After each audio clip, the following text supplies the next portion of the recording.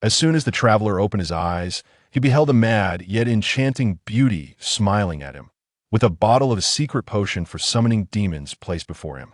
Faced with the choice of either drinking it and dying later or refraining and perishing immediately, he opted to consume the potion, thereby transforming into the donkey of Buridan. Chapter 1. The Beginning of All Things. In the early morning, within a room adorned with elegant decor, a strikingly handsome man sat quietly by the window, engrossed in a beautifully bound tome of creation myths, savoring each word as though he were a living masterpiece of art. Sunlight streamed through the window, casting a divine aura over his elegance and beauty. Yet, in the next moment, a chilling presence abruptly enveloped the space, causing the once warm and refined room to lose its vibrancy. A ghostly pallor crept into every corner, and a ghastly creature emerged from the floor. It bore a semblance of a human form, its limbs contorted in an unnatural, springjan-like manner. A grotesquely elongated mouth, filled with sharp teeth, stretched from the top of its head down to its chest, blood-tinged drool forming slender strands as it opened and closed its maw. However, the elegant and beautiful man exhibited no sign of distress at the creature's presence. He continued to cradle the tome, seemingly oblivious to the horror unfolding around him. He was aware, for the creature, with a gesture of reverence, raised its twisted arms to present an aged notebook and an envelope. The handsome man took hold of the two items, and the creature vanished from the room, restoring the cold and pale atmosphere to its former state. He placed the notebook upon the table and casually tore open the envelope, unfurling a small stack of letter paper contained within. Dear Mr. A, please allow me to defend my actions regarding the demise of my colleagues. Haynes and Vincent and Sirius Arapes were unequivocal fools, their stupidity capable of eliciting laughter even from a curly-jan-haired baboon. Haynes and Vincent foolishly inscribed the secret incantation within a notebook. His apprentice surreptitiously glimpsed the incantation and brazenly performed a divination under the watchful eye of the nocturnal cultists. I trust you can envision the ensuing events, so I shall refrain from elaboration. In order to safeguard the other lambs in Tinjin City, I took the initiative to eliminate him, believing it to be the right choice. Sirius Arapes' folly surpassed that of Haynes and Vincent, despite being aware that the nocturnal watchers had commenced their investigation into the Antigonus family's notes. He unabashedly ventured to the library to borrow related journals. This reckless behavior persisted for over 2 months before being discovered, truly a testament to divine mercy. To prevent further entanglements, I eliminated him once the nocturnal cultists traced him to the library. This was a reasonable decision that I dedicate this notebook to the Lord, hoping to atone for the sin of slaying his secret summoner. Lastly, it seems Sirius Arapes may have imparted the ritual of the Lord's descent to a dubious charlatan. Should I offer assistance? The Lord's faithful servant, Snow von Paradekes. With a sardonic smile gracing his handsome visage, the man lightly rubbed his fingers, and the letter was abruptly torn into fragments by a gust of wind. He extended his hand and opened the notebook, and as each word unfolded before his eyes, a slightly wicked smile adorned his exquisite face. Tinjin City. Captain, is this the residence of the final suspect? Leonard inquired, peering through the carriage window at the inn outside, glancing down at his pocket watch concealed within his uniform. It seems early enough, it shouldn't delay. Klein's initiation task. Will not let your guard down, replied the middle-aged man beside him, his gray eyes narrowing in thought, the wrinkles at the corners of his eyes evident, with a hint of light brown hair visible beneath the brim of his hat. He was currently holding a sheet of paper filled with words, speaking in a voice that was not overly loud, yet distinctly clear. Snow von Paradekes, a resident of Beekland, a veterinarian, visited the divination club half a month ago to consult Haynes and Vincent, and has since remained within the inn without venturing out. According to information provided by Beekland, he previously had an affair with the mistress of a gang leader, and his departure for Beekland was likely to evade pursuers. That sounds quite suspicious, Leonard remarked, whistling playfully as he listened to Dunn's account, then turned to Klein. Before he could speak, Klein nodded in understanding, withdrew a piece of paper from his bag, inscribed a line of text upon it, then, as he had done with previous suspects, unfastened the pendulum from his wrist, closed his eyes, and intoned. Investigating Snow von Paradekes is dangerous. Investigating Snow von Paradekes is dangerous. Investigate. After reciting this 7 times, Klein opened his eyes to find a yellow crystal pendulum slowly rotating counterclockwise. He exhaled a sigh of relief and remarked, Captain, there should be no danger, but considering the possibility that he may possess counter-divination abilities, we should still proceed with caution. Very well, you stay in the carriage, Leonard. You will accompany me.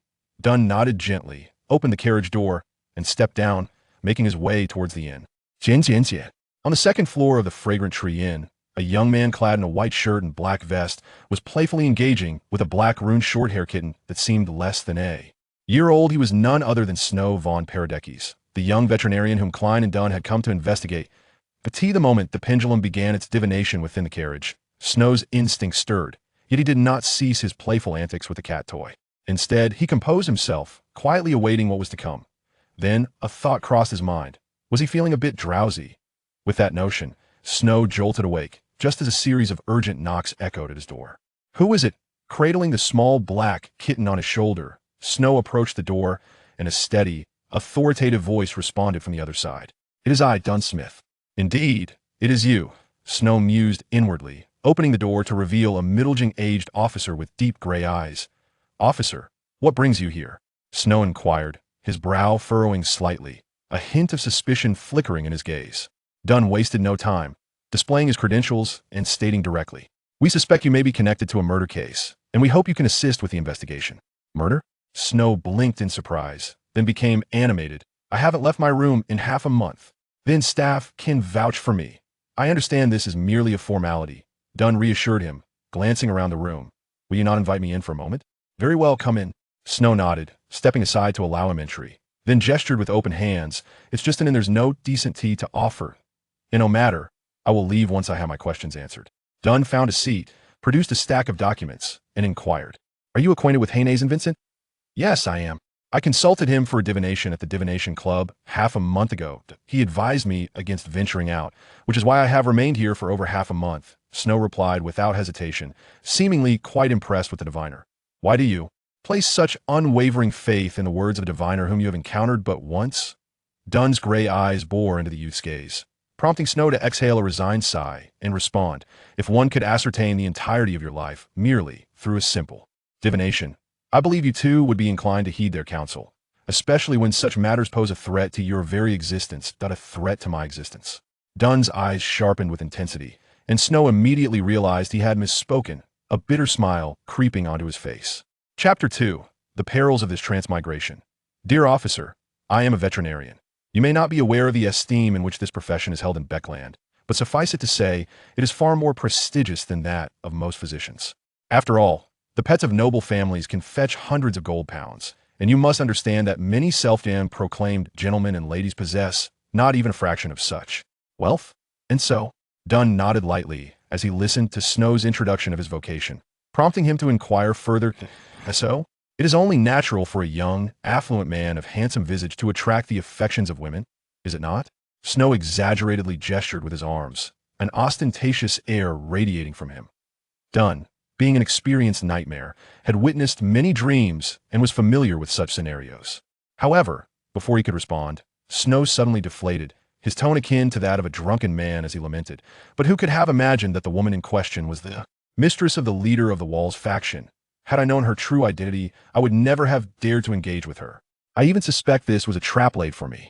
Let me tell you, the gangs of Beckland and the ruffians of Tingen are worlds apart. They are truly unflinching killers.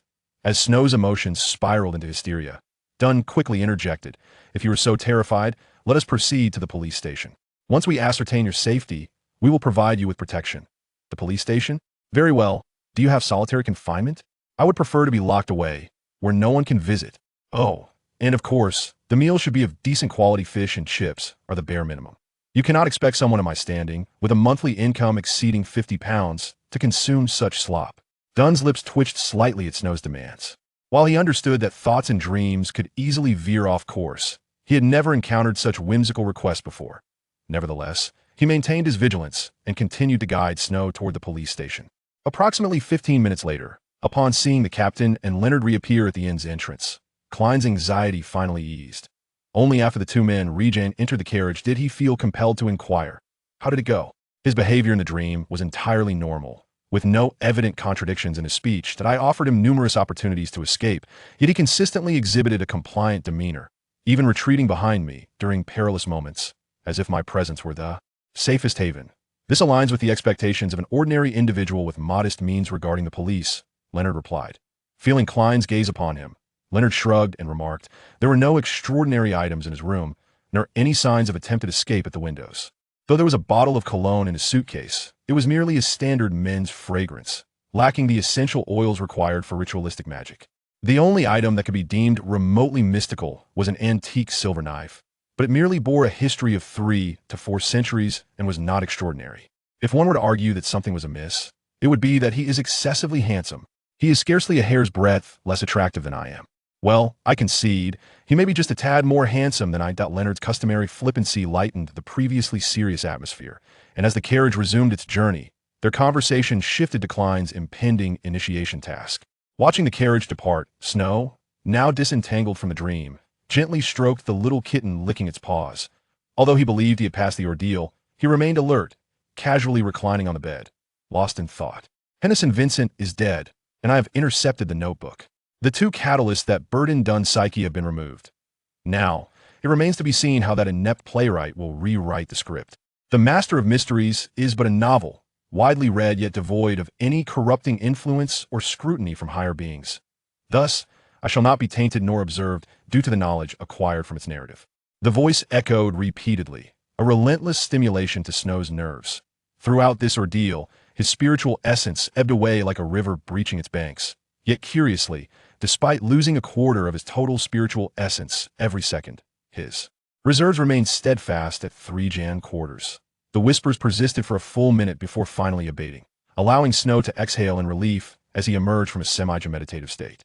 It must be that wretched pen. It truly tests my limits. Can authors not refrain from such torment? Gently massaging his throbbing temples, Snow gradually sought to recalibrate his mental state. The world of Master of Mysteries is fraught with peril without a sufficiently robust golden finger. Even the most overpowered of transmigrators would find themselves on their knees. Indeed, Snow is a transmigrator, and of the most unfortunate variety. While other transmigrators are familiar with their narratives, granting them dominion over the resources of their worlds, in the realm of the mysterious, there is no narrative.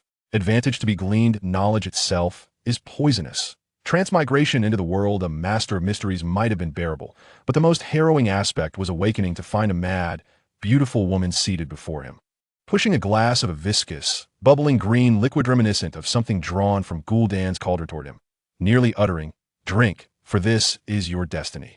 Had it not been for his extraordinary boon, he too would have become one of the mad beauty's entourage. As for his boon, it is indeed of significant origin. One part is a substance known as white horse not a horse, and the other is the singularity of the corresponding sequence, 1 foot of staff. This source material and uniqueness do not belong to the 20 Jang 2 sequences mentioned in the original text, nor are they referenced within it. They originate from an ancient sequence from the cosmos. If one were to attempt to categorize it, Snow believes it resembles the pathways to ascension for extraordinary beings mentioned in the original text, prior to the emergence of the blasphemy slate. Thus, it is known as cross-Jang pathway medication. Chapter 3. Potions should not be consumed recklessly. Those familiar with the original work of Master of Mysteries understand that cross-Jang pathway medication is an exceedingly perilous endeavor, losing oneself and descending into madness are merely the mildest of consequences that a moment's carelessness could lead to utter chaos. If one were to liken the human body to a game, then potions would serve as mods. Potions of the same sequence are akin to a series of compatible mods. As long as they are applied in order, all is well. Adjacent sequence mods can be compatible under certain conditions. Once the foundational mod lower to mid-Jang sequence is applied, one may alternate between them. As for non-Jang adjacent pathways, they are inherently conflicting mods. Indiscriminate application will result in a catastrophic collapse of the game. However, the pathway provided by the Snow Goldfinger contravenes this rule, as each of its sequences directly consumes the potions of other sequences to achieve promotion. The reason lies in the essence known as white horse is not a horse, which possesses the ability to imprint the spiritual mark of the original sequence into the potion. This is akin to applying a compatibility patch to a mod. For instance, when he was an ordinary person, he ascended to sequence 9, Buridan's ass, by consuming the secret prayer potion. When he sought to advance to sequence 8, Pavlov's dog, he could not only use the listener potion, belonging to the same path of secret prayer, but also consume the wingless angel, madman, or beast tamer potions to complete his promotion. Nevertheless, a compatibility patch is merely theta patch. While it allows for seamless operation post-gen application, minor bugs such as clipping, texture issues, and levitation are often unavoidable. The transformation of potions by White Horse is not a horse, merely reinforces the original spiritual imprint. This means that the original spiritual imprint within the potion remains intact. Consequently, Snow must digest two sets of spiritual imprints simultaneously when consuming the potion. Of course, this does not imply that Snow must play dual roles in a dissociative manner, as the performance of the paradoxical pathway is compulsory. In simple terms, it equates to a negative state of forced performance, where any attempt to resist will lead to uncontrollable descent. For instance, the Buridans as he currently possesses, while embodying the secret prayer's consumption of potions, is burdened with a debuff known as choice paralysis. Should two equally viable options arise, unless a rationale for selection is provided, he will find himself in a stalemate, unable to choose. That if he attempts to force a decision, he risks succumbing to chaos until he either ceases this perilous behavior or transforms entirely into a monstrosity. Fortunately, aside from this debuff which diminishes as the potion is digested, this cross-jang pathway consumption does not elevate the risk of losing control, nor does it impede further potential for promotion. The sole distinction lies in the extraordinary abilities acquired post-jam promotion. Take, for example, his current Buridan's ass. This sequence 9 manifestation boasts endurance and inspiration far exceeding that of ordinary individuals, possesses a degree of appraisal ability, and harbors noteworthy knowledge and talent in ritual magic. The potions required include those of the diviner, monster, and secret prayer. Depending on the potion consumed, there will be variations in inclination. For instance, drinking the diviner's potion enhances appraisal capabilities, while the monster's potion heightens inspiration, and the secret prayer potion grants greater knowledge of ritual magic. However, for Snow at present, these aspects are secondary. The paramount function of this essence lies in the higher sequence abilities it confers, such as the power that shields him from the pollution of the starry sky, the gaze of the true God, and the crucial power of concept substitution with a perception level of 0.08. From a consumption perspective, the sequence to which this ability belongs should not be particularly high, yet by invoking the essence, he can attain a level of status comparable to that of a true god. Yet, formidable power often comes at a steep price. Snow's ability to sustain this power, which can even shield against the pollution of the cosmos, is entirely reliant on the singularity of the one-foot staff that is fully merged. With him, in a sense, Snow could be considered a manifestation of singularity akin to a mon, albeit lacking extraordinary traits. As the saying goes, one-foot staff, taken half daily, yields an inexhaustible supply for all eternity. This singularity capability is straightforward yet brutal, manifesting the authority of the paradoxical pathway and directly distorting the rules of infinite subdivision and magnitude, enabling nearly infinite production of spirituality at a cost. It merely renders half of Snow's spirituality unusable. If one were to cite a shortcoming, it would be that the maximum limit for this singularity's output of spirituality is restricted to a quarter of Snow's total spiritual capacity. It is through this near-jiang perpetual power that Snow can maintain White Horse is not a horse at all times, shielding himself from the risks posed by the knowledge derived from the Lord of Mysteries that resides within his mind. As the headache induced by White Horse is not a horse gradually subsided, Snow steeled himself, pushed the window open a crack, and gently placed his hand atop the head of the small kitten. As the vision of the White Horse materialized in his mind, the spirituality within him began to ebb once more. With the essence being drawn out, Snow found a comfortable position to recline, while the little kitten transformed into a shadowy blur and swiftly leaped out of the window. The Ruined Shorthair, as the name suggests, is a breed indigenous to Ruin.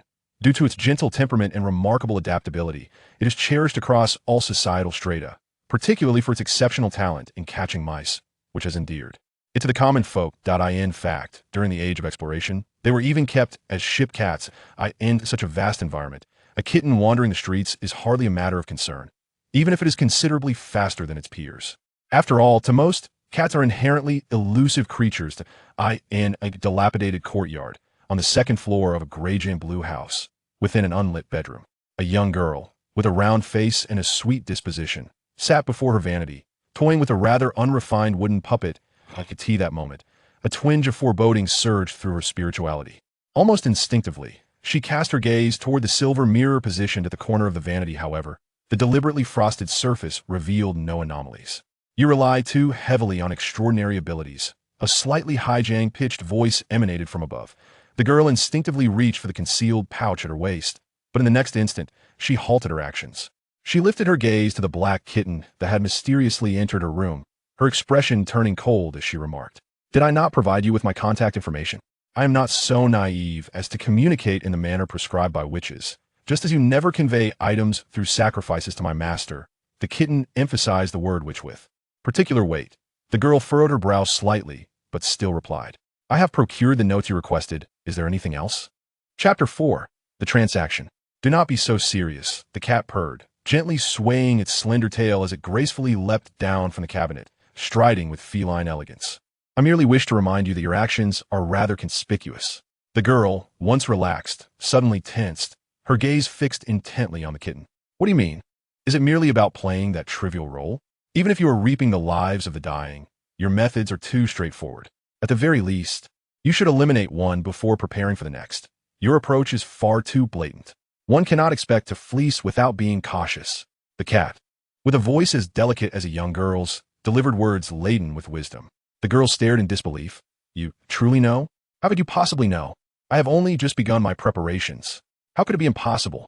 If you can counter divine, why cannot others counter your counter? In the realm of the mysterious, nothing is absolute. You have changed your hideouts so many times, it is not difficult for me to track you down. Heed my advice, do not rush, lest you fall prey to the mental imprints of the potion. The cat circled around the girl, occasionally glancing beneath her skirt, emitting a disapproving tsk. Do not feign innocence. I have been quite clear. Except for the orphan sequence of monsters, all extraordinary paths have at least one adjacent pathway. When transitioning from sequence 5 to sequence 4, adjacent pathways can interchange. Interestingly, one adjacent pathway of the assassin sequence allows for the transformation of a female into a male. The cat effortlessly climbed onto the vanity, maintaining an equal height with the girl, and continued, I am merely your trade partner, not your benefactor, nor do I intend to sample the witch's delights. Thus, if you desire more information, please offer me the appropriate compensation, or find a way to verify it yourself. I did assist you in acquiring that 4th era notebook. It is a high-level extraordinary item that can replace extraordinary materials. The girl widened her eyes at the cat's words, but the cat dismissed her with a flick of its tail. Sister, do speak with some integrity. I have laid out where to hide and when to strike. You merely picked up the pieces when they were at odds with each other. Adopting a method of portraying a witch that does not contradict your masculine inclinations is already quite exceptional. Not to mention, I even generously provided you with the core of the witch's portrayal. The girl inhaled deeply, exhaling slowly, repeating this several times until she regained her composure. Speak. How can you tell me the name of the pathway adjacent to the current one? And what is the nature of sequence 4? The formula for the assassin's potion. From sequence 9 to sequence 7, the girl solemnly stated as she stared at the black cat. The cat turned its head, revealing a human-like smile. Do you think I lack potions? You could use them to cultivate your subordinates. The girl locked her gaze onto the cat's eyes, aware that the versatility of the assassin's potion is unparalleled among all potions, both in functionality and nature. The cat listened, momentarily falling into silence. After a brief pause, it raised its head and said, Very well, consider it an investment. Write down the formula. My credibility is quite sound. Without hesitation, the girl seized a pen from the table and began to write fervently. The cat observed her inscribe the words, while nearby. Snow was synchronously transcribing the contents of the formula. This potion's formula is genuine, Snow silently affirmed in his mind, simultaneously connecting with his spirit, tossing a gold coin high into the air, which landed face up. The cat, in turn, revealed a smile. Excellent. The transaction is established. The sequence adjacent to the assassin pathway is the hunter pathway, and the name of sequence 4 is Iron-Blooded Knight. Iron-Blooded Knight?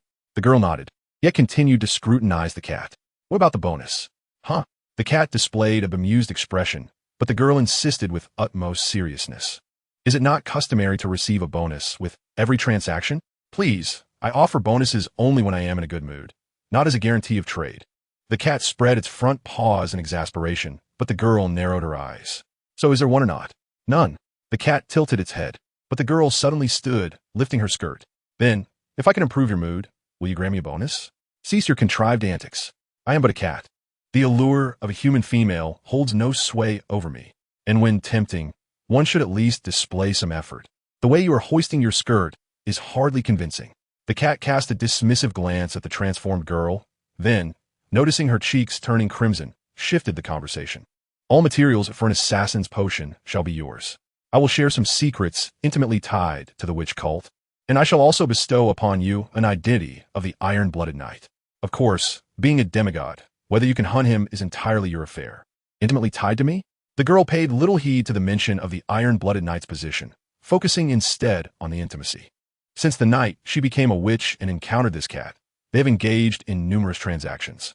Though the cat's temperament is notoriously unpleasant, its reliability remains commendable. Now that it claims to be closely connected to her, the implications could be significant. In simple terms, it pertains to why the witch cult is so insistent on feeding men assassin potions. By the way, you are currently their most prized creation. Hearing the emphasis on the word creation sent a wave of unease through the girl. She nodded. The materials for the assassin's potion are not rare. The black market in Tingen should suffice. Even if by chance it is unavailable, I can request it from the witch cult under the pretense of cultivating subordinates. We can meet within 3 days. You can make offerings to my lord. No, either you provide me with an address, or you come to retrieve it yourself. The girl firmly rejected the cat's proposal. The cat spread its paws in resignation, saying, "Is it so unacceptable to pray to my lord? That obscure god. Even a novice in mysticism would not dare to pray lightly." Chapter 5. The Prayer. As a dark glow penetrated the room, Snow, who lay lifeless on the bed, instantly sprang to life, swiftly sealing the window's gap. He extended his hand, gently scratching the little creature's chin. With a soft meow from the kitten, the once lively sparkle in its eyes faded, leaving only a hint of cleverness, evidence that this feline was far from ordinary. Snow smiled, ruffling the kitten's fur, replenishing its energy, then retrieved a bag of cat food from his suitcase. As the little one began to dine, Snow found his mind wandering once more. Though the plan had long been established, he hesitated when it came time to implement it. He could not deny that this was a perilous gamble, more dangerous than sending Tress to seize the Antigonus family's notes, or ambushing Heinerson Franson and Sirius Aripes at a critical moment, or facing Dunn Smith within a dream. A moment's inattention could lead to an encounter with the underground lair of the Night Goddess Church. Yet, there was no alternative. Snow sprawled back on the bed, arms outstretched, lying in a star shape. It had been a month since his arrival in this world. In other words, it had also been a month since he consumed the secret prayer potion. A month may not seem long for the majority of extraordinary individuals, but for the secret practitioners of the Aurora Society, it represents a dangerously precarious period. The reason lies in the art of impersonation. For most extraordinary beings, impersonation is a prized treasure, allowing them to navigate the risks of losing control with relative safety. However, for secret practitioners, the art of impersonation is a veritable pitfall. Due to the overtly explicit nature of the role-playing guidelines for the secret prayer practitioners, it is as straightforward as its name suggests. One merely needs to sincerely pray to the hidden existence. As a member of the Aurora Society, an extremist cult, it is self-evident to whom one should direct their prayers. However, herein lies the crux of the issue. The true creator, as the genuine deity of Sequence Zero, ranks among the most exalted of the hidden entities available for prayer. Consequently, the feedback received from praying to him is nothing short of impeccable. Even the most obtuse of secret prayer practitioners, if they earnestly beseech him, can fully assimilate the potion within a mere 2 months. Conversely, should a practitioner fail to achieve this within the stipulated time frame, it signifies a lack of devotion. The consequences of being branded as irreverent within a fanatical cult like the Aurora Society are all too predictable. Throughout the past month, Feng Shui attempted to emulate the general, praying towards himself in an effort to resonate with the concept of white horse is not a horse, seeking feedback. Yet, whether due to the fact that this path does not belong to his world, or his own awareness that he is not a high-ranking entity, or perhaps other reasons entirely, although Snow could utilize the power of white horse is not a horse to craft talismans, the feedback he received was negligible. He later contemplated the possibility of discovering alternative role-playing guidelines, such as those pertaining to preaching. While not entirely fruitless, the results were merely marginally better than nothing. To date, his progress in assimilating the potion remained less than 1/10. Even the 3-year deity and the 5-year protagonist, the general, required a month and a half for Sequence 9 role-playing. This past month had become the final deadline he set for himself. As of now, there had been no sign of a turnaround, and he had finally reached the moment of decision. Sealing the room with a silver coin imbued with spirituality, Snow drew forth an ancient silver dagger, 300 years old, and plunged it into the table. Then, he voluntarily activated White Horse is not a horse, unleashing the power of conceptual substitution. As he felt the spirituality within him begin to surge, Snow started to silently chant. Derek was able to directly beseech the fool through the antiquity in his hand. And, as I too possess an ancient object, I can similarly petition the fool using this dagger. Once again a plea. Klein, who was helplessly grappling with his inability to comprehend foreign languages, was preparing to depart the mist when he noticed a deep crimson star beginning to contract and expand. Surely, it wouldn't resort to using the ancient dragon language again? Klein mused to himself, yet chose to extend his spirituality and reach out to the crimson star. Subsequently, a blurred and distorted image unfolded before his eyes. Above him, a cloud reminiscent of a magnificent steed hovered, perhaps influenced by the sequence or some extraordinary artifact. The youth was clad in relatively casual attire, and the surrounding environment was simple and tidy, judging by the room's furnishings. It appeared to be a guest room in an inn. Klein intended to observe further, but upon hearing the youth's voice, he lost all interest in lingering. For he discerned several weighty words striking his heart. The evil god is about to descend upon Tingen. However, just as he intended to listen closely, he suddenly noticed the youth rise, expressing frustration as he lamented, "Another failure. Does this ritual truly work? Should I report it to the Church of the True God? But I already. Or perhaps I should abandon the glory of the Pandrake's family and devote myself to the evil god. No, I cannot. I must never pray to the true Creator." Yet, the youth had already exited the state of prayer, and it seemed that before long, this connection would sever, making it improbable to gather intelligence through covert observation. Taking a deep breath, Klein lightly tapped the edge of the bronze table, his resolve crystallizing. Though somewhat reckless, given the stakes concerning Tingen, he needed clarity. In an instant, a radiant light enveloped Snow's figure like flowing water, and when he regained his cognitive faculties, he found himself within the grand electrical chamber supported by enormous stone pillars.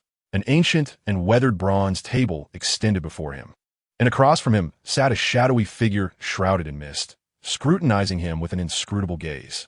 Chapter 6. The Fool. His emotions were a tumultuous mix of excitement, concern, elation, and a touch of vigilance.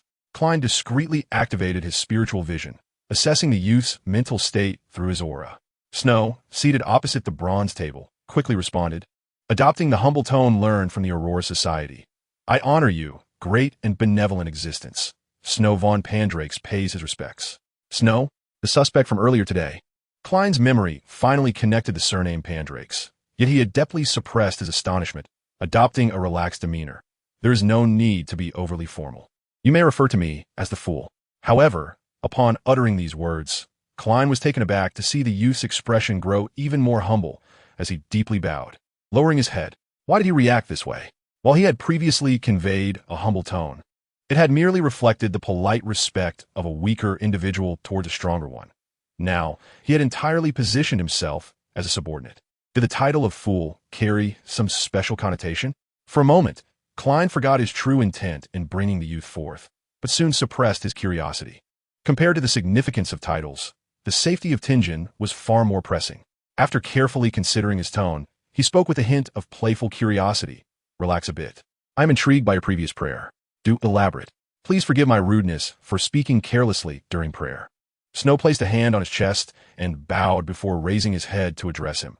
"Esteemed Fool, I hail from a secret and ancient lineage. Though my family has fallen into decline, it has bequeathed many precious tomes and arcane knowledge. In my pursuit of ancestral glory, I unexpectedly encountered the Aurora Society, and for the sake of survival, I had no choice but to join this organization. They compelled me to consume the potion of the secret prayer practitioners, utterly indifferent to the loyalty of their members, for to assimilate the potion, one must pray to the mysterious existence. However, as you may know, the true Creator has succumbed to madness. Praying to him inevitably distorts the mind. Although I managed to fabricate the facade of pious prayer using a remarkable artifact passed down through my family, according to the customs of the Aurora Society, failure to assimilate the potion within 2 months is deemed an act of disloyalty to the true Creator, punishable by execution. Hence, I seek to discreetly beseech you for assistance in assimilating the potion. The Aurora Society, that organization dedicated to the true Creator, which has only emerged in the last century or two. Klein recalled the incantations of Hannes and Franson that indeed pointed to the true Creator. However, The true creator has descended into madness? This Snow, or rather, his lineage, the Pandrake's family, seems to possess extensive hidden knowledge. He has risked invoking the hidden existence through a family ritual, all to role-play as a secret prayer practitioner to assimilate the potion. Furthermore, the extraordinary artifact he mentioned, could it be the white horse I previously observed? Klein pondered silently, then casually inquired, as if discussing mere urban gossip. You previously mentioned the descent of the evil god? Indeed, esteemed fool. Snow nodded, his voice laced with a mixture of reverence and concern as he spoke. The members of the Aurora Society are a band of lunatics, perpetually scheming for the arrival of the true creator. I was dispatched to Tenjin City a fortnight ago, and shortly thereafter, I gleaned from a secret worshipper their nefarious plan to summon an evil deity. I stealthily eliminated the two secret worshippers orchestrating this scheme, using their incitement of official attention as a pretext for reporting. However, as those two divulged, they had already sown the seeds in Tenjin. Even if I dispatch them, it merely delays the inevitable. If the seed remains unfound, when it erupts, the entire city, and potentially the entire kingdom of ruin, will face utter annihilation.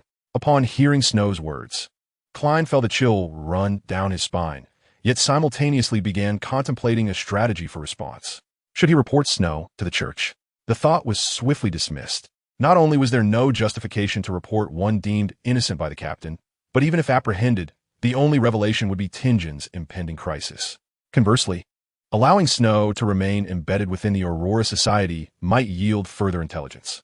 Moreover, he appeared to possess substantial esoteric knowledge. Should he be inducted into the Tarot Society, it could potentially unearth significant insights. Most crucially, this individual possessed a strong moral compass. But how could he articulate this? Should he instruct him to investigate relevant information directly? Would that not clash with the persona of the fool? Or perhaps he should simply grant his request. But what pretext could justify such a concession?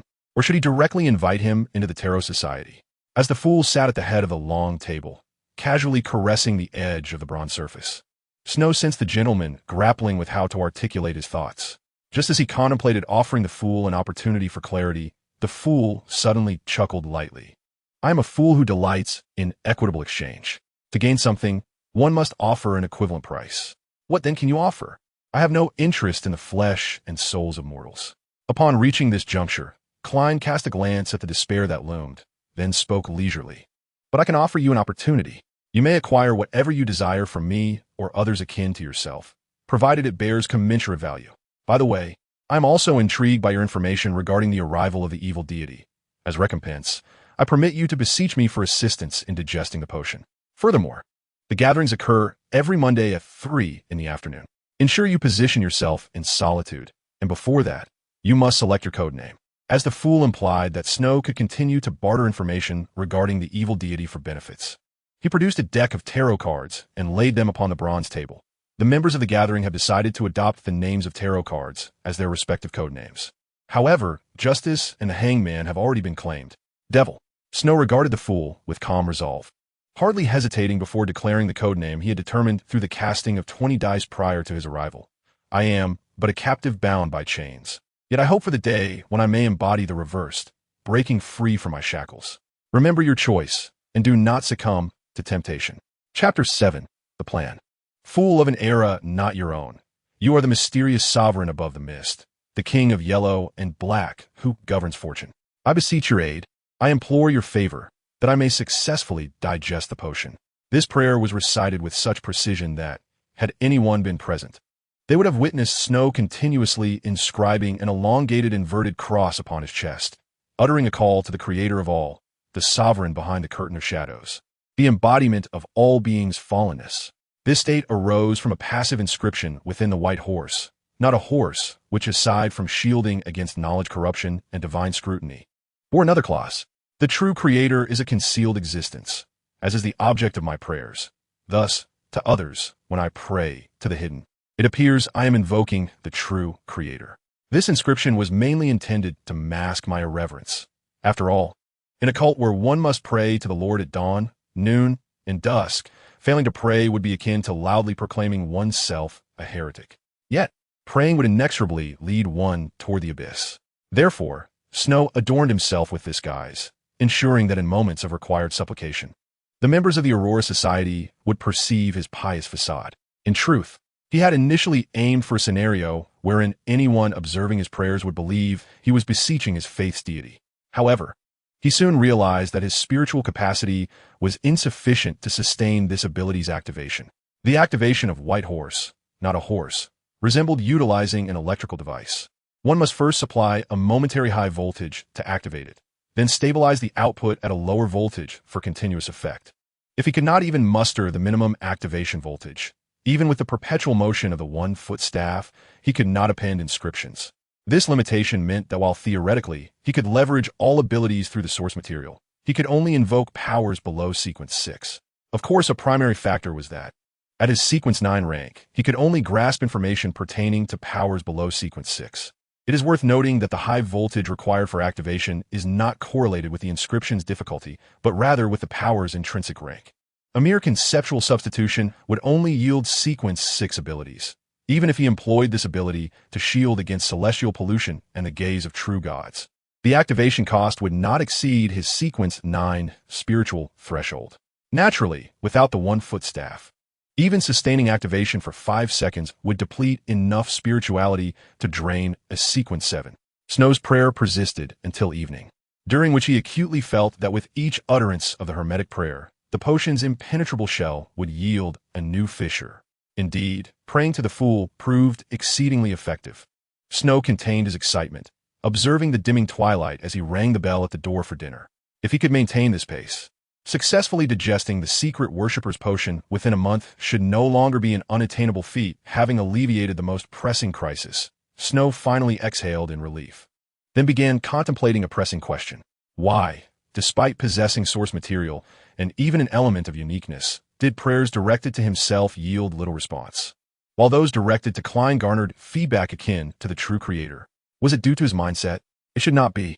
If his awareness of not being a significant figure precluded feedback, then Klein, also a mere sequence 9, should not provide feedback either. After extensive contemplation, even unwittingly finishing his dinner, Snow arrived at a seemingly reasonable hypothesis. When petitioning the fool, he did not solely address Klein. He also invoked the hidden mark of the celestial sovereign residing within the source fortress, concealed within himself. It was this mark that provided sufficient feedback from the secret worshipper's potion. Thus, conversely, did it imply that above the white horse, not a horse, no remnants of hidden existences lingered? If this conjecture were true, it would undoubtedly be monumental news.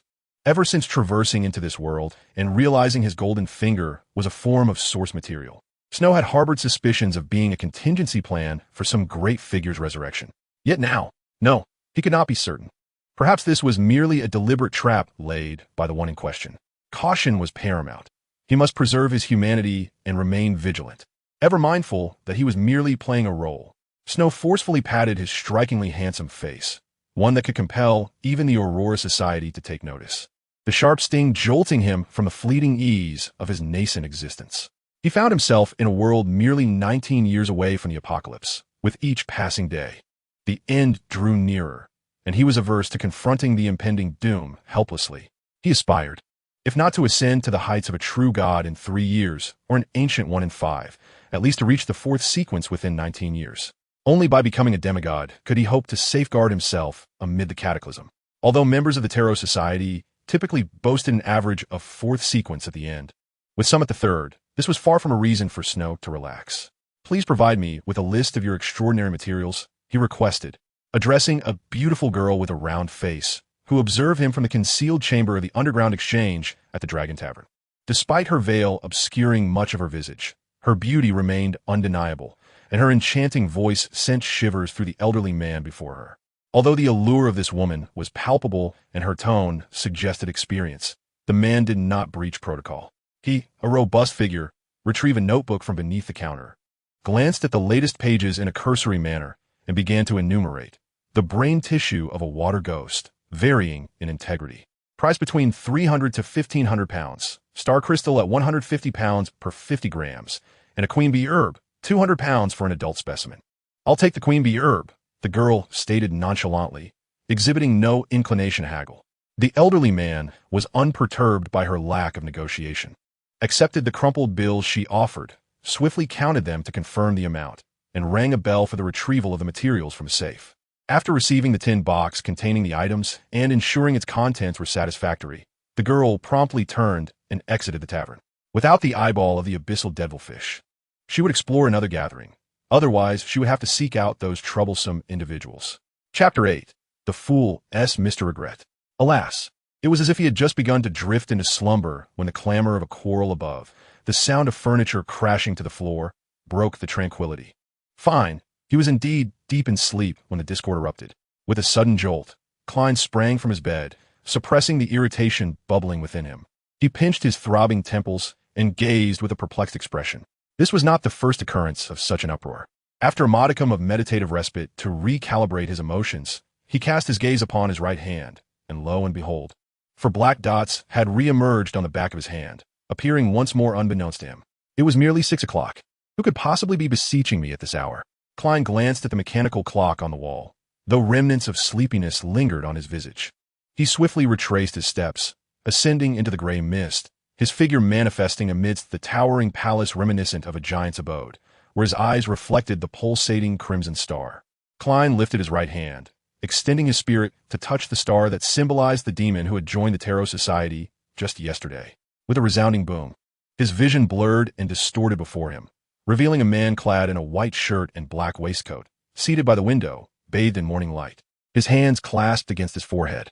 O fool not of this era, you are the enigmatic sovereign above the gray mist. You are the king of luck. Draped in yellow and black, I express my gratitude for your grace, which allows me to embrace a splendid morning. Klein, amidst his tumultuous and cluttered state of mind, listened to the demon's prayer, his expression growing increasingly peculiar. You have been granted a splendid morning, yet have chosen to disturb my slumber? But what could he do? As an ancient and monumental entity, should he instruct this faithful supplicant, the fool, to postpone his prayers for 2 hours? Moreover, the demon required these invocations to assimilate the potion. Being a concealed presence was no simple endeavor. Yet he found himself in a lamentable plight as a mere devotee, while those true gods faced millions of supplicants without the luxury of sleep. I understand. I comprehend. I am aware.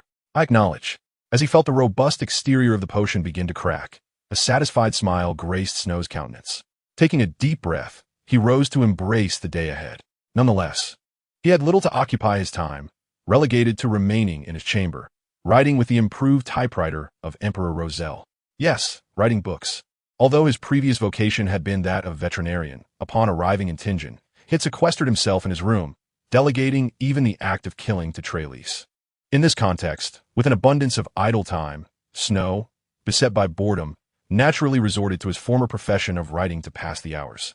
However, to be candid, for Trelise, a noble sequence 7 endowed with abilities such as invisibility and curses, to eliminate 2 unsuspecting secret supplicants in exchange for valuable and sophisticated knowledge of mysticism was indeed a profitable venture. As for why Snow, despite Trelise being the one to enact the killings, felt compelled to uphold the traditions of the Aurora Society and claim responsibility for the incident, it was, of course, to cultivate a favorable impression with the master. Yes, you read that correctly, a favorable impression. The Aurora Society is comprised solely of madmen and those who are deeply concealed in insanity. The more one behaves like a lunatic, the more the Aurora Society feels at ease, particularly if one can simultaneously exhibit a facade of relative rationality while wholly devoted to serving the true creator. One becomes a paragon among peers, even if one has slain compatriots. As he mused over the corporate culture of the Aurora Society, his fingers danced across the keyboard, each character materializing on the manuscript paper as Snow swiftly immersed himself in the task at hand. Human capacity is finite. From my brief existence, I have gleaned a singular truth. The more one indulges in cunning schemes, the more likely one is to falter in unforeseen ways. As he typed phrases that had nearly etched themselves into his memory, the vivid imagery before him was transcribed into text upon the pages, his speed increasing with each passing moment. Upon confirming that the flavor of the yellow, which was indeed delightful, and having resolved to write something to while away the time, he conceived the notion of transference. He harbored no concern that Klein would take notice of him. In fact, it was his hope that he would, for he required a source of intelligence. Based on his predecessor's memories, Panderdax was indeed an ancient noble family, though not one that wielded mastery over the sequence pathways. To ensure that he could extract various secrets smoothly, Snow was devising a rather audacious plan. He intended to make Klein believe that one of Panderdax's ancestors was perhaps a time traveler akin to the Emperor, though he had yet to determine whether this time traveler ancestor was a grandfather or a great-grandfather. It was an aspect that could remain ambiguous. He would not explicitly convey to Klein the illustriousness of his lineage, nor would he deliberately assert that his ancestor was a time traveler. Rather, he would leave subtle traces in his daily life, allowing Klein to draw his own conclusions. This was merely a strategic maneuver, yet it held significant importance. After all, in his view, the marks of a time traveler upon an individual are exceedingly difficult to erase. Setting aside the flamboyant Mr. Huang, and not mentioning the scripture-quoting priest and the goddess sister, even Klein exuded an aura that distinctly belonged to a different era. Perhaps, to the eyes of an ordinary person, this aura might merely appear as personal style. However, to those who share the experience of being time travelers, such an essence is easily discerned and draws attention. The current sequence is relatively low, yet in the future, as the Klein sequence ascends and experiences accumulate, one's perceptions will undoubtedly sharpen, rendering these inherent traits increasingly conspicuous. In truth, Snow harbored no substantial trepidation about unmasking himself before Klein. However, in pursuit of rationalizing his knowledge, he opted to conceal this identity. Chapter 9. Status. A traveler from distant realms. The paradoxical spiral of logic and wisdom. The reflection of knowledge, the flip side of truth. Snow deftly dripped 2 drops of men's perfume onto the flame, instantly igniting a pale blue fire that swirled with fragrance, voraciously absorbing Snow's essence. I beseech you, grant me strength. Bestow upon me the power to complete the paradoxical incantation. O cardamom, may your vigor flow into my spell. O ambergris, may your essence empower my incantation. Without hesitation, Snow seized a carving knife to erase the visage and text from a penny, meticulously re-engraving intricate patterns and symbols upon it. A peculiar and distorted force, seemingly contrary to all reason, surged within. The continuous expenditure of spirituality was trivial for Snow, who was nearly unique in his essence. As he crafted a series of transformed charms from the pennies, now arrayed before him. This is proceeding far more smoothly than anticipated. Snow played with the coins, savoring the spirituality they contained, a subtle smile gracing his lips. Whether it was due to his elevated access to the source material, or because the concept of white horse is not a horse resided within his very soul, he found a process far more effortless than Klein. There was no need to summon himself, or to push open the door to invocation. Even the pure dew and herbs he utilized were replaced with a single bottle of men's perfume. Incidentally, the ambergris and cardamom in his incantation were, in fact, components of this very fragrance. After all, he was merely praying to himself. It could be rather casual, as he possessed ample spirituality, negating the need for spiritual materials to mitigate consumption. However, every situation harbors both advantages and disadvantages. For instance, he could not store items within the concept of white horse is not a horse. After excluding manual labor, Snow stuffed the paradoxical charms, each costing a mere penny, into his pocket, eager to find a locale to test the charm's potency. Regrettably, he could not assure himself that he had evaded the watchful gaze of the night watchers. And as someone who had resided in the inn for half a month without venturing outside, his sudden departure would undoubtedly attract attention. In truth, he had meticulously crafted a flawless daily routine. Rising in the morning to pray to Mr. Fool, he would then begin to write, study the ritual knowledge gleaned from potions post-lunch, and in the afternoon, utilize the abilities of Pavlov's dog to project his consciousness onto Lily for a stroll, ensuring he retired to bed punctually before 9 o'clock. Of course, before sleeping, he must indulge in a cup of warm milk, followed by half an hour of physical training. And once in bed, he would instantly drift into slumber, ensuring that fatigue and stress did not linger into the next day. Yet, like most daily routines, this plan was not sustained for long, not due to Snow's lack of willpower, but because the very next day, a distorted spiritual entity with a mouth elongated in an unsettling manner appeared in his room. It seemed that the messenger from Mr. Fool was not swifter than a train. Snow harbored a silent grumble, but promptly accepted the envelope from the entity's hand, watching as this spirit, which hardly conformed to the Aurora Society's recruitment standards, vanished once more. He tore open the envelope and unfolded the not overly lengthy letter within. Mr. Predax, I have received your correspondence. Given the foolish actions of the 2 secret supplicants, You need not feel guilt or trepidation for your decisiveness. The Lord shall not fault any devout follower. The summoning ritual of the Lord requires considerable preparation. Even for us pious believers, a fraud who cannot even be considered a lamb merits little attention. The notes you intercepted hold considerable value, sufficient to exchange for a listener's potion. Yours sincerely, friend. When it does not pertain to the true Creator, Mr. certainly displays a degree of politeness. Snow mused, observing the delicate and elegant script on the letter, a grin spreading across his face, feeling a slight relief that he had established a connection with the esteemed Mr. Fool. Otherwise, he would be contemplating a hasty escape. After all, he was a seed expected to grow into something significant. As previously mentioned, once one consumes the secret supplicant's potion, their personality is inevitably distorted. Thus, the extraordinary individuals within the Aurora Society are either madmen or deeply concealed madmen. Yet, among these madmen, their statuses within the Aurora Society vary significantly. Ordinary madmen occupy the lowest echelons. Those who cannot control themselves are destined to serve as cannon fodder in battles, and any dealings involving schemes are far beyond their reach. Next are the madmen who appear to be normal. These individuals often possess a relatively reliable identity, allowing them to blend into the crowd, gradually nurturing lambs and bolstering the Aurora Society's influence. They constitute the backbone of the organization. Snow, however, belonged to a third category above them. A rational madman with an excellent identity.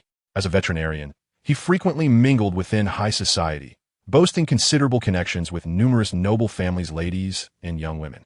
This identity allowed him to easily access the upper echelons of the Ruined Kingdom, a rarity and significant asset for the Aurora Society. More importantly, he possessed a visage that epitomized the aesthetic of the Aurora Society's enterprises.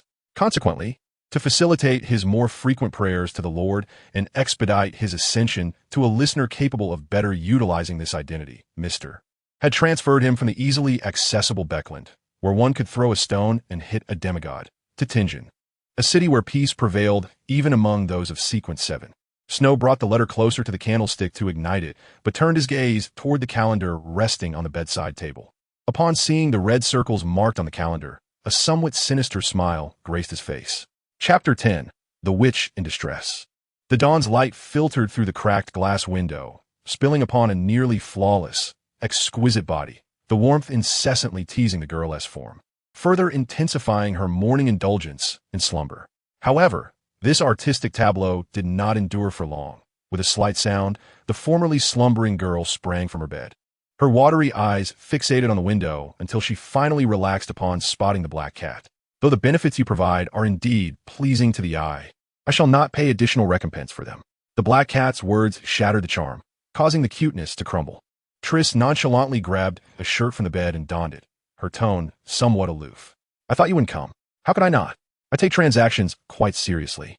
The black cat leaped onto the girl's bed, raising its paw in a serious wave.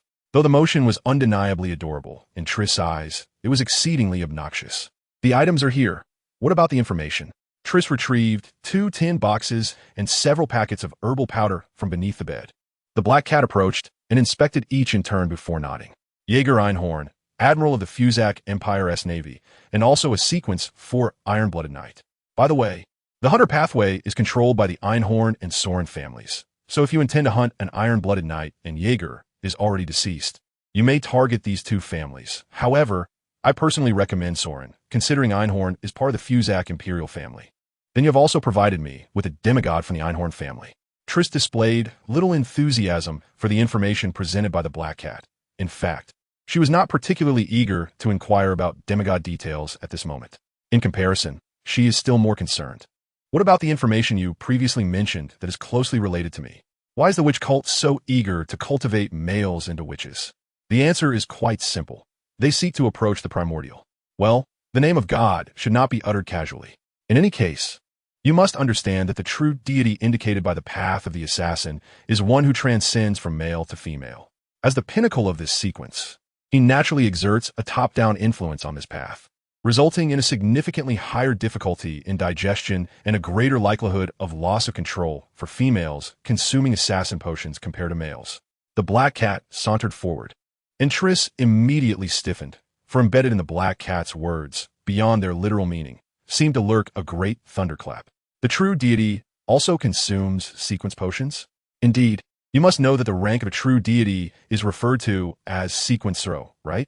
Why is it that in any sequence possessing a true deity, there is typically no sequence 1?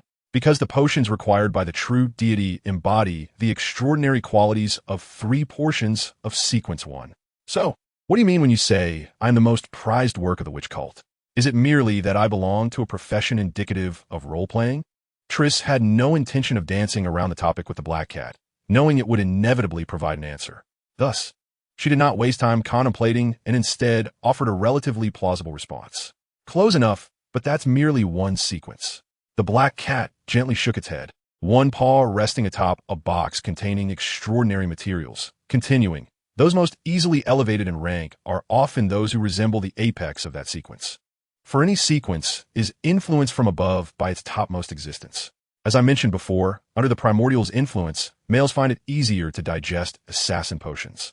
Similarly, the more closely you resemble the true deity of that sequence, the easier it becomes for you to assimilate the potion. So, you mean to say, I am quite similar to the primordial? Triss whispered, her brow furrowing in confusion. Is there a problem with that? Indeed, it seems you still possess some reason. The black cat displayed a satisfied expression, extending a paw to flick out a few claws. What is the most crucial principle of role-playing? It appears they haven't informed you. The black cat grinned, revealing a somewhat sinister smile. Let me enlighten you on this matter. The core tenet of role-playing is simply this. You are merely pretending.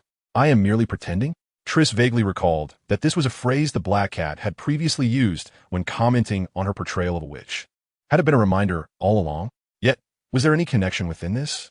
Although Triss sensed something, she still inquired, does this hold any significance? Because if you immerse yourself too deeply in the role, it will no longer be you digesting the potion. Rather, it will be the potion digesting you. Your character will increasingly align with the one you are portraying, and then, ultimately, you will merge with the true deity? Triss felt a chill run down her spine.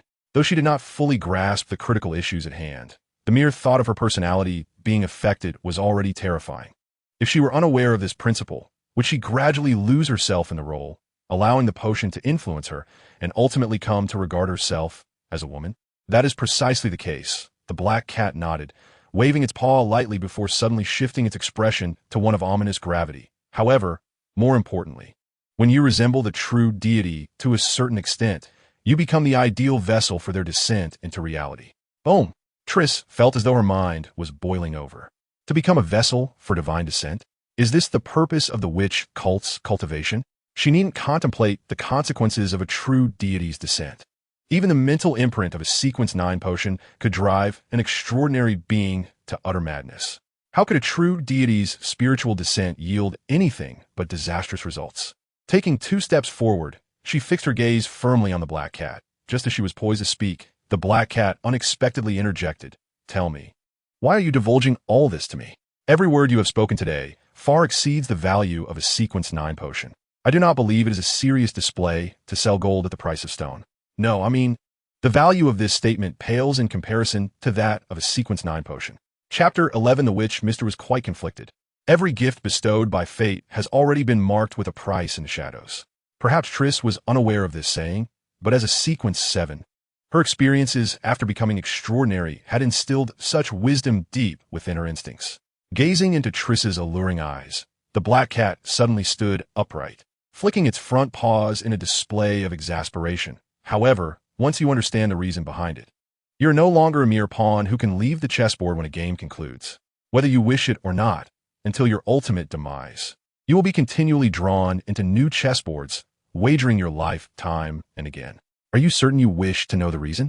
Gulp. Triss involuntarily swallowed hard, suddenly regretting her inquiries. Had she not asked that damn question about the gift, would she now be spared from facing such a choice? Under the black cat's intense gaze, Triss felt her heart racing violently. Should she remain a pawn, unaware as she was placed upon the board, quietly departing when the game ended? Or comprehend everything and bear the risks that a player ought to shoulder? He is merely a sequence 7, in a conversation so casually touching upon true deities. Why does he have to act as a player? Observing Triss fall into silence, the black cat showed no signs of urgency, instead rubbing against the box containing extraordinary materials. It continued until an eye symbol with a unique pattern was inscribed upon it, at which point it ceased its actions. Casually remarking, Triss took several deep breaths, striving to calm her emotions. She indeed needed to contemplate this matter thoroughly. However, as she looked at the small kitten before her, and the box considerably larger than its form, she suddenly recalled the purpose of her preparations and spoke up. How do you intend to carry the items away? Do you need me to escort you? Just help me seal the room. The black cat shot Triss an exasperated glance before adopting a posture of prayer, chanting in ancient Hermetic language, O traveler from distant realms, you're the paradoxical spiral of logic and wisdom. You are the reflection of knowledge, the reverse of truth. Your faithful servant beseeches your gaze. I implore you to accept his offering.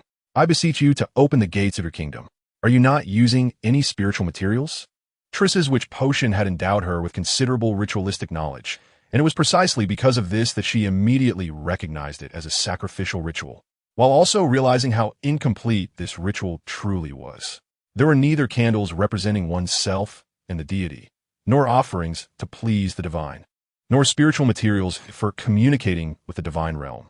Yet, such a rudimentary ritual had already begun to take effect. As she stared in astonishment, a phantom door composed of white mist materialized beside her bed, adorned with the very symbol of the unique eye. Creak, though there was no tangible sound.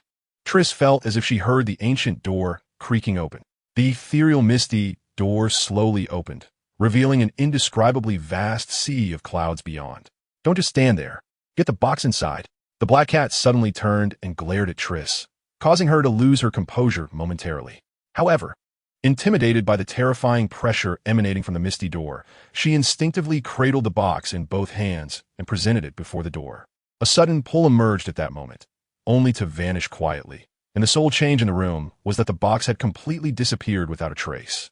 The ethereal veil of mist parted silently, and Triss finally exhaled a sigh of relief. Ignoring the multitude of conditions, she had still managed to complete the sacrificial act, merely to transport a trivial vial containing the raw materials for a rank 9 potion. This cat, or rather, the individual behind this cat, was likely a favored devotee of the divine.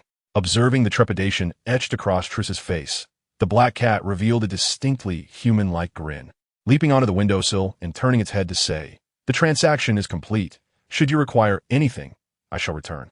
As for your own matters, you may pray to my master." With that, the black cat leapt down, vanishing into the shadows of the city. In contrast to the prospect of spiraling into an abyss in the future, an immediate demise was the most intolerable fate. Thanks to the nearly boundless spiritual output from the 1-foot staff, he could lavishly maintain any skill without exceeding a quarter of his total spiritual capacity for an extended duration. Although he often reserved the ability to swap concepts to evade certain observers' active scrutiny, he had sufficient leeway to open the summoning gateway. In fact, if he so desired, he could even utilize the summoning gateway as a teleportation skill. The sole predicament was that Lily lacked the requisite spiritual energy to initiate the summoning herself. However, at this moment, the spiritual energy had arrived. Snow opened the box and began to mix the potion using the teapot and cups from the inn. As a vial of resplendent, starry black potion materialized in the cup, Lily's figure appeared outside the window. It seems my temporal calculation abilities have improved once more. Snow chuckled softly as he dispelled the consciousness clinging to Lily, presenting the potion before her. Drink up. This is your fate, my dear. Chapter 12, Mr. Dunn desires to strike Leonard. I understand. Thank you, foolish one, for the breakfast. Meow. Lily lightly jumped onto the dining table, emitting a human-like sound. Snow rolled his eyes and remarked, You come running at the mention of breakfast? Though we are both cats, you are still far from being a true feline. Nevertheless, he prepared a meal by boiling chicken breast and mashing it with eggs, offering it to the little creature. After finishing her breakfast, the little one immediately leaped into the cat bed beside the bed, appearing to doze off, but in reality, she was meditating. Yes, meditating. To engrave this skill into Lily's instincts, Snow had to sacrifice 3 hours daily embodying a cat. Indeed, his possession of Lily was not merely for leisurely strolls and flirting with witches. It was also to imprint conditioned reflexes onto her. The Sequence 8, Pavlov's dog, was quite intriguing. Like most Sequence 8s, it lacked any extraordinary abilities capable of influencing the tide of battle. Aside from enhancing physicality, its core capability was solely conditioned reflexes. This sequence allowed one to rapidly form conditioned reflexes, thus accelerating the mastery of skills that required so-called muscle memory, such as shooting and fighting. Moreover, he could apply this ability to animals, as he had previously done, projecting a portion of his consciousness into the animal's body to train it. After a certain number of repetitions, the animal would spontaneously develop conditioned reflexes, learning the skill in the process. However, due to the existence of the 1-foot staff, Snow could maintain this ability for extended periods, allowing him to lavishly utilize Lily's body for outings. He believed that Lily should have first learned to speak. Unfortunately, even 2 days after consuming the assassin's potion, she still showed no inclination to utter a word. Snow even suspected that the little one was merely playing coy. Of course, this was just a jest. By preemptively accessing Pavlov's dog's capabilities, he had already ingrained loyalty towards himself within Lily's instincts. Otherwise, he would not have dared to administer the assassin's potion to her. The reason she had yet to learn speech, in Snow's opinion, was more likely due to the lack of a direct connection between language and conditioned reflexes. Nevertheless, rather than dwelling on such thoughts, he had more pressing matters to attend to today. The staff at the inn had certainly heard a bit about this guest who had been staying for half a month, and upon seeing him leave his room, many exhibited expressions of surprise. However, how a guest chooses to reside is their own affair, and no one approached him out of curiosity. Traversing several streets, Snow arrived at a location he had only previously encountered in dreams. Indeed, he had been brought here by Dunn in a dream. Yes, this was the police precinct located on Zoderland Street. Sir, may I inquire what brings you here? Whether it was due to Snow's striking appearance or his inherently upright demeanor, the policewoman who greeted him exhibited remarkable politeness. Undoubtedly, she was a devotee of the goddess of night. My name is Snow von Panardax, here to see Mr. Dunn. I believe he is a senior inspector. Snow offered a courteous smile, his sunlit, handsome grin causing the relatively sweet-faced policewoman to blush. Mr. Dunn, allow me to inquire on your behalf. The policewoman clearly was not familiar with the name, yet she nodded and trotted away. Dunn wasted no time and led him directly into an office, diving straight into the matter. Mr. Panardax, what brings you to me? This was not entirely Dunn's oversight. Truth be told, had the other party not sought him out, he might have nearly forgotten he had inquired about such an individual. But would an ordinary person truly come seeking based on a dream? Mr. Dunn, while that may have been a mere inquiry for you, I have been plagued by it for days. The dream was so vivid, and upon waking, I discovered signs of a disturbance in my room. You must understand, I am in a state of evasion, and this situation has rendered me restless. I have struggled with it for an entire week before finally summoning the resolve to come. Rest assured, I harbor no ill intentions towards you, Dunn reassured Snow, attempting to soothe his frayed emotions. Turning away, Snow took a deep breath from Lily. Finally managing to relax and sighed, Mr. Dunn, I have previously heard whispers of the extraordinary in the circles of Beckland.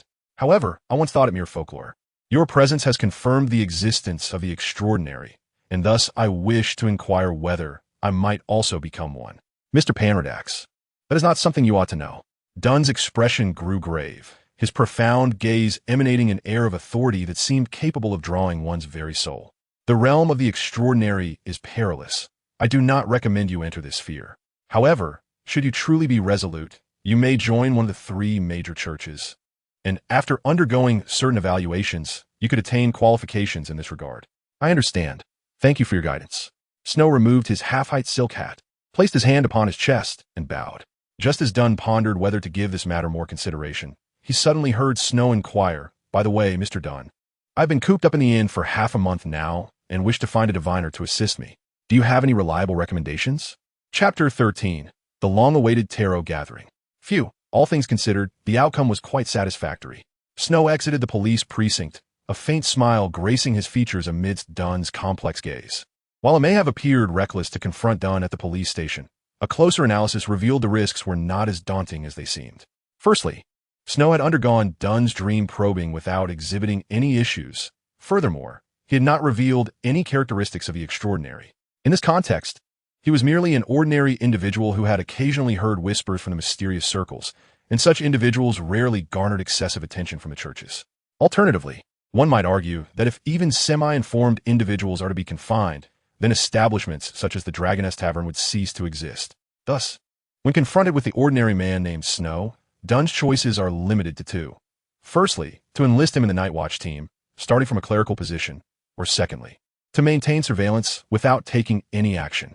Joining the Night Watch would be an exceedingly favorable outcome for Snow, as it would facilitate his efforts to dismantle in Zangwir's script. As long as he does not expose his knowledge of the art of impersonation, he could easily blend into the Night Watch team in Tinjin under the guise of a fortune teller, potentially even rising to the position of vice president of the Aurora Society and selling its benefits, ultimately leading to a situation where the gentleman would express gratitude towards him. Regrettably, it is evident that Dunn has no such intentions. This may be attributed to his origins in Beckland, or perhaps due to Snow not meeting the recruitment criteria for clerical staff. However, these details are inconsequential, for he has at least achieved the most fundamental objective. After Dunn formally registered him, Snow had established the persona of an ordinary individual who has come to understand the extraordinary world. Henceforth, whether he frequents local circles of esoteric enthusiasts or inadvertently finds himself at the Dragoness Tavern, it would appear entirely reasonable. Although he may still be subjected to some educational intervention by Dunn, his subsequent outings are assuredly clear of complications. Above the mist, within a grand and majestic palace, an ancient and weathered bronze long table stood as if it had existed since time immemorial. Following a surge of luminous radiance, Snow appeared at the long table, accompanied by a male figure whose face remained obscured, though a tangled mass of blue hair was vaguely discernible. Opposite him sat a golden-haired maiden, her features equally indistinct. Just as Snow was eagerly anticipating a greeting from the Justice Lady with her sweet and innocent voice, she seemed to be noticeably distracted. Instead, Mr. Fool gently tapped the bronze table and spoke in a voice both authoritative and steady. "This is the new member, codenamed Demon. This is Justice Lady, and this is Mr. Hangman. Were at any other time, Justice Lady would undoubtedly have taken delight in observing this new member, attempting to speculate on the reasons behind his choice of the codename Demon and the legendary past that accompanied it. However, at this moment, her focus was entirely consumed by her suddenly articulate large dog, while Mr. Hangman exhibited a hint of dissatisfaction. Well, let us appreciate the fact that Mr. Hangman is still a reasonably irate citizen at this juncture. Finally, Justice Lady managed to compose herself. "Esteemed Mr. Fool, my ever-helpful Mr. Hangman, and our newly joined Mr. Demon, I have a question I wish to pose. What capabilities can a pet endowed with extraordinary power offer its master? In simpler terms, what functions can it serve?" As the mist began to obscure the blush on her delicate visage, Mr. Hangman finally initiated the introduction. Though Snow, sharing the experience of harboring an extraordinary pet, could have interjected, he refrained from doing so, recognizing that eagerness might provoke Mr. Hangman's displeasure. Thus, he opted to maintain a cautious demeanor. Listening to Mr. Hangman provide examples through an observational lens, Justice Lady appeared increasingly anxious. She straightened her posture, striving to project confidence, and forcibly redirected the conversation. "Mr. Fool, I have discovered another page from Emperor Rossel's diary. However, I regret to inform you that the contents of this page are rather limited. Not to worry, all debts you owe have been repaid in full." Given Mr. Fool's standing, it was evident he would not dwell on the brevity of the diary. As Justice Lady began transcribing the details she had memorized on a parchment, Snow finally spoke. "Esteemed Mr. Fool, do you require Emperor Rossel's diary?" The moment he uttered the words, not only did Mr. Hangman and Mr. Fool pause, but even Audrey, who had been writing, momentarily halted. The ease with which Snow referred to the diary was striking, as if he had known of its existence all along. "Indeed, you may offer me Emperor Rossel's diary in exchange for an appropriate reward." Mr. Fool nodded gently, though a sense of unease crept within him. His status as a clandestine entity largely depended on the knowledge contained within Emperor Rossel's diary, should someone emerge capable of deciphering its contents. Maintaining his facade would require careful navigation.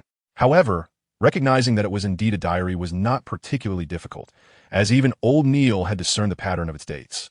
As Mr. Fool consoled himself, Justice Lady, who had just transcribed a page from Emperor Rossel's diary, raised her head and inquired with curiosity, "Mr. Demon, do you know that Emperor Rossel's notes are diaries?" "Excellent question." Mr. Fool silently applauded Justice Lady's inquiry, oblivious to the fact that Mr. Demon was equally impressed. "Yes, indeed, Pan. An elder from my family once mentioned this in his notes, though he did not provide any corresponding methods of interpretation. Thus, my knowledge is limited to that." Snow subtly enhanced the perceived credibility of his so-called family while skillfully pausing the conversation, allowing Mr. Hangman and Justice Lady to engage in their own speculation, thereby granting Mr. Fool the opportunity to speak. During the tarot meeting, Mr. Fool's reading time was considered sacred and inviolable. Snow naturally adhered to this unwritten rule, silently reciting the planned process in his mind while awaiting the moment he had long anticipated. You may now engage in conversation. Upon hearing Mr. Fool's words, Justice Lady immediately adjusted her mindset, entering the role of an audience member, and with a gentle smile proclaimed, I would like to inquire if there exists a potion of the sequence known as the Arbiter, and what type of extraordinary individual can pass through wooden doors or render locks ineffective. Mr. Demon, what kind of reward do you seek? I can offer payment in gold pounds. How does 500 gold pounds sound? Justice Lady's financial prowess was indeed captivating. For a piece of knowledge that was not exceedingly rare, she quoted a sum equivalent to the formula of a Sequence 8 potion. The potion known as the Arbiter does indeed exist.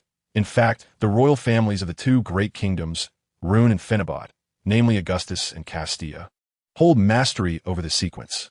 The Arbiter represents Sequence 9, endowed not only with exceptional combat skills, but also with an undeniable charm and authority.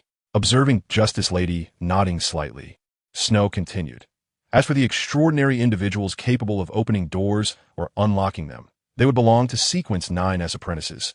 This path is mastered by the Abraham family, known as the Seers. The Witch Sect and the Aurora Society also possess a portion of this knowledge. The Abraham family? Mr. Hangman quietly noted this unfamiliar information, while Audrey could not help but exclaim, had I previously possessed the apprentice's formula, perhaps I would not have chosen to be an audience member. Upon hearing Audrey's statement, Snow chuckled lightly. Then I must extend my congratulations to Justice Lady for her good fortune. Why is that? A look of confusion crossed Justice Lady's face as she emerged from a mist. Did the apprentice path harbor some issues? Because the audience path is one of the two most potent among the known 22 divine paths. Considering the immense risks associated with the other path, it would be unreasonable to drop one of them.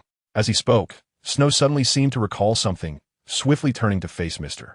Fool and respectfully placing a hand upon his chest in a gesture of apology.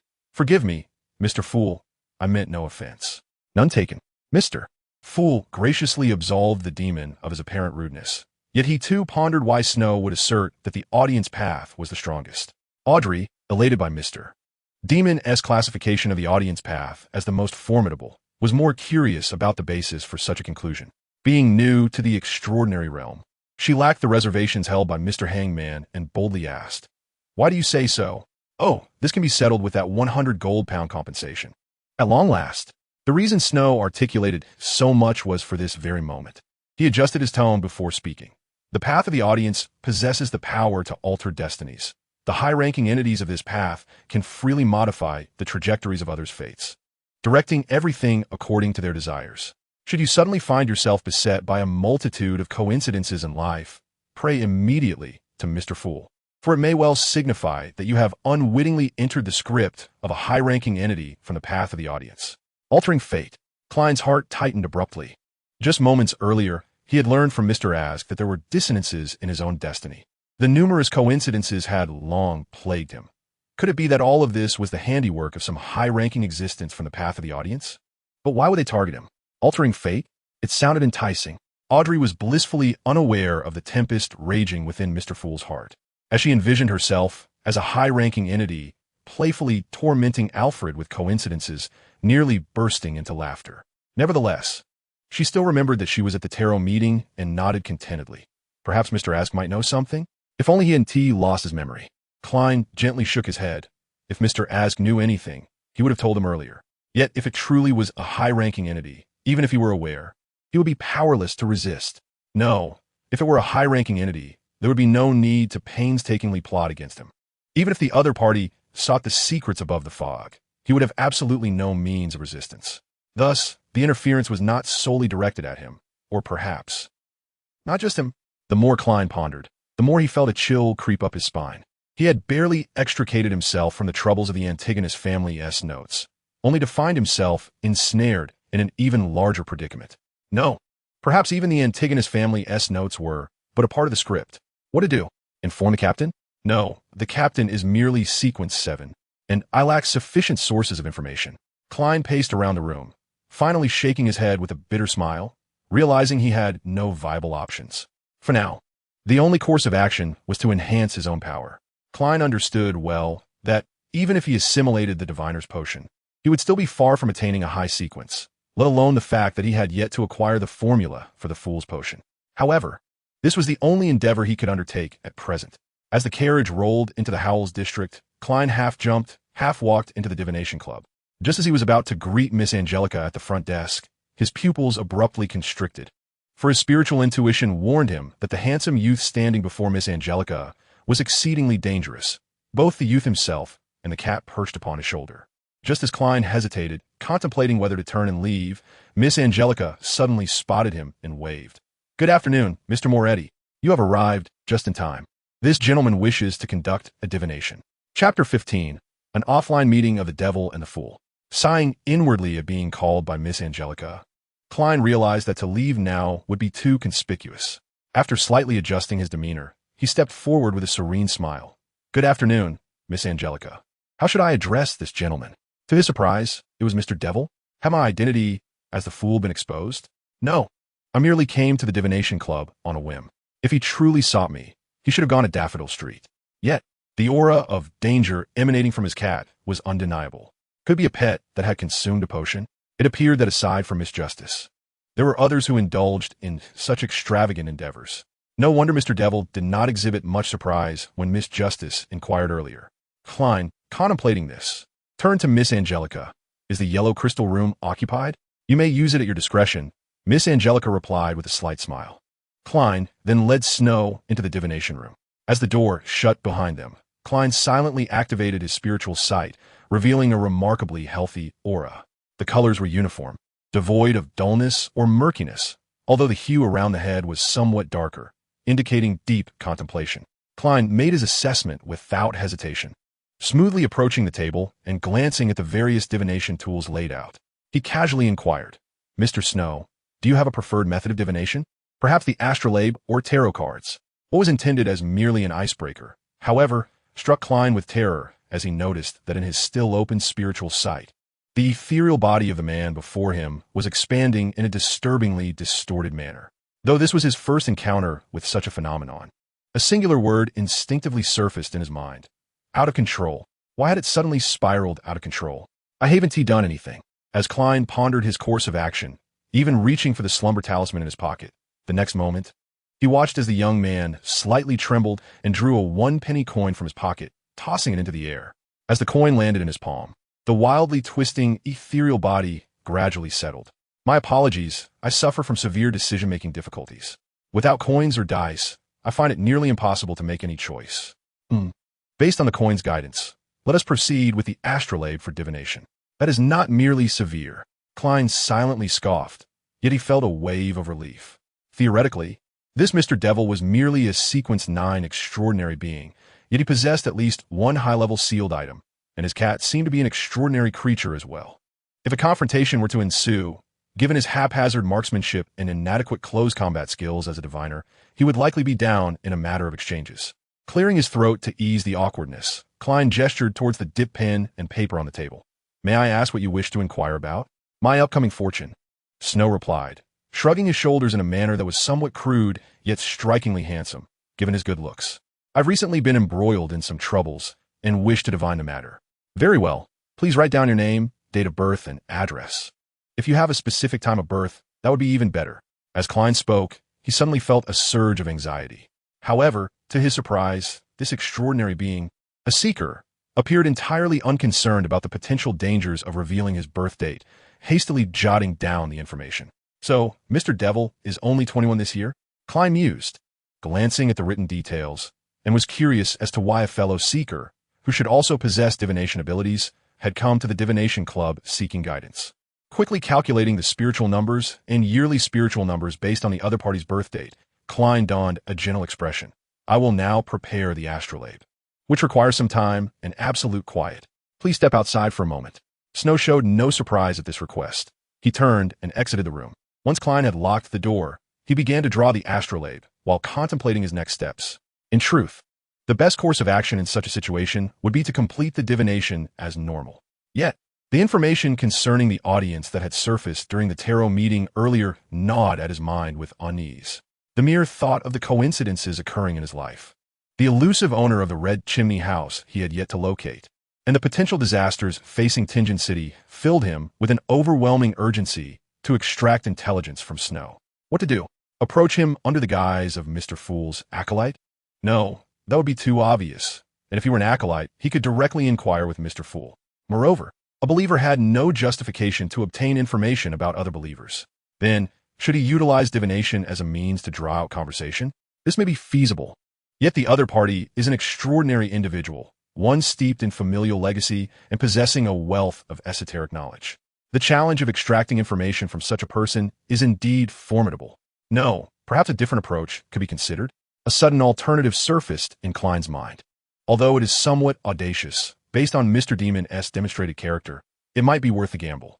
With this thought, Klein cast a glance at the completed astrological chart on the table and, without hesitation, retraced the 4 steps, ascending into the mists. Taking a seat at the head of the bronze table, he materialized paper and pen, inscribing a line of divination. It is perilous to confront Snow von Panriadax. After repeating it 7 times, the pendulum commenced a slow counterclockwise rotation, which alleviated Klein's apprehension. No danger. While he remained uncertain about the secrets above the fog, he at least understood that even the owner of the seemingly voyeuristic red chimney could not interfere with the divination conducted above the mists. In other words, this divinatory result should be deemed reliable. Feeling considerably reassured, Klein was about to depart from the mists when he suddenly recalled Snow's earlier divination. Embracing the notion of having come this far, he penned a new divinatory statement, the forthcoming fortune of Snow von Panriadax. However, unlike previous divinations, this time, Klein's dream divination method did not manifest its usual efficacy. Although he successfully entered the dream state, nothing materialized before his eyes. As if a veil of white mist obscured his vision, this Klein abruptly awoke from the dream, gazing at the weathered bronze table before him, his astonishment palpable. Even a mist could not veil it. This was his first encounter with an entity capable of disrupting divination above the fog. Chapter 16. The Fool is Frightened. Could it be that the artifact in Mr. Demon's possession is potent enough to interfere with divination above the mists? Or perhaps it is not that I failed to perceive it, but rather that Mr. Demon's own fortune is as elusive as the white mist? In that case, were my previous divinations truly authentic and valid? Contemplating this, Klein immediately altered his divinatory statement and conducted another divination. To his astonishment, he discovered that the majority of the divinations pointing towards Snow remained effective, yet whenever it pertained to the other's fortune or fate, the statements would invariably lead to that white mist. Considering the space above the mist possesses the power to eliminate interference, it seemed that Mr. Demon's destiny was obscured by a force comparable to that of the mists. Nonetheless, this did not hinder my ability to divine his actions. As long as it did not involve his fate, the results of the divination should be credible. Klein pondered, shaking his head. No, one must not become overly superstitious about the results of divination. Necessary precautions must still be taken. Taking a deep breath, Klein sought to restore his composure. Just as he opened the door, intending to seek out Mr. Demon in the reception hall, he heard the latter's gentle voice. Mr. Moretti, has the divination yielded results? Klein regarded Snow, who seemed to have been waiting at the door, and stepped aside, saying, "Let us enter and speak." Very well. Snow reached out to stroke the cat's head, stepping into the yellow crystal room, and with a perceptive gesture, turned to lock the door. Then Klein spoke. "Could you divulge the true purpose of your visit for divination, extraordinary one?" A plan. Snow's third contingency plan was activated, his expression turning grave. "It seems my fortune is rather fortunate to have encountered a genuine diviner. Does he know I am a diviner? Or perhaps he has come seeking a diviner." Klein endeavored to decipher information from Snow's words, suppressing his initial intention to recruit him as an informant under the guise of an official extraordinary. Instead, he squinted. "It appears my suspicions were correct. Indeed, or rather, we both have our suspicions confirmed." Snow smiled, gently caressing Lily's head, and continued, "I require the assistance of a diviner. If you're willing to help, I can provide you with the subsequent potion formulas for the diviner sequence." "You possess the subsequent potions?" Klein stifled his excitement, striving to maintain a calm demeanor. "Indeed, in truth, I came here to find a young, gifted diviner, to cultivate my own diviner. I did not expect to find one readily available." Snow shrugged, his tone tinged with self-deprecation. Upon hearing this, Klein furrowed his brow slightly, but decided to probe further. "Are you not concerned that I am an official extraordinary?" At Klein's words, Snow appeared to exhale with relief, adopting a more relaxed demeanor. Firstly, official extraordinaires do not understand the art of masquerade. Since you are present in the divination club, it is highly probable that you are not an official extraordinaire. Secondly, your lack of surprise or confusion upon my mention of the masquerade art further increases the likelihood that you are not an official extraordinaire. Thirdly, even if you are one, only the Church of the Night Goddess possesses the potions for the diviner sequence, yet they do not have the subsequent potion formulas for advancement. In other words, as long as you seek to advance, we have room for negotiation. A particularly forgetful extraordinary. Is that referring to Captain Dunn? Klein felt his lips twitching slightly. This Mr. Demon, how shall I put it? Is he being a tad too casual? So, what do you intend for the diviner to do? To locate an individual. Snow's expression became immediately serious, the abrupt shift leaving Klein momentarily disoriented. Pray tell, if it is not too perilous, I would not mind earning a bit on the side. Klein feigned interest, yet Snow maintained his grave demeanor. His name is Lanrelus, a con artist, likely a Sequence 8 fraudster. As for the rest, that is not within your purview. You need only assist me in locating him. Lanrelus? Klein vaguely remembered having heard that name before. After a moment of contemplation, he recalled that Mr. Grachis had once sought his divination regarding an investment, which pointed towards an individual named Lanrelus. Given the individual's title as a fraudster, it seemed Mr. Grachis' investment would likely be a lost cause. However, why does Mr. Demon wish to find this person? Klein instinctively sensed that this matter was far from simple, for as a member of the Aurora Society, it would be illogical for Mr. Demon to pursue a matter of fraud. In other words, could this relate to the seeds mentioned by Mr. Demon, planted by Heinous and Vincent and another secretive individual? Or perhaps, Lanrelus is that very seed? With this thought, Klein's eyes widened, but Snow suddenly looked at him, revealing a chilling smile. If you are an official extraordinaire, then please arrest me, ideally confining me to the depths of the church's prison. It would be even better if you could transport me to B-Clan. If not, then assist me in finding Lanrelus, and subsequently depart from Tingen as swiftly as possible. The farther, the better. Klein activated his spiritual sight, observing the slightly disordered etheric field surrounding Mr. Demon, feeling a twinge of unease. Nevertheless, recalling his prior uncertainties, he hesitated briefly before speaking.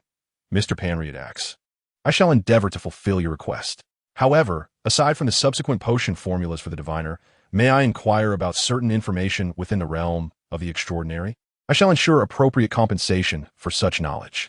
At this juncture, Klein felt a twinge of guilt, yet thinking of the Justice Lady behind him provided a semblance of courage. If necessary, he could leverage the pretext of a benefactor seeking operational funds to negotiate with the Justice Lady. Yes, as a novice in the extraordinary realm, the Justice Lady likely has much to offer in terms of trade. Observing the ever-shifting aura of Klein, Snow could easily surmise his thoughts. Amused, yet contemplative, he nodded in response. Very well, should I be privy to such knowledge. Chapter 17, The Busy Mr. Demon. Upon receiving Mr. Demon's reply, Klein's mind began to whirl with possibilities.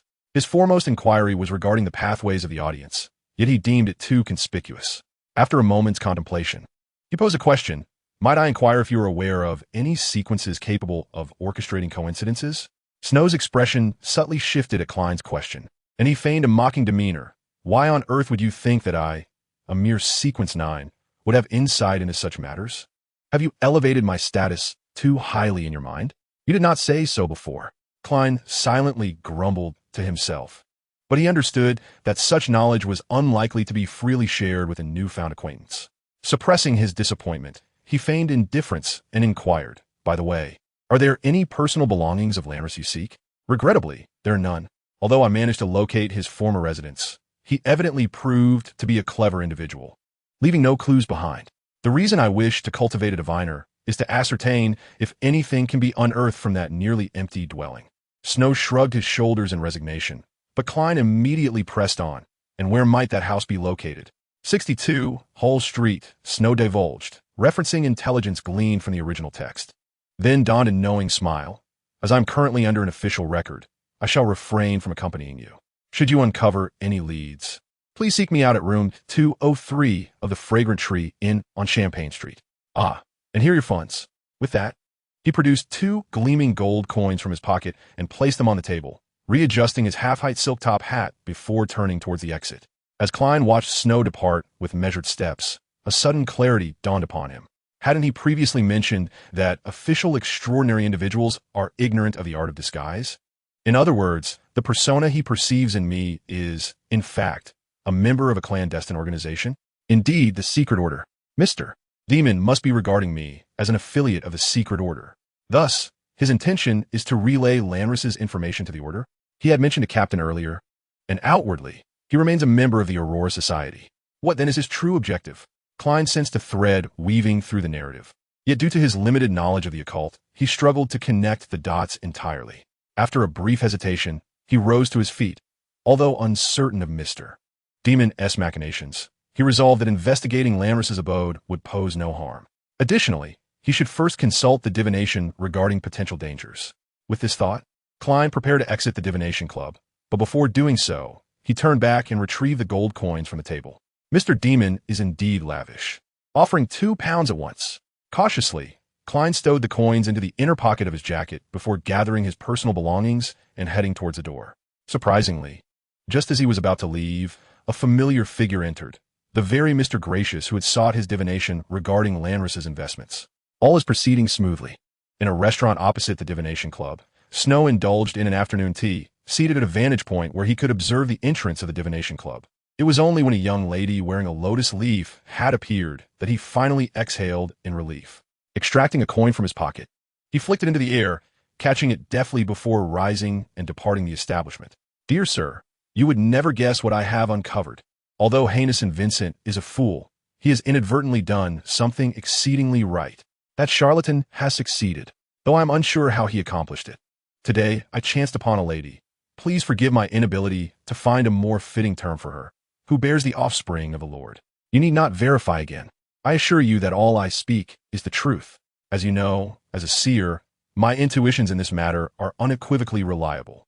The lady in question is undoubtedly with divine progeny, a child of God. Praise be to the Lord. I am eagerly anticipating the scene of the Lord's offspring's birth. However, amidst such joyous tidings, an unforgivable dissonance intrudes. The lady with the divine child has had contact with the night watch cultists. While the power of the holy child forbids them from daring to meet my gaze, you must comprehend that this poses a potential threat. I am powerless to safeguard the holy child's safety. Thus, I beseech you, the divine envoy, to come personally and ensure the holy child's safe delivery. The faithful servant of the Lord, Snow von Panriadax. Watching as the messenger departed with the letter, Snow breathed a long sigh of relief, judging by the messenger's speed. He would arrive in Tingen no later than the day after tomorrow. The offspring of the malevolent deity in Tingen portends disaster, yet if it were in Beakland, it would merely be an ordinary occurrence. Stretching his limbs, Snow sipped a cup of warm milk, allowing himself to relax entirely before commencing the final touches on his day's endeavors. O fool not of this age, you are the enigmatic sovereign above the mist, the king of fortune in yellow and black. Mr. Demon has begun his prayers once more. With such devout followers, one cannot discern whether to feel joy or sorrow. At 2, Narcissus Street, having just washed and preparing for bed, Klein heard the repetitive murmurs in his ears and instantly recognized Mr. Demon was praying again. He had heard the tale of the wolf's arrival. Should he disregard it? What if one day others sought his aid at this very moment? And he turned a blind eye? Approaching the head of the bronze long table, Klein gazed at the deep crimson star that continually contracted and expanded, internally lamenting. Truly a demon, as his spiritual essence brushed against it. Chapter 18, Mr. Fool, in Tears Without Tears. The offspring of the malevolent deity, the approaching divine envoy, and the hidden audience lurking in the shadows. Listening to Mr. Demon's murmuring, Klein's expression grew increasingly grave.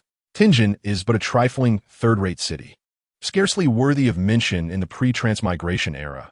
Its only merit lies in the abundance of institutions of higher learning, rendering it akin to a university town. Such a city naturally garners little attention from the authorities, with the entire Night Goddess Church's power here peaking at Captain Dunn, a Sequence 7 nightmare.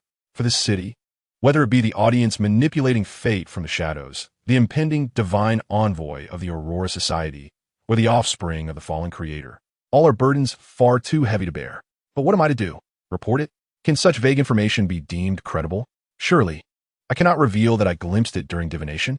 Klein paced above the mist, contemplating for a while before ultimately extending his spiritual essence to draw the demon into the fog. As he felt the sudden surge of deep crimson light cascading before him like a tide, Snow was momentarily taken aback. Then his spiritual form ascended into the mist. To directly summon me up? It seems this version of Klein is still quite naive. Snow mused inwardly, though he maintained a facade of reverence, placing a hand upon his chest and bowing in respect. He then spoke in a tone reminiscent of a devout supplicant. "Esteemed Mr. Fool, what commands do you have?" To inquire about commands directly? It appears Mr. Demon has a high level of awareness. Klein internally chuckled at the irony before adopting a tone befitting a benevolent superior. "I am intrigued by your previous prayers. Would you mind elaborating?" "As you wish." Snow once again bowed respectfully and then remarked, "You may recall that I previously mentioned two secretive individuals who buried a seed in the city of Tingen. Upon investigation, I discovered that this leads to a con artist named Lanris.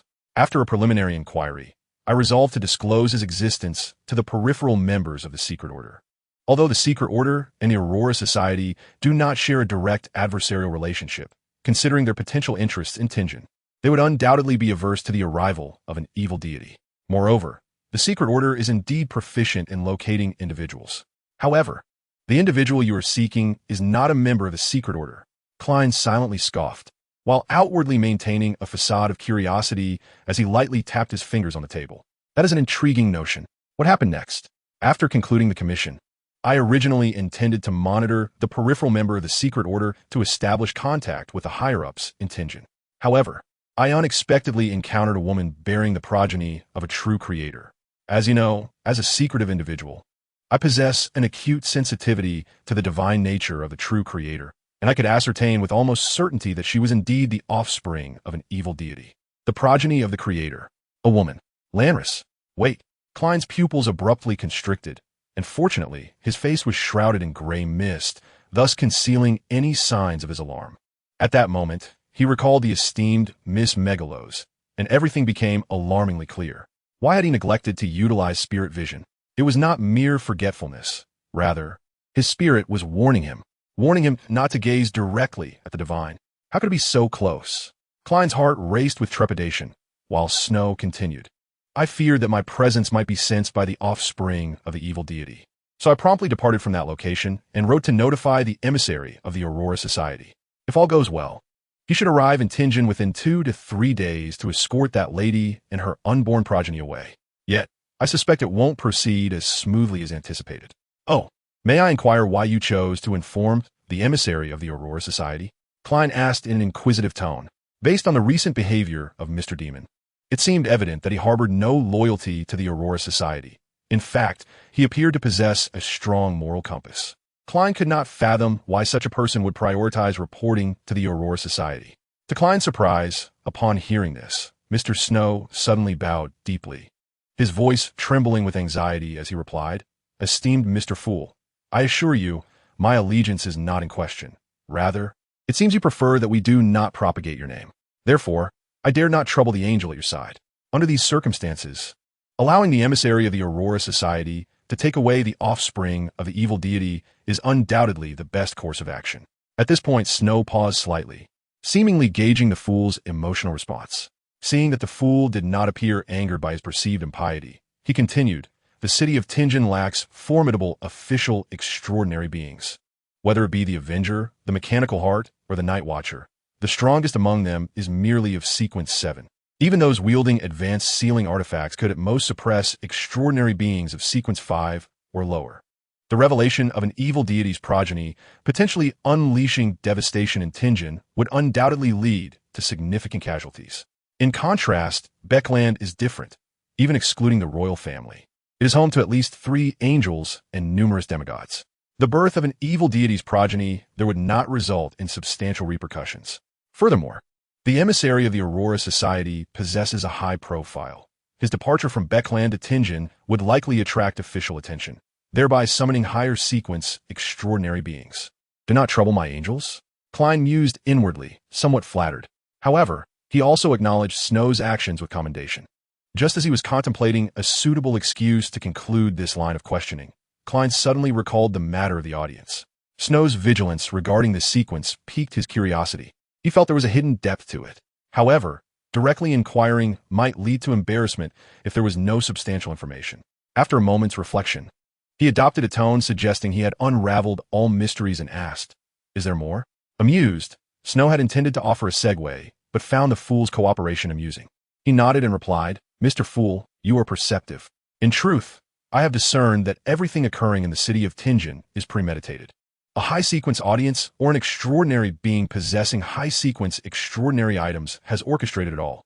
The so-called progeny of the evil deity is merely a pawn they have manufactured to achieve their ends. My attempts to drag the secret order into the fray were, in essence, an effort to stir the waters. After all, you are aware that diviners are among the most likely to attract the attention of an audience. The puppet master behind Tingen is an audience? Diviners are most prone to capture the audience's interest? But Mr. Demon, the diviner you ensnared is none other than your esteemed fool." Chapter 19. The Arrival of the Mad Beauty in Tingen. The night of July 24th, 1349. Snow sat before a rather pleasant dinner, his hands clasped against his forehead as he softly recited an ancient Hermes, "Thank you, fool, for this meal." The sound of his prayer crackled like the delicate fractures in the atmosphere, each utterance seemingly capable of shattering the fragile veneer of reality. This sensation not only granted him a rush of power, but also satiated the primal urge for destruction inherent in humanity. I hope that Mr. Fool has grown accustomed to the discomfort brought about by such brief prayers, Snow thought without a trace of remorse as he grasped his knife and fork, preparing to indulge in the evening's repast. Just then, Lily, who had been meditating on the table, suddenly stood upright, her back arching high, her amber eyes filled with vigilance. Instinctively, Snow reached for the talisman in his pocket, but immediately afterward, a melodious voice resonated from the corner of the room. "Your pet is quite remarkable." Upon hearing this voice, Snow relaxed his guard, withdrawing his hand from his pocket and inclining slightly towards the direction of the voice, then gesturing with his fingers to form the inverted cross symbol at his chest. "Welcome, esteemed sir." As he greeted, the shadows in the room suddenly came to life, gradually morphing into a handsome and mature male figure. "Your devotion has pleased the Lord," the gentleman remarked with an enchanting smile, mirroring Snow's gesture of the inverted cross before casting a glance at the still alert Lily. "Fear not, we are allies." Snow reached out to stroke Lily's head, signaling her to ease her tension, while simultaneously beginning to release his spiritual essence. Thanks to the unique nature of secretive individuals who gain different powers based on divine bestowals, the gentleman harbored no doubts regarding the extraordinary abilities Snow showcased, but instead casually seated himself on the edge of the bed, smiling as he spoke. In that moment, Snow felt as though everything in the room had come to a standstill. Even the sounds of summer insects outside faded into silence. Though no formal ritual had been conducted, the moment the gentleman began to speak, he had already completed the sealing of the surrounding spiritual essence. In other words, this room had now transformed into a sanctuary for candid conversation. Regarding his inquiry, the gentleman did not perceive it as offensive. Rather, he regarded such devotion positively, gently shaking his head as he replied, "Although Tingen lacks high-sequence extraordinary beings, utilizing middle-sequence abilities can also attract considerable attention. Furthermore, the information in your letter was exceedingly peculiar. So I came to ascertain the situation." One could not deny that the gentleman's demeanor was impeccably perfect. His handsome visage, graceful discourse, serene temperament, an unpretentious manner of speaking enveloped Snow in a soothing warmth. Were it not for his awareness of the treacherous nature of the secretive individual path, Snow would have found it nearly impossible to associate such an exemplary figure with the mad beauty described in the original text. After repeating to himself several times that this individual was a madman, Snow finally nodded and said, "Though I am uncertain how they accomplished it. I indeed witnessed a mortal woman bearing the progeny of a master. What is truly unforgivable is that she believes the child belongs to that charlatan." At this juncture, Snow prudently set forth two options in his mind, allowing himself to drift into a state of mild disarray. Observing the first sprouting from his body due to his anger, the gentleman felt an increasing sense of satisfaction within. "Calm yourself. Do not punish yourself for the transgressions of others." "My apologies, I lost my composure," he replied, and the gentleman's soothing words triggered the options Snow had meticulously designed, causing the scales of his heart to tilt instantaneously. After completing his choice, the fur gradually receded from his body, and his pointed ears slowly rounded out. Witnessing Snow's rapid return to composure, the gentleman gained a newfound appreciation for this member's potential. Nurturing thoughts of proper cultivation began to blossom in his mind. However, this was not the moment for such reflections. He waited briefly until Snow completely reigned in his spiritual essence and the peculiarities of his form vanished entirely before continuing. What do you know about that charlatan? Moreover, how did you encounter the woman carrying the divine child? I learned of the charlatan from that fool Hainison Vincent. I have not interacted with him directly. I only know that Hainison imparted the ritual for the Master's descent to him. As for what he has done and how he managed to cause a mortal woman to conceive the Master's offspring, I am at a loss regarding that as well, including how I came to discover it. Snow gently shook his head, a hint of confusion clouding his expression. It is rather fortuitous. I initially disguised myself as a superstitious diviner to facilitate contact with Hainison Vincent. Today, I too went to the divination club, and unexpectedly, that woman happened to be there seeking the charlatan. Surely, this is the arrangement of our master. The gentleman paused momentarily, taken aback by the serendipity of it all. Generally speaking, mortals, no, even low-tier extraordinary beings, are incapable of bearing the progeny of the master. There must be other factors at play here. By the way, you mentioned coincidence? Recite everything that has transpired in Tingen over the past fortnight, regardless of whether it involves extraordinary events. Share all that you know. Please wait a moment. Upon hearing this, Snow promptly turned and retrieved a stack of the Tingen Honest Man newspaper from his suitcase. Observing the numerous markings on it, the gentleman nodded approvingly. Then, Snow unfurled the newspaper and began recounting events in chronological order. 2 days before my arrival in Tingen, a mundane individual who purchased the Antigonus family notes perished due to black divination, and the notes went missing. Yet, an unlikely survivor emerged, prompting the official extraordinary beings to investigate the clues related to the notes. Meanwhile, that fool Cyril, in such circumstances, went to the library to borrow relevant books and was subsequently discovered by the Night Watch cultists, which led to my decision to eliminate him. Following this, a multitude of events unfolded surrounding the notes, appearing to be mere coincidences, yet they consistently drew the Night Watch cultists to us, with Hainison being singled out as well. Furthermore, there are these and these. Snow continuously transformed the snippets of news from the newspaper into extraordinary events, and the gentleman's expression grew increasingly grave. Although Snow appeared entirely oblivious, he had already realized that there was likely the shadow of a mid to high tier extraordinary being lurking within these occurrences. Chapter 20. A clumsy script. Oh, foolish ones not belonging to this era, you are the mysterious sovereign above the fog, the king of yellow and black who commands fortune. I thank you for your grace, allowing me to embrace a splendid morning. In the early morning, Snow, adhering to his routine, awakened the fool, then rang the bell for room service to deliver breakfast. The gentleman was currently residing next door, making it rather exhilarating to pray face-to-face with other deities. However, from the gentleman's perspective, Snow was entirely devoted to the true creator, and the more he observed Snow, the more agreeable he found him. Unlike Snow, who was under police scrutiny, the gentleman's arrival was shrouded in secrecy. Thus, after praying to the master in the morning, he hurriedly departed the inn to seek out that lady. Snow did not withhold any information regarding Megwa, including her interpersonal relationships and reasons for visiting the divination club, clearly articulating everything. As he had previously stated, the offspring of the malevolent god in Tingen represented a cataclysmic disaster, yet if he were in Beakland, it would hardly cause a ripple. If the gentleman could bring the malevolent god's offspring along with Megwa to Beakland, Snow would wholeheartedly endorse it. However, he firmly believed that the gentleman's chances of success were far slimmer. Just as Snow concluded his prayer to the fool, in a house with a red chimney on the outskirts of Tingen City, an open notebook bore witness to a quill writing furiously without any hand to guide it. It was truly unexpected that the gentleman, who should have remained in Beakland, had come to Tingen. Undoubtedly, he would take Megwa away, although this had not received the approval of the true creator. Yet, as a mad and devout follower, the gentleman would clearly not tolerate the master's offspring being left to wander, which was entirely logical. Oh, poor in Zangweir, a Sequence 5 gatekeeper who in any case could not thwart a shepherd who had tended 7 extraordinary beings. His scheme seemed inevitably sliding toward failure, perhaps due to his ineptitude in storytelling. One had to admit that as a writer, he was indeed rather clumsy. Just as the quill danced madly, a slightly coarse, pale hand suddenly emerged from the darkness. Grasping it firmly, Subsequently, the owner of that hand roughly changed lines and inscribed new words in a distinctly different handwriting. As an envoy of the Aurora Society, the gentleman's travels invariably attracted attention from various quarters.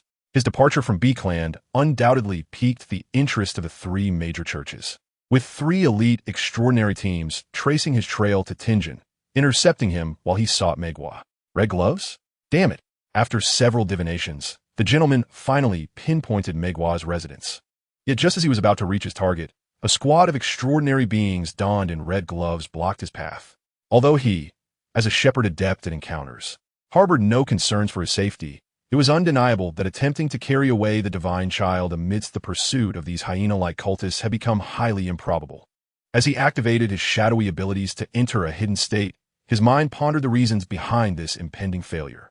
Among the extraordinary beings he shepherded was a demon, yet his malice perception had failed to activate, indicating that this was merely a chance encounter. But could it truly be so coincidental? As an experienced, extraordinary being, the gentleman immediately connected the dots to the information he had gleaned from Snow the previous night, and a grimace overtook his otherwise beautiful face. Indeed, all of this was part of someone's machinations. How dare they exploit our master? Damn it. Nonetheless, since the opposition had chosen to have the red gloves intercept him, it was highly likely that they were not extraordinary beings skilled in direct combat, at least not those capable of swiftly overcoming him. Having unraveled all this, the gentleman promptly abandoned the idea of confronting the red gloves head-on and instead unleashed a widespread dream infiltration. Even as a Sequence 5, such a crude dream invasion would hardly pose a threat to the elite among the red gloves. However, a momentary act of resistance would suffice for him to extricate himself from the battlefield. He's gotten away. One of the extraordinary beings, clad in red gloves, exclaimed in frustration, while an older red-gloved individual placed a hand on the younger one's shoulder, stating, "No, it should be said that we were let go by him." At this point, he sighed and remarked, "The Lord of the Mysterious is merely a novel." In the midst of such maddening behavior, Snow felt both vexation and elation. The vexation stemmed naturally from a throbbing headache, yet simultaneously the onset of chaos at 008 signified that it, or rather the script of Inzangweir, had once again been torn asunder. It appeared that the gentleman's actions had indeed provoked a headache for Inzangweir. What a pity it was. Had the gentleman seized the opportunity to act while that fellow slumbered, he might have managed to abscond with Mei Gao's as well. Despite Snow's words, everything unfolding was entirely within his calculations. Inzangweir's interference with the gentleman was almost a foregone conclusion. However, as long as the gentleman could attract the attention of the official extraordinary beings, half of his plan would already be deemed a success. As for the other half, it rested upon our foolish gentleman. "Captain, what brings you to me?" On the other side, the foolish gentleman, compelled to rise at dawn due to the prayers of Mr. Demon, arrived at the Blackthorn Security Company, while he and Old Neil were engaged in their esoteric studies. Pondering how to discreetly inform the captain about the offspring of the malevolent deity, they were summoned to the captain's office. Upon entering, he discovered that they were not alone. Fry, Cohen, and Loya were present, and even the on-leave Shatton had been called in. Though uncertain of the circumstances, Klein was acutely aware that it must be a matter of great significance. Chapter 21. The Great Playwright in Zangweir. Is it true that the gentleman has arrived in Tingen so soon? Klein could not conceal the astonishment etched upon his face, as others too marveled at the arrival of a legendary Sequence 5 in Tingen, in such a small locale. The highest-ranking extraordinary being most had encountered was none other than the captain, a Sequence 7. Only a select few had the fortune to witness the grandeur of a passing member of the Red Gloves. Yet, even among the Red Gloves, a Sequence 5 was akin to a captain-level individual. The appearance of such a formidable, extraordinary being in Tingen, especially one who was a deranged cultist, instilled fear, unrest, and anxiety within. However, soon after, a calming energy began to permeate the room. It seemed Leonard had wielded such a power before. Could it be that upon entering the nightmare, one could exercise abilities without reciting poetry? Klein suppressed a yawn, yet Dunn solemnly declared, "There is no need for concern with adequate preparation. Lower sequences can indeed triumph over mid-sequence extraordinary beings. Theoretically, even a Sequence 5 can be slain by demon-hunting bullets." The news regarding the Aurora Society's envoy has already been reported to Beckerland. We can expect reinforcements shortly. In the meantime, we must safeguard Tingen. Moreover, we are not alone in confronting this crisis. the Punisher and the Mechanical Heart will also collaborate in reconnaissance. Dunn, holding a manuscript, mechanically recited the outlined arrangements. At that moment, however, Klein suddenly raised his hand. "Captain, speaking of the Aurora Society, a thought has struck me." "Speak," Dunn replied, halting immediately. Klein, slightly hesitant, continued. "I recalled the incident involving Haynes and Vincent. One of my informants discovered that he had previously intersected with Lanris." "Haynes and Vincent?"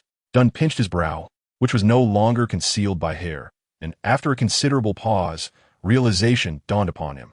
Ah, the diviner whose secret incantation pointing to the true creator was leaked? The one who met a bizarre demise? He had dealings with Lanris?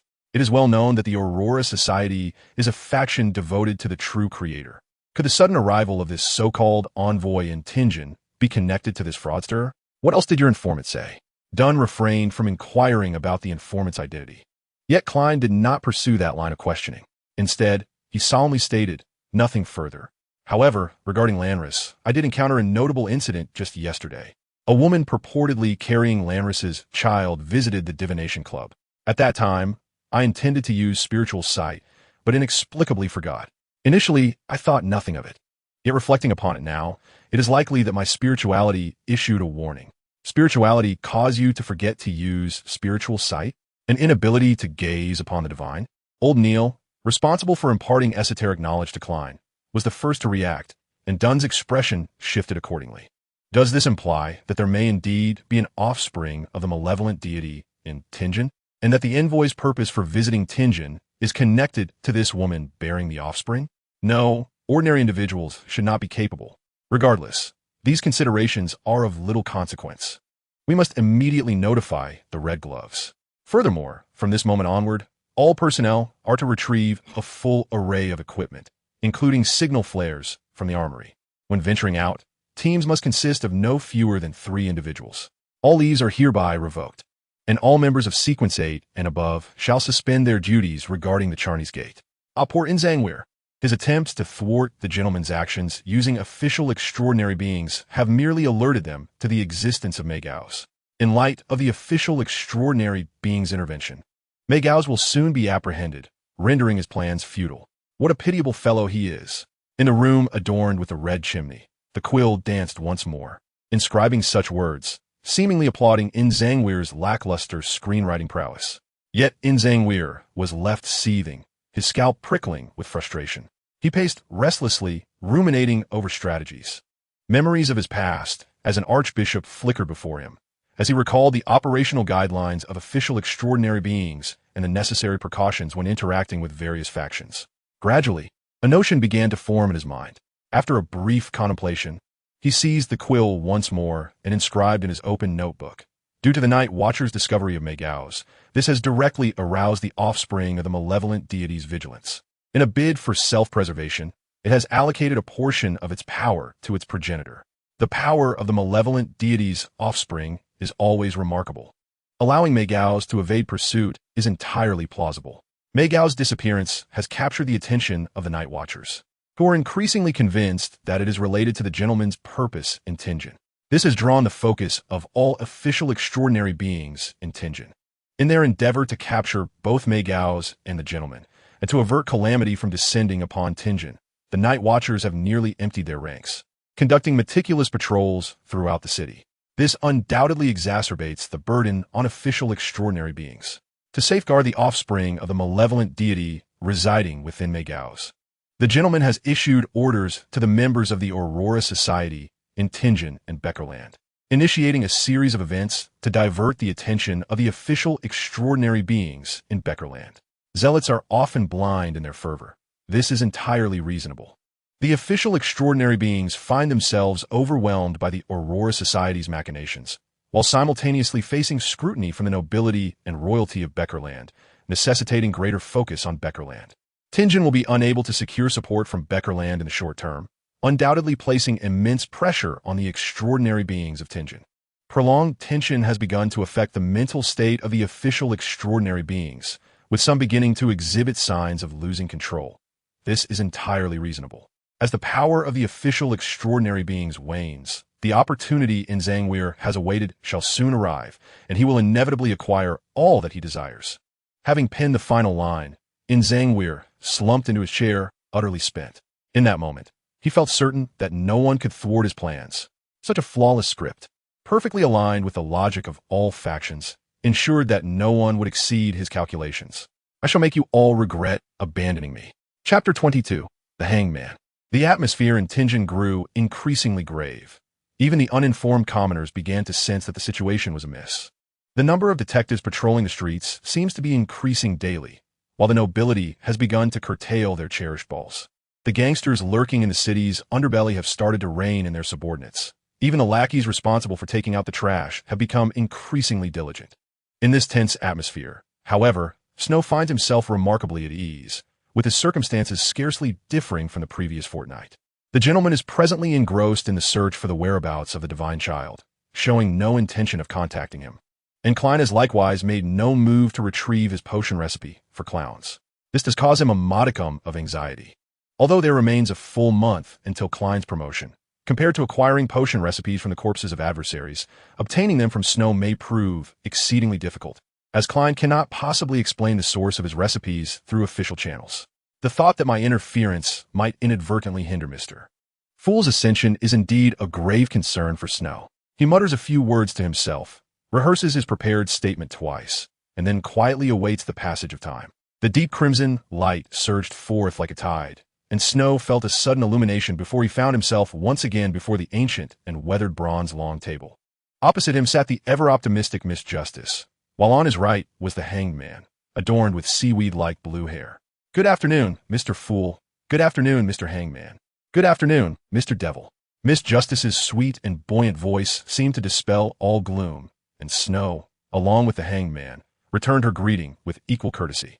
Following the customary salutations, Miss Justice abruptly turned to Mr. Fool and remarked, "Esteemed Mr. Fool, I have not managed to gather any entries from Roselle's diary this week.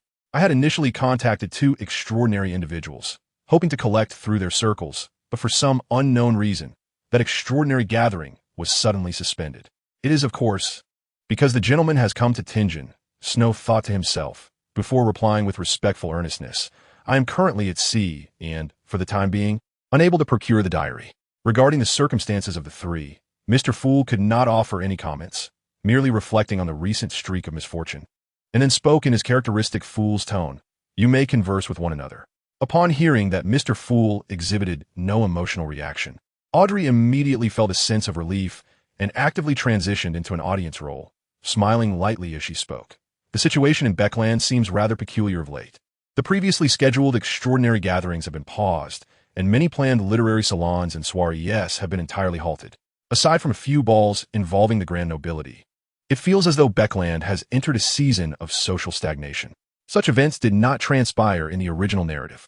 If it were merely Mr. Fool's departure from Beckland, it should not have sufficed to disrupt the lives of the nobility, let alone halt gatherings of a literary nature.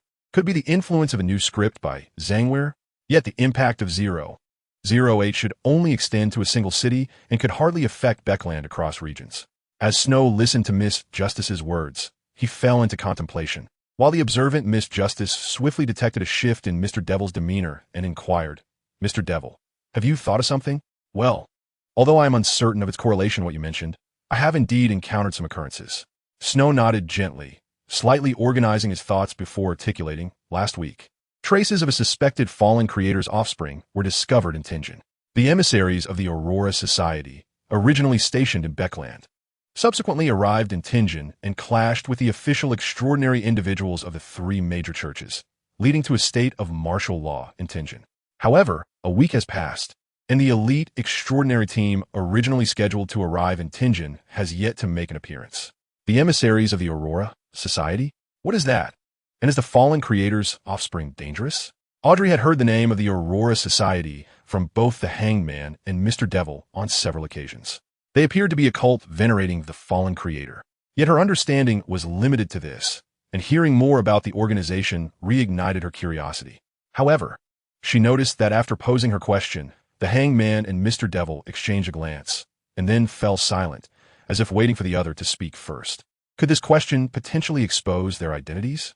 Audrey realized she might have erred in her inquiry, but after a brief silence, the Hanged Man, casting a meaningful glance at Mr. Fool, finally spoke, because the Aurora Society has consistently targeted the Church of the Stormlord, the Eternal Sun Church, and the Church of Knowledge and Wisdom. These three churches possess greater insight into the Aurora Society compared to other organizations, and I have gleaned some information from them. Ah, the classic I have a friend. Mr. Fool internally scoffed before reflecting on Mr. Devil of the Aurora Society and Miss Justice, who was poised to join the Psychological Alchemy Society, suddenly feeling that his tarot society resembled a gathering of informants. Yet, why is it that the Aurora Society's targets happen to be the three oldest churches? Although no rationale exists, Mr. Fool instinctively sensed that Mr. Devil might know something. But as a fool, he felt it inappropriate to inquire further and could only wait patiently for the hanged man to continue. Alger knew he could not conceal anything from Mr. Fool. His true concern lay with the devil seated beside him. Although he had joined the Tarot Society only recently, his statements suggested he likely belonged to an ancient, extraordinary family, possessing considerable resources. However, the other party was exceedingly cautious, offering no opportunity for him to glean insights into their identity.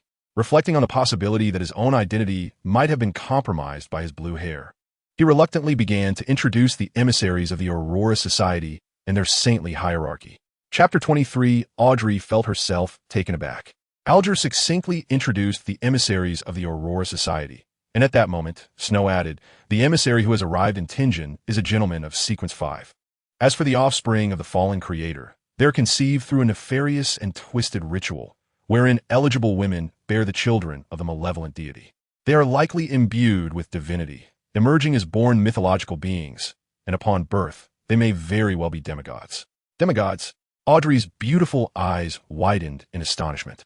She had only just attained Sequence 9 of extraordinary power, and now she was hearing revelations about Sequence 5 and demigods. The caliber of the Tarot Society is indeed remarkable. However, what sequence of strength does Mr. Devil, who possesses such intelligence, belong to? Indeed, the most terrifying aspect of the offspring of the fallen deity lies in their potential to serve as vessels for the deity's descent, which is why the official extraordinary individuals of Tingen are risking chaos to search for its whereabouts, Snow said, with a hint of implication, though Mr. Fool evidently failed to grasp the underlying suggestion in his words. Listening to Snow, the hanged man felt a twinge of discomfort. Compared to his somewhat pedestrian intelligence, Mr. Devil's information was evidently far more precise and clandestine, instilling in him a profound sense of urgency. The power and peculiarity of Mr. Fool had been validated. Even if he were not a deity, he surely occupied a status akin to that of a hidden sage, with such a formidable figure presiding. The growth of the Tarot Society seemed inevitable, and to establish a foothold as merely a Sequence 7, one must possess a distinct position. Miss Justice, hailing from a prominent noble family in ruin, wielded vast capital and connections. He merely needed to provide extraordinary knowledge to secure his standing. However, at present, this devil appears to possess an extraordinary wealth of knowledge and communication channels that surpasses my own, possibly backed by a prominent family. This revelation has begun to cast doubt on the identity of his informants. To maintain his standing within the Tarot Society, he must forge a new persona. Contemplating this, he pondered aloud. If that is the case, I believe I may have surmised what transpired in Bakeland. Yes, since I cannot serve as the eyes and the purse, I shall endeavor to become a mind. Engaging his intellect, he addressed the intrigued Justice and Demon. The Aurora Society comprises a band of fervent zealots, disregarding the divine sun's prowess. Even from the standpoint of the fallen creator's progeny, the members of the Aurora Society would go to any lengths to safeguard him.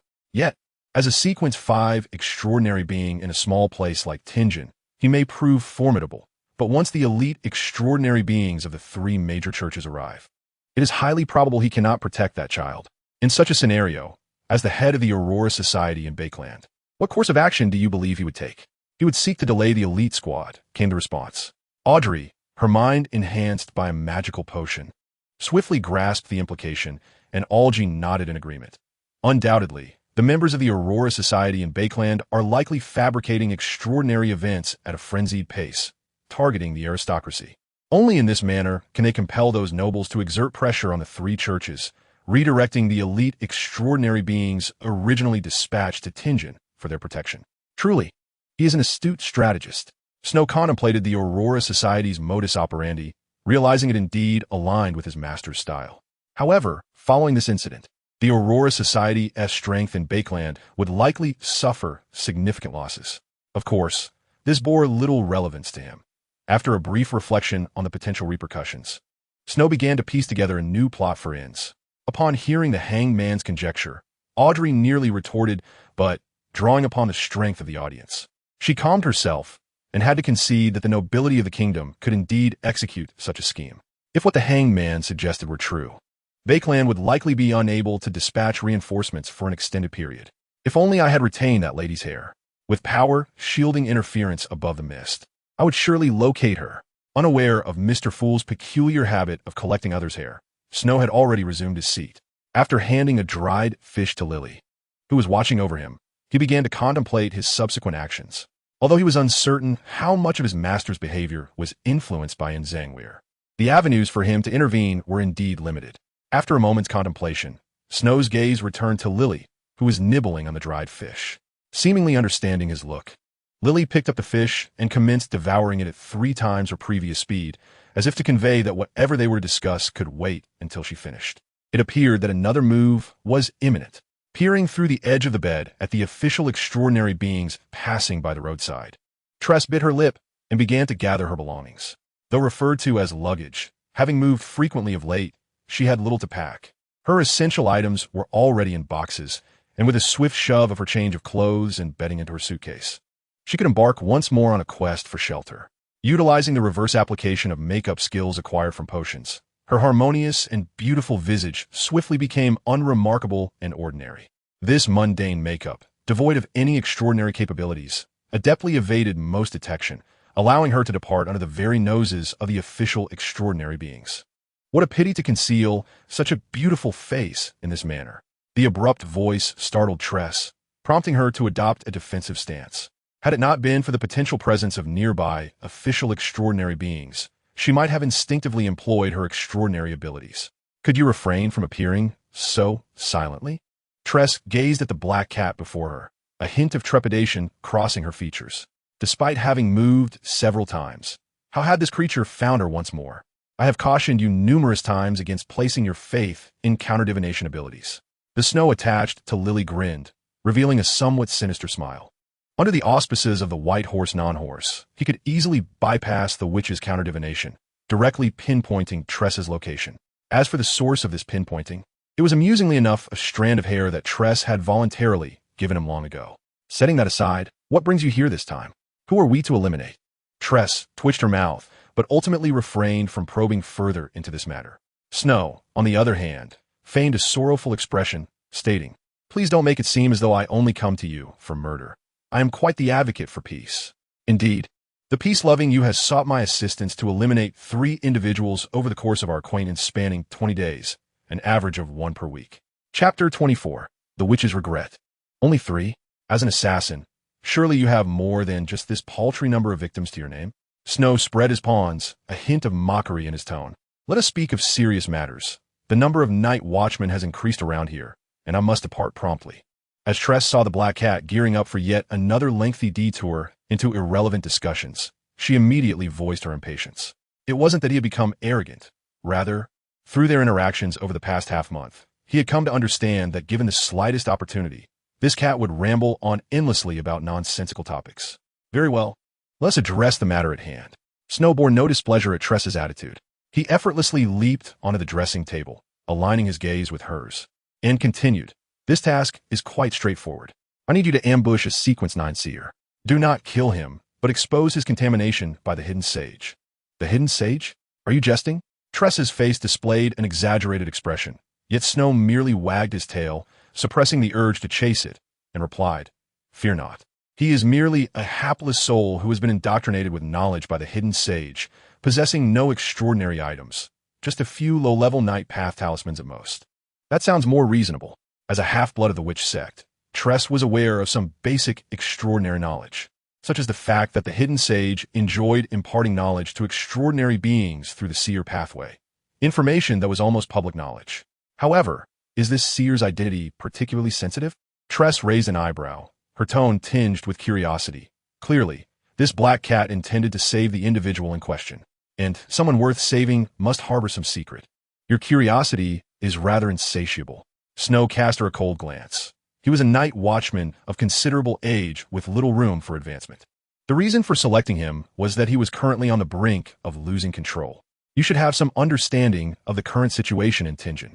I need to ensure that those official extraordinary beings remain vigilant. Then why not let him lose control directly? Tress probed, but Snow smiled and replied, "All right, I understand. I will take care of this. Please provide me with his information." Tress pondered briefly, then nodded gently. She did not believe that this cat had proposed this task solely to provide her with a guise. Nonetheless, she too required a cover. If saving that old Seer could also serve to benefit him, then she would not be at a loss. Full name unknown, commonly referred to as Old Neil.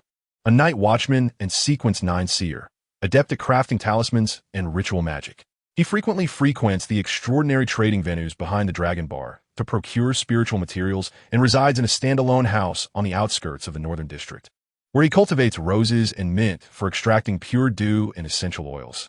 He is fond of wearing a black classical robe. Is this sufficient? Snow slowly articulated all the intelligence he recalled.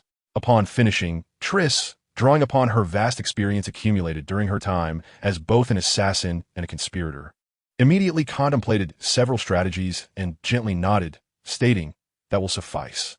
Seeing Triss acquiesce, Snow promptly adopted a demeanor indicative of business negotiations. Observing the black cat, whose expression starkly contrasted with its charming exterior, Triss slightly furrowed her brow and inquired, "Can it be divided?" "Of course. Would you like to inquire about 100 pounds first?" Snow flicked a paw, attempting to mimic a thumbs-up gesture, though he undoubtedly failed. Nevertheless, he conveyed his intentions to Triss. "Well, this matter involves the 3 major churches' 2 sequence 5s, an artifact of level 0, and a touch of divinity.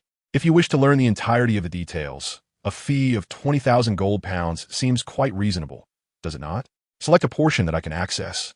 Triss replied, "And keep it within 200 gold pounds." Taking a deep breath, she realized that conducting business with this black cat could cost her several lives. However, considering the current state of Tingen, ignorance could lead to a perilous fate. After a moment's contemplation, she made her choice.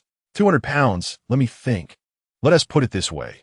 An envoy from the Aurora Society has come to Tingen in search of something, and the 3 major churches are seeking both him and the object he desires. Others wish to seize this opportunity to commit theft. Is that all? Triss questioned, listening to the black cat's tongue-twisting declarations with a hint of skepticism. "The one you mentioned who wants to steal, it wouldn't happen to be you, would it?" "Guess." Snow tilted his head adorably. Indeed, if one overlooked his malicious nature, this demeanor could evoke the tender affections of a young girl. "Let the remaining matters accrue on the tab.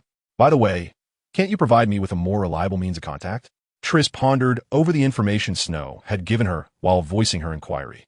"As I've mentioned, praying to my lord is the simplest and safest means of communication. If you truly refuse, you can control an ordinary person to pray on your behalf. I recall witches possess extraordinary abilities such as bewitching the heart. Do they not?" Chapter 25. Tingen's Depths. I must return to London, Beckland. Watching the black cat leap through the window, Triss immediately resumed her makeup. Yet her mind was preoccupied with the information imparted by the feline. The envoy of the Aurora Society must correspond to one of the 2 sequence 5s he had mentioned. Since it was the Aurora Society, the object of their search must pertain to that so-called divinity, or at the very least, something related to it, perhaps the divinity of the true creator. As this thought crossed her mind, Triss could not help but recall the obscure knowledge imparted by the witch's potion, understanding that utilizing divinity could facilitate the arrangement of a true god's descent. She finally grasped why Tingen had descended into its current state. However, shouldn't Beckland dispatch elite, extraordinary individuals in such circumstances? Or was this a matter of divine contention? Triss felt a pang of regret for not fully inquiring about the 1,000-pound dilemma, yet her rational mind cautioned her that the more she asked, the deeper she would become ensnared. At the very least, she now understood that Tingen's state of emergency was directed at a specific individual, rather than the so-called crackdown proclaimed by Emperor Roselle. Thus, as long as she remained cautious not to reveal her extraordinary abilities and maintained her anti-divination, she need not worry excessively. In summary, it was sufficient that they were not specifically targeting her. Triss began to formulate a plan in her mind, contemplating how to safely and reasonably disclose the information regarding the old voyeur being tainted by the clandestine sage. Meanwhile, Snow maneuvered through the streets, controlling Lily's body while contemplating his subsequent actions. Snow had no personal ties with old Neil. If anything, it stemmed solely from a former curly-haired baboon's sympathy for a character from the original work. As a wretched soul who had already traversed into this world, Snow would not recklessly place himself in danger merely out of sympathy for an original character. His choice during such a sensitive period was twofold: to stir the waters further and to entangle Tryst deeper within them. With the salvation of old Neil being merely a secondary consideration, he would only assist others when it did not jeopardize himself, and he would only seek benefits as long as it did not harm others. Well, villains were certainly not included within that protective scope. No hair plucked, no ounce taken. All integrity preserved, not burdened by matter. He mused, perhaps I could establish an organization named All Integrity? With a mental scoff, Snow veered around a narrow alley and slipped into Tinjin's not-so-spacious sewer system. The odor wafting from the sewer was surprisingly less repugnant than expected, not due to the cleanliness of Tinjin's sewage system, but rather because he was currently inhabiting Lily's body. The olfactory senses of animals differ from those of humans, much like how dogs are inexplicably enchanted by the scent of foot odor. Cats have a distinct perception of unpleasantness as well. After skillfully navigating through several narrow passages that a human body could not traverse, Snow successfully reached a moderately sized chamber. "Esteemed sir, it is I." To avoid inciting the owner's hostility, Snow spoke softly from outside the passage. "Come in." The gentleman's voice remained melodious as Snow obediently entered the passage, encountering the gentleman who, despite being in a sewer, still exuded elegance. "Is there something you require?" Relying on the power of the demon, he shepherded. The gentleman confirmed that the visitor bore no ill intent and was not being followed before relaxing and scrutinizing the black feline before him. "I have uncovered some clues." Snow gazed into the gentleman's eyes and spoke calmly. "Pray tell." The gentleman, having already confirmed that the matter involved mid to high-tier extraordinary individuals, did not expect Snow to unearth much. Yet he refrained from disheartening this promising and devout acolyte, inquiring pleasantly. "Oh." The gentleman's previously indifferent demeanor shifted slightly. He realized he might have underestimated this newcomer who had just joined less than 2 months prior. "Although I am unaware of the nature of the abilities involved, I have discerned that the primary scope of these coincidences largely falls within the purview of the Night Watch cultists," Snow asserted with a speculative tone. The gentleman nodded gently, indicating he had begun to grasp the implications. "Continue." "While I do not know what the adversary aims to achieve, if everything is indeed calculated, then their plot likely resides within the Night Church. When they make their move, they will undoubtedly devise a means to divert those who may pose a threat." At this juncture, Snow closed his mouth, for what followed was not meant to be spoken by a devotee. However, the gentleman evidently understood his implication. The distraction meant for the official extraordinary individuals was none other than himself and the divine child. Considering it from this angle, the adversary was essentially draining the energy of the official extraordinary individuals. Conversely, when the official extraordinary individuals reached their limits, the adversary would likely cast the divine child into the fray to attract them, seizing the opportunity to fulfill their scheme. Thus, as long as he kept a close watch on the Night Church, he would be able to discover the whereabouts of the divine child promptly and ascertain the identity of the mastermind. He felt no concern about his inability to extricate himself, for he had previously recorded the ability of travel with the gentleman. "Your intelligence is quite valuable. Is there anything else?" The gentleman contemplated the forthcoming actions while redirecting his gaze to the black cat before him. Though he had expressed this numerous times, the gentleman found that Snow, this newcomer, was increasingly agreeable in his eyes. He did not suspect Snow of wanting to abandon his post, as he was fully aware that the current chaos in Beckland surpassed that of Tinjin. "Are you aware of the current situation in Beckland?" The gentleman pondered for a moment before posing the question. "I glean from the Beckland Daily that the Val's party has been utterly annihilated." Snow's words seemed disjointed. Yet the gentleman comprehended. The Val's party, a criminal organization bolstered by the Aurora Society in the Eastern District of Beckland, comprised many true believers of the Creator, including a number of secret practitioners. The obliteration of the Val's party fundamentally signifies that the influence of the Aurora Society in Beckland is currently facing immense peril. Chapter 26. Return to Beckland. It has been noted that the number of people around you has significantly dwindled lately. What has transpired? In the underground trading hall of the Evil Dragon Bar, Triss, adorned with makeup, appeared to be engaging in idle chatter with the proprietor. As the former captain of the Punisher squad in Tinjin, Sven was equally on edge, his presence in the bar ostensibly for profit. was in truth a surveillance mission over the patrons. Although he believed that a figure of his caliber, designated as Sequence 5, would scorn such a low-tier trading platform, one could never be certain that he might suddenly desire to recruit a few subordinates. After all, the Aurora Society has been at odds with the Storm Church since its inception, even if the potential hazards of that sequence rendered it unusable internally. The Punishers were still well aware of the materials required. Over a fortnight ago, a queen bee herb was procured, along with some pure dew and essential oils. Lacking any materials related to secret practitioners, and with their appearance preceding the gentleman's departure from Beckland, it was likely that only a formula or fragmented information had been acquired. Their recent resurgence could either indicate an attempt to discreetly procure materials to avoid exposure or the acquisition of a complete formula. Drawing from years of experience, Sven swiftly deduced that under normal circumstances, he would have alerted the Punisher Squad to follow this lead and investigate the potential emergence of an extraordinary organization or recruit a couple of informants. However, given the heightened tension among all extraordinary individuals in Tingen, it was unnecessary to shoulder additional burdens for a minor character. Observing that the individual had yet to purchase anything indicated that she was likely still searching for another extraordinary material. It could wait until the storm had passed before pursuing further inquiries. Not asking then, "By the way, that old man just greeted you. Are you familiar with him?" Triss waved her hand dismissively, as if genuinely bored and merely seeking conversation. Though filled with impatience, Sven turned his gaze in her direction and indeed recognized a familiar figure. Despite having been retired for a considerable time, Sven's instincts as a former captain of the Punishers remained keen. Upon seeing her inquire about an active night watchman, he suppressed his irritation and prepared to extract information. That was old Neil, a penniless elder, who had become increasingly obsessed with matters of mysticism over the years.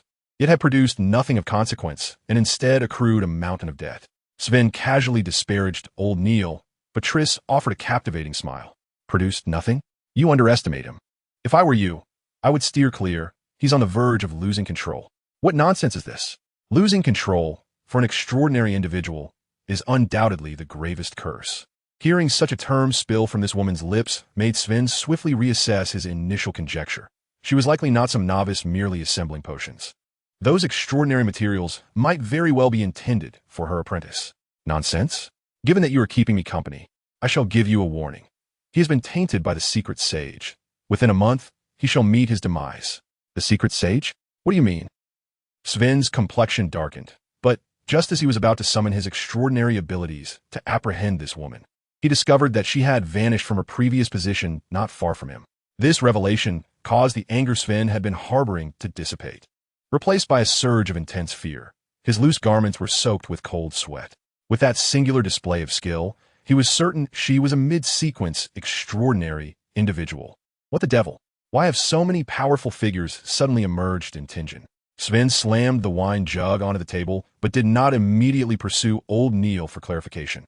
If old Neil were indeed tainted by the secret sage or some other force, confronting him could provoke a reaction that might lead to his losing control. More like, find a patrolling night watchman on the street and inform them that a wild mid-sequence extraordinary individual has reported that old Neil is tainted by the secret sage and is on the brink of losing control. Have him summon Dunn Smith immediately, quickly, at the same time that Triss, relying on her superior sequence, brusquely communicated the situation regarding old Neil to the authorities. Snow had just exited the editorial office of the Tarsak Daily. The negotiations for the publication of his work proceeded exceedingly smoothly. Not to mention that the tale of Phantom Blood was perfectly aligned with the aesthetic sensibilities of the current era. The editor could not possibly refuse Snow's charming visage. Furthermore, Snow had business dealings with the director of the Tarsak Daily, having previously treated the director's wife's dog. Ahem. In summary, the publication of the novel version of Phantom Blood was exceptionally successful, and it is believed that soon, the readers of the Tarsak Daily in Beckland will delight in the serialized updates, one installment at a time. After paying for the cab fare, Snow gazed at the streets, steeped in Victorian charm, relieved that the ground was quite clean. Perhaps I owe that to the delightful taste of Mr. Tao, the Yellow Witch. Although he nominally resided here, in reality, since his arrival in this world, Snow had spent merely one night in this grand residence. After consuming the potion of the secret practitioner, he arrived in Tingen by train the following day. To call it a mansion would be an exaggeration. It was merely an ordinary detached house. Excluding the modest garden, The total living area across its 2 stories was around 100 square meters, yet in this geographic location, it undoubtedly qualified as a mansion. It was akin to comparing a 50-square-meter apartment in a third-tier city beyond the 7th ring with one situated within the 3rd ring of the capital. The concepts were entirely different. However, in a certain light, Snow would prefer to believe his previous self was a dilapidated individual from the East District. And the reasoning was simple. Directly across from his home was the residence of the gentleman, or more accurately, the venue for the gentleman's clandestine gatherings. The unfortunate child of his previous self had caught the gentleman's eye for the very reason that he epitomized the corporate culture of the Aurora Society. Chapter 27. Tremble, Klein. Dunn's tone bore a clear sense of dread. He had come perilously close to losing yet another teammate for what could be deemed a ludicrous reason. All is well. Klein immediately felt some relief, yet Dunn sighed and said, "It's all right, Captain. Old Neil mentioned that I have grasped all that can currently be accessed. The rest is merely a matter of practice." Klein gently shook his head, and Dunn managed a strained smile. He has truly absorbed a portion. Meanwhile, Triss, sensing the feedback from the potion, displayed a look of astonishment. In just a few hours, the amount of potion she had digested far exceeded the feedback she had accumulated from months of hexing civilians. What could be the underlying principle? Was it that playing the witch yielded better results? Or was there some latent feedback mechanism at play? While she was aware of the acting method, she remained oblivious as to why it could facilitate the digestion of potions. The value of such a question was incalculable. As Triss pondered, she felt a surge of frustration. That fellow had left her with no means of contact. In other words, unless she prayed to that unknown entity, she would have to wait for them to approach her. At that moment, Snow remained unaware of Triss's musings, as he was nestled in his study, drafting a plan in Chinese. Although his choice paralysis had gradually begun to diminish with the digestion of the potion, preventing him from spiraling out of control at the slightest option, the brief span of 2 weeks had already instilled in him the habit of preparing contingency plans. With the revered Master Ramju, Jade, before us, it is prudent to have several alternative plans at hand. By enumerating all options in advance and weighing their pros and cons, one can avoid the arduous task of decision-making when the moment of truth arrives. The ominous undercurrents of Beckland, rife with the lunacy of those attempting perilous rituals within the Aurora Society, bear no relevance to Snow, who resides in the West End. After all, no matter how deranged the members of the Aurora Society may be, they are unlikely to disturb the tranquility of his doorstep. The legacy left to him exceeds £20,000, a sum ample enough to sustain a respectable lifestyle for several years without indulging in luxury, even by Beckland's price standards. Although this entails a daily expenditure on food exceeding £3, such a cost pales in comparison to the value of safety. As the clock ticks, Snow glances at the timepiece once more. Only 10 minutes remain until 3 o'clock. Skillfully striking a match, he incinerates today as plans, invoking the reverse divination ability of Sequence 7 to obliterate any vestige of the document S existence in this world. Lily, meow. At the sound of Snow's summons, Lily, concealed in some obscure corner, promptly emerges, purring as she gazes at the cat food Snow pours into her dish. Before I awaken, do not allow anyone near the house. And for heaven's sake, avoid any fatalities, understood? Snow places the dish before Lily, offering his customary instructions. Lily nods, displaying a surprisingly human-like smile, before burying her face in the food. Observing Lily, who appears either blissfully ignorant or genuinely simple, Snow turns and settles into a comfortable position, awaiting the tidal wave of crimson light that approaches. Good afternoon, Mr. Fool. Good afternoon, Mr. Hangman. Good afternoon, Mr. Devil. The sweet and joyful voice of Miss Justice resonates in his ears, pulling Snow from a momentary haze as he adjusts his posture and reciprocates the greetings to the members of the Tarot Society. Mr. Fool. This time I bring a page from Roselle's diary. After Miss Justice and Mr. Hangman express their inability to locate the diary, Snow places a hand on his chest, bowing respectfully. As he speaks, a dark red fountain pen and a piece of tawny parchment materialize before him. Though inexperienced, under Miss Justice's enthusiastic guidance, Snow swiftly learns to wield them, neatly inscribing square characters upon the paper. Once the pen is capped, the parchment appears before Mr. Fool, who, upon glancing at it, is momentarily taken aback. For this marks the first time since his arrival in this realm that he has encountered such meticulously crafted Chinese characters. Could it be the original manuscript of Roselle? A thought flickers in Klein's mind, yet as he comprehends the text, he nearly falters in maintaining the persona of the fool. For he reads a rather startling opening line. At last, I have obtained the formula for the diviner's potion. It is time to begin gathering the materials. Roselle, dear Roselle, I hope you have not deceived me. This is not Roselle's diary. Klein feels a wave of confusion wash over him, yet simultaneously, an exhilarating emotion begins to burgeon within him. Chapter 28. The Diary of Panradacus. This is not Roselle's diary. Klein is astounded, yet his gaze continues to traverse the text. February 5th. The process of collecting the materials for the diviner has been relatively smooth. Most can be procured at gatherings of ordinary mysticism enthusiasts. However, this ability seems rather mediocre. Am I truly being led astray by Roselle? Or does he imply that a better outcome does not merely hinge on ability? Upon reaching this juncture, Klein's gaze shifts upward, returning to the date he had previously overlooked. February 2nd. February 6th. The power of the diviner's potion requires a corresponding level of esoteric knowledge to be effective, which compels me to delve into those arcane studies. Perhaps I should have chosen the thief archetype. February 7th. The diviner's abilities prove remarkably useful. He is eager to inquire about the provenance of this diary from Mr. Devil, but he swiftly dismisses the notion. Once the question is posed, regardless of the form it takes, it would inevitably alert the devil and the other members to the diary's significance. Suppressing his curiosity, Klein dismisses the notes in his hand with a wave. Adopting a gentle tone, "Very well, what reward do you seek? Consider it a tribute to Mr. Fool for granting me the opportunity to pray," Snow replies respectfully, eliciting surprise from Miss Justice and Mr. Hangman. A tribute? A prayer? Has Mr. Devil also prayed to Mr. Fool? Miss Justice, with her limited understanding of the extraordinary community, struggles to grasp the profound implications, recalling that not long ago, she too had beseeched Mr. Fool for a pleasant dream.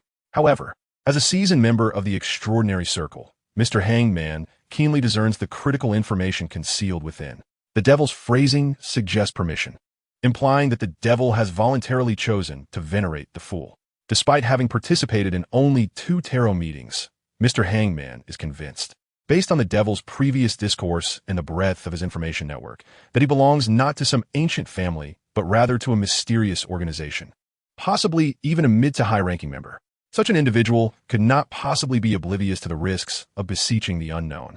Or could it be that he perceives the potential rewards of appealing to the fool as outweighing the inherent dangers? In this light, my prior conjecture appears to hold true. The fool indeed embodies an ancient entity, and the family to which the devil belongs likely possesses knowledge of this being, perhaps even as adherents to its cult. Observing Mr. Hangman's ethereal form slip into contemplation, Klein does not linger, but states calmly, "Agreed." He then casts his gaze towards Miss Justice, Mr. Hangman, and Mr. Devil, continuing, "You may converse freely." Upon hearing Mr. Fool's pronouncement, Audrey, who has been unable to locate Roselle's diary, immediately speaks up. "Mr. Devil, I have procured the tail feathers of the agate peacock and the fangs of the spotted serpent you sought. How shall I deliver them to you? Simply pray to Mr. Fool." Snow initially intends to respond thus, but suddenly recalls that little son has yet to join the society, and Klein has not even begun to comprehend the diviner's potion, making the offering and bestowal impossible. However, the potion of the instigator is not yet needed, so it is better to allow Justice to keep it for now. Just as Snow prepares to articulate this thought, a spark of inspiration ignites in his mind, leading Mr.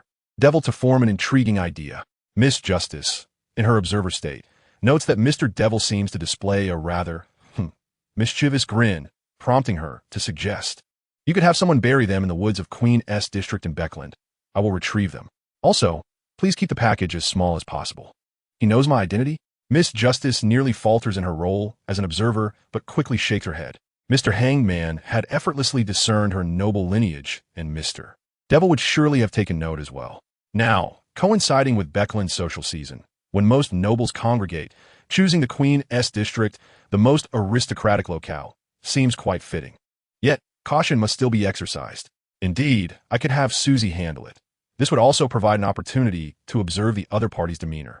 Although Audrey chastises herself for the impropriety of attempting to clandestinely investigate the identities of Tarot Society members, her curiosity proves irresistible.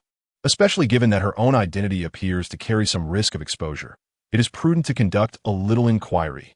As she pondered this, Audrey finally resolved to take action. She nodded and said, "All right, I will arrange for it to be done.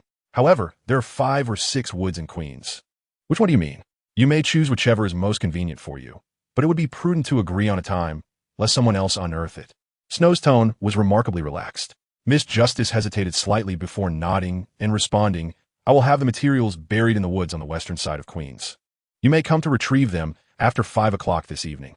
Undoubtedly, this diary likely belonged to another traveler, mistakenly submitted to Mr. Demon as the Russell Diary due to its being inscribed in Chinese characters. Judging by the meticulous handwriting, it might very well be the original manuscript. While the possibility of the original manuscript being lost to the world cannot be dismissed, Klein still sensed that this manuscript could be linked to Mr. Demon. In the realm of mysticism, intuition signifies that the spirit is providing hints.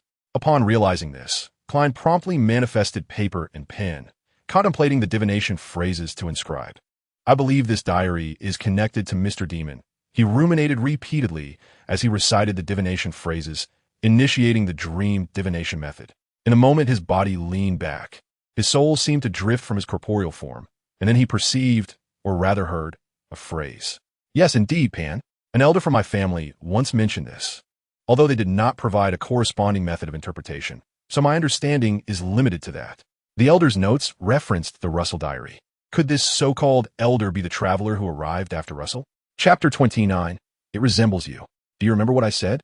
In the opulent villa of the Hall family in Queens, Audrey placed a parcel the size of a Rubik's Cube into the concealed leather pouch nestled within Susie's golden fur, asking with a hint of concern. Though it was crafted by Mr. Seds, it ranked among the least expensive of Audrey's collection. After some deliberation, she felt a twinge of guilt towards Mr. Seds. "Understood. Bury the parcel in the woods and hide quietly, then observe who comes for it." Susie obediently nodded, reiterating Audrey's instructions. Hearing Susie's words, Audrey gently nodded and further emphasized, "The individual is likely aware of the existence of extraordinary creatures, so you must act as much like a dog as possible." "But I am a dog." Susie found it somewhat perplexing, as if someone had suddenly told her to disguise herself as a human. "Well then, let's proceed with caution." Audrey found herself momentarily at a loss for words, uncertain how one might embody a dog more convincingly. Thus, she could only place her trust in Susie. "Good luck."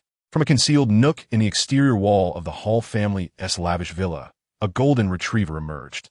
It must be noted that not only cats, but dogs too can squeeze through openings seemingly far too small for their size. Ears perked up, Susie surveyed her surroundings with vigilance. Although it was not her first time, she still conducted a cautious reconnaissance before swiftly departing from the secret exit. Despite the seriousness of Audrey's instructions, Susie's adventure proved surprisingly effortless. In approximately 5 minutes, she arrived at the familiar woods where she often took strolls, quickly digging a hole like her canine counterparts and depositing the small parcel from her bag within. Only her eyes peered out from the foliage, patiently waiting for the individual to retrieve the item. Had Audrey known of Susie's watchful stance, she might have wished to demonstrate the fainting technique learned from her etiquette teacher. However, in Susie's understanding, a dog should observe quietly. Had Audrey not instructed her to hide, she would likely have sat by the roadside, basking in the sun as she waited. Although she was on watch, Susie's surveillance did not last long. After about 10 minutes, her nose twitched slightly, and then a dark figure entered her line of sight. "My heavens, is that a cat?" Susie nearly yelped but quickly pressed her paw to her mouth. The black cat that appeared seemed oblivious, striding with an air of regal elegance, as if surveying its domain. Initially, Susie doubted her instincts, thinking it may merely be a passing feral cat. However, she soon observed the feline approach the spot where she had buried the parcel, gently sniffing before. With a grace entirely distinct from a dog's, it began to dig up the soil. Susie was momentarily struck by the revelation that even digging could be executed so elegantly. She remained crouched in the thicket, silently watching as the black cat, dusting off its paws with minimal soil, retrieved the package. Just as the cat extracted the small parcel from a hole, it suddenly turned its head, casting a glance at Susie that seemed laced with disdain. "It noticed me." Startled by Lily's gaze, Susie promptly turned and fled towards the Hall villa, while Lily emitted a derisive sound and darted off to the west with the package in her mouth. Woof, woof, woof. Within the music room of the Hall villa, the melodious strains of the piano resonated beautifully, but as the piece neared its climax, a cacophony of discordant barks disrupted the harmony.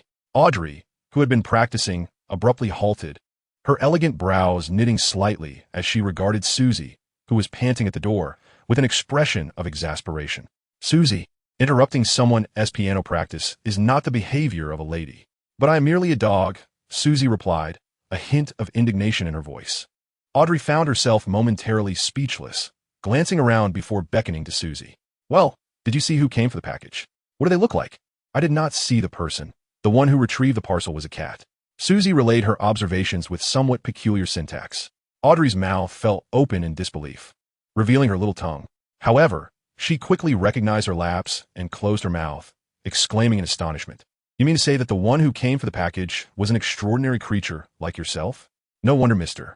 Demon reacted differently when I inquired about whether pets consumed potions. Whether it was an extraordinary creature, I cannot say, but I believe it noticed me. And that cat resembled you. How could a cat possibly look like me? Audrey was bewildered by Susie's somewhat awkward grammar, yet Susie shook her head and clarified. Not in appearance, but in essence. Yes, just as you said, that cat possessed a lady-like demeanor. A lady-like cat? What might that imply? Curiosity bloomed within Audrey, even sparking thoughts of consulting Mr. Demon about the experience of raising extraordinary pets. This marked her first independent mission, despite still bearing a trace of Snow's will. The entire process, devoid of external direction, filled her with a sense of pride.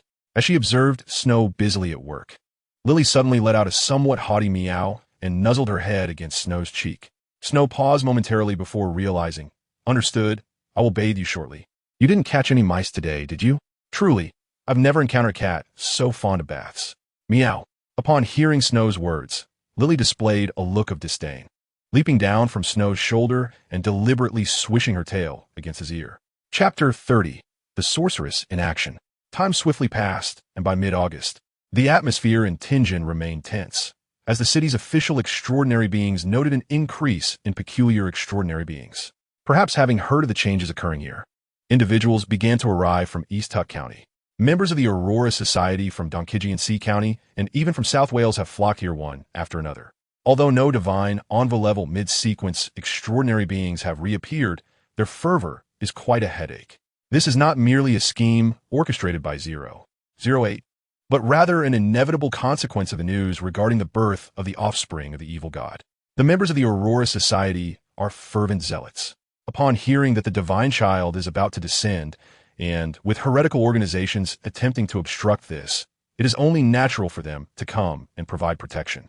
While divine, on-the-level mid-sequence beings might still retain some semblance of rationality, the secret supplicants and listeners are utterly deranged. Even the authorities, sensing the ominous atmosphere, have begun to withdraw extraordinary beings from other regions, yet they find themselves overwhelmed by the suicidal assaults of the Aurora Society members, rendering their efforts a mere drop in the bucket. In truth, the casualties among the official extraordinary beings have not been significant according to their deployment. Yet the madness that envelopes the members of the Aurora Society is tainted by the corruption of the evil god. A mid-sequence powerhouse of Sequence 7 merely gazing at a Sequence 9 dreamscape will inevitably succumb to this corruption, let alone the malevolent aura they actively unleash during combat. The lower-tier members of the Aurora Society are perishing in increasing numbers, yet this is a matter of no concern for the society itself. With a true deity in their favor, they are far from lacking in Sequence 9 extraordinary traits. What? Personnel? That is a jest. In this era, there is no shortage of people. A simple stroll through any city's slums reveals countless individuals willing to risk their lives for a mere meal. As for loyalty, it matters not whether they were faithful before consuming the potion. After partaking, they will surely be loyal. A mere Sequence 1 aura can directly corrupt an ordinary person into a werewolf or a living corpse, even without extraordinary traits. Producing low-tier potions using genuine aura is not impossible, albeit with a higher risk of losing control. Fortunately, among these peculiar extraordinary beings, there are those who are not solely the deranged members of the Aurora Society, such as the female extraordinary being who first appeared at the beginning of August. Her activities are remarkably frequent.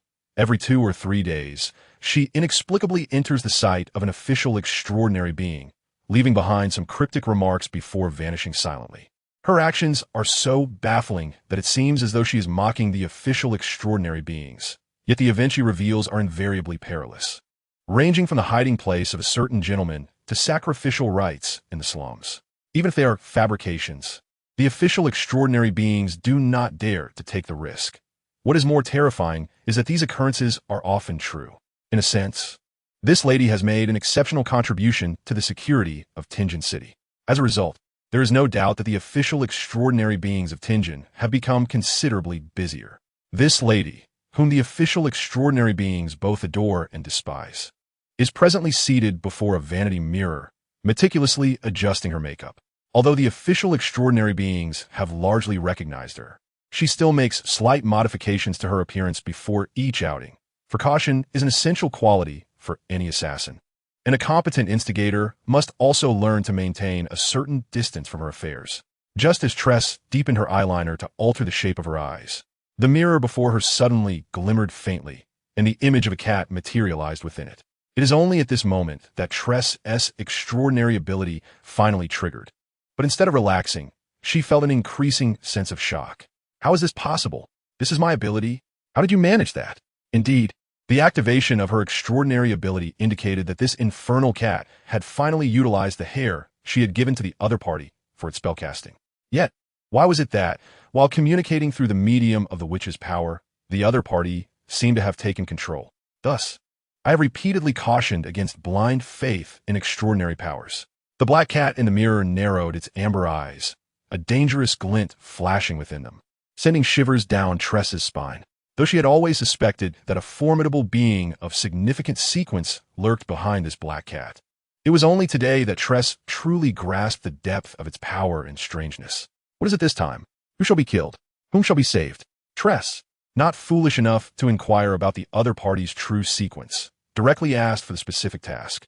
The black cat, evidently pleased with her perceptiveness, revealed a somewhat chilling smile and pointed a claw toward the mirror, stating, "Find a girl named Elizabeth. She is a student at Ivos Academy, and her family owns an estate in Ramdatown. I believe this information is sufficient for you to locate your target."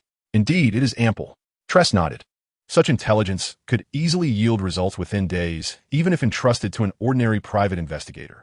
However, she was acutely aware that this task would not be so straightforward. To avoid the cat flaunting its distasteful verbal artistry, she directly inquired, "What happens after I locate her? After finding her, confirm whether she is haunted by vengeful spirits. If so, inform Mr. Klein Moretti, who resides at number 2 Daffodil Street. He is an official extraordinary being. Yes, you may also tell him that the vengeful spirit is connected to an amnesiac with a mole on their earlobe." The black cat's smile grew increasingly sinister, and Tress nodded an acknowledgement before asking, "And if she is not?" "If she is not, then you are to seek out that diviner and inform him that there are clues related to his altered fate within the ancient castle of Ramdatown, as well as regarding the amnesiac with the mole on their ear." The black cat leisurely licked its forepaw, articulating its demands in a languid manner, before gently tapping the mirror. "This is all for now. The difficulty is not great, involving only one sequence 9 throughout the entire process. I shall grant you an inquiry allowance of 500. Feel free to pose any questions you may have. I would like to first know why the act of impersonation can digest potions." Tress promptly asked the question she had long wished to pose. Over the past few days, her life had revolved around relying on her invisibility and her Sequence 7 status to trail the listeners of the Aurora Society, subsequently relaying their vile plans to the authorities. Though she could not match the feedback received from exposing the hidden pollution of the Sage Sequence 9, it was far more efficient than slaughtering civilians. Oh dear, that question, while I do know the answer, is a pivotal inquiry that points to the core of the art of impersonation. It seems you currently possess an allowance of only 1,300, which is utterly insufficient. Chapter 31. Digestion and Being Digested. 5,000. The black cat stated without hesitation a number that the current fool could scarcely fathom, causing Tress to furrow her brow. Is this roughly equivalent to the bounty of a Sequence 6 pirate? Although she was still unaware of the potion formula of the pleasure which, the name had been shared by Snow, Tress, as a wandering assassin, found it quite common to participate in the narrative of the Black Flag, thus immediately drawing parallels to the pirate's bounty. Of course, this comparison stemmed from another reason. The bounty on pirates is typically commensurate with the price of their Sequence's potions. In other words, if the bounty for a Sequence 6 pirate is 5,000, then the total cost of the primary materials for a Sequence 6 potion would roughly align with this figure. Naturally, bounties may increase due to their misdeeds, and potion materials may also be marked up, but it is unlikely to be far off. No problem, put on my tab. I will assist you with 3,700 worth of tasks in the future. Now, provide me with the answer. When did you acquire the illusion that I can extend credit? The black cat displayed a somewhat teasing expression, its amber gaze seemingly piercing through the mirror and directly into Tress's heart. Tress's excellent emotional management skills enabled her to forcibly suppress her feelings. She took a deep breath and then said, "So, what can I learn with the 1300? For example, if your question concerns what money can be used for, a 100 answer would be that it can buy food. A 500 answer would be that it can purchase a house for rental. And for 1000, I would tell you about investment opportunities and recommend suitable projects. At 5000, I would even divulge how to exploit loopholes in banks and swindle them." The black cat's tone was imbued with an enticing allure. After a moment's contemplation, Trellis gathered her thoughts and replied, "Then let us proceed with the purchase of the 1000 portion." "No problem." The black cat nodded, a smile gracing its features. "It's not about mastery, it's about assimilation. It's not about excavation, it's about performance. You've heard that phrase before, haven't you? Of course. Don't tell me that S worth £1,000. No, that S merely a 100 portion, and the 500 pertains to the notion of merely performing. Oh, so it seems I've inadvertently gifted you 500. I hope you can expedite your explanation, so I may assist you sooner in locating that Isabella." Trellis gritted her teeth as she forced out a few words, prompting the black cat to flick its tail and adopt a mock fearful expression. "All right. Do you know about the extraordinary traits that manifest from the deceased extraordinary beings? Good. To put it simply, every potion contains the lingering spiritual imprint of its former owner. However, this previous owner is not necessarily the former extraordinary being. The process of assimilation is far more complex than merely digesting the potion. But the knowledge you seek is beyond what you've paid for, so I shall omit it for now." At this point, Trellis's pupils visibly dilated, unmistakably indicative of her astonishment. Yet she refrained from posing any questions.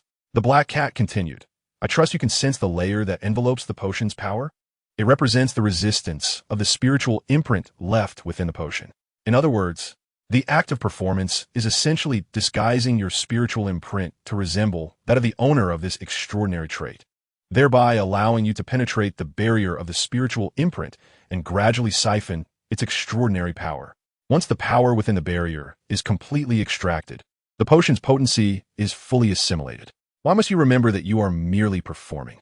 Because if you forget this and allow your spirit to align with that imprint, it will merge with your essence, leaving you to question whether you are truly yourself or the former owner.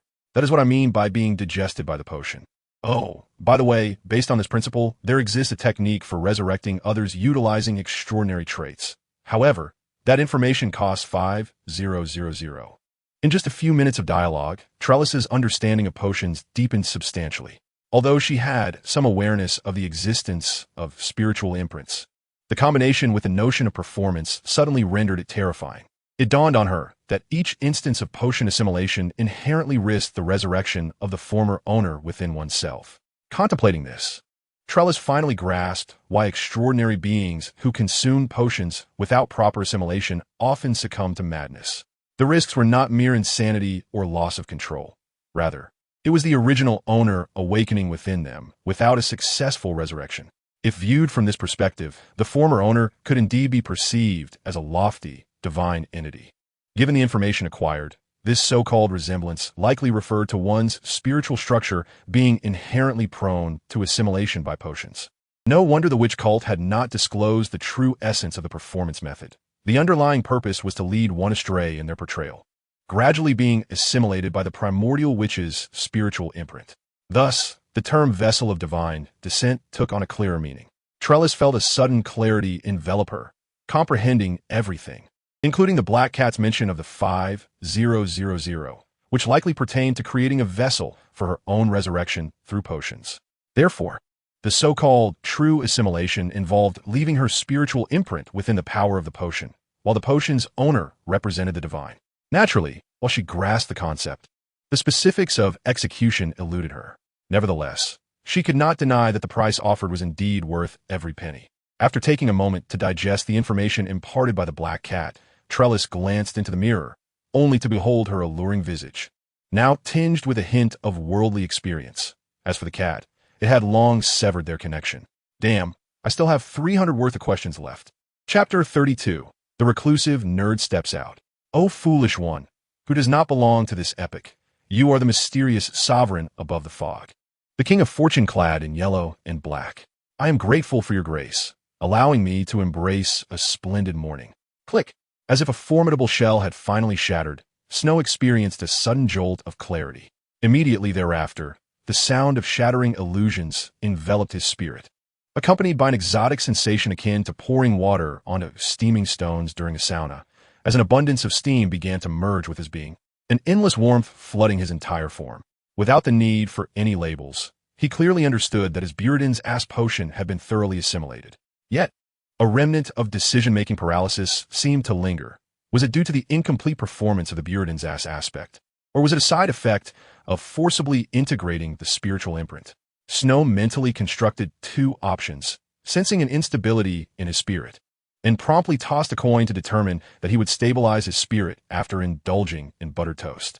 Although this spiritual instability was far improved compared to the near loss of control he had experienced with prior choices, it was still insufficient to genuinely affect his mental state. Therefore, he resolved to avoid considering the promotion to Pavlov's dog for the moment and instead attempted to embody Buridan's ass, seeking to digest the residual negative effects. As for how to portray Buridan's ass, it was quite simple. Face numerous choices and make the right decisions. Having reached this conclusion, Snow concluded his hermit existence, rehanging the open for business sign at his door. He donned his half-height silk top hat and double-breasted formal suit, concealing his handsome visage within the shadows of his hat.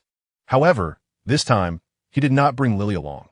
Firstly, because she needed to assume the role of an assassin, and secondly, her distinctiveness would make it easy for her to be recognized, jeopardizing their cover.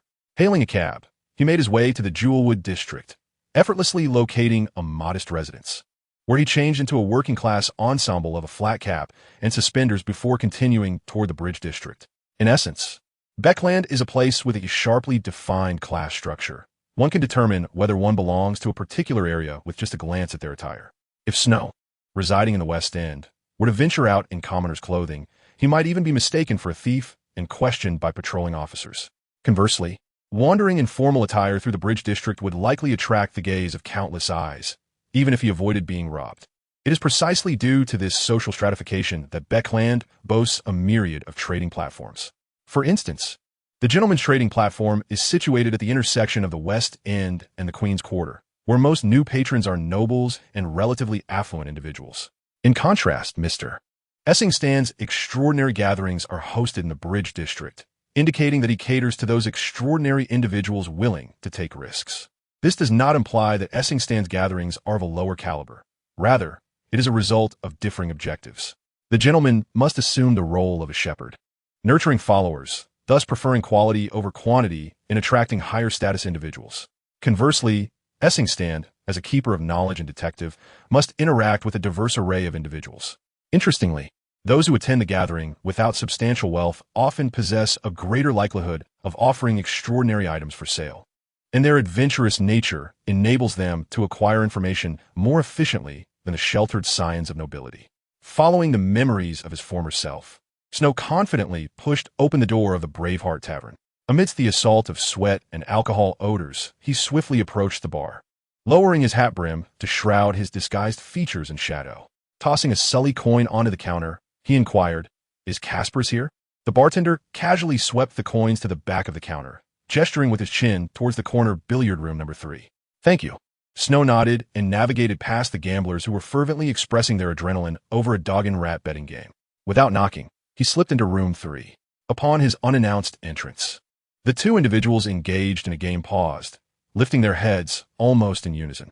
However, upon catching sight of the slightly raised brim of Snow's hat, the elderly gentleman with a prominent nose promptly set his cue aside and, with an air of familiarity, remarked, "I thought you were dead after all this time. I almost thought my demise was imminent as well." Snow shrugged, observing as the other person discreetly vacated the room. A faint smile of resignation surfaced as he continued. "To be honest, had it not been for the downfall of the Walls party, I would still be holed up in Tingen. You should have come directly to me when you realized you were being followed, instead of leaving a letter and departing for Beekland. It was a matter that could have been resolved with a little money. Clearly, you don't trust me." Casper's tone was somewhat agitated. Snow merely shook his head in response to the old man, saying, "It's not as simple as you think. The Walls party has its own backing. Who knows if the connections on your end would be even worse? You are aware that in my profession, connections are paramount. If I tarnish my reputation, how will I survive? Reputation? The esteemed veterinarian? Or the notorious killer of noble women? Your deceased father spent his entire life attempting to restore his noble status, only for you to focus on rekindling relations with noble women. Is that not so? Kaspariz's words were quite blunt. Snow let out a dry chuckle, swiftly changing the subject. On another note, I wish to inquire about that gathering you mentioned. Forget about it for now. Kaspariz interrupted Snow, though the gathering is still ongoing. The atmosphere is rather peculiar. I presume you have heard rumors? He added, let us wait until the storm passes. Hearing Kaspariz's words, Snow felt a slight sense of relief, not because the gathering was still in session, but rather because he found Kaspariz trustworthy.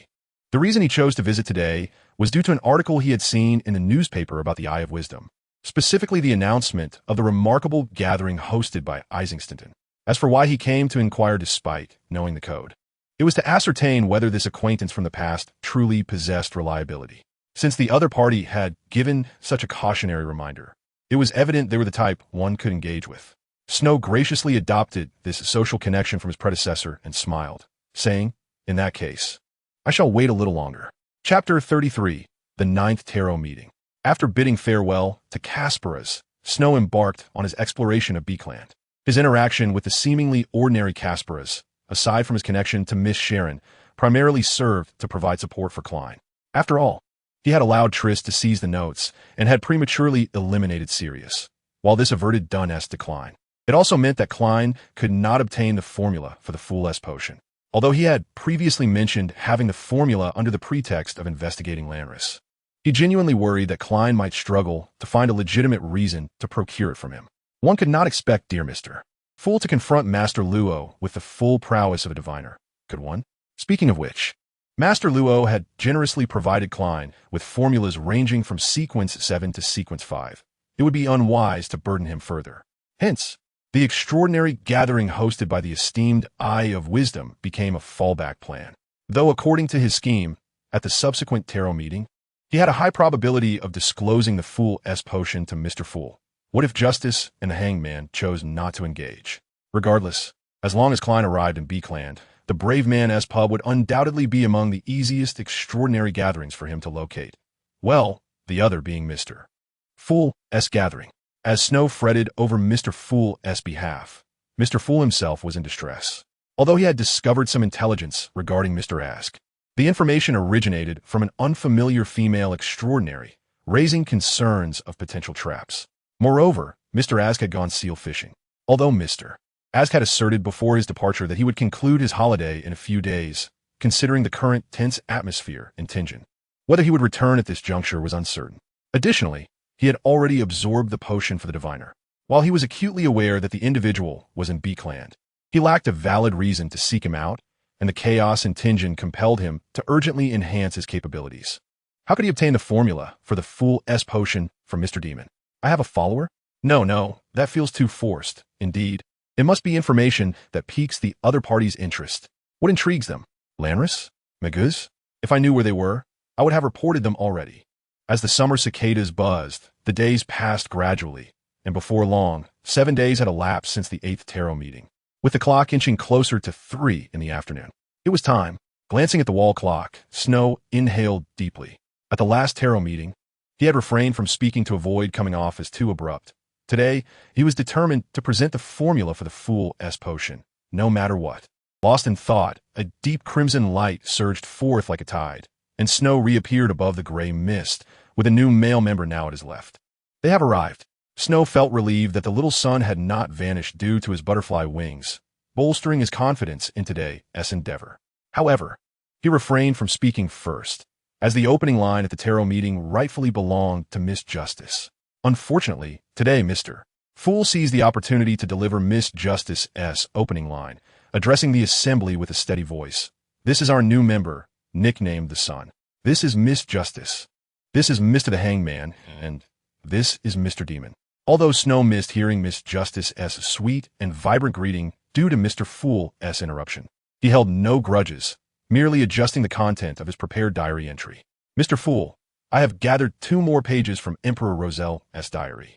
After a brief silence, Miss Justice joyfully responded, yet Snow did not rush to speak, for he was waiting for a crucial piece of information. New diaries? Klein's spirit was instantly invigorated upon hearing this, temporarily setting aside the pressing matter of how to extract the potion formula from Mr. Demon. He chuckled lightly. Excellent.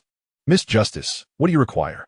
Miss Justice naturally requested the formula for the mind reader potion, and the son timely interjected. He needed to ascertain whether Mr. Fool had indeed risked peering into the blood of the eternal radiance. If so, that would be splendid. If not, he would have to take a risk and entice Klein into taking that perilous plunge. Fortunately, Mr. Fool remained his reckless self, readily presenting the formula for the Bard-S potion and completing a triangular transaction. Finally, in the midst of the silence, Snow seized the moment to speak. Mr. Fool, I have also memorized a page from Emperor Rosel's diary. Memorized? It seems Mr. Demon possesses quite a collection of Rosel's diaries. Klein observed as Miss Justice began to materialize the diary, promptly inquiring, then, what do you wish to obtain? I hope to acquire a piece of high-powered extraordinary equipment, such as demon-hunting bullets or talismans, one-time use items that possess a potency of sequence 7 or above. While a single page of a diary may not warrant such a price, I do possess a batch of diaries, though it will take time for me to memorize them. Additionally, I have a collection of potion formulas, but no channels for sale. I hope to leverage other members' resources for that purpose, and I can offer 30% of the transaction amount as remuneration, hoping that Mr. Fool could facilitate the notarization. A collection justice and the hangman were both astounded by the numerical unit of Mr. Demon, while simultaneously harboring curiosity about the precise composition of Mr. Demon's formula.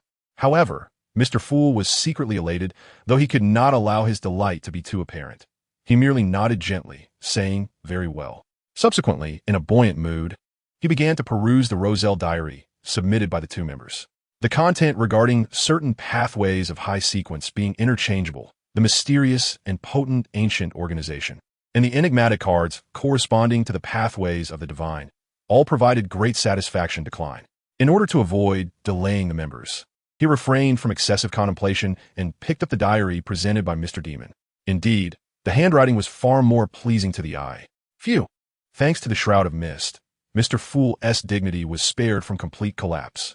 As for what kind of content could nearly shatter Mr. Fool's expression management, it was all due to the first line written in this diary. The experience of that high-ranking member of the secret society yesterday was rather delightful. Rosel, who only sleeps with noble ladies, pales in comparison. Chapter 34. The Formula Transaction. Then, having extracted a considerable amount of intelligence from Ain, and having cross-referenced it with Rosel's diary, Klein deemed it largely credible. Nevertheless, he decided to consult divination regarding the potion formulas, exercising caution to avoid significant errors. The diary concluded here. Though it appeared somewhat disjointed, Klein managed to glean a wealth of information from it. He never expected to encounter the term fool in this context. According to the divine pathway, it truly was the divine pathway, leading him to ponder whether sequence 0 was indeed the true deity and if the fool represented the so-called sequence 0 of the diviner. No wonder Mr. Demon had shown even greater reverence upon hearing him refer to himself as the fool. Had he regarded him as a true god? In truth, when Klein first saw the two characters for fool, he was genuinely taken aback, having endured enough risks brought about by coincidence in recent days. However, after reading Antigonus' description of half of sequence 0, he felt somewhat more at ease. Considering the circumstances surrounding his dream of that notebook and the subsequent appearance of the fool card, perhaps it was merely an influence stemming from that notebook. For instance, the mermaid. It appeared that the faceless one was likely a high-level potion of the diviner pathway, though he was uncertain whether it was sequence 7 or sequence 6. As for seeking a mermaid, was it due to potion materials? Yet if it were potion materials, was it necessary to specifically emphasize the need for a living one? Klein furrowed his brow slightly, contemplating whether he should also begin to inquire about leads on living mermaids. However, he quickly self-deprecated with a smile, realizing he had fallen into the same error as the diary's owner, thinking about mid-sequence matters when he hadn't even secured sequence 8 yet. With this thought, he forcibly controlled his emotions, resolved not to dwell on unnecessary matters, waved his hand to disperse the parchment in his grasp, and then gazed at the individuals on either side of the long table. In truth, you need not wait for me. After a moment of contemplation, Audrey maintained her role as an observer and smiled lightly as she replied. Upon hearing Miss Justice's words, Alge habitually made a quip about the bureaucrats of ruin, while Mr. Fool was deep in thought regarding his brother's future. Upon noticing Mr. Fool nodding in agreement, Audrey straightened her delicate waist slightly and turned to smile at Snow, asking cheerfully, "Mr. Demon, have you received the materials you requested?" "Certainly. I am quite satisfied with this transaction." As Snow listened to Audrey's dulcet tones, his mood noticeably improved, and he promptly pushed forward the already transcribed potion formulas. "Here are the low-sequence potion formulas I possess, including Sequence 9. 7 of the Diviner, Sequence 9. 7 of the Assassin, Sequence 9 of the Apothecary Pathway, and Sequence 8 and 7 of the Lawyer Pathway. Additionally, I have some incomplete formulas, primarily comprising the main materials of their respective sequences. As for the mid-sequence potions, they are rather sensitive. If you have channels for acquisition, feel free to mention it. Regardless of how many you sell, providing me with 70% of the market price will suffice. Are there no pathways for sailors, observers, and singers? Is it truly a case of absence? Or has it been intentionally omitted?" The hangman had always assumed the most malevolent interpretations of human motives. The resources controlled by this demon far exceeded the limits of an ordinary family. To his knowledge, even the Church of the Just Gods often had only 2 or 3 low-sequence potion formulas, aside from a complete formula of one main pathway. Yet the demon had mentioned 4 pathways in one breath and likely had not disclosed his own pathway, making it hard not to question his true identity. In contrast to the habitually cynical hangman, Miss Justice appeared far more straightforward. She was simply astonished by Mr. Demoness. Well, astonished. After much deliberation, she could not find an appropriate term to encapsulate her feelings and thus decided to directly inquire, "Mr. Demon, might you be able to locate potion formulas of Sequence 7 or above for the Observer Pathway?" Well, clues regarding the main materials would suffice. After a moment's contemplation, Snow gently nodded, saying, "Regrettably, regarding the Observer at Sequence 7, I only know some of its primary materials. Compared to acquiring from me, your earlier suggestion to join the Psychological Alchemy Society would be a commendable idea. However, I do not possess any channels for that." Audrey frowned slightly, but noticed that Mr. Demon seemed quite self-assured, and she suddenly realized, her spirits lifting with a hint of excitement. Could it be that Mr. Demon has channels to join the Psychological Alchemy Society? Not precisely channels. Snow shook his head and hinted, "Many members of the Psychological Alchemy Society are within the Ruin aristocracy. You might attract their attention by publicizing your search for the Observer Potion formulas, as they seem quite enthusiastic about drawing the scions of the great nobility into their organization, attempting to influence the decisions of the kingdom. Of course, if you require the specific identity of a particular member of the Psychological Alchemy Society, I can provide that as well, but that would incur an additional fee." "No problem. I am willing to pay 500. No, £1,000, Audrey promptly declared, offering a price commensurate with the primary material of a Sequence 7 potion. Upon hearing this, Snow gently nodded, producing a piece of paper and writing down the name of a certain regular from his previous life. Chapter 35, Review. Lady DeLaugh's sister is actually a member of the Psychological Alchemy Society? As Audrey gazed at the name on the slip of paper, a ripple of emotions stirred within her. Snow timely reminded her, "All right, thank you for your guidance. Should I pay you in the same manner as last time?" Audrey nodded gently, her mind already formulating specific strategies. Snow and Audrey settled on a payment timeline, while the hangman and Little Sun harbored differing sentiments. Little Sun, after all, had barely understood a few words, but the hangman pondered over Mr. Demon's intelligence network. To be able to so effortlessly reveal the identity of a member of a secret organization, particularly one as observant as the Observer Pathway, this demon was either a member of the Psychological Alchemy Society himself, or the hangman did not pursue the thought further.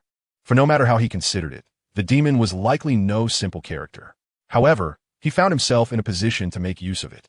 Alge narrowed his eyes, weighing his tone before speaking. "I wish to make a commission." "What sort of commission?" Though aware of what the hangman intended to say, Snow played along, as the latter was clearly addressing him. "I have received intelligence that a pirate lord known as Admiral Typhoons has secretly infiltrated Beakland. I wish to ascertain his whereabouts, and you may propose your specific remuneration." "Admiral Typhoons? One of the 7 pirate lords?"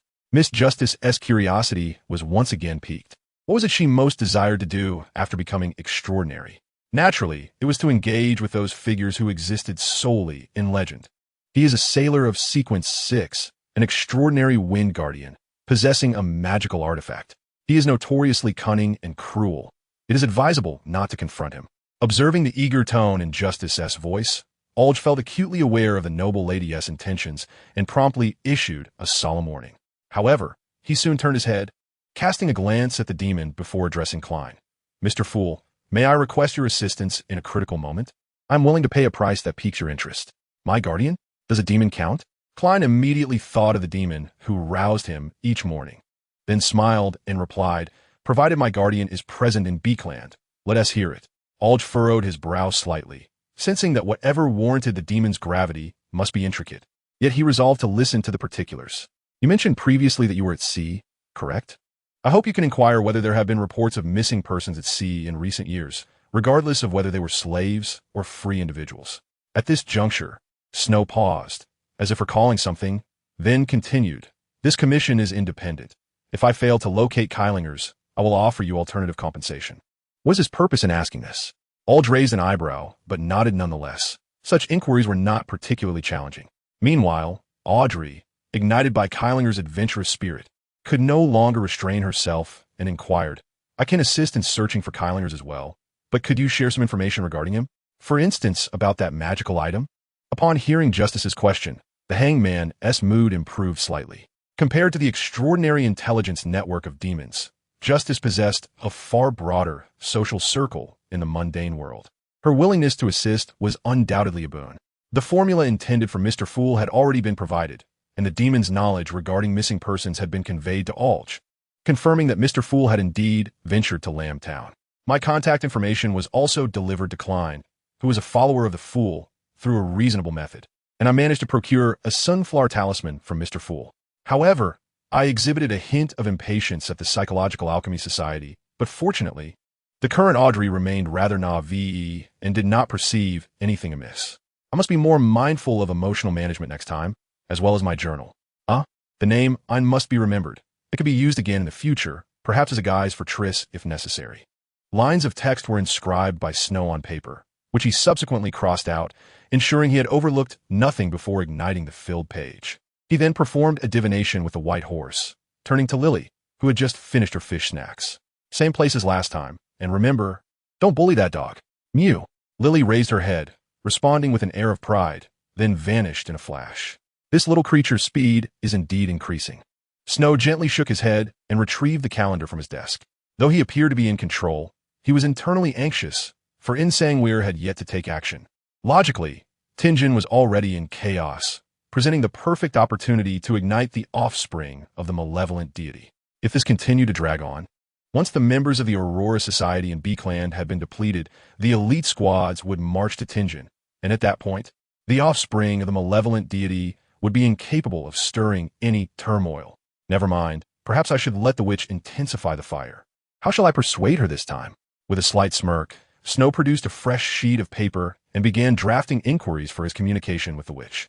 Although he maintained control during their exchanges, the questions he crafted resembled a complex map of high-stakes choices. Originally, this was intended to avoid decision-making paralysis. Now, however, it served to digest the final remnants of his mental strain. Chapter 36. What is networking? 1 adult Hornachi's gray goat unicorn crystal. 1 complete human face rose. 1 adult Hornachi's gray goat. TSK. Why is it Hornachi's again? Could it be that the Antigonus family established their base in the Hornachi's mountains because of such goats? Speaking of which, it seems both of these materials are available at the Dragon Bar. Is this mere coincidence? Or perhaps a result of the secret order trading some extraordinary materials for funding? The main materials for the Joker potion exceed £500 in total cost. Although Justice promised compensation, who knows how much that will amount to? After all, the formula for a Sequence 8 potion is only around £450. Besides, I still need to acquire Emperor Cell's diary. At this moment, Klein felt an impulsive urge to report his acquisition of the Joker potion to the church. This way, he could leverage his accumulated merits to obtain the potion. However, his reason warned him against this course of action, as he could not simultaneously explain how he digested the potion and acquired its formula. If it were merely one of those events, it could be attributed to coincidence. But together, it would raise suspicions that he had received support from some clandestine organization mastering the Seer sequence, effectively becoming a double agent hidden among the Night Watchers. He would have to devise a solution himself. Speaking of which, the demon had provided me with his contact information. allowing me to communicate with him as a follower of Mr. Fool. However, this would not aid in gathering extraordinary materials.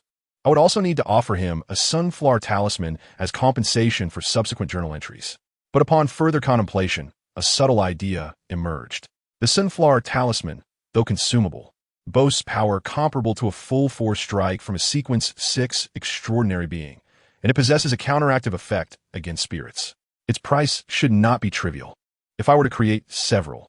However, considering that the Sun Domain talismans require gold and my meager salary, I previously thought this a significant sum. Perhaps I could use the absence of old Neil as an excuse to attempt crafting the talismans and reimburse some of the costs, but that would surely be insufficient. Indeed, I must negotiate with the demon regarding the pricing of the goods before making a decision. Additionally, I need to find a way to borrow that mutated sun holy emblem. Perhaps I could request Mr. Az to assist, as I also need to inform him about the situation in Lambtown. With these thoughts, Klein took out a piece of paper to compose a letter, but hesitated momentarily. He decided to first take 4 steps backward, ascend above the mist, and then manifest a piece of parchment, inscribing a divination statement. My letter to Snow von Panriadak will be intercepted or scrutinized by others. After repeating this 7 times, Klein opened his eyes, observing the pendulum swirling counterclockwise, feeling somewhat reassured. However, considering that divination is not infallible, he penned a new divination statement. The matter of my letter to Snow von Panriadak will attract the attention of others. Meanwhile, Miss Audrey was comforting the daydreaming dog, once again scorned by the cat, and began contacting Viscount Grelent. Although she had not successfully attended the extraordinary organization's gathering, the apothecary formula she desired was already in hand. However, as a lady, it would be quite impolite to visit a gentleman directly. He is a man of action. He should be hosting salons or balls soon. Perhaps I can use this opportunity to disseminate my desire to become a psychological doctor and assign the task of investigating Keilingers to Hugh and Forth. Audrey swiftly devised a strategy capable of achieving multiple objectives. Although she did not lack the promised 30% commission from selling the formula, firstly, Viscount Grelent was her friend, and secondly, she required a social platform to attract the attention of the Psychological Alchemy Society. After refining her plan, Audrey called for a maid to check if Viscount Grelent had any upcoming salons or balls. This is not an unusual request, for as a noble young lady yet to undergo her coming-of-age ceremony, Audrey's only opportunities to leave her home are to attend informal social balls or literary salons. Moreover, the recent easing of the tense atmosphere in Beakland makes it entirely reasonable for a young person to desire a breath of fresh air. Long time no see, Mrs. Norma. Your beauty still eclipses the stars. On the other side, Snow slightly bowed, performing a delicate gesture of hand-kissing towards the poised and statuesque middle-aged lady before him. Mrs. Norma, with a flair for the dramatic, led Snow to a grand dog named Hill. The nobility of Beakland, or rather, most of the landholding aristocracy of this era, are quite fond of breeding foxhounds. As a consequence, some dogs of lesser pedigree, yet amiable temperament, are often given away as gifts, resulting in a common habit among the powerful aristocratic families of Beakland to keep pet dogs. Hill's minor ailments posed no dilemma for Snow. As he conducted his diagnosis, he engaged in casual conversation with a well-preserved noblewoman. However, Snow could distinctly sense her gaze, always subtly scrutinizing his face and form. This was not the aggressive stare of a wealthy matron, but rather akin to the observational demeanor of Miss Audrey. Although Mrs. Norma was more overt in her scrutiny than Miss Audrey. Perhaps it was merely because Miss Audrey was obscured by the mists of propriety. After exchanging a few casual remarks, Snow deftly shifted the topic. Engaging with an audience is remarkably effortless, for they tend to recognize your inclination to change the subject and cooperate accordingly. Thus, Snow seamlessly transitioned into the main theme. I have heard of a certain Viscount Grelent who is quite passionate about literary salons. I recently penned a novel that has been published in the Taysock Chronicle, and I hope to find a platform to connect with other esteemed figures in the field. I wonder if you might be so kind as to facilitate an introduction. Chapitre 37, Le Travail Salon. August 22nd, Wednesday, 3:00 p.m., overcast weather. Snow arrived at the luxurious villa located in the Queen's District, clutching the invitation that Lady Nora had sent to his home the previous day. As a territorial noble who inherited his title at a young age, due to the untimely death of his father, Viscount Grelent could be regarded as the social nucleus of the younger generation of aristocrats. It is not that everyone adores him. Rather, He is the only one with the privilege to host various salons and balls at his whim. Balls organized by ordinary noble scions often stem from their parents' political considerations or the need for formal social venues, while the soirees of middle-aged nobles are typically fraught with various constraints. Consequently, the residence of Viscount Greeland has nearly become a sacred gathering place for the second-generation aristocrats of Beekland. This has led many exceptionally talented yet relatively inexperienced young practitioners, such as writers, painters, and designers, to view Viscount Greeland's salon as a stepping stone to prominence. A mere nod of approval from a noble could catapult them to success. The allure of these gifted, charming young individuals has attracted numerous aristocrats interested in the field, resulting in various investments and commercial collaborations. Thus, what might seem like the frivolous gatherings of Viscount Greeland have instead evolved into profitable ventures.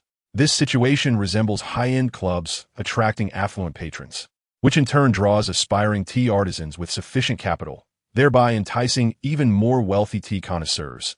A virtuous cycle indeed. Today, the number of guests here is particularly abundant. Thanks to an extraordinarily handsome visage, the reception staff at the entrance did not even check the invitation before granting entry, evoking in Snow a sense reminiscent of how beautiful women often gain free access to upscale bars. Naturally, he was indifferent to this convenience. While it may superficially appear as a debt of gratitude, sometimes owing a favor can actually enhance social interactions. Little Snow, you have arrived. Due to well-known circumstances, Lady Mano, who had not accompanied Snow, had already arrived and, upon spotting him, approached with small steps, immediately introducing him to a familiar noblewoman. Snow's former self possessed considerable experience in such social settings, and before long, he shed the awkwardness of being an outsider. Of course, this was also facilitated by the presence of many acquaintances, as he meandered through the spacious banquet hall, occasionally raising a glass of light wine to engage with the approaching ladies. It became evident that despite his nascent reputation as a writer, his striking appearance garnered attention. Approaching a long table laden with exquisitely crafted pastries, Snow sampled a treat while surveying the banquet hall. It was frankly astonishing how extensive the network of his former self was among the women present, even accounting for those in fashion design, jewelry design, art, and literature. Snow recognized a staggering 30% of them. This familiarity roughly equated to his clientele list, secretly tapping into the extraordinary abilities of Sequence 7. He cloaked himself in an aura of inscrutability, both to evade the notice of any potential audiences or other extraordinary individuals present, and to better conceal the fluctuations caused by his release of extraordinary powers. After completing this preparation, Snow then set off toward a few women who looked familiar, yet whom he did not know. One lady was lounging in a corner, lazily sipping a cocktail, her fingers bearing a hint of smoke, her hair tousled and slightly curled, and her pale blue eyes lacking focus, giving her an air of detachment from the world, yet as though she were waiting for someone. The paradox of a Psyduck who cannot be discerned, yet is accompanied by a mud skipper whom anyone can see through. Snow silently critiqued his borrowed ability, contemplating if such a career could truly advance through the potions of a psychologist. Even borrowing merely a hint of a passive skill still came with an exceptional capacity for observation.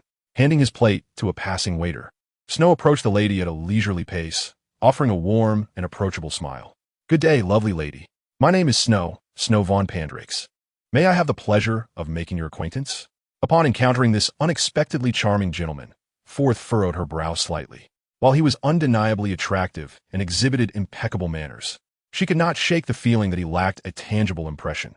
In simpler terms, if she turned away, she would soon forget what he looked like. Although reluctant to engage, Forth understood that one should not appear overly aloof at such literary salons, especially when she could not recite the names of every guest present. If Viscount Greeland could assist her in extracting herself from a predicament, then perhaps this gentleman could also facilitate her entry into a new circle. Honestly, why must Miss Audrey insist on socializing in such settings? Is there not a more suitable way for that dog, that extraordinary creature resembling a dog, to convey her messages? Forth silently grumbled, yet she managed to muster a smile and replied, "Hello, Mr. Snow, I am Forthwall. Ah, so you are the esteemed Forth. Your stormy manner has left a lasting impression on me. By coincidence, I too have a novel currently serialized in the Taysaw Chronicle. Might we exchange thoughts?" In truth, Snow had a touch of social anxiety in his past life. However, his former self was a veritable social butterfly. The Taysok Chronicle?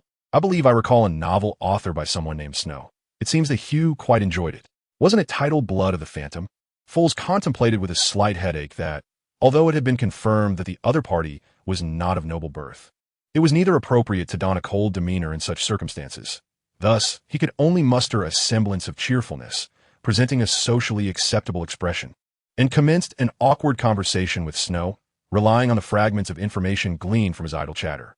In that fleeting moment, the cacophony within the banquet hall momentarily hushed, for as the most resplendent gem of Beckland, this young lady undoubtedly stood as the most distinguished guest of today's salon.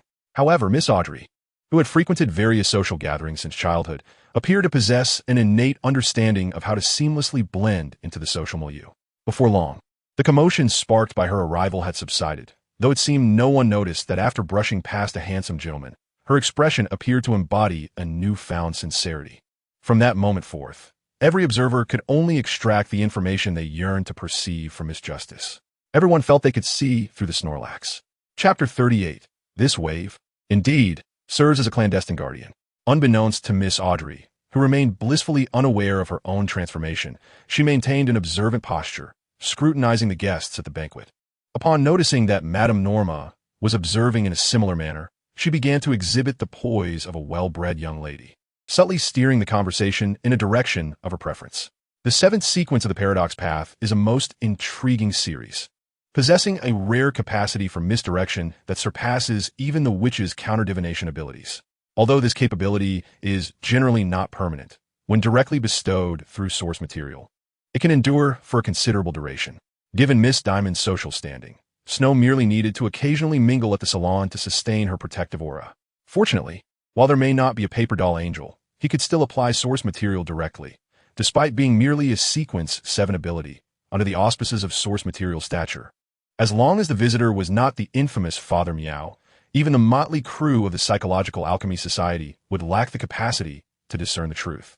Of course, one could not entirely dismiss the possibility of a semi-divine audience possessing extraordinary talents, but the outcome of such an encounter, well, let's not delve into that. In this era, veterinarians, much like detectives, do not require a storefront. Thus, clients typically choose to convey information directly or via correspondence. While Snow had begun to contemplate a persona as a novelist, he did not intend to relinquish the identity of a veterinarian, which afforded him a legitimate means of entering the upper echelons of Beckland society. However, after sifting through several exquisitely adorned envelopes, Snow raised an eyebrow, for he had espied a letter bearing a postmark. Dear Mr. Demon, I obtained your contact information through certain channels and learned that you require some formidable self-defense weapons. I happen to have access to some talismans from the realm of the sun. Their potency can reach the level of Sequence 6, proving immensely effective against specters and vengeful spirits. However, crafting these talismans necessitates extensive preparation and considerable expense. I wonder how many you require and what price you are willing to offer. The signature was notably absent. Why doesn't Mr. K directly convey messages through Mr. Fool? Snow mused, regarding the letter before him, which endeavored to obscure its sender's identity. Yet, he quickly realized that having perused the original text, he understood the mechanics of forwarding chat records. However, it seemed Mr. Fool had yet to grasp this functionality. It dawned on him that Mr. K's request for funds was clearly aimed at gathering enough to cover the cost of the clown's potion. Transferring the money to an unnamed account or via a bank draft posed no issue, yet procuring the talismans from the realm of the sun was less straightforward. With this in mind, Snow began to contemplate the feasibility of enlisting a messenger. Summoning such a being was relatively easy, and given the uniqueness of his abilities, finding a capable messenger would be convenient. The only dilemma lay in how to establish a contract. The auxiliary abilities of the Paradox Path are comprehensive, even allowing for modifications to pre-existing contracts, yet lacks the capacity for contract formation. In other words, he needed to devise a means of obtaining a contract, be it a fair contract from the Sun Path or a death contract from the Death Path. Alas, the gentleman was currently absent from Tingen. Otherwise, it would have been feasible. Wait a moment. While the gentleman was not present, there remained the Eye of Wisdom. Yes, if memory serves, the venerable old man possesses an artifact capable of simulating the extraordinary abilities of a notary. While its efficacy may not rival that of a genuine notary, he merely required a piece of paper to formalize the contract. Of course, if that ring could only serve to notarize without establishing a contract, Snow would have no choice but to venture into the gentleman's treasury. After all, given the protracted duration of the extraordinary gathering, the gentleman surely had accumulated a fair number of valuable items in his basement. Considering the presence of a sun path extraordinary in his gathering, it would not be unusual for him to have retained a few notarized contracts, as such materials occasionally prove unexpectedly useful. Currently, the strongest individuals in the Aurora Society within Beckland are merely a handful of listeners. Infiltrating the gentleman's residence under the guise of a Snorlax is quite feasible. After a moment of contemplation, Snow ultimately decided to first visit the venerable Eye of Wisdom, opting to avoid unnecessary risks for matters that could be resolved with money. This principle constituted a cornerstone of Snow's philosophy. Having clarified these thoughts, Snow pressed his hands to his forehead and softly intoned, "O fool not of this era, you are the enigmatic sovereign above the mist. You are the king of yellow and black, the arbiter of fortune. I beseech your gaze. I implore your ear. I have received the missive from your devotee, yet he has failed to provide a means of communication. Please convey to him that I am willing to procure 3 talismans at the price of £300 each. Has Mr. Demon dined a bit early today?" Upon hearing the amount reported by Mr. Demon, Klein's eyes instantly transformed into shapes of golden pounds. However, he soon pondered another concern. While notifying my devotee is manageable, what if in the future Mr. Demon requests me to relay messages to others? Certainly, I cannot convey them as the fool. That would be beneath my dignity. Perhaps I could attempt to directly manifest the visuals and sounds? Yes, worth a try. Within a mansion in the western district of Beckland, Snow spread out a copy of yesterday's Beckland Morning News on the table, furrowing his brow as he analyzed its contents. As the tense atmosphere of Beckland gradually eased, advertisements for the Ernst Trading Company's acquisitions began to appear in the morning news. Just as he was about to fully translate the coded message and meticulously note it down, he suddenly felt as though everything before him had morphed into an illusion. A dense grayish-white mist swirling around him. Within this seemingly endless fog, a high-backed chair loomed, accompanied by the indistinct silhouette of a figure seated upon it. As Snow contemplated whether Mr. Fool might not have considered projection technology and chose to communicate in a less dignified manner, a vague figure clad in a double-breasted formal suit unexpectedly materialized within the gray mist. With hands clasped before him, he repeatedly recited, "I accept this transaction. However, as compensation for Mr. Demon providing Mr. Fool with a diary, 1 talisman shall be complimentary.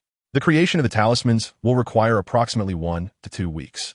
Once the mist before him completely dissipated, Snow exhaled deeply and chuckled softly. Mr. Fool still possesses a bit of modesty. At such a juncture, he ought to provide an anonymous account for me to deposit a down payment. With this thought, he couldn't help but shake his head. First indulging in a lavish dinner at the nearby Intis restaurant before changing into a fresh outfit in the Chowood district. Ultimately, he arrived at the Brave Bar around 7 o'clock. Did I not advise you recently to refrain from attending that gathering? Upon witnessing Snow's entrance into the billiards room, Kaspar's expression instantly soured. However, Snow merely chuckled lightly, subsequently retrieving a pendant the size of a coin from his pocket and tossing it to Kaspar's. With a hint of wariness, Kaspar's caught the pendant and inquired with a hint of peculiarity, "What is this trinket?" "A small talisman," Snow replied, "capable of automatically activating a protective barrier. It can withstand 3 rounds of revolver ammunition. As for demon slaying, well, I doubt anyone would resort to using demon-slaying bullets against an old fellow like you." Snow exaggeratedly spread his arms wide, prompting Kaspar's to promptly stow the talisman into his pocket. With a furrowed brow, he remarked, "Have you become that kind of person?" "Indeed," Snow nodded, choosing not to elaborate further.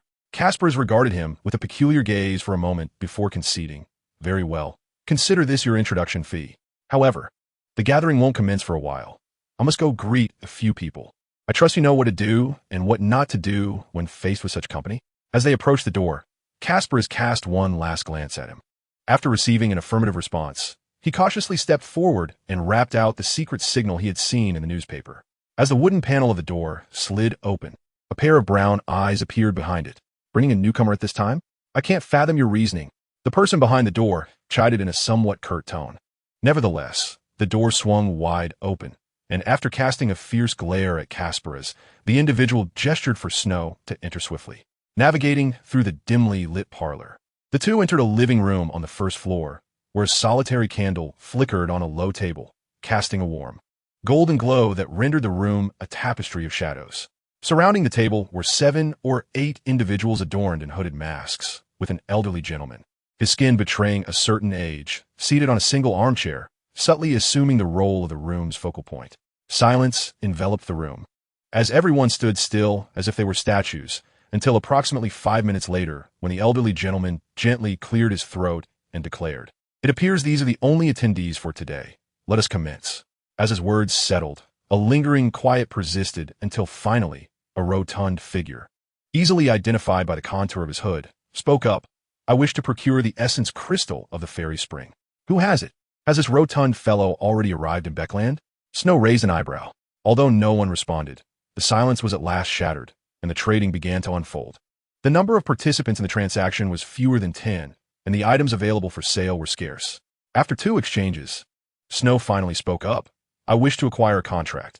Its binding force need not be particularly strong, so long as it remains effective against those of lower rank." No one responded to Snow's proposition. After all, a notary could be considered a rank 6 extraordinary being, while his request had been diluted to only apply to lower ranks, which permitted the use of certain extraordinary items. It was still beyond what participants of such a small gathering could provide. However, Snow's true objective was not them. After a brief silence, the elderly gentleman, known as the Eye of Wisdom, appeared to seize an opportunity to boast about his collection.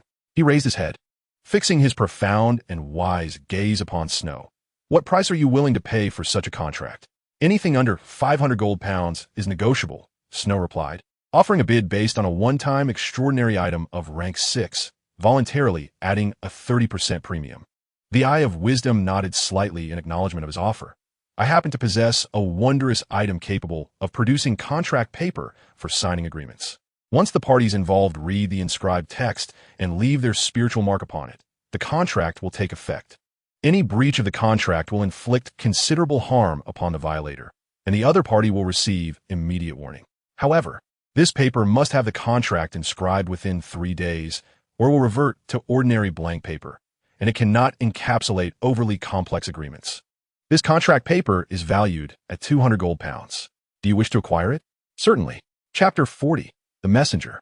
In the evening, at Snow's residence, he sat before a low table, having prepared the ritual for summoning a spirit from the ethereal realm. He had no intention of summoning a damsel or demigod as a messenger. Rather, the incantation for summoning had long since been determined. He produced a bottle of expensive amber men's cologne, lightly spraying it while channeling the power of the white horse, transforming the cologne into an amalgamation of herbs and essential oils, thus distorting it into a scent that would delight all beings. This was not due to Snow's reluctance to part with the funds for the essential oils, but rather, this was his method of filtering potential summoning candidates. By utilizing specific herbs and essential oils to entice ethereal beings, the cologne's fragrance could allure them, effectively distorting the direction of the ritual.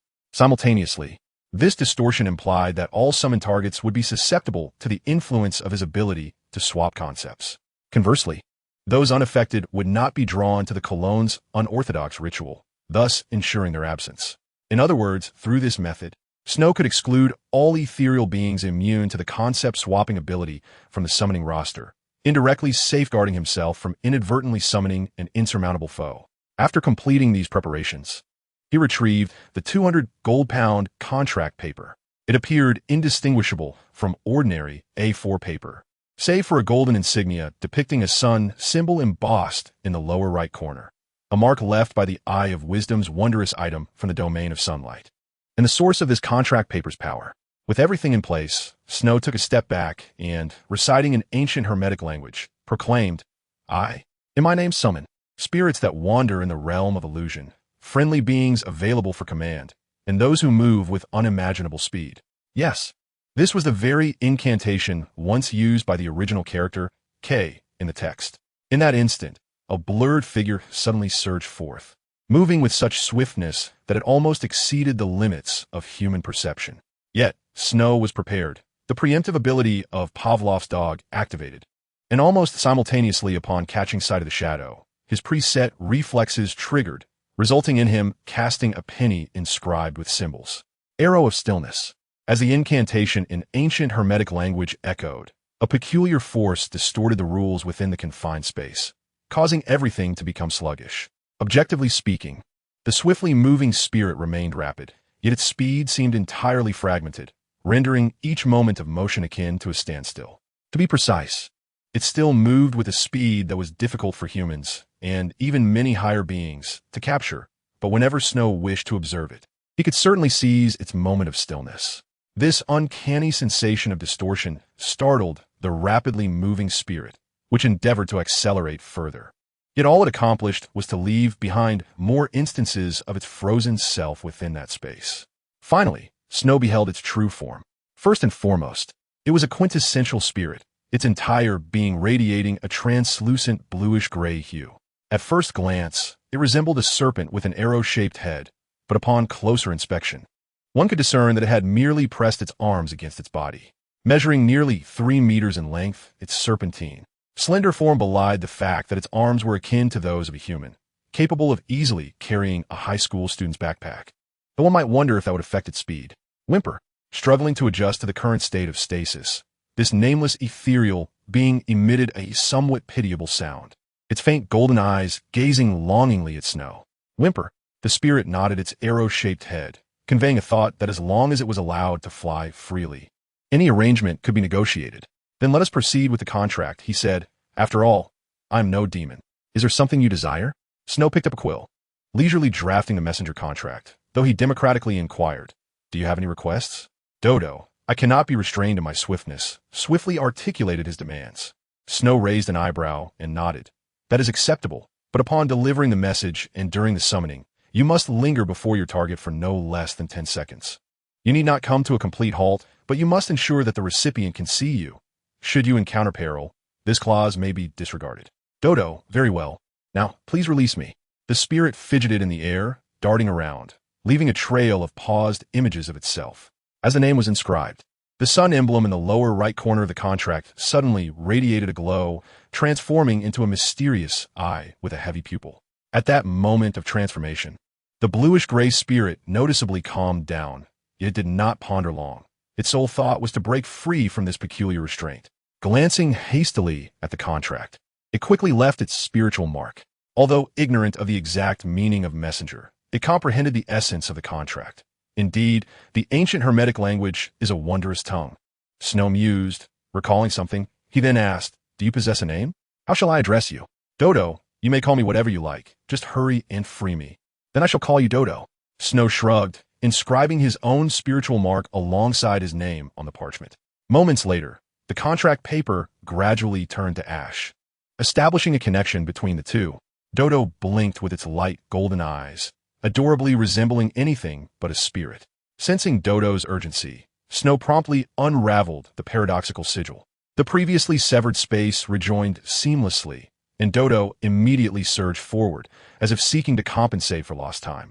Amused by Dodo's frenetic speed, which was beyond capture, Snow simply willed the summoning to cease. As Dodo vanished back into the candle flame, a relaxed smile appeared on Snow's face. Ah, no demigods, angels, or peculiar sycophants emerged. It seems I am indeed not a pawn of any formidable power. Chapter 41. Miss Justice feels a bit flustered. The afternoon following her attendance at the literary salon hosted by Viscount Greylint, Audrey arrived at Madame Norma's residence, summoned to partake in the afternoon tea gathering. These are the esteemed experts in mysticism I mentioned. Madame Norma warmly introduced her distinguished guests. This is Mr. Hilbert Alucard, a psychologist and a remarkably talented jewelry designer. And this is Miss Islant Osislica, not a typographical error, this is intentional, a physician in the realm of the psyche, commonly referred to as a psychologist. A psychologist? ISNT that related to the audience's sequence 7? Audrey politely observed the seemingly Southland-blooded Mr. Hilbert and the doll-faced Miss Osislica, feeling a slight surge of anxiety. However, due to the education befitting a noble lady, she quickly steadied her composure. After exchanging pleasantries, she took her seat. Audrey soon discovered a peculiar matter. It seemed she could distinctly sense that both individuals were scrutinizing her. She had not employed the powers of the audience. Ordinarily, even if she had, it would be impossible for someone of her modest strength to observe those of equal rank without being detected. Yet, the sensation was rather the opposite. Was it as if they were misled by her? The emotional presumption echoed loudly, as if proclaiming, Ah, how naive this girl is. I can see through her at a glance. Audrey pondered this inwardly, cautious not to reveal her thoughts, nor the truth of her audience status. Prior to her arrival, she had meticulously devised the role she would assume today. Given her standing, even if they intended to act upon something, they would not dare to make a direct move. With the fool at her back, she could ensure his protection once she departed. Thus, regardless of whether they discerned her true nature, she would maintain her facade. Resolute in her decision, Miss Justice began engaging with the mysticism experts as an enthusiast, thus enjoying a delightful afternoon tea. However, just as she prepared to take her leave, escorted to the door by Madame Norma, the latter suddenly inquired with a smile, "Audrey, I perceive your keen interest in psychology. Why not consider pursuing it before marriage? Count Hall and his lady are both devotees of the goddess and would likely support such an endeavor. Then I shall need to read more literature." Upon hearing Audrey's reply, Madame Norma's expression brightened, and she responded, "Islant and Alucard are both excellent mentors. Please guard the entrance. If Annie arrives, notify me immediately. No, stop her and call for me." Susie was already well accustomed to such tasks and obediently made her way to the door, ensuring it was closed securely. Audrey sat before her vanity, hands clasped against her forehead, softly reciting an ancient hermetic. "O fool of a time, not your own. You are the sovereign of the mists above. You are the king of black and yellow, the master of fortune. I beseech your gaze. I implore your listening ear. This afternoon I participated. Why is Mr. Demon's prayer becoming increasingly early?" Klein, stationed at the Blackthorn Security Company, heard the rising murmurs by his ear and frowned. Glancing at the time, there was still ample time before dinner, let alone the end of his shift.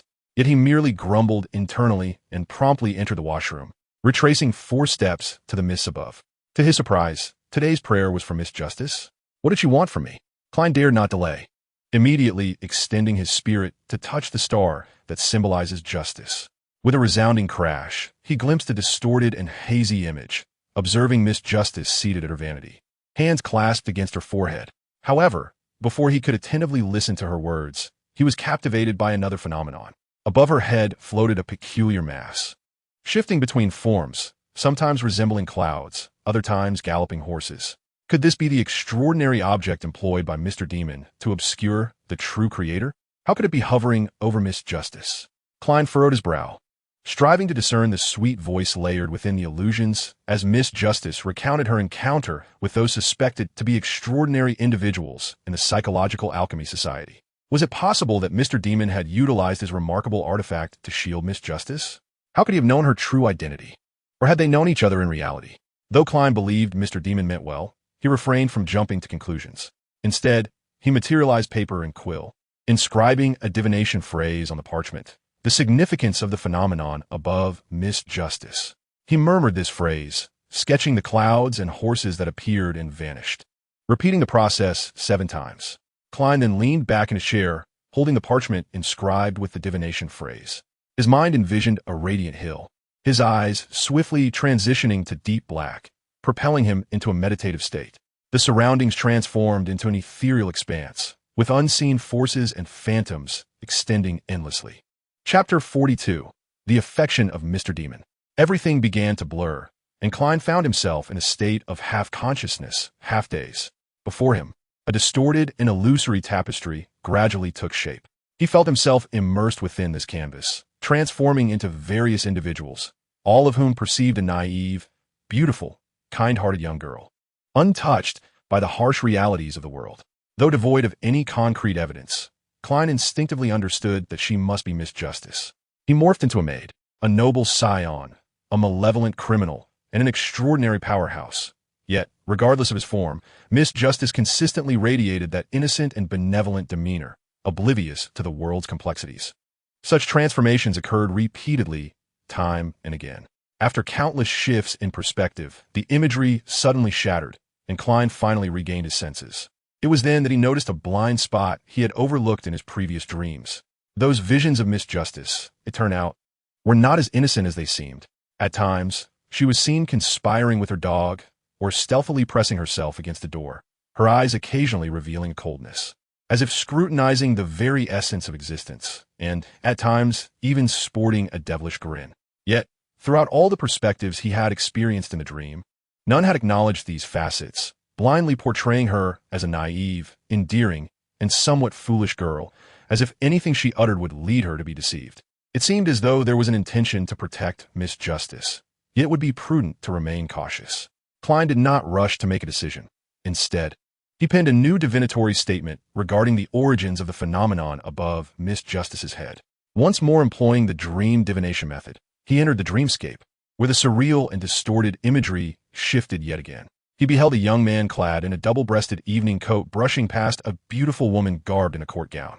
Subsequently, her aura transformed, taking on the semblance of innocence and charm, reminiscent of the earlier dream. Could indeed be the devil? Yet, how could he ascertain this? Previously, the devil had provided Miss Justice with the identity of a member of the Psychological Alchemy Society, and by following this member, she could naturally find Miss Justice. Indeed, Miss Justice was rather careless. Klein internally chided her, but felt no profound concern. After all, the devil was a true gentleman, and his probing into Miss Justice's identity was merely a means of clandestine protection. Despite bearing the moniker of the devil, his benevolence resembled that of an angel. This thought arose in Klein's mind, yet he did not fully trust the devil. Instead, he inscribed a new divinatory statement on the manifested paper. The power the devil exerted upon Miss Justice posed a risk to her. This time, Klein refrained from utilizing the dream divination method again. Instead, he conjured a pendulum, silently reciting the divinatory statement. After repeating it 7 times, he opened his eyes to find the pendulum moving in an exceedingly slow clockwise rotation. There was a risk, albeit a minuscule one.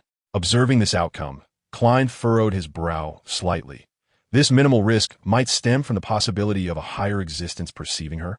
It was akin to how I could glimpse the white horse above Miss Justice's head through the fog, suggesting that should certain high-ranking beings encounter her, they might discern her anomalies. He pondered for a considerable time before deciding to leave the choice to Miss Justice. He subtly edited the scene he had witnessed during the dream divination and appended a caution regarding the high-ranking extraordinary beings, transmitting it to the deep crimson star representing Miss Justice. After completing his prayer, Audrey remained in her room. Although she would typically practice the piano at this hour, her nerves were too frayed, making it easy for her family to suspect something amiss during her playing. After nearly 20 minutes of this unease, an endless gray mist suddenly enveloped her, followed by a rapid succession of illusions flashing before her eyes. Facing a higher existence, there was a risk of exposure. Did the fool refer to the true gods when he spoke of entities associated with higher existences? In that case, there was no need for concern. Audrey murmured to herself in self-comfort, though her heart remained conflicted. By the way, was that person present at the previous salon? Why would he assist me? It seemed the fool had deliberately overlooked this query, perhaps hoping I would seek the answer myself. Yet, given that the imagery had resurfaced, it lacked challenge. Nevertheless, she could no longer recall the man's appearance. However, since he had attended the Grelint salon, he must be someone known to Grelint. She might as well inquire with him, especially since he owed her a favor for helping him locate the apothecary's potion formula. 2 days later, in the Queen's district of the social ball hosted by the Viscount Grelint, Audrey's cheek muscles had begun to ache from smiling. At long last, she received a hint from her friend. Using the restroom, a ruse that every fool's follower should master, she successfully extricated herself from the ball. Then, endowed with the audience's ability, she deftly evaded all gazes and familiarized herself with the route to the study on the first floor. Turning to her personal maid, Annie, she instructed, "I need to discuss something with Grelint. Guard the door and do not let anyone else in." Understood. Annie was no stranger to such tasks. Although the frequency of her mistress's meetings with the Viscount Grelint had increased lately, it was not for her to ponder. Upon entering the study and locking the door behind her, Audrey found Grelint seated at the desk, idly toying with a fountain pen, as if to appear less idle. "I thought you disliked attending balls," he remarked, looking up with a smile as Audrey entered. "Indeed, I do, but I have something to inquire about," Audrey replied candidly, bypassing the usual aristocratic pleasantries. "Feel free to ask. I wanted to inquire about someone I encountered at the literary salon." Although Audrey could not recall Snow's appearance, the imagery provided by the fool contained details regarding attire and height. Chapter 43. The Fool's Reckless Endangerment. As a quintessential noble of the old ruin, the Viscount Grelint could effortlessly recall the names of every guest at his salon and knew at least 3 topics to engage them in conversation. He was aware of their taboos and beliefs, and of course, he knew their reputations. Thus, upon hearing Audrey's description, a guest list materialized in his mind, and he swiftly filtered through it. Within a few short sentences, he pinpointed the individual Audrey sought information about. However, this person, Audrey, as a member of the audience, immediately sensed Greelint's unease. She furrowed her brow slightly and asked in her sweet, somewhat youthful voice, "Greelint, what troubles you?"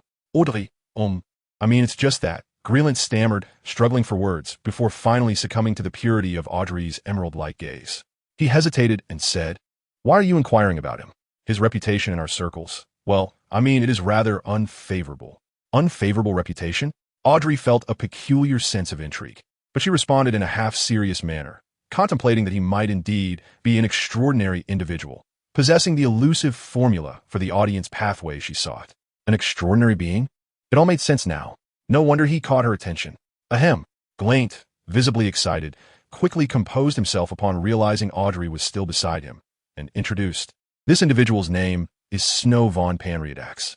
His lineage appears to be of noble descent, yet for reasons unknown, he has lost his title and lands.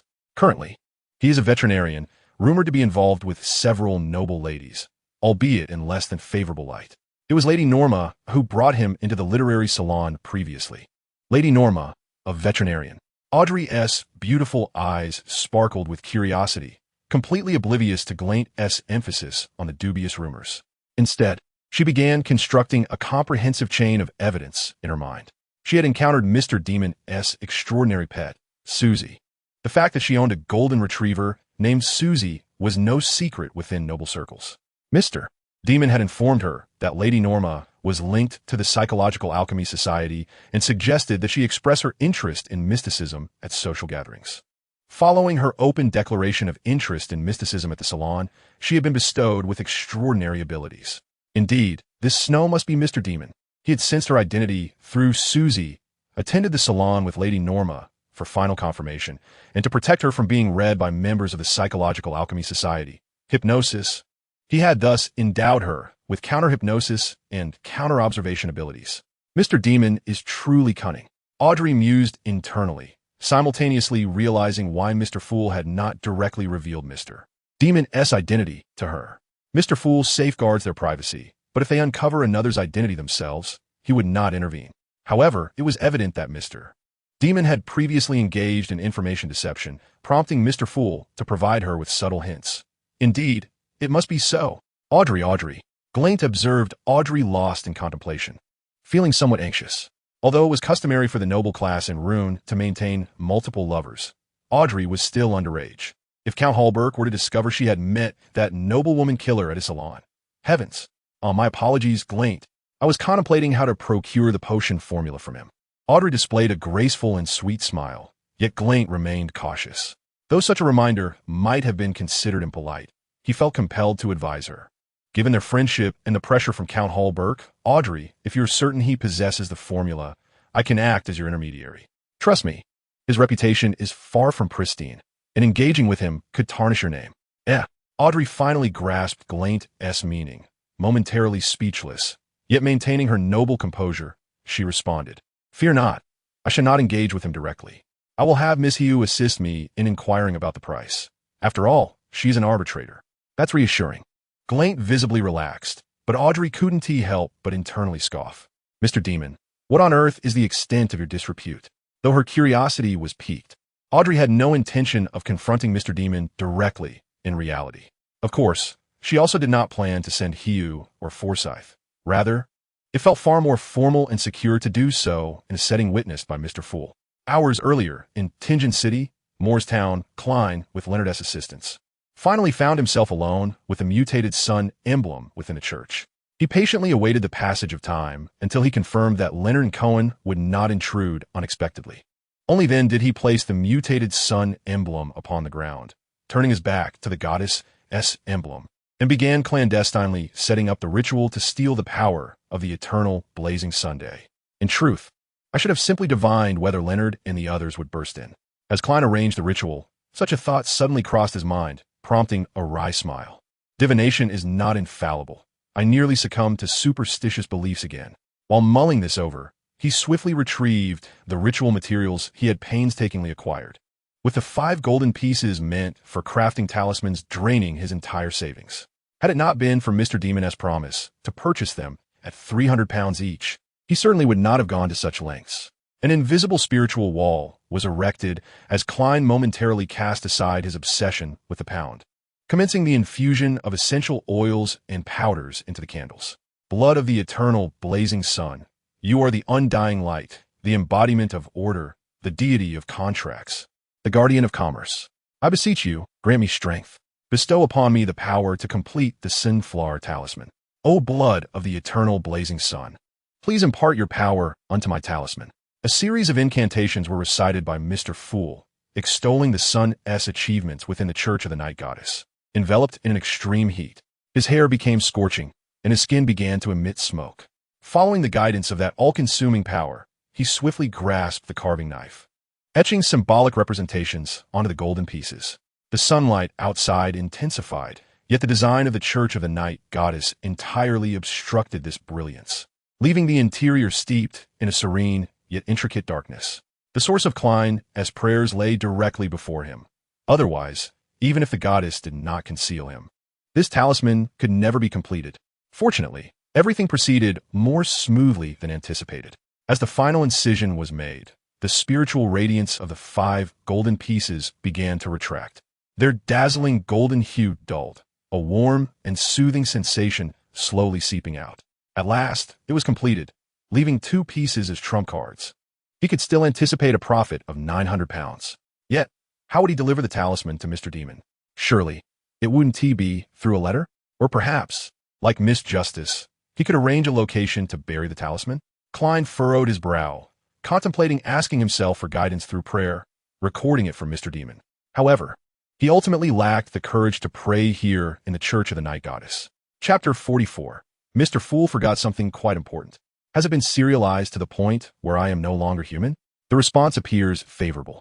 Yet I wonder if those extraordinary readers will connect the ripple chi with the sun pathway. Well, at least the stone ghost mask will undoubtedly be regarded as a vampire. Or perhaps it will be seen as a high-tier, extraordinary object of the apothecary pathway. Should I perhaps attempt to experiment with the extraordinary traits of a vampire, if I acquire them in the future? In the evening, at a mansion in the western district of Beekland, Snow meticulously perused reader correspondence. Although the tale of phantom blood seemed rather ordinary in the modern context, resembling a typical adventure narrative, in this era, it was sufficiently captivating.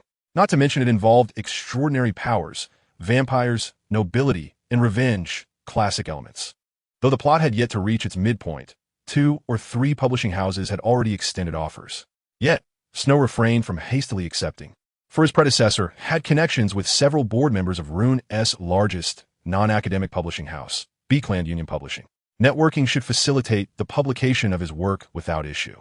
However, he pondered whether members of the Tarot Society would object should he write a 3rd installment. Audrey mused, "You dare call me an old woman?" The hanged man thought, "You expect me to be Justice's son?" They all simultaneously contemplated, "You have the audacity to imply that Mr. Fool is a dog." Upon reaching this thought, Snow's lips curled into a smile, dissipating his earlier intention to take a day off. With renewed vigor to write, he promptly retrieved his typewriter and began to strike the keys with fervor.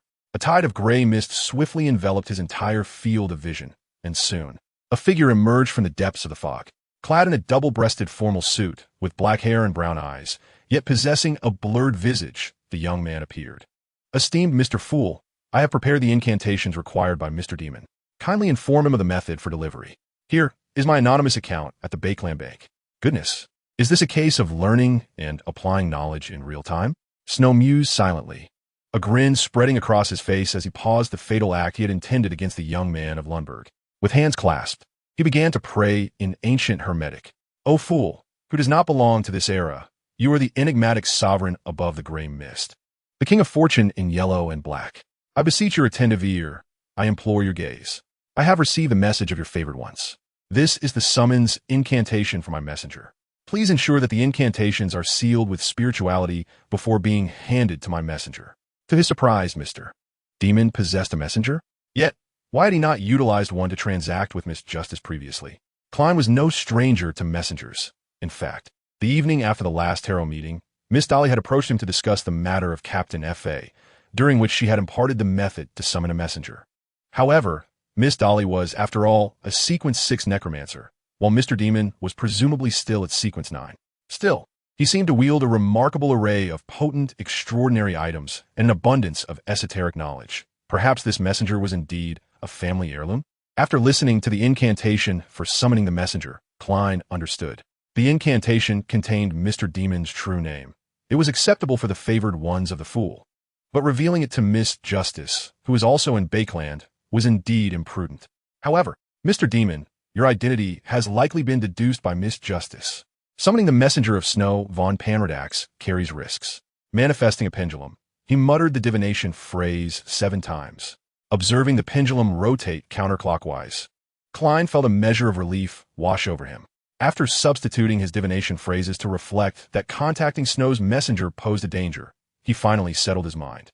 Returning to reality, he sealed 3 solar talismans with spirituality, then constructed a closed space with a spiritually infused silver dagger and holy night powder. Lighting a candle, he recited an ancient hermetic in my name, summon, spirits wandering in delusion, amiable beings to be commanded, the messenger belonging solely to Snow von Panradax. The candle's flame transformed into a strange, eerie green hue, and a stream of light suddenly erupted, resembling a grayish-blue ribbon, swirling frantically within the room.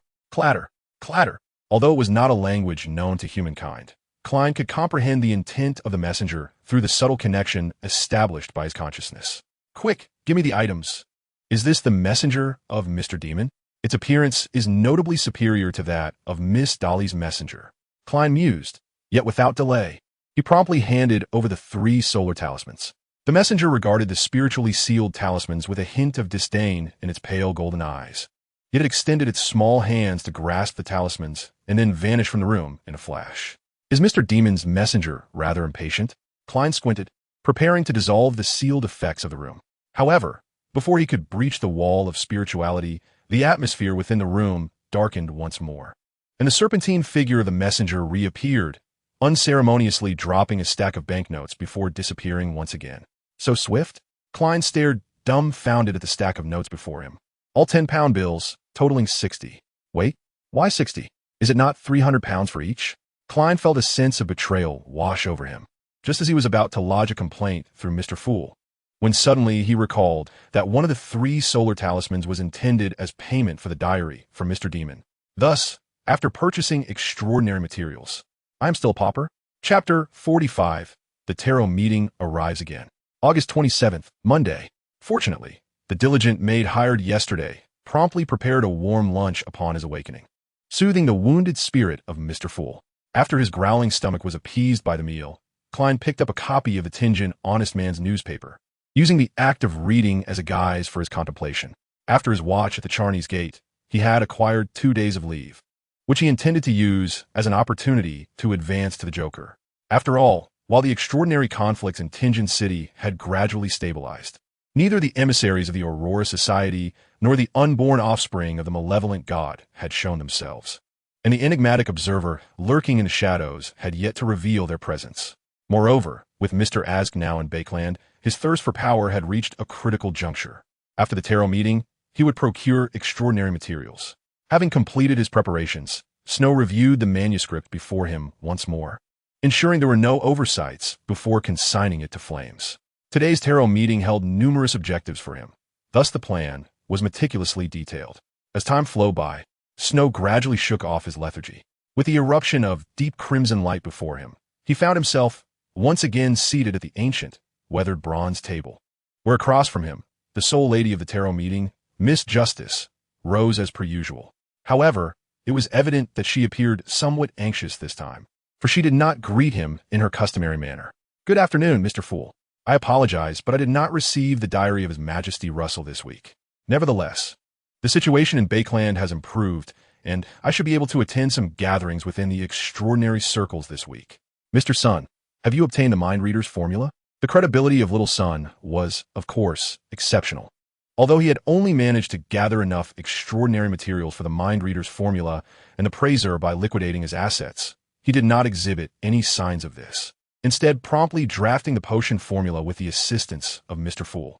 And Mr. Fool, ever considerate, aided Miss Justice by converting the names of the materials into their modern nomenclature, perhaps due to not receiving the diary of His Majesty Russell.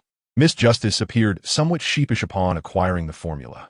She immediately stated, "Mr. Fool, to express my apologies and to compensate for the price difference in this transaction, I am willing to provide your favored one with a funding of £350. £350. Initially expecting to bid farewell to those delightful little coins today, Mr. Fool's eyes gleamed, though he feigned disinterest in the money, responding with an air of nonchalance. A reasonable transaction. At this juncture, Klein recalled that Miss Justice had no messenger, and thus presented the previously unused anonymous account from Bakeland on parchment to Miss Justice. While inwardly pondering, messengers are indeed incredibly useful. Perhaps I should inquire with Mr. Ask on how to acquire one. After clarifying his financial status, Klein held onto the neatly pinned parchment that should be referred to as the Panredact's diary, which had manifested silently by Mr. Demon. He did not rush to read it, but rather turned his attention to Little Sunday. What compensation do you wish to receive? I currently have no pressing items I wish to acquire. However, I should be able to digest the Praiser potion quite soon. Thus, let the compensation accumulate for now. Consider preparation for the Sequence 8 formula, or perhaps necessary materials. Even knowing the materials, I cannot deliver them to you. If you truly are in the Forsaken Land, not even a messenger could reach you, could they? Although Klein was uncertain whether the Forsaken Land could indeed summon messengers, it was, after all, a place with a formidable power level of Sequence 4. If mere messengers could traverse it at will, it would be inconceivable for anyone to remain trapped there for so many years. Just as Klein nodded, intending to delve into the diary of Panderdax, Miss Justice noticed the term digest in Little Son's words and inquired pensively, "Mr. Son, have you mastered the art of masquerade?" Suddenly, as the hangman and Justice were astonished that such knowledge was discussed in a general studies class, a faint sound interrupted them. Everyone turned to see that the devil, who had always seemed indifferent to matters, was exhibiting a level of shock that even the gray mist could scarcely obscure. How could the devil display such a lapse in composure? This was unexpected. At this moment, the most astonished individual was undoubtedly Mr. Fool, seated at the head of the bronze table, as he was likely the one most familiar with the devil's background. An extraordinary individual, possibly of high sequence, possessing information related to the divine, and with a family legacy. How could he be so taken aback by the proliferation of masquerade? Unless, of course, there were deeper secrets regarding this masquerade. Contemplating this, Mr. Fool slowed his pace in picking up the diary, while the devil, as he had hoped, adopted an unprecedentedly serious tone and asked, "Could you tell me about the beliefs and population of your Silver City?" Why would the devil inquire about this? What connection did the general studies class on masquerade have with faith and population? Perhaps it was due to the attention he received from everyone's curious gazes. Or perhaps he simply felt nothing was amiss. Little Son nodded slightly and replied, "In our Silver City, we worship the Lord who creates all, the omniscient and omnipotent God. The total population of the city is over 2,000. Under the watchful eyes of the Tarot Society." Snow took a deep breath and then spoke in a serious and profound tone. "How do you know this? What else do you know? Can you tell me? I am willing to exchange everything I can offer." Chapter 46. The Secrets of Masquerade Involving the Divine. There's no need to be so agitated. The devil gently waved his hand. "In truth, I only possess a fragmentary understanding. Regardless of how trivial the clue may be, please do share it with me," Little Son earnestly implored. However, the devil suddenly turned his gaze towards Mr. Fool, as if asking, "May I speak? Why are you looking at me? I have no idea what you intend to say." Klein felt a bit awkward at the devil's glance, but he also drew a connection from the devil's demeanor. Previously, when Lady Dolly had commissioned him to hint at the masquerade to the captain, she had mentioned that all who comprehended the masquerade within the Night Goddess Church would be required to take an oath, forbidding them from revealing it to others. And Mr. Hangman, who was suspected to be a member of the Storm Church, was equally unaware of the masquerade. Did this imply that all existing deities maintained a policy of secrecy regarding the masquerade? Thus, when the devil learned that over 2,000 people in Little Sun City were aware of the masquerade, he concluded that the deity they worshipped had a problem. With this thought, Klein became curious as well, maintaining his persona as the Fool, and nodded gently in acquiescence. With Mr. Fool's approval, the devil seemed to exhale in relief and turned his attention to the hangman, stating, "Mr. Hangman may have also pondered why such a simple method, which can significantly reduce the risk of lower-tier extraordinary individuals losing control, is kept under wraps by the church. Why are you bringing me up again?" Mr. Hangman furrowed his brow, sensing the complexity of the situation, yet he had indeed contemplated this issue, so he nodded. "Indeed, the church has stood for thousands of years. It is illogical that they have not summarized the masquerade, yet they do not inform lower-tier, extraordinary individuals. To clarify, the devil raised a finger and gently shook his head. The seven major deities church not only fails to inform them, but also demands an oath from all officially recognized extraordinary individuals who grasp the masquerade, prohibiting them from disseminating it in any form. Why is that? Miss Justice instinctively inquired, to which the devil smiled slightly and replied, because it is detrimental to the deities. The deities? Everyone was astonished. How could a masquerade of mere low-tier, extraordinary individuals influence the divine? Miss Justice quickly reiterated the analogy Mr. Fool had previously presented about disguising oneself to infiltrate a castle. Just as Mr. Fool worried that his example might be flawed, the devil responded with a smile. A most astute metaphor. But have you considered where the guards in the castle originate from? This left Miss Justice momentarily speechless as the devil continued. Every potion, or rather, every extraordinary material, harbors a unique imprint, which can be viewed as the consciousness of another existence.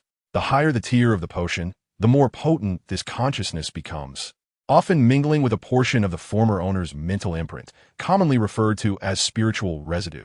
From a certain perspective, it can be considered a primary culprit leading extraordinary individuals to madness or even loss of control. This spiritual residue is the guards? Miss Justice pondered aloud, and the devil nodded. Indeed, but the issue with the masquerade lies here. By employing the masquerade, you circumvent the guards, which implies that these guards have not been defeated. By the way, a crucial aspect of the masquerade is that you are merely pretending. Mr. Sun, have you taught this in your Silver City? The devil suddenly veered off topic, yet did not cause discomfort to Miss Justice or Mr. Hangman. For the mere phrase "you are merely pretending" had already imparted a new understanding of the masquerade to them. Upon hearing the devil's words, Little Sun immediately nodded in affirmation, stating, "Yes, we emphasize in our general studies class that the only thing to note about the masquerade is that you are merely pretending." That is well. The devil displayed a relieved expression before continuing. The masquerade is merely pretending because if you become too engrossed in your role and forget your true self, then these spiritual residues may seize the opportunity to invade your mind, merging with your consciousness, causing you to cease being yourself. In a sense, this also constitutes a form of madness. To further explain, it is akin to becoming so immersed in your role that, after obtaining the treasure, you forget to leave, ultimately being thrust into the position of a guest by the guards of the castle, becoming a true guest. Upon hearing this, Miss Justice was struck by a thought of a self that only lurked in dark corners observing others, causing her to shiver. She then nervously inquired, "So the church conceals the masquerade out of fear of such a scenario? But how does this relate to the true gods?" Not quite, the devil shook his head. In reality, you can envision spiritual residues as branches of a great tree. Each lower-tier extraordinary individual is merely affected by the most distal branch, akin to a single leaf. The true gods, too, must contend with madness. The true gods must contend with madness? Klein found the weight of this information staggering, almost reaching to pinch the bridge of his nose. As the conversation reached this point, even Miss Justice refrained from making casual conjectures, while the devil continued unabated. Every potion appears independent, yet there exists a mysterious connection on an esoteric level. Lower-tier extraordinary individuals are influenced by higher-tier ones, and vice versa. Of course, due to the disparity in strength, this influence is generally minimal. At this juncture, the devil shifted his tone, adopting a somewhat malicious demeanor. "Miss Justice, you previously remarked that the masquerade resembles pretending to be a guest to infiltrate and subsequently steal treasures. Have you ever considered where the treasures go after they are stolen? Might they end up in the hands of higher-tier extraordinary individuals or even true gods?" Miss Justice ventured a bold conjecture, yet Mr. Demon shook his head, gesturing toward his own chest. "It still resides within your body, lurking within the potion. In fact, should you perish, a fragment of your lingering spirit will contribute to and even amplify this residual essence, ultimately influencing the next individual who partakes of the potion." Unbeknownst to Audrey, who lacked awareness of the law of indestructibility of extraordinary traits, the hangman and Little Sun felt a stirring in their hearts. However, a more profound revelation soon followed from Mr. Demon. Due to the application of the impersonation method, in a certain sense, your mental state will align closely with the residual spirit of the potion. This implies that for those who have mastered the impersonation method, Their mental residue remains unchanged upon death, and may even be restored. Hangman, do you comprehend how ordinary extraordinary beings, lacking knowledge of the impersonation method, managed to grasp the potion? At this juncture, the hangman sensed that a crucial insight had been unlocked, gradually piecing together the entirety of the matter. Could it be that ordinary extraordinary beings, without employing the impersonation method, weaken the spiritual remnants within the potion? This would thus mitigate the influence on true deities? Chapter 47. Miss Justice pouted. Indeed, Mr. Demon snapped his fingers. The process of mastering the potion involves a collision between one's own spirit and the potion's residual essence. A perilous endeavor akin to two individuals engaged in a relentless struggle to the death. Should an extraordinary being diminish the spiritual residue to a certain extent, they may gain the upper hand. Conversely, if the spiritual residue weakens the extraordinary being to a critical degree, their psyche may shatter, leading to madness or loss of control. Regardless of who prevails, the spiritual residue cannot be restored from the extraordinary being. So, it is. Klein felt the enigma within him unravel, yet Audrey, with a hint of concern, inquired, "But if we employ the impersonation method, does it not imply?" "Fear not. At least you need not worry, Miss Justice. For in the audience sequence, there are currently no true deities," Mr. Demon explained with a smile. Sensing that the characterization was nearly complete, he shifted the conversation toward Little Sunday. "For reasons I cannot conveniently explain, I harbor certain speculations about your current position. To avoid causing you unnecessary trouble, may I inquire if you are still conducting sacrifices to your object of faith?" "Oh, do share the details of your sacrificial process." Klein finally found an opportune moment to interject, adopting a leisurely tone. "Abandoned by the master? The land of the forsaken?" Mr. Fool also expressed interest in this matter, eager to ascertain whether the so-called creator of all still existed. The hangman, Alger, perked up, the sensation of unveiling a secret elevating his entire being. Meanwhile, Audrey observed the excitement among everyone present, realizing they seemed to be discussing a more astonishing secret than the impersonation method. Yet her knowledge failed to grasp the astonishing nature of this sacrificial rite. Once the commission from Xilanges concludes, I shall render my payment to exchange for the insights gleaned today from the hangman. Though I worry he may decline, Mr. Demon has disclosed so much freely. He ought to agree, should he? Miss Justice mused with anticipation as Little Sun began to narrate the sacrificial rites of Silver City. Only after Klein grasped the general procedure of the sacrificial ritual did Mr. Demon interject once more. "From your words, I am convinced that Silver City is indeed the place I am aware of. However, I regret to inform you that there are certain pieces of information I cannot divulge directly. It is not out of reluctance, but because this knowledge is toxic. Even mere awareness could bring catastrophic consequences upon you and your city-state. Is that so?" Little Sun's tone noticeably dimmed, yet he did not doubt Mr. Demon. For the general education courses in Silver City had taught that knowledge pertaining to high-ranking entities could entail significant risks. Although he longed to share more with Little Sun, considering the presence of Amon, who could steal thoughts, Snow ultimately refrained from further elaboration. Instead, he turned to Mr. Fool, apologizing, "I beg your pardon, Mr. Fool, for encroaching upon your reading time." "Not at all," Klein replied with an air of superiority, suddenly recalling he still held a page from the Journal of Panderdax. He promptly retrieved it and began to read in silence, prompting the members of the Tarot Society to fall into quietude. March 3rd, I have committed murder. It feels less exaggerated than described in novels from my past life. Am I inherently cold, or has my ascension to the Joker enhanced my emotional management? However, while disposing of the body, I discovered a gem-like substance on him. Through divination, I found this material could serve as potion ingredients. Could this be why the Church is unconcerned about the extinction of species corresponding to extraordinary materials? Speaking of which, during my divination of the Joker potion, a corpse of the Joker also appeared, and I recall it bore a strange substance as well. There was also the body of Rielber. Upon reaching this point, Klein immediately correlated it with his own experiences. Yet, considering the timing of the Tarot Society, he refrained from further contemplation and continued reading. March 5th.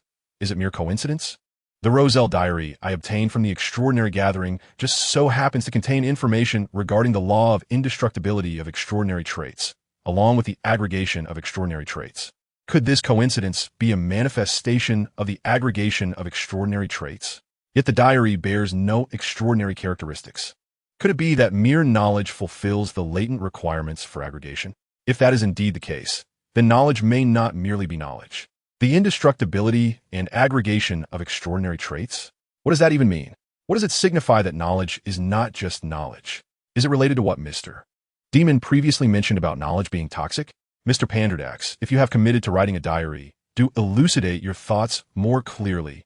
Surely you did not pen this diary merely for posterity?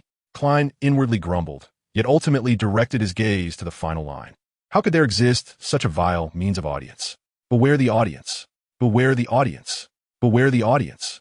When I become prosperous, I must create an extraordinary item capable of countering the audience. Indeed, it appears you have indeed succeeded.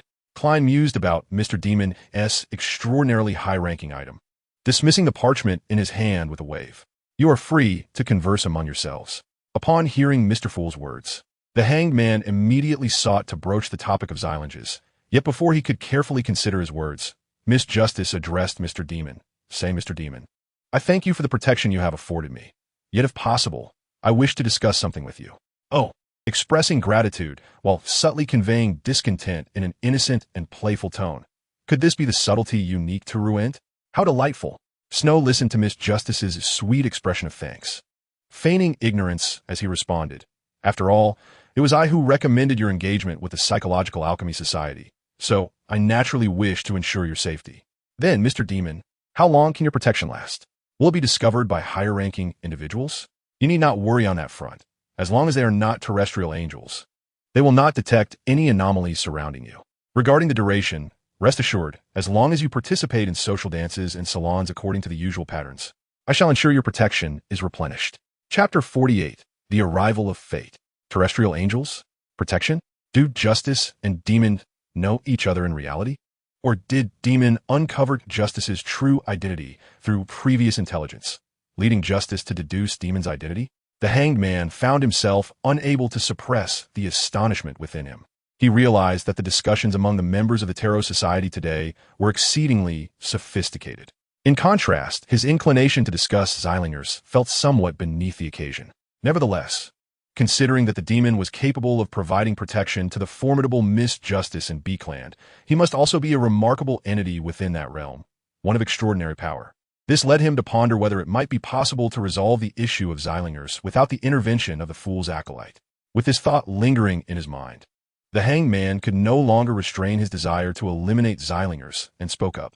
Will he truly become a high-sequence powerhouse? Does he not fear losing control? Audrey immediately grasped the crux of the matter. Having previously absorbed the demon's description of the act of masquerading, she had come to a clear understanding of the nature of losing control, the terrifying mutation of two spirits intertwining, which, in her eyes, was even more dreadful than death itself. Hence, that artifact was of utmost importance. Alger spoke candidly, then shifted the conversation. Of course, these are merely my conjectures, based on the intelligence I have received. Xilinges believes that once he completes the commission and acquires that artifact, he will soon stand among the likes of the 5 Sea Kings, transforming the 4 Kings of Pirates into 5. Alger meticulously expounded upon the intrinsic significance of this intelligence, emphasizing the importance of the extraordinary item in an attempt to capture the fool's attention. Regrettably, both the fool and the demon were currently in the 9th sequence's consummate realm. While both were on the verge of promotion, confronting Xilinges was evidently impractical. However, Klein harbored his own thoughts, as Mr. Ask seemed to be in B-Clan at that moment. Though uncertain if he could genuinely contend with Xilinges, a gentle reminder in a concerned tone should pose no issue, especially since he also wished to inquire about the sacrificial ritual. A flurry of thoughts raced through his mind, yet the fool maintained an air of calmness, nonchalantly uttering his signature line, "I understand." Seeing the fool remain unfazed, Alger redirected his focus to the demon and Justice, commencing a detailed account of Xilinges' various habits. However, to Snow's ears, it all sounded exceedingly peculiar, as the hanged man's introduction resembled that of a lovesick individual extolling the virtues of their beloved. As the discourse surrounding Xilinges drew to a close, Klein sensed that the time for the Tarot Society's meeting was nearing its end and smiled, suggesting, "Let us conclude for today."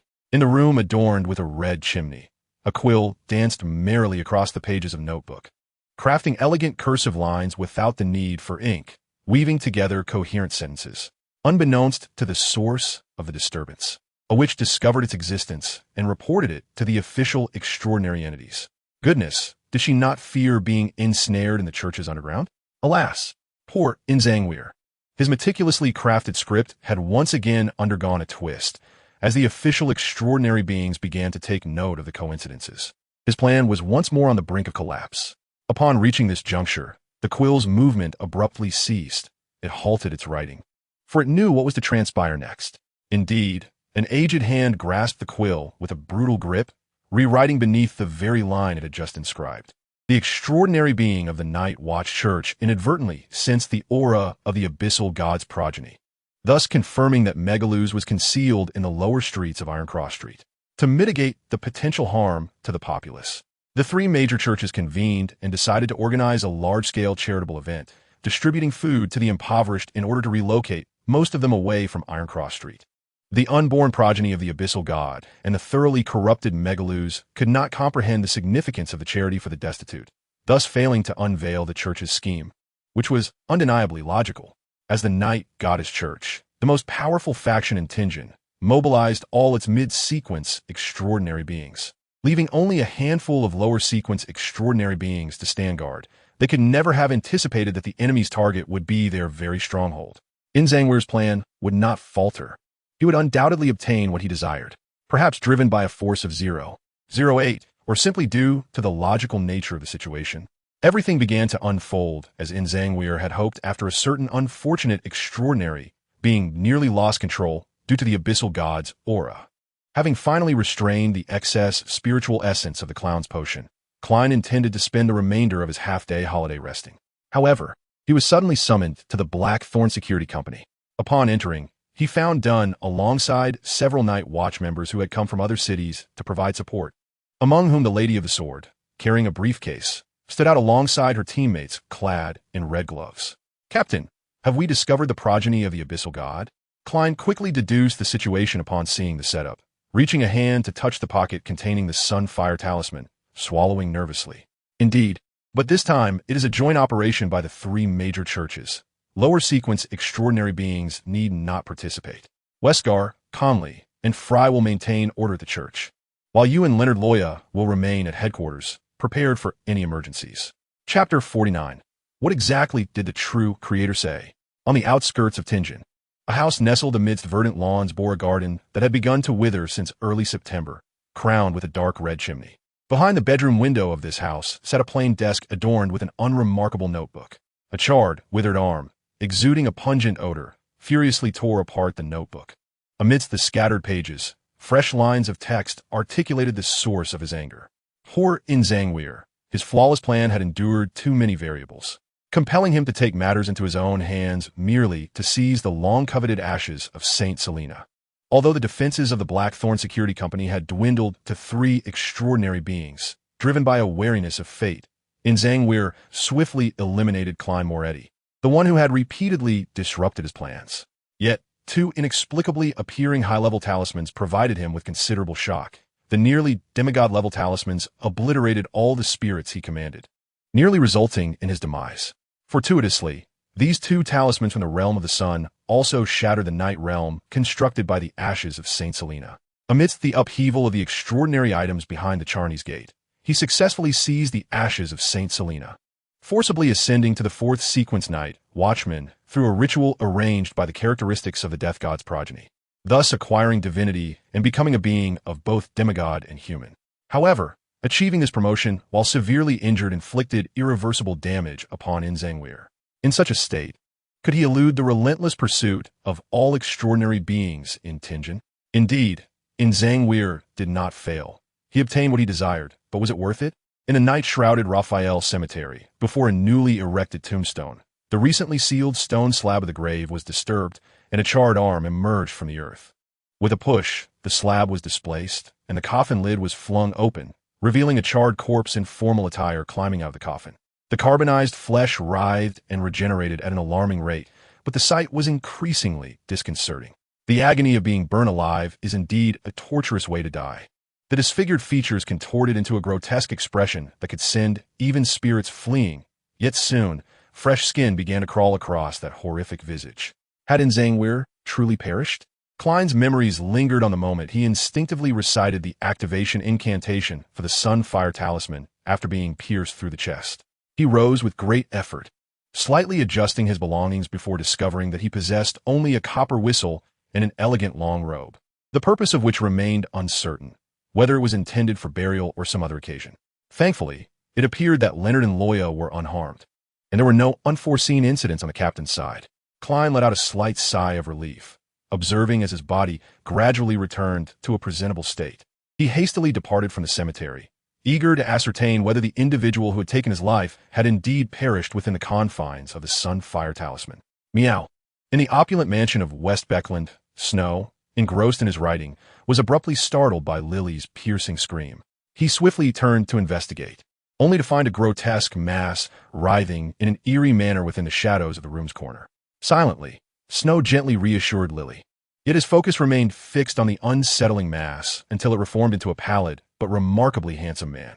He exhaled lightly, placing a respectful hand over his chest and uttering, The man's voice bore an unmistakable undertone of repressed fury and madness. Nonetheless, he quelled his rage and commanded, Very well, I shall prepare some food for you. Snow refrained from inquiring about the progeny of the malevolent deity, recognizing that given the man's current condition, he was likely still severely injured. That won't be necessary. The man halted Snow with a serious tone, stating, The con artist known as Lanris has now arrived in Beckland. He bears the divinity of our Lord, and is a living vessel for his descent.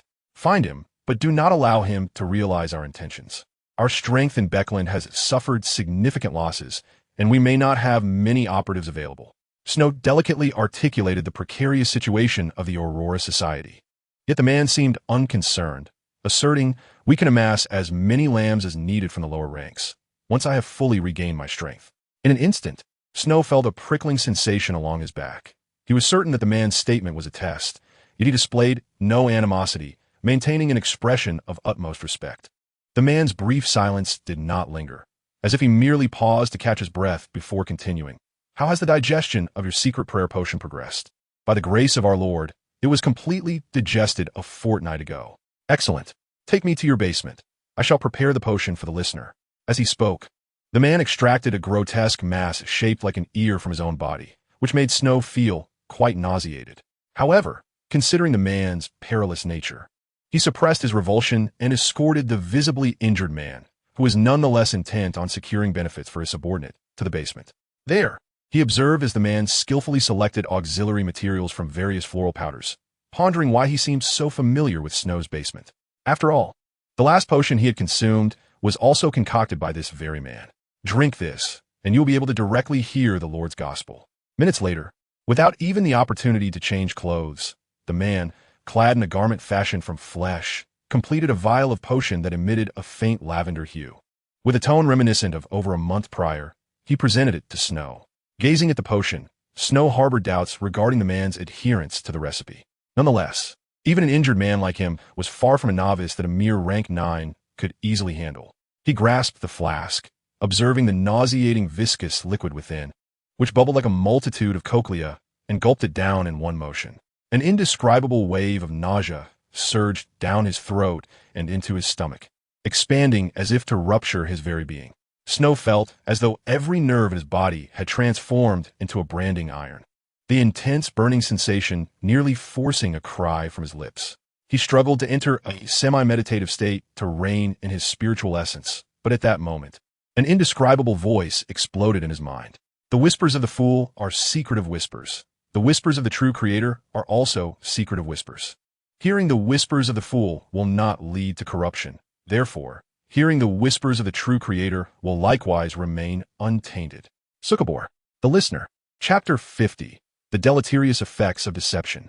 As the murmurs gradually faded, Snow leaned against the filter woven from the white horse's mane. Discerning within the true creator's whispers names such as Leodro, Harabijan, and Osychus, words that evidently belonged to a different linguistic family than those previously spoken. Only when the true creation's voice finally subsided, and his brain, rigid from the whispers of the true deity, resumed its function, did Snow realize that these seemed to be the names of the three gods. Ah, so the true creation was cursing. Snow pinched his throbbing temples, beginning to sort through his spiritual essence. The enhancement provided by the rank 8 Pavlov's dog was straightforward. In addition to the extraordinary ability of conscious projection, which he had been utilizing based on the listener's whispers, it significantly amplified his physical prowess, particularly in dynamic vision and neural reflexes, elevating them beyond human limits. Furthermore, according to the information imparted by the potion, he now possessed a formidable capacity for learning combat, shooting, and even sleight of hand, skills requiring muscle memory, allowing him to master a martial art in just 2 or 3 days of professional training and apply it effectively in combat. Aside from the power inherent to Pavlov's dog, the enhancements conferred by the listener potion remained intact. As a reward for having eavesdropped on the true creation's profanity, he acquired 3 resistances and 1 extraordinary ability. The 3 resistances corresponded to fire, wind and thunder, and spirit, while the extraordinary ability was referred to as divine profanity. Snow surmised that the 3 resistances were linked to the names of the 3 gods, and as for divine profanity, well, it was best left unspoken. As for the adverse effects brought about by Pavlov's dog, it was somewhat difficult to articulate, but this negative influence could be described as an episodic neural attack, or more colloquially, a mild form of sudden neurosis. Following the ingestion of the potion, its exuberant essence established several high-speed channels between his spirit and physical body, essentially constructing conditioned reflexes.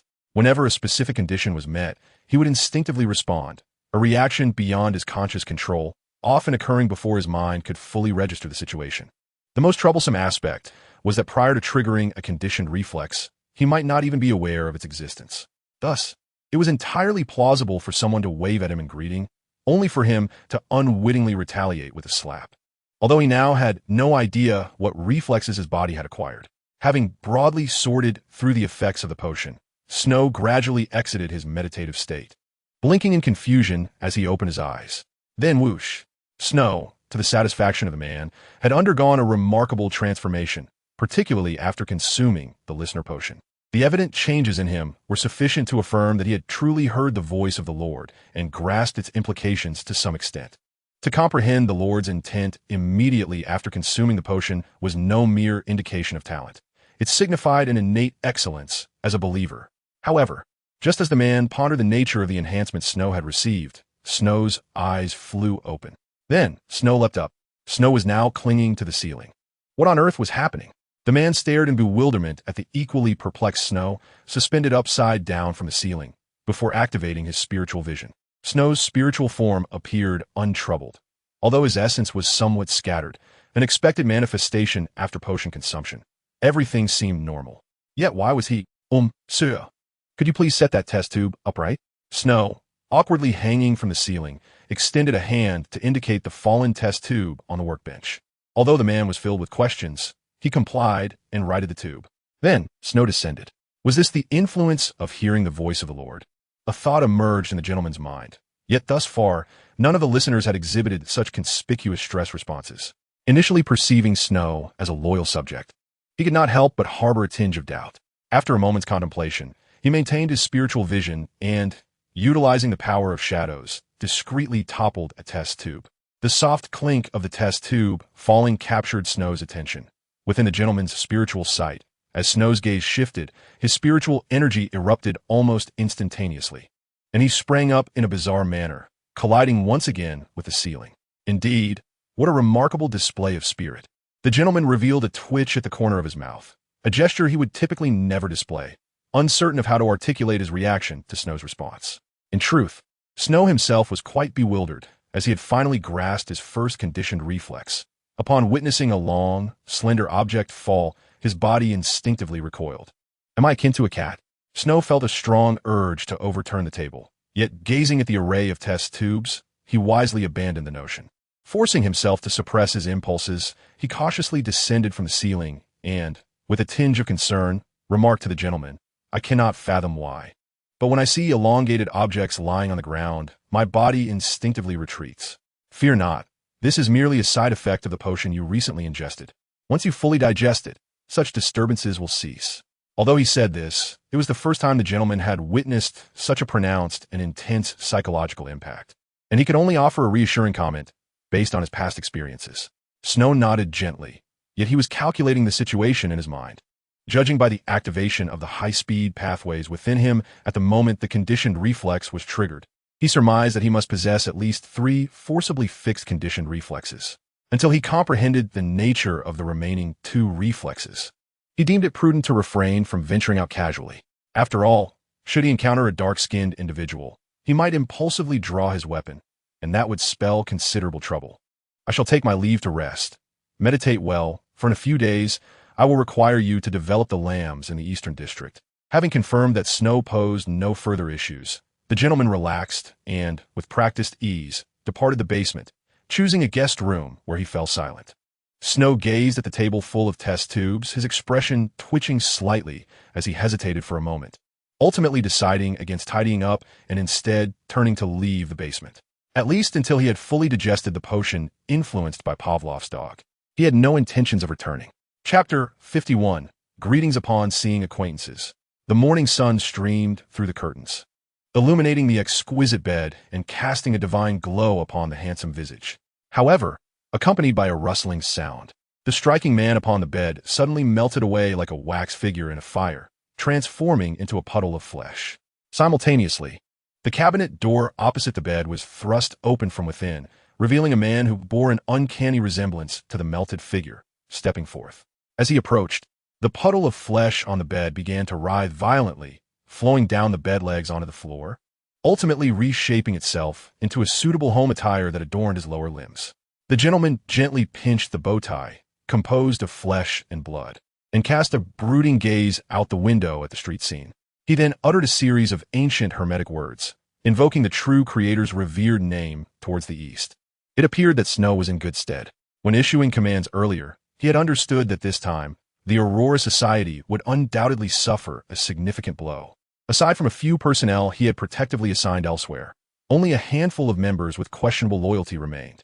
In the vast expanse of the Aurora Society, he could count the truly capable individuals on one hand, with Snow being the least experienced among them. The gentleman's visit to Snow served 2 purposes: to test his loyalty and to alleviate his concerns regarding the others. He harbored no doubts about the loyalty of other members. In the case of the madmen of the Aurora Society, loyalty did not equate to respect for their superiors. Although the remaining 2 were merely listeners in the hierarchy, nothing was absolute. The gentleman had no illusions about the ambushes and assassinations that would await him should he venture among the others. With his demonic abilities as a foundation, he was not afraid of such threats. Yet the Aurora Society was currently in need of personnel. To eliminate his remaining subordinates over such matters would be rather foolish. In fact, his choice to have Snow consume the potion at this juncture was also aimed at diminishing his threat. Indeed, a newly ingested potion by Sequence 8 individual posed less danger than a fully digested Sequence 9, at least in terms of the Seeker's hierarchy. The next step was to have them develop new lambs, striving to restore the foundational strength in the Aurora Society within 2 months. As for Larnus, the gentleman summoned a messenger to deliver 3 letters to the respective individuals. Having completed these tasks, he adjusted his appearance, resuming the facade of a cold and striking beauty, and stepped out of the guest room. Almost immediately, he overheard Snow praying fervently in ancient Hermetic. Quite devout, the gentleman mused, a smile gracing his lips. He refrained from interrupting Snow's morning prayers, instead cloaking himself in shadows, curious to observe whether this new listener was as sincere as he appeared. Snow's prayers persisted for approximately 5 minutes, conducted entirely in ancient Hermetic, much to the gentleman's satisfaction. Unlike most deities, the true Creator responded comprehensively to all supplications. As long as one invoked his name in ancient Hermetic, they would undoubtedly hear his voice. Maintaining the prayer for 5 minutes was sufficient proof that Snow was not merely feigning piety. Emerging from the shadows, the gentleman feigned just having exited his room, colliding with Snow as he stepped out. Their eyes met, and at that moment, Snow casually raised his right hand and greeted, "Good morning, Mad Beauty." As the words left his lips, both Snow and the gentleman wore expressions akin to startled commuters, momentarily unable to comprehend the situation. After a prolonged silence of 2 seconds, Snow finally smacked himself, for at that instant, he had realized his second conditioned reflex. When encountering familiar faces, he instinctively raised his hand to greet. But what on earth was Mad Beauty? Snow felt utterly disconcerted, awkwardly observing the gentleman's face, which was gradually adorned with an amused expression. Trembling slightly, He stammered, "My apologies. Sir, it's akin to the test tube incident yesterday. I instinctively—" "No need to fret," the gentleman gently shook his head. If he could tolerate even a subordinate's intent to kill him, he could certainly overlook such verbal faux pas.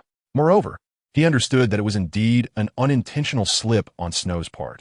Under normal circumstances, he would not dare to refer to him in such a manner. Yet Mad Beauty? The gentleman found the appellation amusing. After all, was he not a mad beauty himself? Thus began a morning that seemed fraught with tension, yet resulted in nothing amiss. In an attempt to atone for his indiscretion and soothe his wounded pride, Snow splurged on a breakfast spread that could sustain a middle-class family for an entire month. After enjoying the meal with the gentleman, he suddenly inquired, "Have you mastered the ability of whispering? That's good. Starting today, you may begin using whispers to develop the lambs. But initially, do not propagate our Lord's name. Instead, entice them with benefits and allurements. In the beginning, refrain from approaching the nobility. If you lack proficiency, it may easily attract the attention of heretics. The Eastern District is a fine place. You can establish a regular gang and subsequently select promising lambs to develop into outer members." At this moment, the gentleman bore an uncanny resemblance to a benevolent elder, meticulously imparting to Snow the art of swiftly establishing an underground cult. "I mean a clandestine force." Snow was quite attentive, yet suddenly interjected, "Esteemed divine envoy, might I inquire if you hold any stringent requirements regarding the philosophy of disguise?" Upon hearing Snow's query, the gentleman's lips curled into a smile that stirred ripples of intrigue. "None, savior of the impoverished. Let be known that everyone should have enough to eat. The aristocrats deserve demise, even the righteous messengers, as long as their words do not contradict the doctrine of the Lord." Chapter 52, A Fateful Coincidence. The doctrine of the Aurora Society? After a moment's contemplation, Snow mused that it seemed to revolve around the notion that everyone possesses divinity. Equality for all, perhaps? He rolled his eyes internally, suddenly grasping the flexible tenets of the Aurora Society. As long as he refrained from foolishly instituting a caste system, he would remain well within safe boundaries. The gentleman, still possessing his spiritual sight, noticed a shift in Snow's demeanor and nodded in satisfaction before elegantly dabbing his mouth with a napkin, advising, in the future, do not procure overly lavish meals. Consuming such quantities alone may arouse suspicion. "Understood, sir. I shall venture to the East District shortly for lunch and dinner." Though endowed with a handsome visage, his disguise was easily assumed. By merely donning a layer of the "whoever thinks akin to through Snorlax," he could effortlessly manipulate the impression he left on others. In terms of appearance, a slight alteration in hairstyle and attire would suffice to evade immediate recognition. Once his abilities were activated, others would naturally perceive him as merely another individual with a similar countenance. According to custom, he first proceeded to the Georgewood district to change his attire. However, rather than heading to the renowned slums of the Bridge District or East District in search of suitable lambs for his preaching, he took a circuitous route to a somewhat secluded cemetery to deter the proliferation of water ghosts, vengeful spirits, and other undead entities. The 7 great churches and various royal families had established legal frameworks and designated lands as cemeteries. However, compared to the affluent Green Cemetery in the West District, the cemetery in the East District appeared bleak and haunting. After all, for the residents of the East District, merely surviving was a formidable challenge. Offerings to deceased relatives could only be afforded on select special occasions, although the East District seemingly housed no other cemeteries. Snow could not be certain this was his intended destination.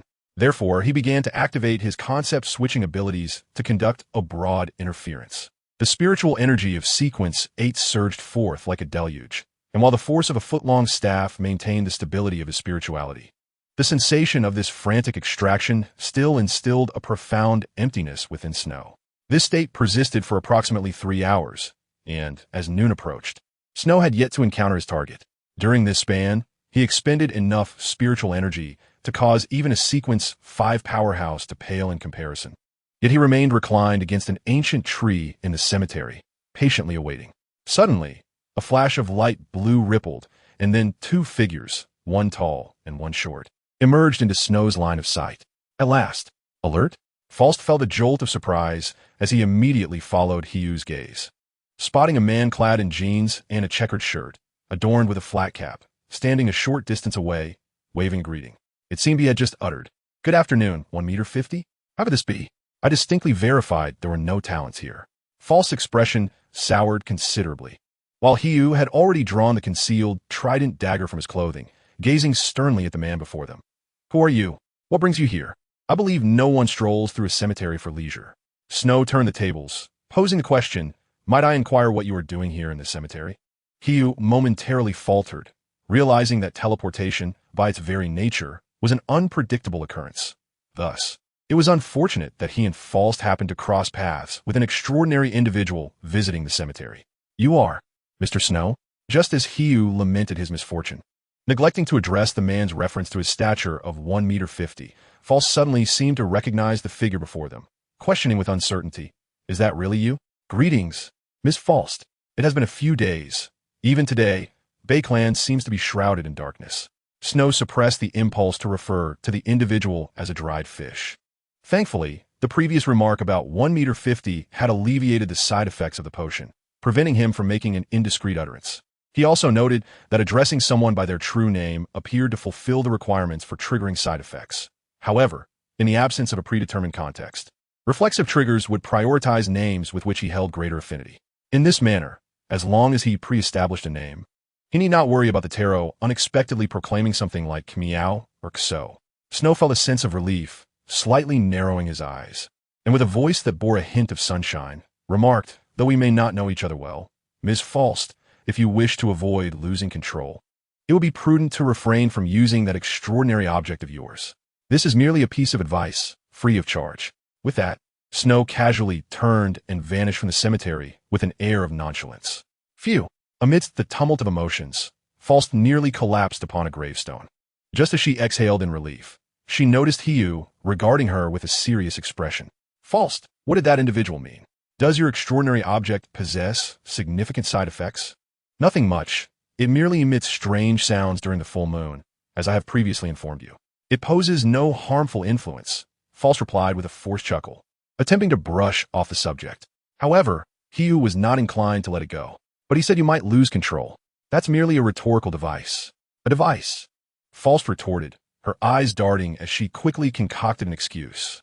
Hiu fixed his gaze upon Faust, and after a moment he nodded, "I understand. However, Faust, you must exercise caution. In the extraordinary realm, any whisper or murmur is exceedingly perilous. Should anything amiss arise, you must inform me. Rest assured.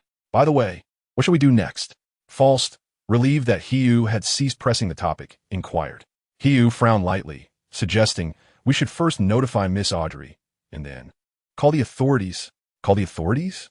Faust echoed in surprise. Yet to prevent Hiu from dwelling further on the matter of lunar whispers, she promptly acquiesced. "Very well. Let's proceed with that." Observing Faust's eagerness to seek out Miss Audrey, Hiu felt a twinge of unease. Indeed, Faust was concealing something from him. Under normal circumstances, she would have pressed for an explanation. Moreover, she had never shared a room with him during a full moon. Chapter 53. There are many professionals in this domain. Kill him. Break his legs. Beat him up. Damn little thief. The East District of Bakeland is perpetually enveloped in an unsettling atmosphere, where brawls, robberies, and even public murders are far from uncommon. Snow, attired in jeans and a checkered shirt, outfits typically associated with the working class, stood out strikingly against his handsome visage, resembling a model plucked from the cover of a fashion magazine. Such individuals appearing in the East District would typically vanish within 30 minutes, perhaps in a month or two. One might find them in the basement of a noble or in a special room on the infamous Joy Street. However, at this moment, those impoverished souls, who would sell their own mothers if it meant survival, did not harbor even a fleeting thought of taking action. This was not due to the duckbill cap obscuring his features, nor because the Eastern District's gangs had all gone bankrupt, but rather because they were entirely oblivious to Snow's peculiarity. Although the true name of this ability, which seemingly allowed one to see through the aids of others, remained unknown, it possessed an almost psychological invisibility. While it could not entirely erase his presence, it could implant the notion in the minds of all who beheld him that he was merely a passerby. Consequently, even if he bore a handsome visage, or dressed like a mere stand-in, none would find anything amiss. He moved like a phantom, wandering the streets of the Eastern District of Bakeland, in search of a suitable target.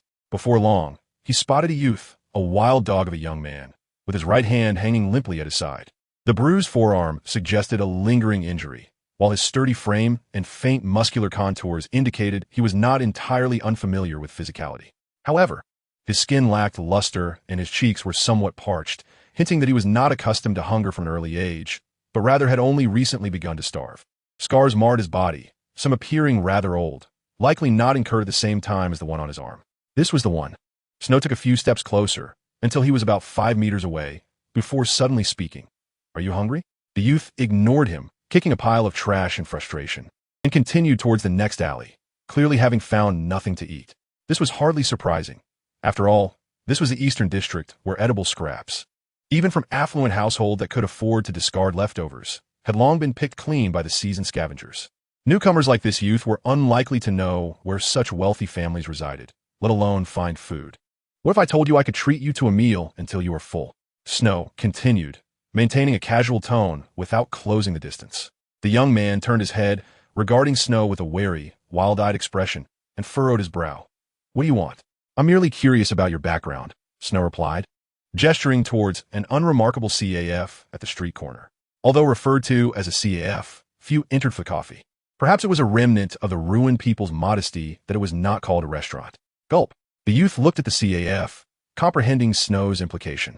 Although he harbored doubts about this man's intentions, the reality of having gone 3 days without food forced him to concede to his frail condition.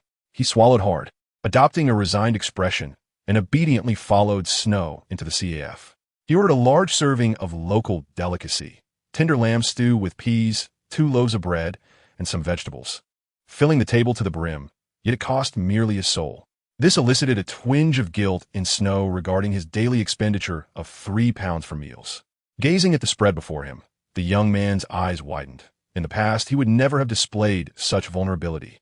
But now his remaining rationality urged him to look away and refocus on Snow. Then he inquired, "What exactly do you intend to do? If I told you I could ensure you never go hungry again, would you be willing to pray to an entity beyond the 7 great deities?" Snow's tone carried an air of extraordinary authority, stemming from the whisperer's ability. This skill bore resemblance to audience-induced hypnosis, albeit less forceful and more discreet. Initially, it merely made the target more receptive to one's words, but with prolonged use on a singular target, it could implant one's thought processes within their psyche, making it exceedingly difficult to eradicate, even for a psychological practitioner of the audience pathway. The young man's mind conjured the term Eldritch God, yet he wisely refrained from voicing it.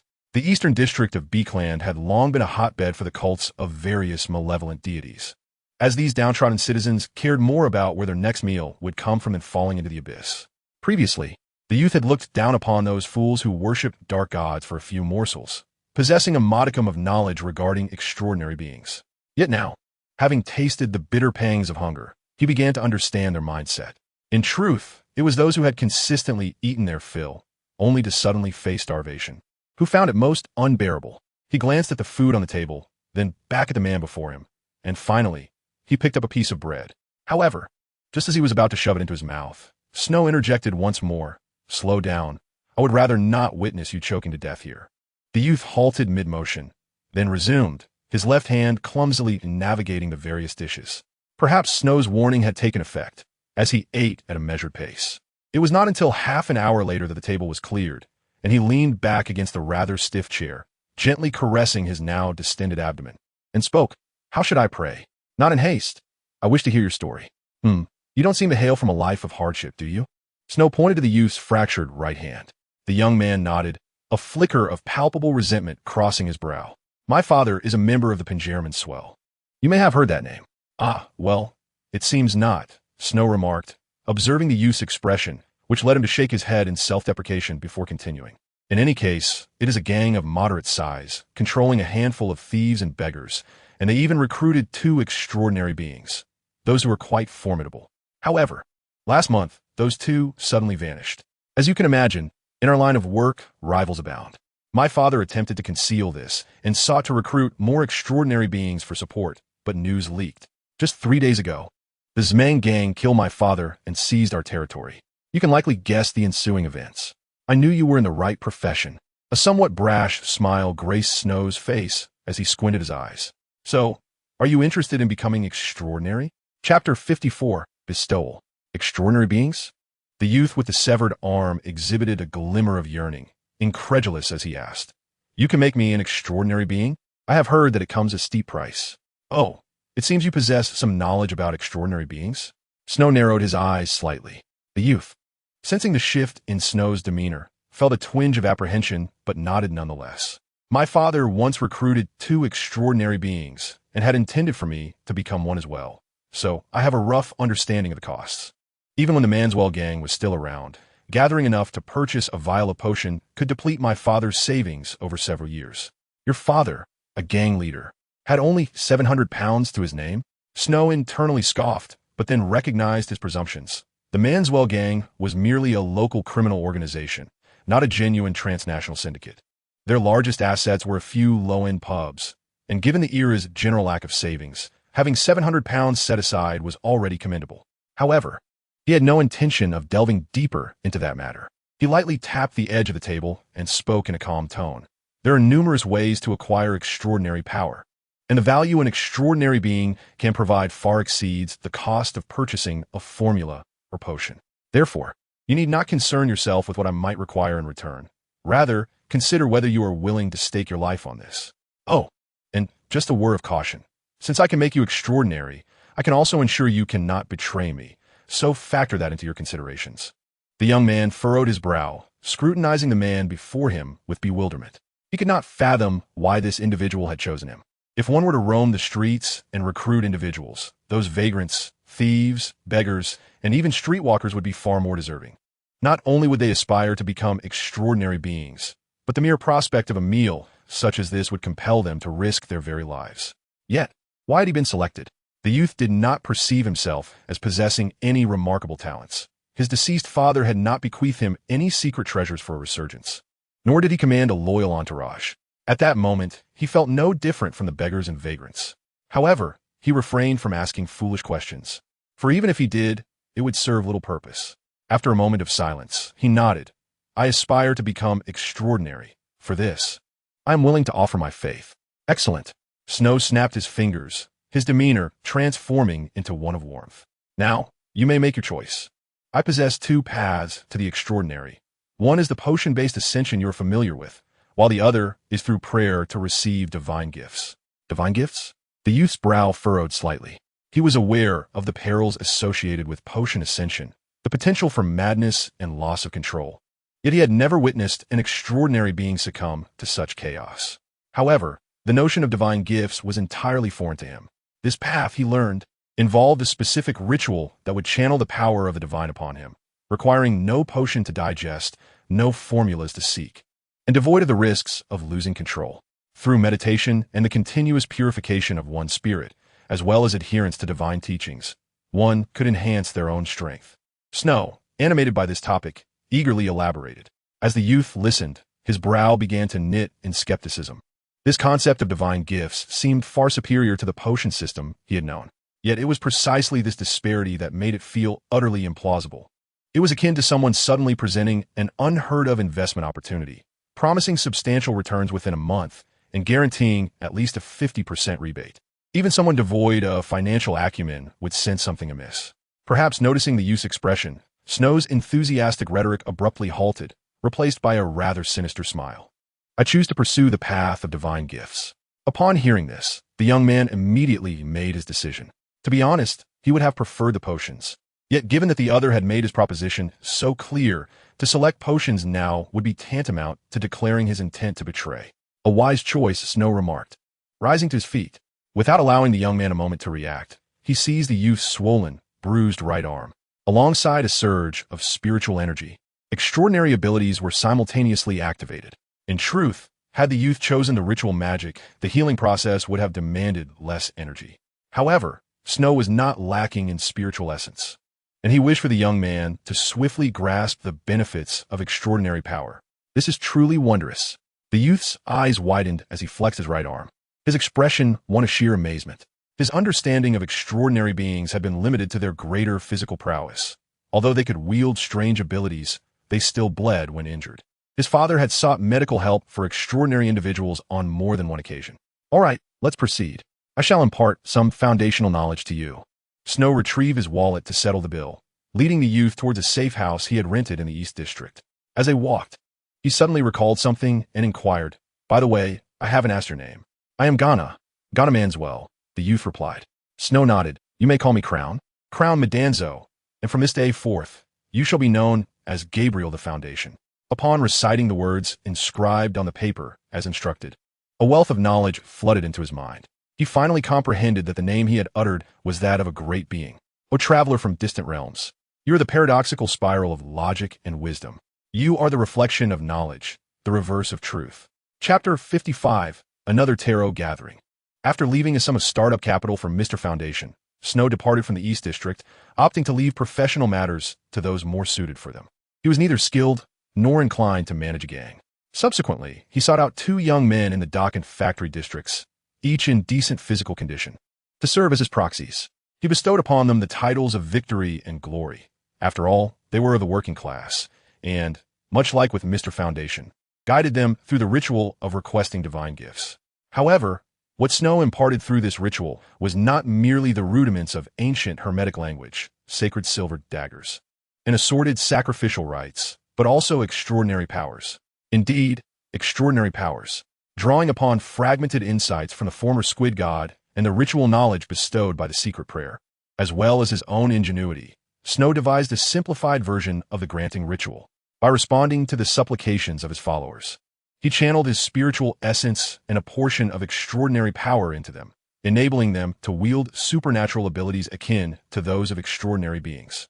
Naturally, this improvised system could not compare to the meticulously developed frameworks of the Western continent, but it emulated the method of crafting charms, temporarily storing his essence within the supplicant's body. The followers effectively fought using his essence. Once depleted, they would need to pray anew. And due to the limited capacity of the human body to store spiritual essence, it would begin to dissipate after 2 days. Thus, they would need to pray daily to request new gifts reminiscent of spell slots. As their spiritual forms continually absorb this essence, their capacity for it would expand, allowing them to access an increasing variety of extraordinary abilities. This system, as Snow articulated, bore almost no risk of losing control, nor would it lead to madness. And there was no concern over extraordinary materials or potion formulas. The only requirements were meditation and prayer. Prayer was to acquire the power bestowed by the divine, while meditation served to enhance one's capacity, enabling them to accommodate greater divine power, though it did not grant ascension to divine status as the path of the god's might. For those still at the lower echelons of society, discussing divinity was far less pertinent than discussing sustenance. As for whether these marginalized individuals would act recklessly upon gaining power, Snow harbored no concerns. He endowed them not only with extraordinary abilities in his essence, but also instilled the skill of whisper, ensuring that under his philosophy of selflessness, they would gravitate closer to a neutral alignment. It can be stated with confidence that as long as Snow remained sane, there would be no emergence of antisocial elements within the organization seeking to destroy the world for personal gain. Meanwhile, Klein, having lingered outside Daffodil Street for an extended period, ultimately chose not to enter that familiar thoroughfare. With a hint of nostalgia, he cast one last glance at the still-lit Daffodil Street No. 2 before turning towards the Tianjin City train station. Fortunately, both the compensation from Miss Justice and the remaining funds after purchasing potion materials had been deposited in the Bakerland Bank. Otherwise, he would have been contemplating selling his formal attire to afford a ticket to Bakerland. It was far too perilous to enter the tarot gathering on the train. He would opt for an evening ticket instead.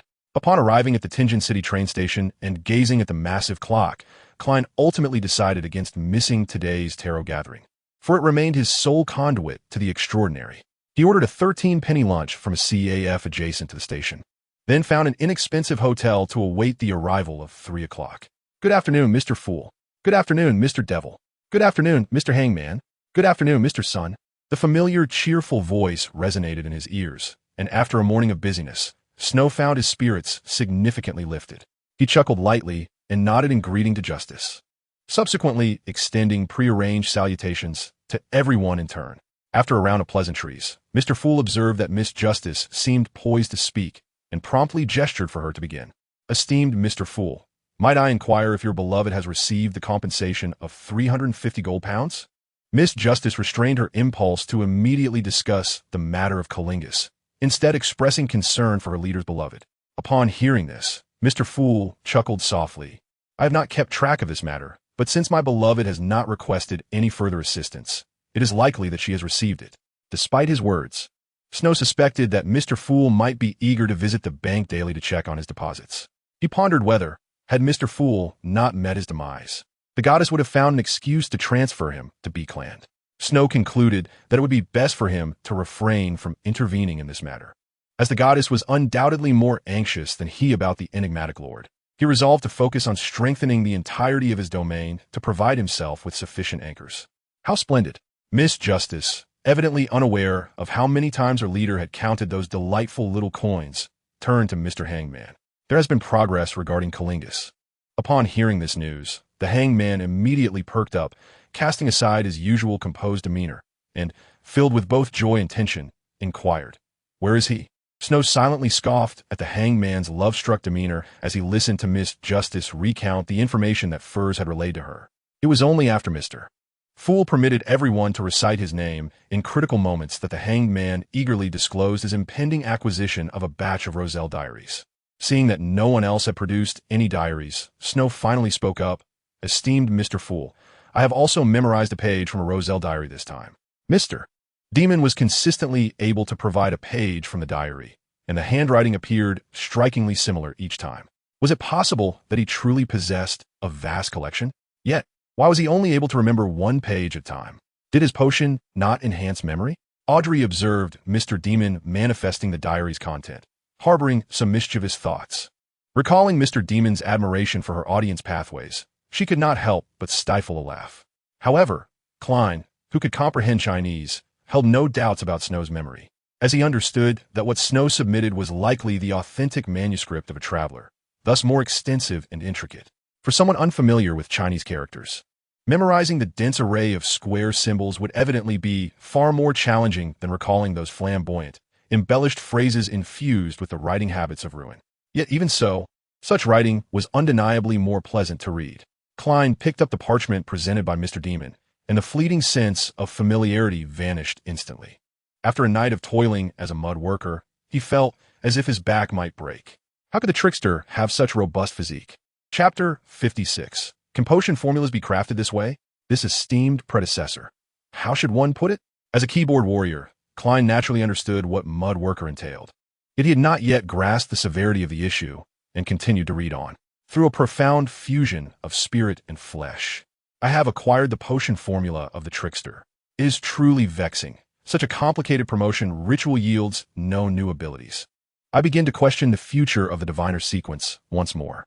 Perhaps, after ascending to the trickster, I might consider pursuing the traveler path. Astral travel sounds rather intriguing. Klein suppressed the urge to spew forth his thoughts, his mind momentarily stalling. Initially, he had thought the trickster was merely a low to mid-level designation within a sequence. But it turned out that this was a demigod within the diviner path. After all, Klein was now aware of 5 potion names within the diviner sequence.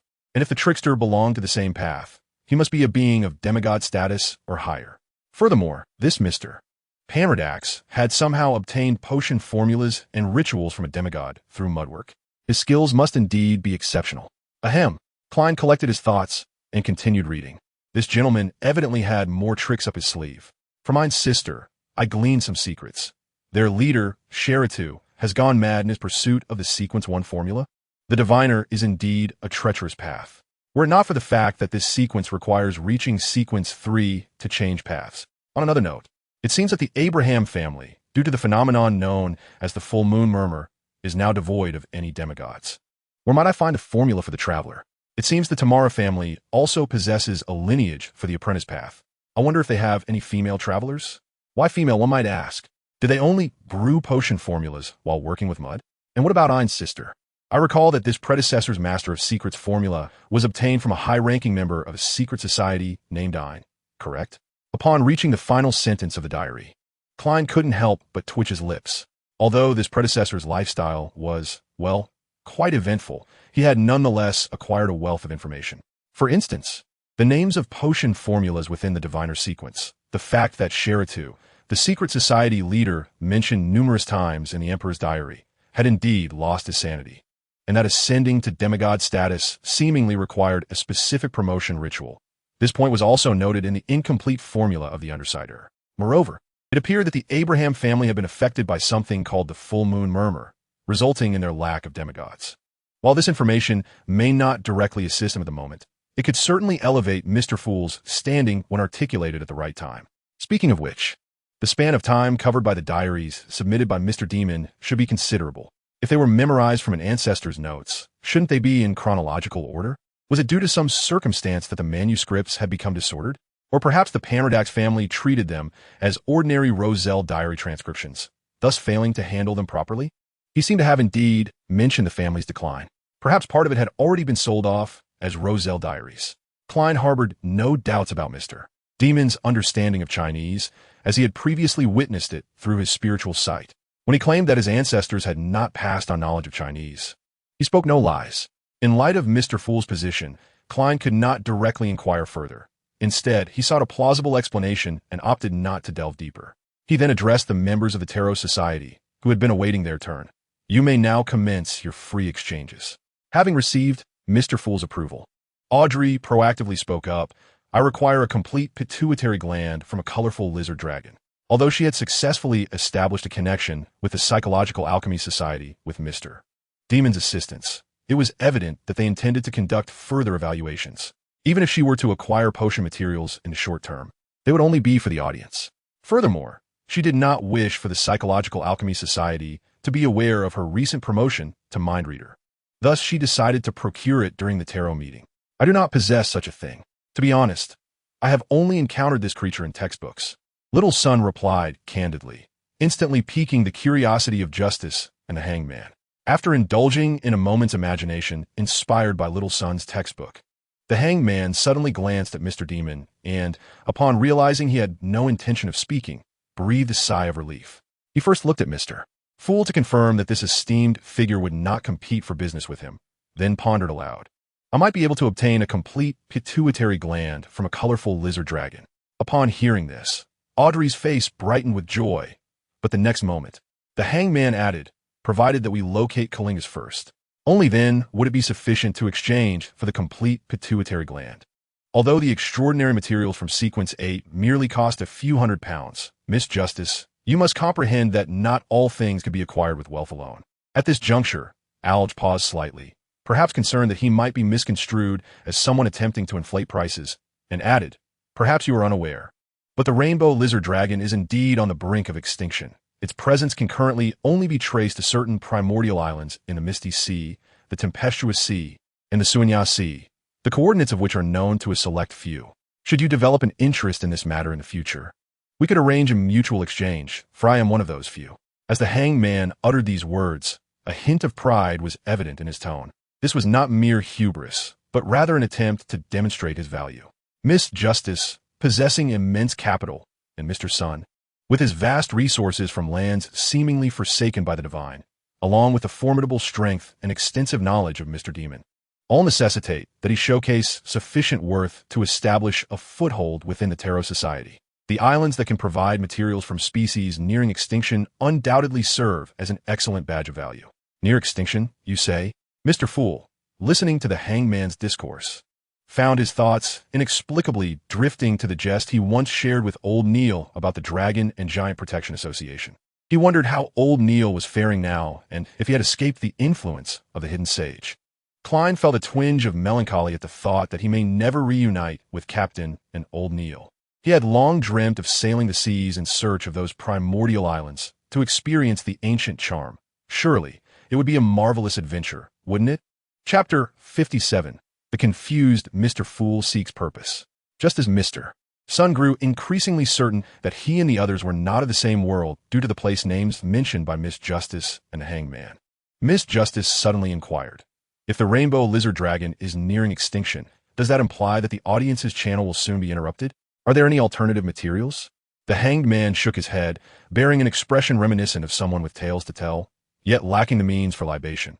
I do not know. Perhaps those engaged in psychological alchemy may have insights. Then why are you so certain that alternative materials exist? Audrey, both perplexed and bewildered, probed further. The Hanged Man merely smiled. You will come to understand in due time. Or perhaps you might exchange a reward for this information. I think I shall wait, Audrey pouted, for she still intended to exchange information regarding the seven-colored lizard dragon's pituitary gland with the intelligence from Chillingers. In comparison, this particular information could be set aside for now. In truth, Mr. Fool was aware of this information, but before he could speak, the hanged man had already mentioned the notion of a reward. To usurp another transaction was not the conduct befitting a leader of a mysterious organization, so he relinquished the opportunity to assert his standing. Noticing that no one else seemed inclined to speak, Snow cleared his throat and, rather than encroaching upon the hanged man's business, spoke in a tone laced with intrigue. The fallen creator? Divinity? The Aurora Society? Lanarus? Though the members of the Tarot Society had varying interests, they were simultaneously captivated by this revelation. However, they soon realized that without details such as appearance or behavioral traits, the value of this information seemed diminished. Aside from Little Sun, who remained silently troubled by the term fallen creator, everyone else tacitly resolved to discreetly investigate through their own channels, with the exception of Mr. Fool. In reality, due to the absence of any familiar friends who had made sacrifices, his current emotional state was less about seeking vengeance and more akin to confusion. He had traversed into this world, losing his original family. After having just begun to form bonds, they had once again been shattered. Now he was like a drifting weed, completely unaware of where he should go. Yet, he was acutely aware that he could not continue in this manner. While in Sangvale's act of killing him had freed him from the clutches of fate, it also meant that should he be exposed, not only would he face peril, but Benson and Melissa could also be in danger. Thus, he could not afford a pause. Mr. Fool endeavored to find tasks to occupy himself, to stave off the madness brought on by confusion, and vengeance appeared to be the only goal available to him, a soul clawing its way out of hell. Returning to reality, Snow departed the safe house in the Jewwood district, making his way to the Brave Bar in the Beckland Bridge district, where he sought out the long-absent Casper Scantonin. What brings you here again? Upon seeing Snow in the billiard room, Casper's face contorted with disdain. While he knew this young fellow, or rather, this nephew, had become one of those people, he still harbored reservations about him casually entering the perilous world. I need a gun, some ammunition, and do you know of a reliable combat instructor? Snow placed a 10-pound note on the table, to which Casper frowned before nodding. That's manageable. I know a few retired knights. Teaching combat shouldn't pose a problem, but as for firearms, I recommend you first find a shooting club to practice. Though the annual fees are not inexpensive. That won't be necessary. Snow nodded, and Casper said no more, stuffing the note into his pocket before adding, wait for me for 5 minutes. Casper placed the gun, holster, and ammunition on the billiard table, then retrieved 5 pounds in change, handing it to Snow. I'll charge you 2 pounds and 10 shillings for the gun. Consider the ammunition a gift. The remaining funds will serve as an introduction fee for the combat instructor. Return tomorrow at this time, and I'll have an answer for you. Understood. Snow methodically donned the holster, adjusting it several times for a smoother draw, then suddenly remarked, I have a way to heal your leg. Would you require assistance? Casper's movements abruptly halted, and he lifted his gaze, regarding him with a serious expression. That is no simple matter, as you know. I am acquainted with certain individuals, but even someone who can disregard bullets would find it impossible. You should understand that the capabilities of extraordinary individuals vary significantly, and I happen to excel in this domain. Snow flashed a confident smile, but Casper hesitated, ultimately shaking his head in reluctant struggle. Perhaps not. I am no longer young, having limped for over a decade. I have long grown accustomed to it, and my line of work would draw too much attention if I were to suddenly recover. Since you say so, Snow shrugged, refraining from further discussion. Instead, he picked up a pen and swiftly inscribed a line in ancient Hermetic script phoneticized in runic on a slip of paper. Memorize the contents above, but do not utter them aloud. If, this is a conditional if, you encounter life-threatening danger, recite it once. Living is paramount. Casper regarded Snow thoughtfully, taking the slip of paper and reading it twice before solemnly tucking it into his breast pocket.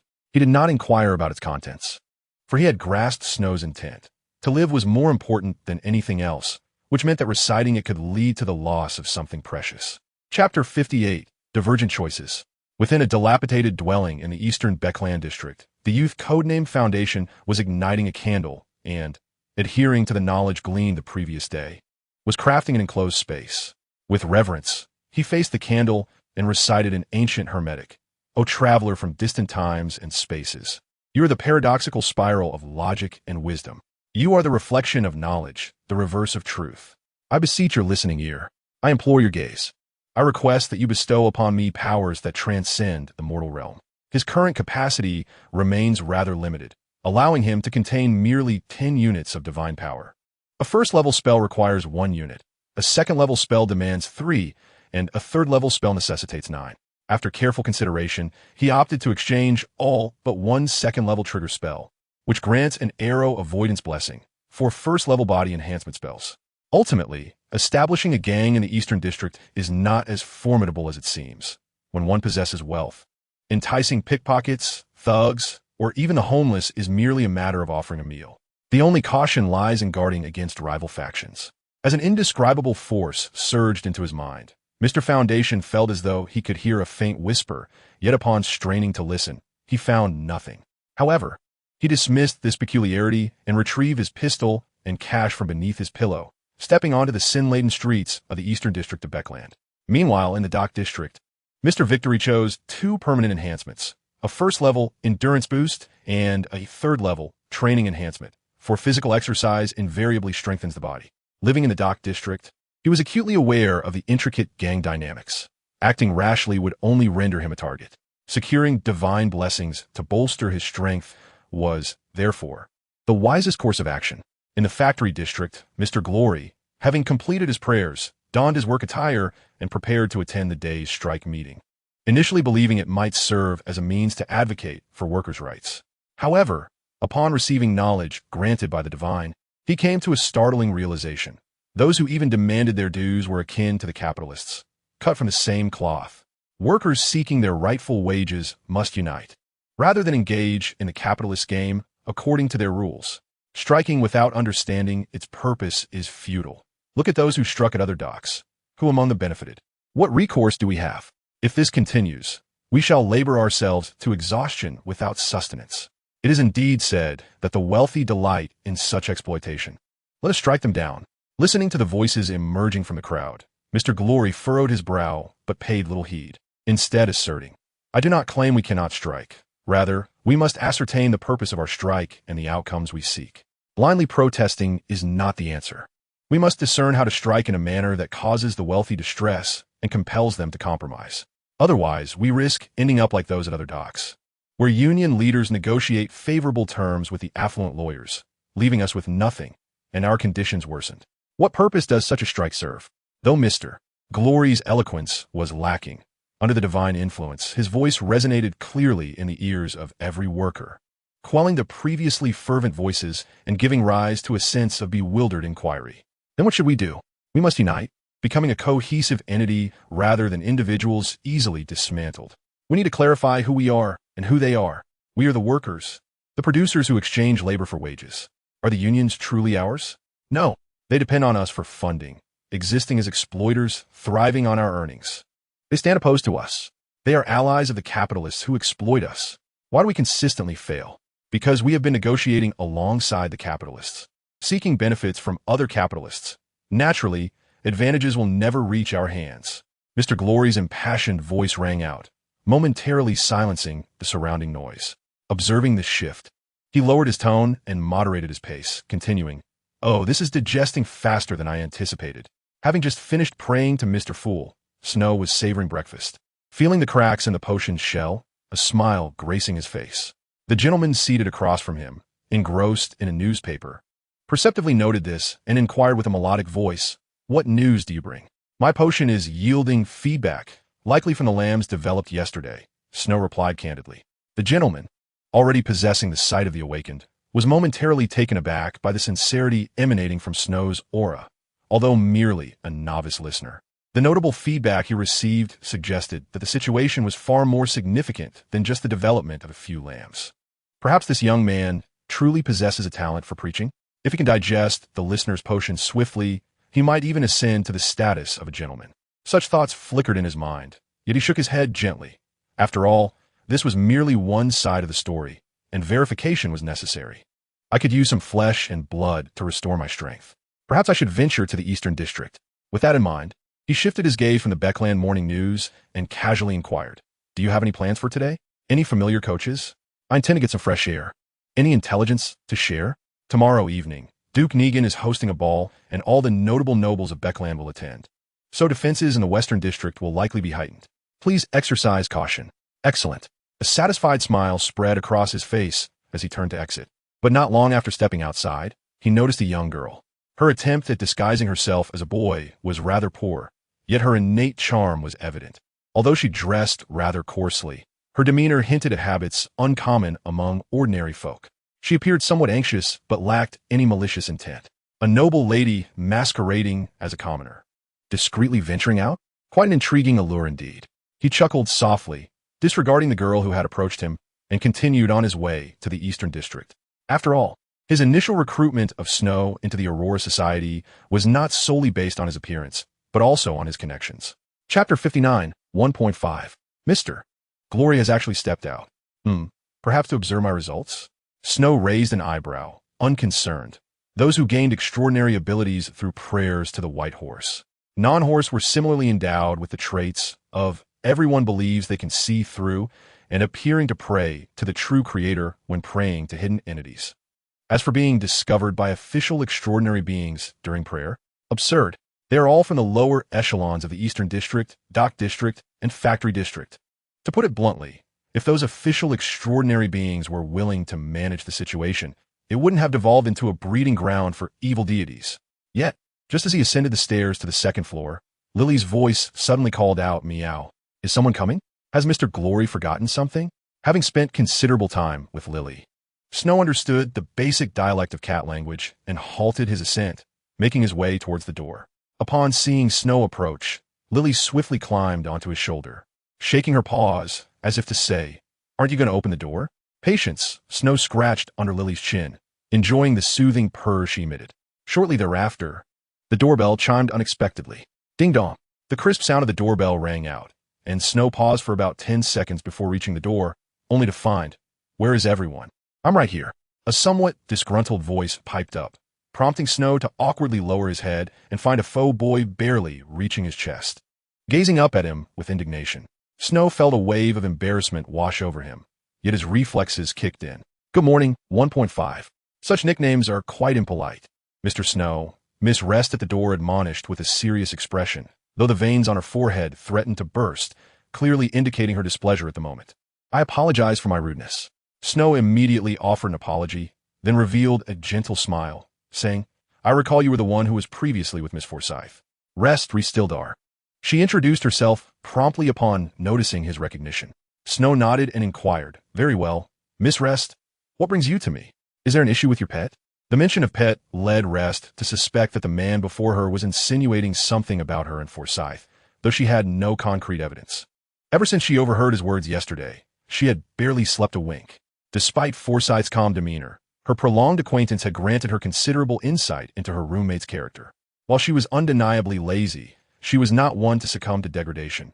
Yet, had she not intervened, Forsyth might have indulged in such substances. Initially, Rest believed it was merely a momentary lapse of a writer seeking inspiration, but it now appeared that it was perhaps an attempt to combat the so-called lunar delirium. Even if it was merely a ruse for monetary gain, the fact that he could discern the connection between the lunar delirium and those stones was no simple feat, however. She understood that Forsyth would undoubtedly refrain from disclosing the identity of this gentleman. Thus, under the guise of having news about Chillingers, she had conducted an overnight investigation into the handsome figure named Snow, who might have ties with Forsyth, ultimately uncovering two potential candidates. One was a dashing veterinarian, renowned for his looks, and the other was Snow, the author of Blood of the Phantom, someone she greatly admired. Coincidentally, it appeared that they were one and the same. With her target identified, Rest had not taken a moment's rest before arriving here, where she indeed overheard that familiar yet infuriating address. "I wish to learn about the information you mentioned regarding the lunar delirium," she stated directly. Upon hearing this, Snow's lips curled slightly, and he took 2 steps back, granting her entry before saying, "Come in and speak." Rest cast a glance around the room, hesitating momentarily. Yet, as a daring arbitrator who navigated the East District in her feminine guise, she summoned her courage. After a brief contemplation, she resolved to proceed. This was the West District, known for its superior safety, even patrolled by official extraordinary beings. Should any incident arise, a mere stir would suffice. With this self-reassurance, Rest stepped into Snow's abode, following him into the living room. "You see," As an extraordinary individual, I find it quite inconvenient to employ servants.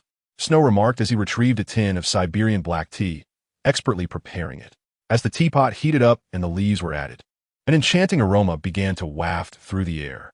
"That is quite all right," Rest replied, taking a seat opposite Snow and displaying a bashful smile.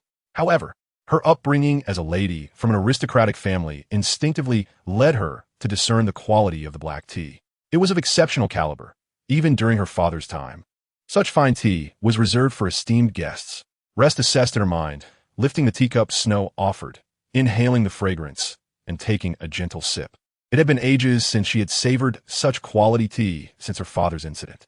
Although I can't precisely distinguish the nuances of black tea, I must admit, this cup is delightful. Rest feigned a somewhat rough demeanor typical of a common, extraordinary individual, which Snow chose not to contest. He nodded and said, "This black tea was gifted to me by a client.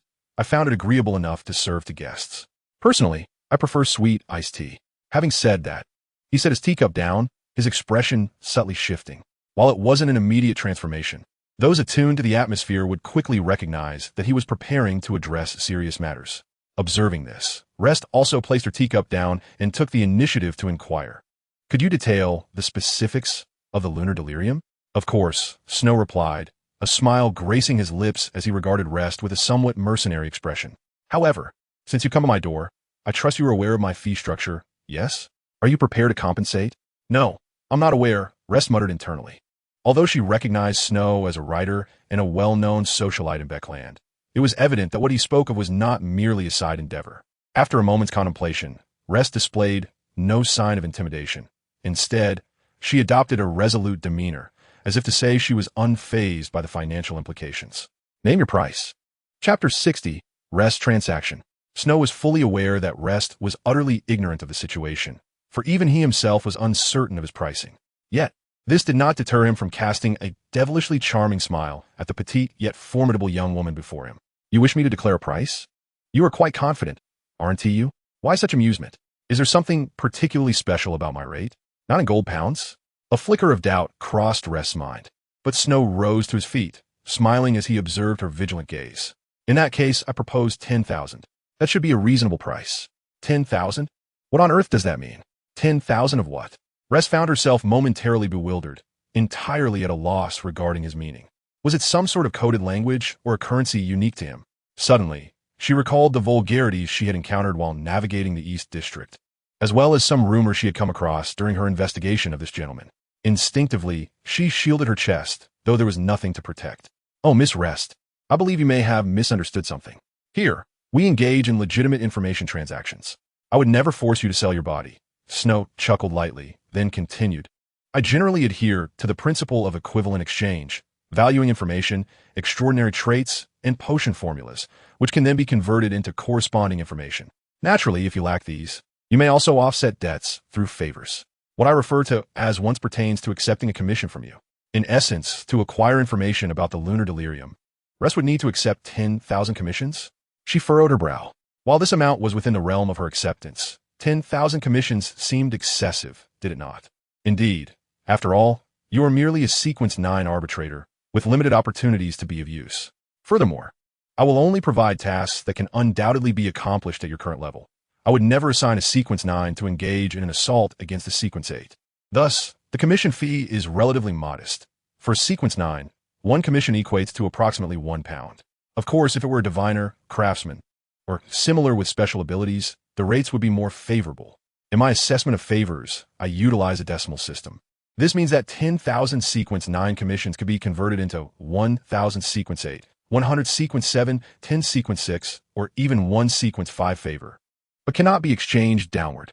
I recognize that this price is somewhat low, yet you must understand, this constitutes an investment, should you perish before repaying your debt of favors. My investment would be rendered futile. It is only for customers of your potential worth that I would extend such a deal akin to a long-term low-interest loan. Oh, and by the way, should you, and I emphasize should you, one day ascend to a rank above Sequence 5 while still owing me favors, you will be required to fulfill at least one task on my behalf, regardless of the outstanding debt. This would signify my investment's successful yield. Additionally, if you acquire particularly useful extraordinary items, I can purchase them at favor rates equivalent to the same sequence. For instance, if you present me with an item equivalent to sequence 5, it would offset the 10,000 favors owed. Furthermore, you may stipulate the exclusion of certain specific tasks, which can be included in the contract. Lastly, the contract will incorporate a clause regarding the assessment of information value, meaning if you find the information I provide unworthy of that price, the contract will automatically downgrade, so you need not worry about being swindled. He knows I am an arbitrator? With a gentle furrow of her brow, Shio had gained a considerable understanding of this gentleman's intelligence capabilities. However, what concerned her more was the implication that the information regarding the full moon whispers was valued at 10,000 pounds. The higher the worth of intelligence, the more secrets it entailed, and the greater the associated risks. Even the bounties on the infamous 7 Sea pirate generals barely reached the 10,000-pound mark. The few tens of thousands associated with Kylingers were reward for various regions rather than a singular bounty. It was difficult for Shio to fathom what kind of peril lay hidden behind a secret valued at 10,000 pounds, merely for intelligence. To be precise, it was not only 10,000 pounds. However, you inquired solely about the full moon whispers pertaining to Miss Forsyth, rather than the whispers themselves. Hence the significant reduction in price. By the way, I do not accept gold pounds, as I'm not in want of money. Observing Snow's grin, revealing 8 pearly teeth, Shio found herself momentarily speechless. Even if she were to accept, she could not produce such an amount. So, shall we proceed with the transaction? Snow inquired. Perhaps initiating such a grand exchange right away is a tad too audacious. We could commence with smaller transactions to gradually cultivate trust. What do you think? For instance, investigating your father. Oh, my apologies, I misspoke. Snow lifted a cup of red tea to her lips, her expression still laced with an elusive mockery, showing no signs of regret for her slip. Meanwhile, Shio was engulfed in a tumult of confusion. You know about my father? I know a little, but only a smidgen, so its value is quite limited. In fact, if you are willing to purchase the information regarding the full moon whispers, I can offer this tidbit free of charge. Snow reclined languidly on the sofa, pouring herself another cup of red tea, quietly relishing the sight of Shio's distress. At that moment, Shio found it somewhat humorous. The clues she had pursued for so long were now being treated as a mere bonus, while the trivial matters that Forsyth had downplayed were now worth 10,000 gold pounds after discounting. Her father had been wronged, yet involved the royal family of ruin. Such intelligence could be considered an addendum. What kind of terrifying circumstances must Forsyth be facing now? Shio's gaze gradually turned resolute. Even if it were merely to investigate the cause of her father's death, she would accept that 10,000 pounds worth of commission. Moreover, it also involved Forsyth. I accept this transaction. Shio lifted her head, locking eyes with Snow. Upon noticing her expression, Snow snapped his fingers and swiftly extracted a contract from beneath the coffee table. He lacked the capacity to formalize contracts, yet after previously modifying the notarization of the solar domain, he discovered that he could utilize his Sequence 7 abilities to create a contract that would lead the signatory to believe they had entered into an irrevocable agreement. Although this contract possessed no inherent efficacy, could neither penalize the violator nor notify the aggrieved party upon breach, it seemed, in a certain light, even more effective than the just contracts of the solar domain. Watching the man draft the contract text with haste, Shio's emotions fluctuated in tandem with the strokes of the pen. Ultimately, he did not halt the transaction. Instead, after reading through the contract, he inscribed his name. With the successful establishment of a mental connection, Shio's gaze returned to Snow. The contract is signed. Can you now divulge the details of the full moon whispers? And also, regarding my father? Certainly, Snow replied with a gentle nod, then retrieved a ceremonial silver dagger from his sleeve. As the essence surged forth, several walls of spirituality sealed the room, and only after completing this did he retract his smile, stating, "Then let us commence with the matter of your father." Chapter 61. The Priceless Yet Useless Intelligence. Upon hearing Snow's words, Shio's spine straightened immediately, though regrettably, despite her diminutive stature, her legs were not short. This statement does not imply that Shio possessed long legs, but rather that she remained the same height when seated. Even with her back straightened, it made no difference. Ahem. Observing the young girl, striving earnestly to project seriousness and gravity, Snow's lips curled upwards slightly before he spoke. I can inform you about the cause of your father's death. But prior to that, I wish for you to remember 2 things. Pray tell.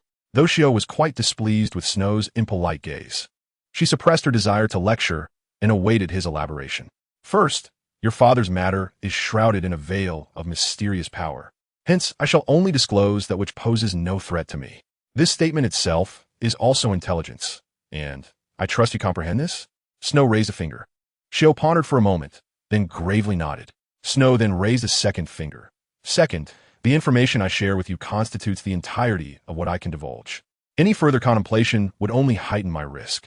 Therefore, I hope that after I finish speaking, you refrain from pursuing any related inquiries. Understood, please proceed. After hearing Snow's two preconditions, Shio's emotions surged even more intensely. To summarize, your father uncovered certain secrets of the royal family of Ruin, specifically regarding that king, and sought to report them to the church, only to meet his demise on the spot. Upon reaching this point, Snow lifted his teacup and took a sip, falling silent thereafter. Just as Shio was about to press for more information, she recalled Snow's earlier words and stifled all her questions. Fortunately, the intelligence she had received did not seem to be so simplistic. Rubbing her cheek, Shio raised her gaze to Snow's calm, almost picturesque face and inquired, "What about the full moon whispers?" "Well, let me ask you this. Do you know the hidden sage?" Snow inquired pointedly. Shocked, Shio nearly spilled her tea. Yet she forced herself to regain composure and feigned calmness. "Are you implying that the full moon whispers are connected to the hidden sage? Is not the hidden sage only capable of influencing those extraordinary beings who tread the path of secrets?" "No, do not misconstrue my words. What I mean is that the source of the full moon whispers is an entity akin to the hidden sage, perhaps even of a higher caliber. Since you are aware that the hidden sage influences those who seek secrets, you should grasp how terrifying the whispers from such a high-ranking being would be for lower sequence, extraordinary individuals. Moreover, Miss Forsyth's peculiar artifact derives from the remnants of this entity's bloodline. Each time Miss Forsyth utilizes it, she deepens her connection on a mystical level with that being. With that said, I trust you comprehend the implications?" Snow maintained eye contact with Shio, who instinctively nodded before seemingly becoming lost in thought as she asked, "Is there a way to resolve this?" "Only two." Snow raised two fingers and then bent one. "The first is to elevate oneself to sequence 4, becoming a demigod and acquiring divinity. This way, although the whispers cannot be eradicated, the pollution brought by the elevation will be negligible, sparing you from suffering or losing control." Shio was evidently dissatisfied with this suggestion, which Snow discerned, prompting him to curl his second finger. "The second option is to find a great being to provide protection for Miss Forsyth, such as a deity. However, this requires sufficient divine favor. Should Miss Forsyth possess a profoundly devout faith, she might attempt to pray in the relevant church. Are there no other options?" Although Shio understood that matters of this nature likely had no feasible solutions, she still entertained a glimmer of hope and asked. "No need," she replied, shaking her head disinterestedly. Snow did not press further, merely nodding in acknowledgement of her wisdom. With that, he produced a business card from his pocket and placed it before Shio. "This is the summoning incantation for my messenger. You should know how to use it. Additionally, if you have any commissions, I shall instruct the messenger to relay the details to you, and I hope you will abide by the contract." Understood. Though in essence, no valuable intelligence was procured, the contract remained valid, for she was acutely aware that the information provided by the other party was indeed commensurate with the offered price. She accepted the business card and tucked it into her breast pocket, preparing to rise and depart. However, at that moment, clatter! A gleaming triangular blade lay at Hugh's feet. This. Just as Hugh intended to clarify the situation, he realized that Mr. Snow, who had been right before him moments ago, had inexplicably vanished. "Oh, how did he end up on the wall?" As an information broker, maintaining a sufficient level of vigilance seems entirely reasonable, does it not? Mr. Snow certainly possesses a timid disposition. Yet, with a dedicated messenger and such an abundance of secrets at his disposal, he must surely be backed by a formidable force. Exiting Mr. Snow's opulent mansion, Hugh silently assessed the information broker, but soon recognized a troubling oversight. Indeed, I merely lowered my head, and he vanished before my very eyes, without a sound and without colliding with anything. What is even more absurd is that, despite such a significant movement, his cat remained perched on his shoulder. This individual is hardly a timid weakling. He merely feigned weakness. Chapter 62. Mr. Fool arrives in Loyal Beakland. After making a brief round in the train-s washroom, addressing the accumulation from the night prior took a back seat. The primary focus was whether the one praying was indeed Mr. Devil. After all, during the previous tarot session, he had permitted Justice, the Sun, and the Hanged Man to beseech him in their moment of peril, should any member of the Tarot Society encounter misfortune. it would be dire indeed. The pale yellow morning mist enveloped the landscape, and even the morning sun, augmented by the gas lamps, failed to dispel the gloom and dimness of the station. Such dense fog, so early in the day. Klein shook his head slightly. Yet a joke from the Taysok report flitted through his mind, and he began to grasp the mindset of those editors who diligently mocked the air quality in Beakland. Speaking of the Taysok report, the author of Phantom Blood, Snow, must surely be Mr. Devil, right?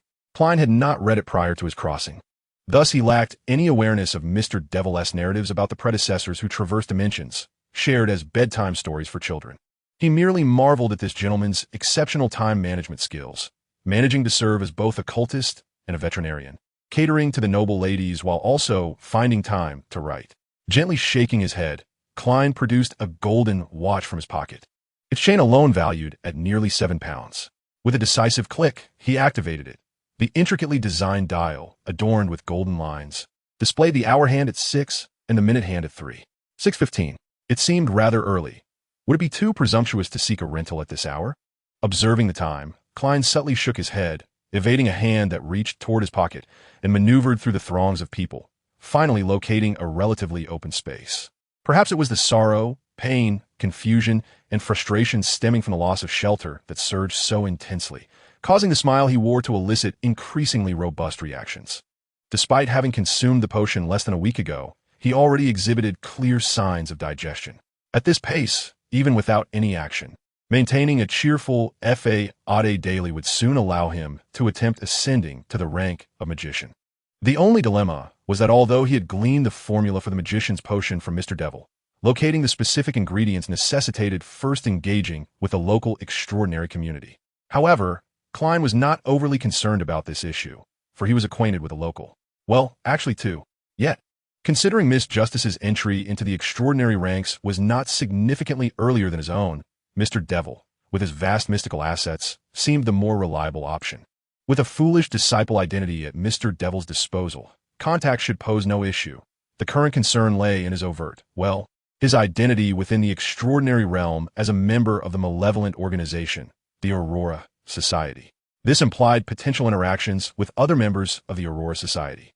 The most prudent course would be to relay messages through a messenger, though this too would not guarantee safety. Perhaps a divination should precede sending the letter.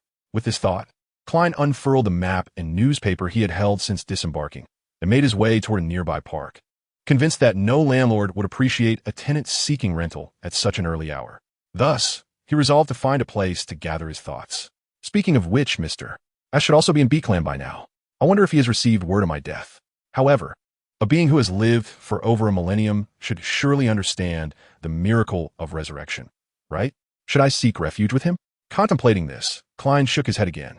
Although he had confirmed through divination that Mr. Ask posed no danger, he seemed, under the influence of ensanguine, to risk re-entering the purview of that sealed entity by contacting him recklessly.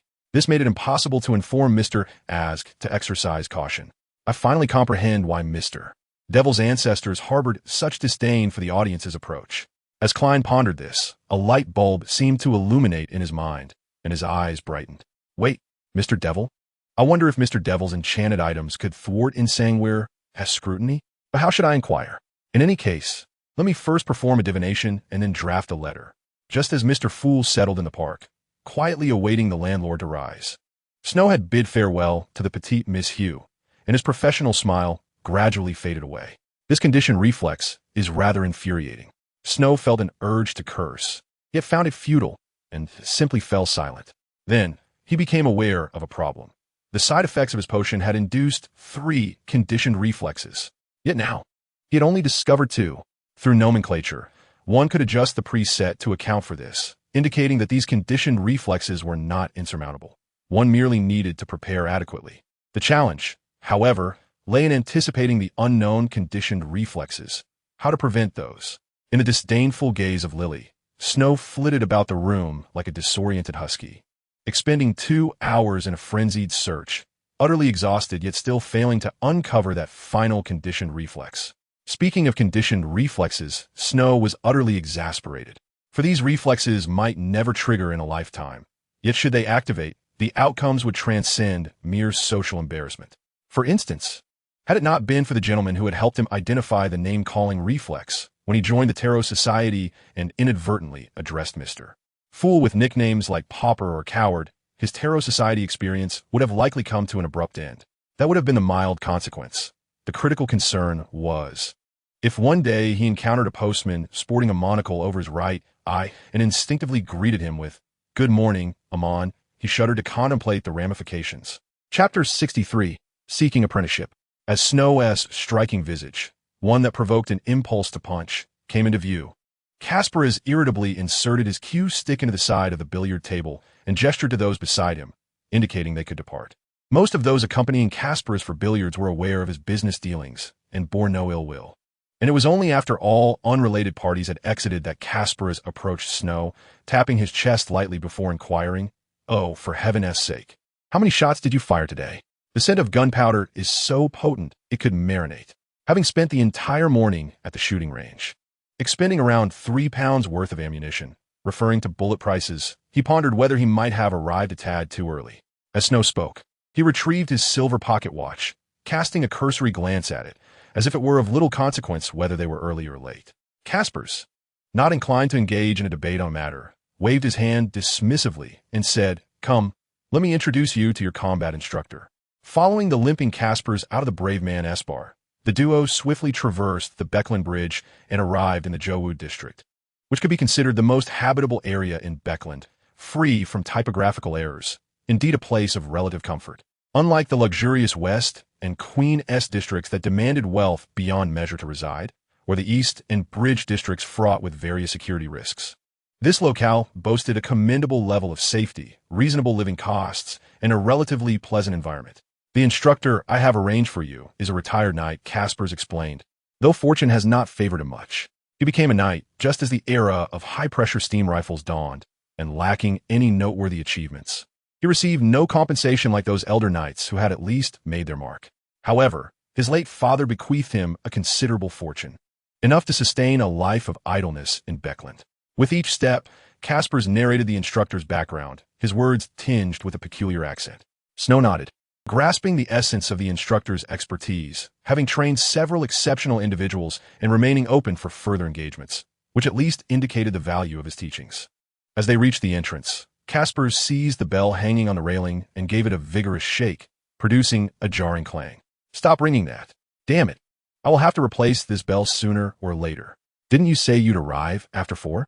A somewhat coarse voice echoed from the yard, followed by the appearance of a middle-aged man who, while not particularly tall, radiated vitality. He appeared to be in his early 40s, his hair and beard somewhat unkempt, glistening with beads of sweat as if he had just finished some laborious task.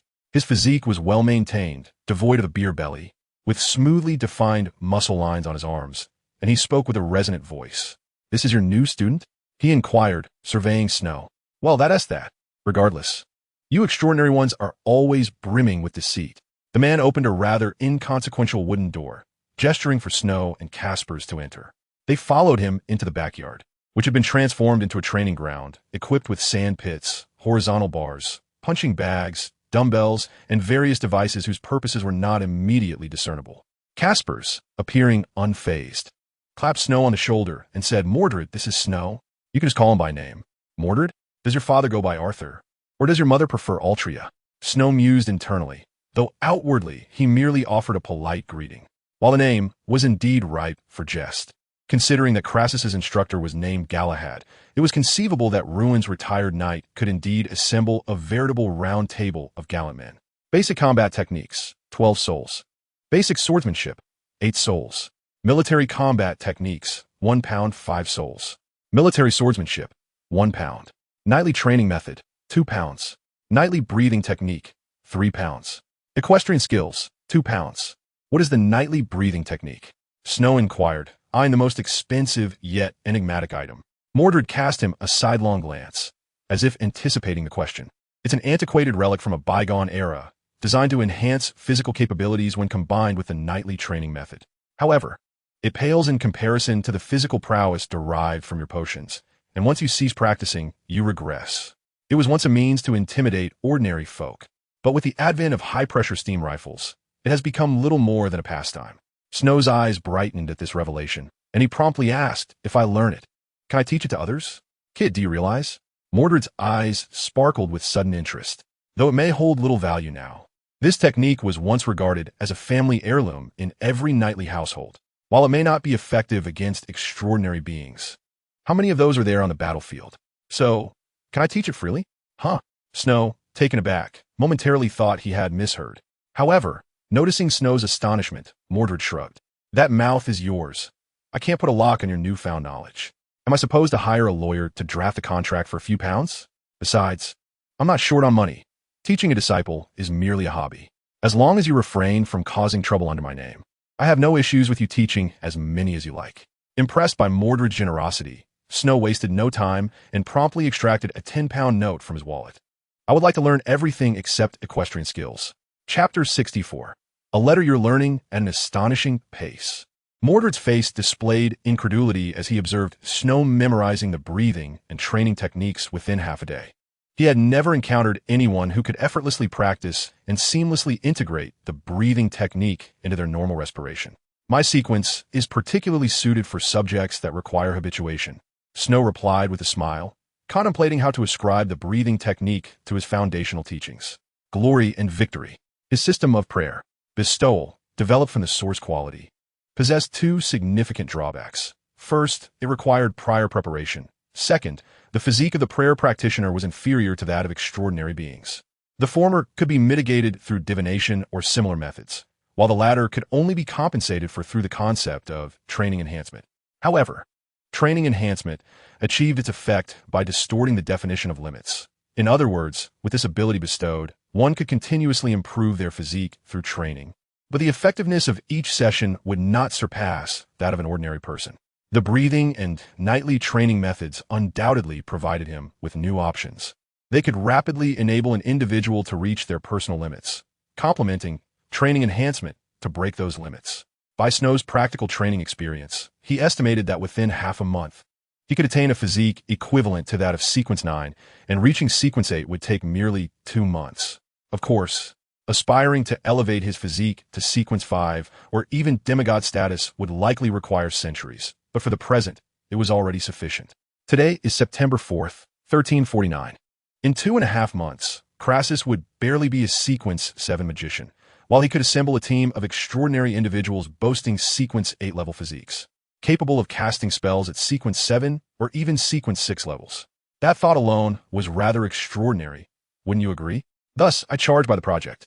Mordred, unaware of Snow's amusement, felt an impulse to deliver a punch at the sight of his smug grin. Grumbling in dissatisfaction, he retrieved 2 knightly broadswords from a nearby rack, tossing one to Snow.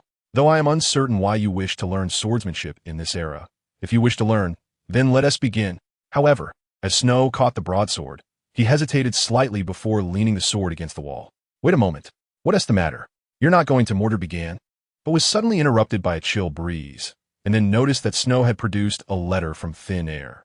I almost feel tempted to concoct a potion myself, Mordred muttered, then thrust the sword into the ground, saying, I'm going to grab a drink. Call me when you're done. All right. Snow nodded and casually found a spot in the yard to sit down, then tore open the envelope in his hands. Dear Mr. Demon, I am Sherlock Moriarty, the one who previously engaged in a transaction with you, and I hope you still remember me. Having just arrived in Bakerland to fulfill the task assigned by that esteemed individual, I am writing to seek your assistance in acquiring some intelligence. I wonder if you would be amenable to a meeting? Yours sincerely, Sherlock Moriarty. Oh, the fool has arrived in Bakerland? This is considerably earlier than in the original. Snow mused, pulling out a box of matches from his pocket, incinerating the letter along with the envelope, though his expression bore a hint of peculiarity. The fact that he had assumed the alias of Sherlock Moriarty implied that the fool had yet to escape the clutches of death. However, I had not anticipated that he would seek my assistance in the capacity of the fool as devotee. Perhaps it was due to my protection of Miss Justice that led him to believe I possessed the means to shield him from Inzangweer, or rather, the surveillance of 008? With this thought, Snow gently tapped the edge of the table and began to ponder. It was certain that receiving a letter at this juncture was no mere coincidence. Under the premise that Mr. K was aware of my public affiliation with the Aurora Society, he would not rashly write or pay a visit. Thus, the timing of this letter's dispatch must have been determined through divination, In other words, at any other time, his correspondence would likely attract the attention of the Mister. Consequently, my meeting with him could not be conducted as openly as with Hugh, but rather, it required a venue that was relatively unobtrusive. Having clarified these thoughts, Snow devised a plan, retrieving a business card and a pen from his pocket, swiftly inscribing a line on the reverse. September 4th, 7 p.m., Bakerland Bridge District. The Brave Bar. After finishing, he produced a small silver bell and gently shook it, causing Dodo to emerge from the shadows immediately. Deliver this to the individual you sent to convey the message, Snow instructed, handing the card to Dodo, who vanished along with the card before he could even comprehend it. Finished? Perhaps sensing something amiss or merely catching a whiff of the burning paper, Mordred reappeared within Snow's line of sight. Though it was not difficult to discern the delicate thoughts beneath his rugged exterior. Well, some business concerning the extraordinary. After all, I am somewhat of an information broker, Snow generously remarked. Then, as if recalling something, inquired, Did you just say you wanted to try a potion? I happen to have several formulas available at cost. Mordred appeared taken aback by Snow's sudden offer, his expression revealing a hint of conflict. But after a brief contemplation, he shook his head. No, thank you. Potions are far too perilous. I am not as young as I used to be, so I will refrain from taking such risks. What a pity, Snow sighed. Not rushing to preach, but instead picked up the practice, sword resting nearby. Come now, let us see if you can teach me rune military swordsmanship within 2 hours. Upon hearing this, Mordred ceased his deliberation, grasped the practice sword, and retorted, Dream on. First, you must master the fundamentals of swordsmanship. Chapter 65, Poor Disguise. The nights in Bakerland always descend a tad earlier than in other locales. Although summer's end lingers, the skies at 7 p.m. have already succumbed to darkness. Amidst the pale yellow fog, street lights gradually flickered to life, yet even this illumination failed to enhance visibility along the streets. Having just settled in, Mr. Sherlock Moriarty made his way to the Bakerland Bridge District after a brief application of makeup, where the environment evoked memories of his daily life in Iron Cross Street, eliciting a radiant smile from him. He clicked open the ostentatious gold watch with a snap, glancing at the minute hand, which was 5 minutes shy of the top of the dial. Pushing open the heavy black wooden door, he stepped inside the tavern, under the watchful gaze of the brawny doorman, entering a space filled with the scents of alcohol and sweat. Similar to the bars in Tingen, this tavern engaged in its own brand of gambling, while on another side, 2 boxers passionately exchanged blows amidst the audience's cheers. Adjusting his disguising gold-framed glasses, Mr. Sherlock immediately spotted the man seated at the bar. Although clad in cheap work attire, his striking face was impossible to overlook, causing every gaze that swept past to linger upon him. 1 pint of South Welsh beer? On me, Mr. Sherlock declared as he approached the bar, just as the demon ordered a beer. Before he could utter a word, the glass was already placed before him, accompanied by the demon's magnetic voice. I expected a mere pawn, yet here you are, under the command of that esteemed individual. Truly, what a twist of fate. Mr. Snow, you recognize me? Klein felt a jolt of surprise. He had only met Snow once, yet he had seen through his disguise at first glance. What did this imply about his appearance? Hesitating for a moment, driven by the principle of not wasting anything, Klein gulped down the South Welsh beer, only to burp unpleasantly as he followed suit. Snow guided Klein to his safe house located in the Juwood district. Upon entering the study, he tossed a small box to Klein from the desk. Despite having undergone thorough divination prior to his arrival, Klein, understanding the limitations of such foresight, was still startled. However, upon catching the box and cautiously opening it, he exclaimed in surprise, A makeup kit? Snow rolled his eyes, casually taking a seat behind the desk, then scrutinizing Klein with a discerning gaze. Speak, what intelligence do you wish to inquire about? However, let me clarify, though you are a devotee of that esteemed individual, faith is one thing, business is another.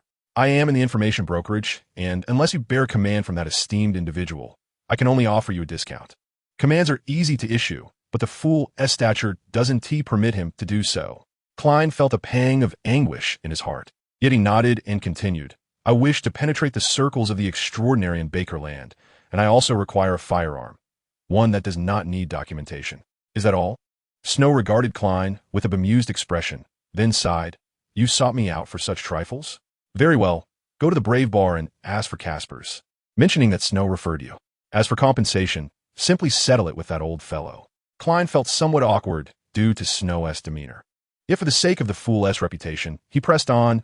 In addition, I am in Bakerland on the orders of the fool to investigate a spectator. I wonder if you could provide some assistance? At the mention of the spectator, Snow's countenance shifted from languid to serious in an instant. Klein felt the atmosphere around him suddenly change, as a wave of power surged forth, and then everything returned to stillness. You should have disclosed matters concerning the spectator immediately. Is this common sense lost on you? Snow shot Klein a reproachful glare, then softened his tone slightly. You did not mention the name of that spectator before coming here. Did you? Including any code names? No. But is there an issue with that?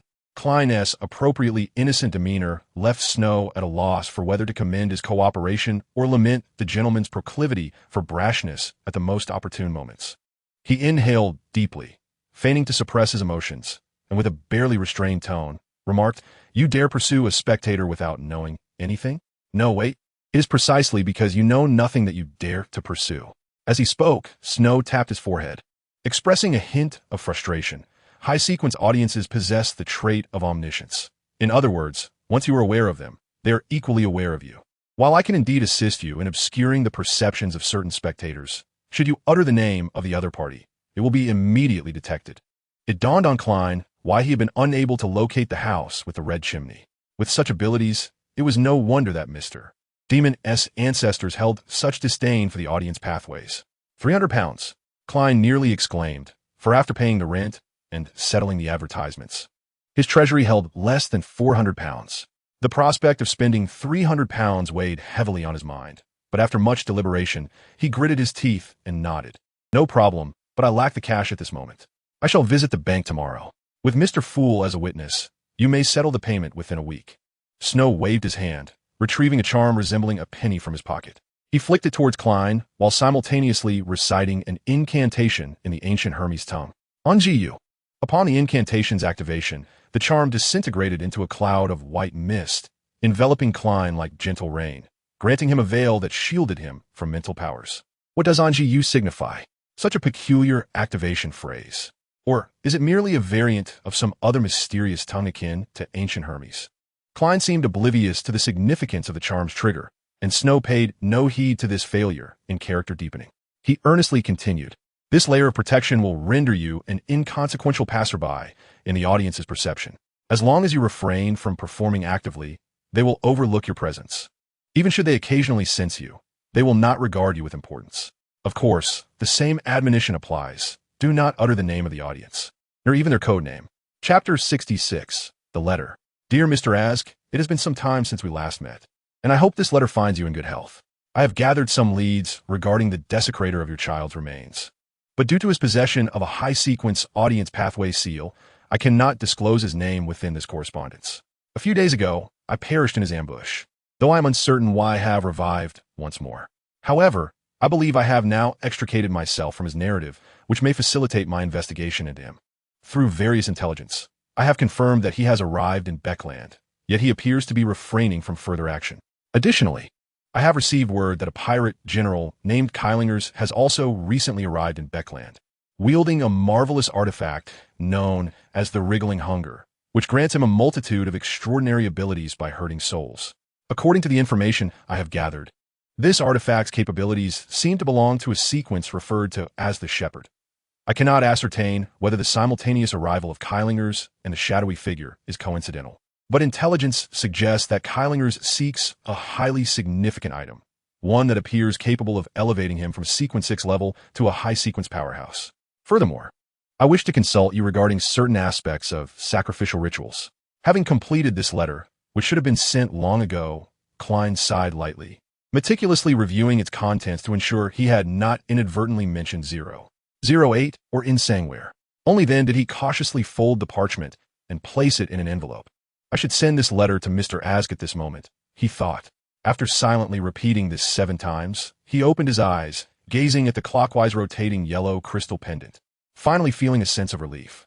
Returning to reality, Klein sounded the silent copper whistle.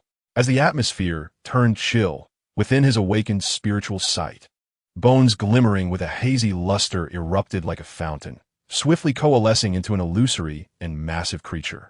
Its form was robust and fearsome, with eyes flickering like flames, seemingly imbued with anticipation.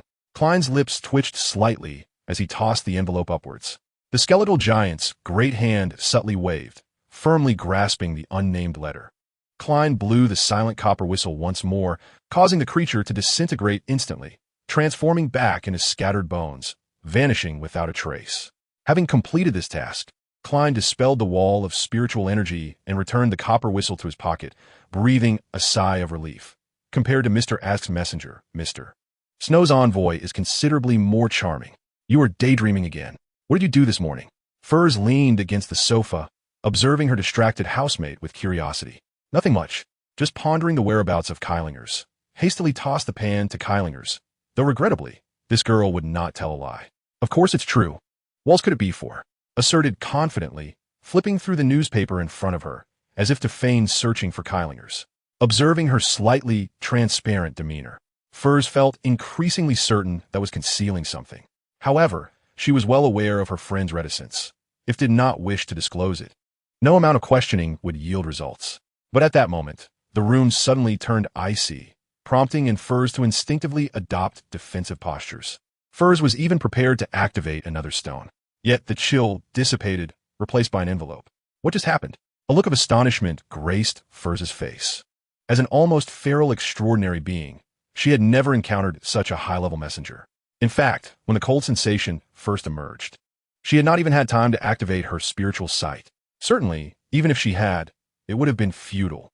As a demigod-level extraordinary being would scarcely be able to catch a glimpse of its trace. Is it a messenger? Pondered the envelope that had appeared unexpectedly in her hand, her expression slightly peculiar. Although it bore no indication of the sender's name, she instinctively felt it to be a task assigned to her by Mr. Snow. A messenger? What is that? A postman? Furs queried, eyeing the envelope in his grasp with curiosity, yet wisely refraining from asking further. Letters are inherently private matters, and unless chose to share, she had no intention of prying. It is a means of sending messages through contract-bound spiritual beings, somewhat akin to the familiars of witches and tales, contemplated the envelope, uncertain whether to open it there.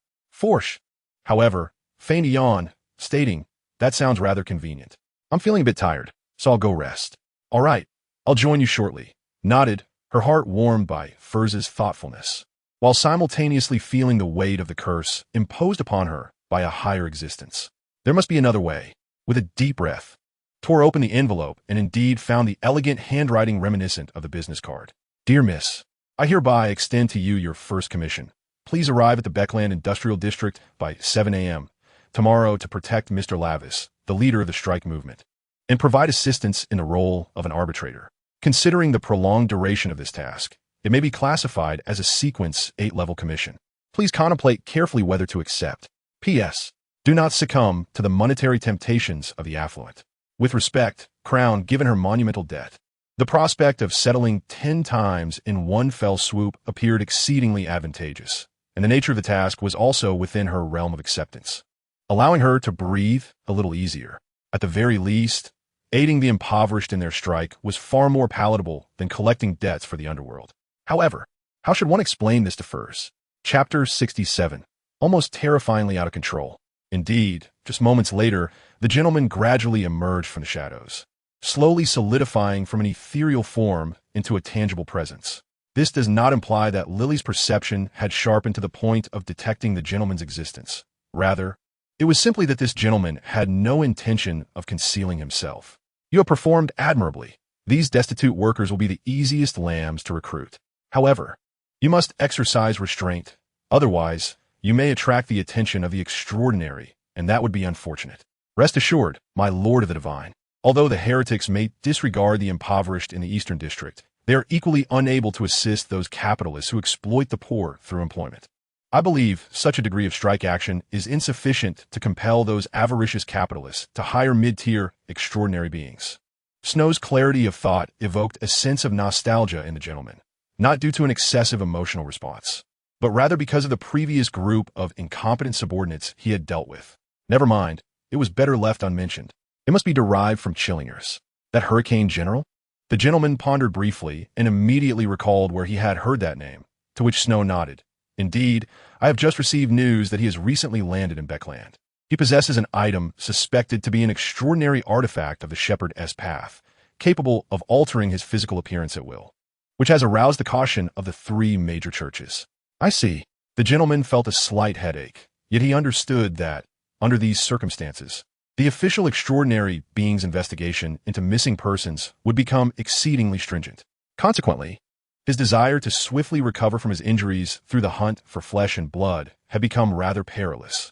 Contemplating the possibility of those red-gloved hunters still pursuing him, along with his subordinates, each harboring their own ulterior motives, the gentleman fell into a moment of silence. After a considerable pause, as Lily began to fidget restlessly, and Snow felt his neck stiffening, he ultimately made a decision. Snow had never anticipated that the gentleman would choose to leave Beckland, which significantly disrupted his original plans. However, in both reason and sentiment, he found no grounds to persuade the gentleman to remain, thus lowering his stance. "My lord of the divine, my abilities are limited. I fear I cannot uphold an extraordinary gathering." "Do not worry." The gentleman revealed a breathtaking smile and then extracted a shadowy tangle that resembled entwined tendrils from his own shadow. "This will allow you to gain the shadow abilities of a hidden monk in advance without any side effects. Once you digest the formula for the listener's potion, you can use it as the primary material for the hidden monk's potion. I will provide you with the formula for the auxiliary material shortly. With these 2 items, it will suffice for you to host an extraordinary gathering." A miraculous item with no side effects? Snow's first instinct was disbelief. How could such a thing exist? However, the moment he accepted the tangle, he became convinced. For this was nothing less than an all-weather player. To the true believers of the Creator, this was not merely free from negative effects. It was the very gospel of the Lord. The whispers of the fool were secretive utterances, and the whispers of a true Creator were also secretive utterances. Listening to the fool's whispers would not taint him. Thus, listening to the true Creator's whispers would similarly remain untainted. The voice of the true Creator was incessantly filtered and purified through the net of Snow's own voice, ultimately transforming into strings of meaningless words, reconstructed into various sentences in his mind. Although he did not gain any new extraordinary abilities from this, it significantly enhanced his progress in digesting the listener's essence. Observing Snow's initial moment of spiritual turmoil, which not only did not spiral out of control, but instead resulted in substantial spiritual growth, the gentleman's lingering doubts dissipated. He could finally affirm that this Snow was undoubtedly one of the most devout followers of the Lord. As he patiently awaited Snow to regain his composure, the gentleman once again reached into his bosom. As the whispers in his ear gradually became familiar, Snow, in resignation, cast the tangle into his shadow. Although shielding it from influence would reduce his available spirituality once more, not using it would undoubtedly raise the gentleman's suspicions. He slowly withdrew from his semi-meditative state, taking a few deep breaths, yet when he turned to face the gentleman again, he nearly lost his sanity, for he beheld the gentleman retrieving a monocle from his bosom. Was he having another episode? The gentleman regarded Snow, whose spirituality had become even more chaotic than when he had accepted the tangle, with a look of surprise. And the motion of extending the monocle came to a halt. In his spiritual sight, Snow's ethereal form shimmered with hues emblematic of fear, which only served to perplex him further. Why was there fear? Was it because of this? The gentleman glanced at the monocle in his hand, utterly bewildered by Snow's current mental state. Yet, recalling a few days prior when Snow had leaped onto the rooftop in fright at the sight of a test tube, he felt it was not too problematic. After all, having just heard the gospel of the Lord, it was quite normal to become a little unhinged, was it not? After waiting a few minutes, confirming that Snow was merely fearful and showed no signs of losing control, he continued, holding the monocle. "This is a miraculous item of the reader's path. It will grant you the ability to discern on a mystical level, allowing you to glimpse the extraordinary abilities of your opponents during battle, with a very low probability of replicating them, though its power will be far inferior to the original. However, its side effect is that while worn, it forcibly accelerates your brain's activity. Exceeding 5 minutes could potentially cause brain damage." Upon hearing the gentleman's explanation, the rigid Snow finally breathed a sigh of relief. Goodness, in that moment, he had feared that the gentleman had been possessed by a mon. However, Snow was evidently aware of his earlier lapse in composure, and rather than immediately relaxing, he responded anxiously, "My lord of the divine, such a precious item, I." Chapter 68. A flurry of activity. The gentleman departed, leaving without a sound, which left Snow in a state of profound confusion. Had he now become the spokesperson for the Aurora Society's branch in Beckland? When the fool sought to strike against the Aurora Society and required information, would he need to retort, "Sir, we are a legitimate mission? Of course, while thoughts swirled in his mind, Snow still had his responsibilities to fulfill. Besides the 2 extraordinary items and the potion formula for the hidden monk left to him by the gentleman, he also inherited his property, a sum of 5,000 gold pounds and 4 lambs. One was a middle-aged butler in his 40s with deep-set eyes. Another was a young and graceful steward in his 30s. And the last 2 were charming maids in their 20s, responsible for the kitchen and household chores, respectively. Yes, they were the servants employed by the gentleman. Their appearances were unremarkable, fitting the type that conformed to the corporate culture of the Aurora Society. Although they had developed a certain degree of mental distortion due to prayers to the true Creator, they were not extraordinary beings. While under the gentleman's influence, they had become devout followers of the true Creator. He had not provided them with the potion for the listener due to practical considerations. After all, they were high-level servants hired through legitimate channels. It would be acceptable if they became superficially normal madmen by good fortune. But if they transformed into the common type of lunatic listener, they could not be utilized as visible servants. Subsequently, whether discovered or going missing, it would easily attract the attention of official extraordinary beings. Nevertheless, while they were not extraordinary beings, they belonged to the elite servant class. According to Baclan's market rates, hiring them would typically require an annual salary of nearly £200, yet now, Snow only needed to pay them £100 a year to avail himself of their services. Yes, payment was required. Faith aside, life was life. They were willing to lower their wages for their beliefs, but they would not work for free. However, this fervent servant possesses an additional advantage. They are utterly devoid of the tendencies towards embezzlement and the abuse of power. Hence, although the gentleman previously maintained a respectable FA as a wealthy individual, he had no need to hire an additional female housekeeper to balance the authority of the steward. Of course, this is also related to his disinterest in entering the social circles of Beakland. The incessant noise was maddening. Snow, somewhat exasperated, extracted the extraordinary traits of the hermit from the shadows. The maddening whispers, even after being filtered through the lens of philosophical inquiry, remained an exceptionally disruptive clamor. While it was manageable during the day, as he prepared to succumb to slumber, the cacophony reminiscent of roaring motorcycle engines reverberating through the streets in the dead of night was sufficient to dispel any semblance of drowsiness. Once the extraordinary traits were detached from his being, the clamor around him instantly diminished. Although this peculiar ability significantly accelerated the performance of the whisperer, he still preferred a degree of tranquility during his nighttime repose. In truth, had it not been for the accelerated performance effect, he would have already utilized his conceptual shifting ability to transfer the disturbances within. Oh, traveler from distant realms, you embody the contradictory spiral of logic and wisdom. You are the reflection of knowledge, the inverse of truth. As the morning light cascaded alongside the prayers, they did not disturb Snow's splendid morning. Compared to Klein's meager understanding, Snow's mastery over the essence was undoubtedly far superior, with the automatic responses having been set long ago. Nevertheless, upon sensing the prayers, he rose from his bed, fed Lily, and commenced his morning wake-up service for Mr. Fool. "Hey, where's who?" Furs reached out, grasping at empty air, instantly jolting awake. Who had vanished? Or was that sound conjured by who? The letter she received yesterday? Furs immediately recalled the abrupt appearance of the envelope from last night and stealthily rose. Peering through the bedroom window, she beheld the fog-laden streets below, where visibility was alarmingly low. However, due to her clear objective, she promptly spotted the diminutive figure at the entrance. Out this early. Could it be that something perilous is afoot? Furs furrowed her brow slightly, hesitating for a moment before hastily donning garments from her bedside and, utilizing her apprentice abilities, traversed through the wall directly onto the street.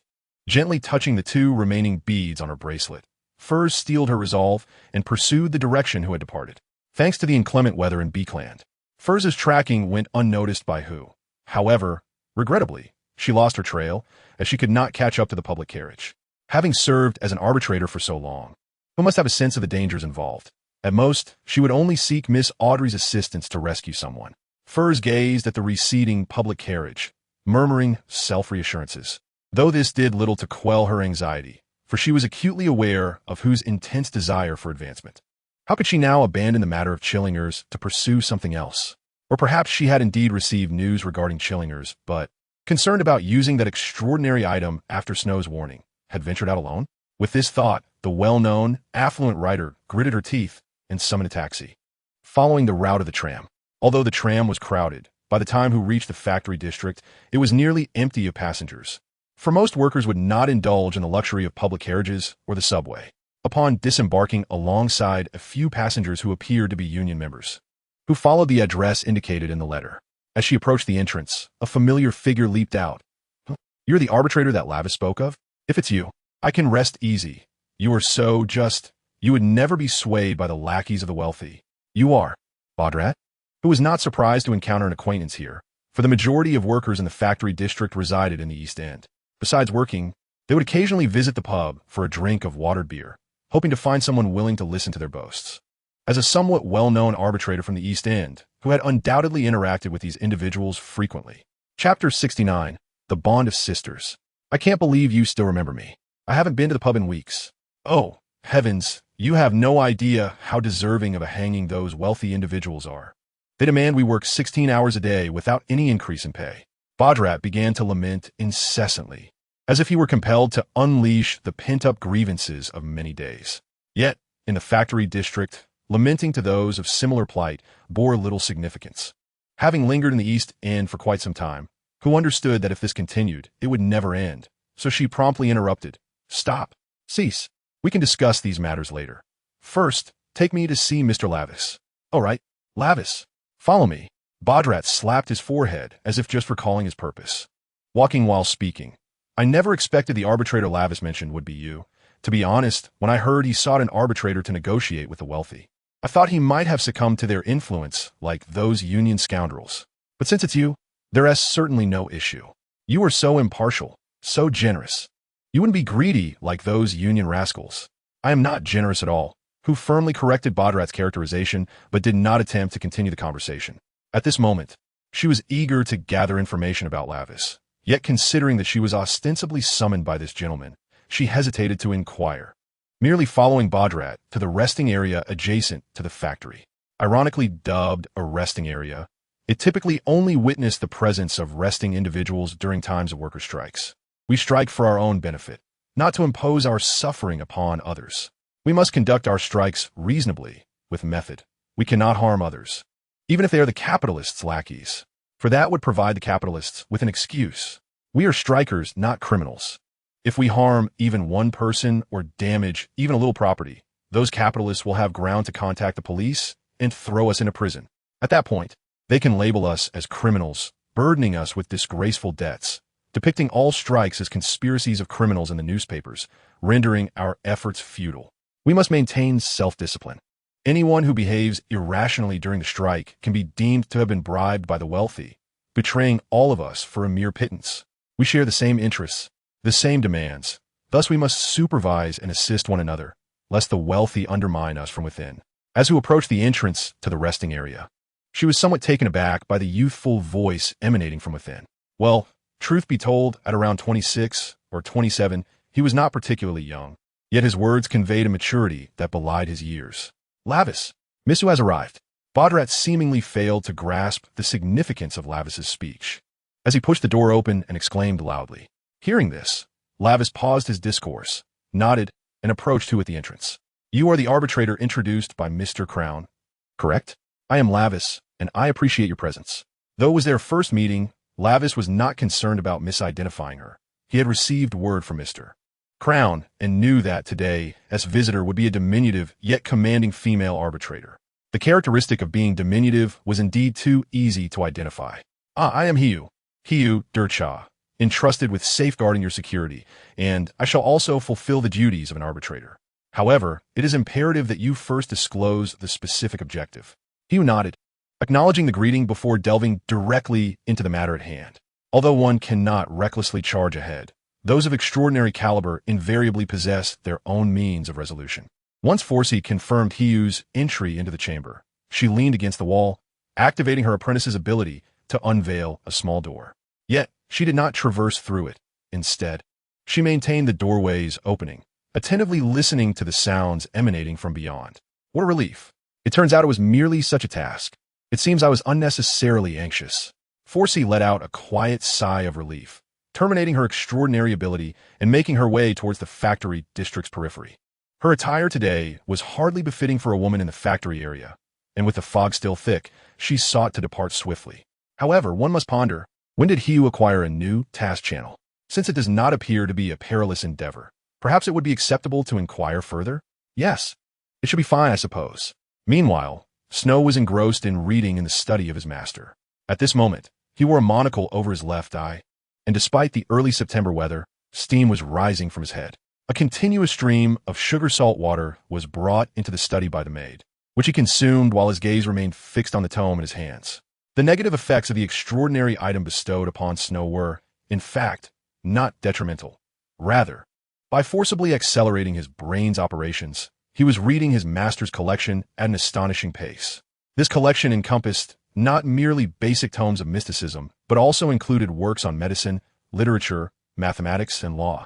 The heat generated by his brain's rapid functioning was counterbalanced by the water cooling system he had constructed through incessant hydration. With the aid of the principle of white horse is not a horse, as long as he continued to drink, he could maintain his brain's overclocked state until the external supply of sugar could no longer sustain his cerebral demands. The ability of Pavlov's dog was applicable solely to conditioned reflexes, commonly referred to as muscle memory, and did not assist in acquiring language or knowledge. However, the erudition he possessed undoubtedly compensated for this shortcoming.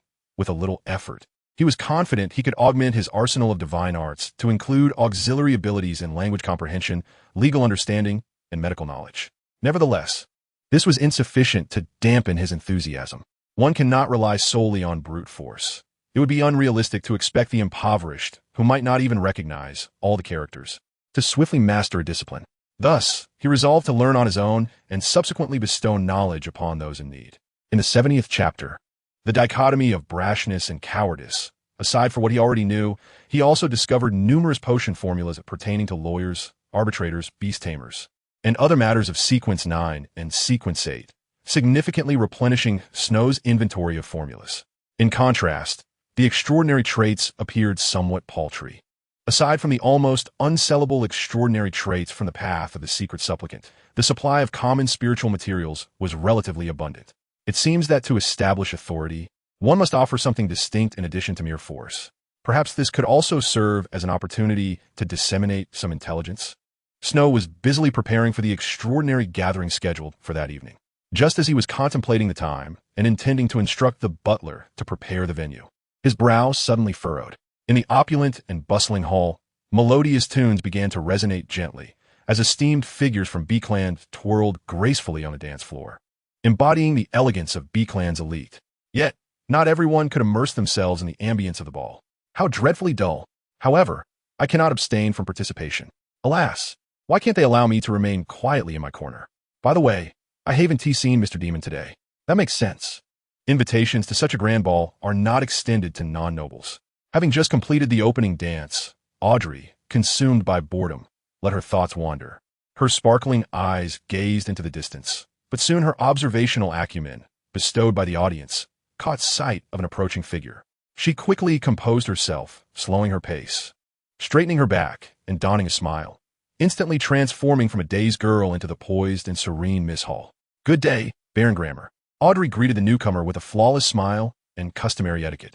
The man before her, with sparse eyebrows and pale blue eyes, returned her greeting with a smile and a bow. "Greetings, Miss Hall. You are the most radiant and brilliant gem at this ball." After exchanging a few pleasantries typical of aristocratic banter, the two gracefully parted ways, as if merely encountering one another by chance. However, after taking a few steps, Audrey's brow furrowed once more, as the Baron's peculiar demeanor began to surface in her thoughts. Could it be that he has indeed transformed into another person? Audrey's emerald eyes momentarily froze, although she often fantasized about adventures and encounters with renowned figures from the mysterious world. When faced with the reality, her unprepared heart could not help but feel a pang of anxiety and confusion. With rapid determination, Audrey adjusted her composure, glancing around until she spotted Lady Norma standing a short distance away. The lady suddenly winked at her, sending a shiver down her spine. However, she quickly realized that Lady Norma had not noticed her unease, allowing her to breathe a sigh of relief. Thank goodness for Mr. Demon's protection. Otherwise, Lady Norma would surely have detected my change. I must inform Father, regardless of whether it is Kylange's or whatever he intends to do. Amidst her swirling thoughts, Audrey quickened her pace to enter the dining hall, where she found her father, the Earl Hall, engaged in conversation with the chief secretary of the cabinet and others. She crafted an impeccable smile and approached, taking care to walk gracefully without burdening her gown too much, gently linking her arm with the Earl's and addressing the others. "Gentlemen, may I borrow the Earl for a few minutes? Father, I have something to discuss with you." Upon observing his daughter's serious expression, the Earl, who had previously worn a look of indulgent affection, immediately tempered his demeanor and grew serious. Noting that her father was conversing with a somewhat unfamiliar nobleman, Audrey turned towards the small prayer hall of the Duke of Negan. Although, under the protection of Mr. Demon, she could pray to the fool publicly without drawing attention, Audrey still sought a secluded place out of psychological necessity. One might say that, unsurprisingly, she embodied the duality of brashness and cowardice, as Lady Audrey, in the guise of the Storm Lord's emblem, began her prayers to the fool in a secluded corner.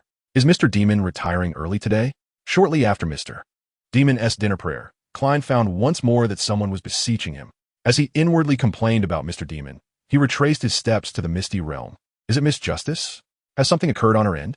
Upon discovering that the contracting and expanding star belonged to Miss Justice, Klein immediately shed his previous languid demeanor. He promptly activated the star, beginning to investigate Miss Justice's prayer. After completing this task, he exhaled, intending to depart from the space above the gray mist.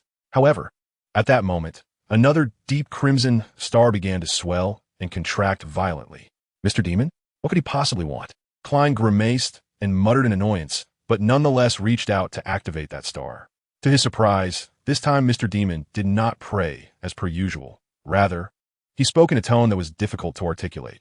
"Esteemed Mr. Fool, I beseech your attention and request that you convey to Miss Justice that she must refrain from praying to other entities in front of the symbol of the true God.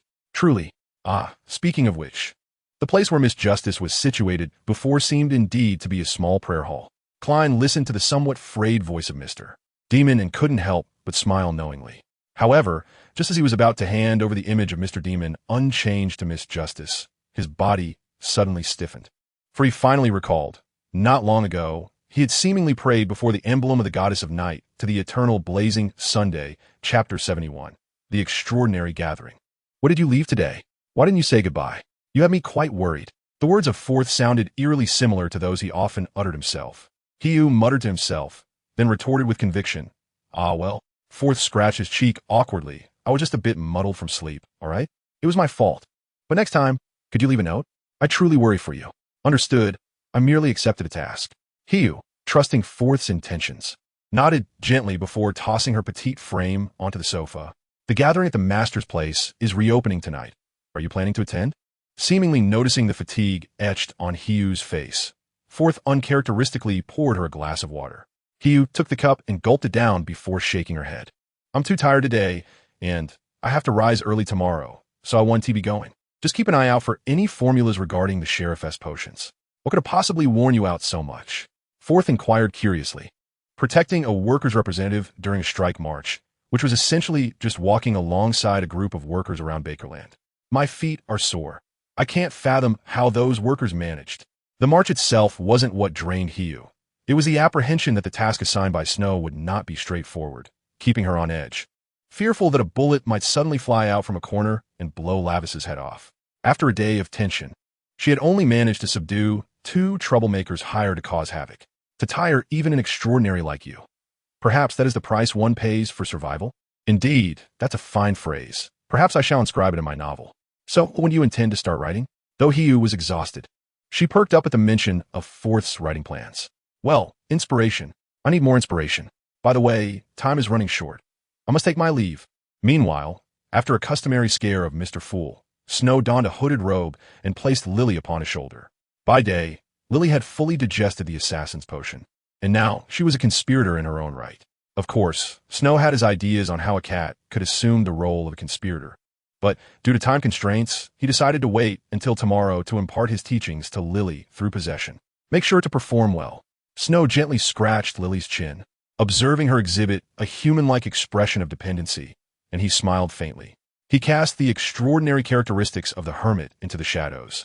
accompanied by layers of whispers in his ears as the filter of the white horse, not a horse activated simultaneously. It is worth noting that the murmurs of the true maker are not merely meaningless babbles and coarse invectives. They also contain relatively lucid statements. The true maker is simply mad, not foolish. This is a sentiment deeply understood by both the early Rauris and the later Little K. Simply put, these so-called ramblings are nothing but the chaotic leakage of his frenzied spirit. Although they encompass his thoughts and will, they do not constitute deliberate directives intended for his followers. Nevertheless, the devout adherents can still discern the genuine intentions of the true creator from these noises and regard them as divine oracles to be acted upon. For example, damn that pack of dogs from the Storm Church. Ahem. Indeed, the style of the Aurora Society is rooted in such expressions. While Snow would never resort to cursing the followers of the Storm Church after the digestion of Pavlov's dog, and upon receiving information about Sequence 5 from White Horse, not a horse, he was struck with a curious idea. He sought out interesting words and melodies imbued with classic trills from those indescribable whispers and pieced them together, contemplating. Writing a song. This was not a task that could be accomplished in a short term, but he found it exceedingly intriguing. Knock, knock, knock. Just as Snow envisioned the whole Aurora Society singing the song he had composed, a sudden knock echoed against the study door. Come in. At Snow's command, the study door creaked open, revealing a handsome steward in his 40s who slightly bowed. Sir, the gathering is prepared. Excellent. Snow nodded gently. Sir is the code name given to him before the previous master's departure. As for the former master, he now resides within Snow's shadow. Very well. This is a story that leaves the master weary. Concealing his handsome features beneath the hood, Snow entered the dimly lit parlor, settling into the most comfortable armchair, quietly awaiting the arrival of guests. According to the steward, the usual attendance for this extraordinary gathering hovers around 20 individuals, occasionally welcoming newcomers. After all, the master, boasting immense power, did not establish guides like the elder of the Eye of Wisdom. Any member of the gathering could bring along new faces. As the sound of knocking gradually filled the air, guests began to trickle into the parlor, some obscuring their faces while others appeared indifferent. A few had already noticed the change in hosts. Yet no one spoke immediately, merely exchanging notes silently. The handsome young steward adeptly collected the notes, transcribing the purchase and sale information onto a blackboard with chalk and reading it aloud thrice, awaiting those wishing to transact to request a room. Though everything seemed as ordinary as previous gatherings, Snow, now imbued with anyone can see through status, keenly sensed that at least 3 individuals in the room harbored ill intentions toward him. Are you all quite curious? After the first round of note readings concluded, Snow suddenly spoke, his voice melodious, yet entirely distinct from that of the master, prompting those novice attendees who had not noticed the change in hosts to finally recognize the anomaly. A tense atmosphere began to spread, with only Fourth appearing somewhat dazed. That voice seemed to belong to Mr. Snow. Chapter 72, The Opening. In that moment, Fourth's initial reaction was to question whether he had misheard. The enigmatic figure, with whom he had only exchanged 2 fleeting encounters, had transformed into the host of the extraordinary gathering. What manner of individuals can preside over such assemblies? They must at least be of Sequence 7 strength, one would think. Moreover, this gathering originally had an owner, a figure renowned as the Master. In the realm of secrecy, to gain access to a gathering with an established host, one must either be entrusted and appointed by the other or eliminate them and seize their position. Either way, it signifies that this man is undoubtedly extraordinary. While the writer's brain raced with imaginative ideas, Snow continued, the master has some matters to attend to, so he has temporarily entrusted the gathering to me. You may call me sir. The rules of the gathering remain unchanged. However, I also offer information collection and organization. Depending on the level and complexity of the information involved, I will acquire it at corresponding price points. If anyone desires specific information, transactions can also be made via notes. Here is the price list. If there are no objections, we can proceed to the next round of transactions. Snow waved his hand, prompting the steward to distribute the prepared price list. Like the offer made to Hiu, no cash would be accepted. Instead, exchanges would be made for magical items, potion formulas, or extraordinary materials based on the status and complexity of the information. However, if the seller of information preferred cash, that too would be accommodated. How can we be certain that you will not deceive us with false information? What if, after we disclose our intel, you simply respond with I already know? Suddenly, a man with his face obscured by a hood spoke up, to which Snow replied with a smile. That is an excellent question. However, rest assured that during the information exchange, I will provide a contract that guarantees fairness for both parties. If the information provided is indeed valuable, and the other party has not previously acquired it, then the contract will bind them to complete the transaction. Upon hearing Snow's words, the small reception room became somewhat noisy. For unofficial, extraordinary individuals, information holds immense significance. Lacking an organization to rely on, every additional channel through which they can acquire intel is undoubtedly a boon. Not encountering the anticipated nitpickers, Snow couldn't help but feel that taking over the old extraordinary gathering was indeed more stable than establishing a new one, while also lamenting the missed opportunity to showcase his and Lily's combat prowess by eliminating a few extraordinary beings. Transaction details were inscribed on a blackboard, with individuals being occasionally led to private rooms for exchanges.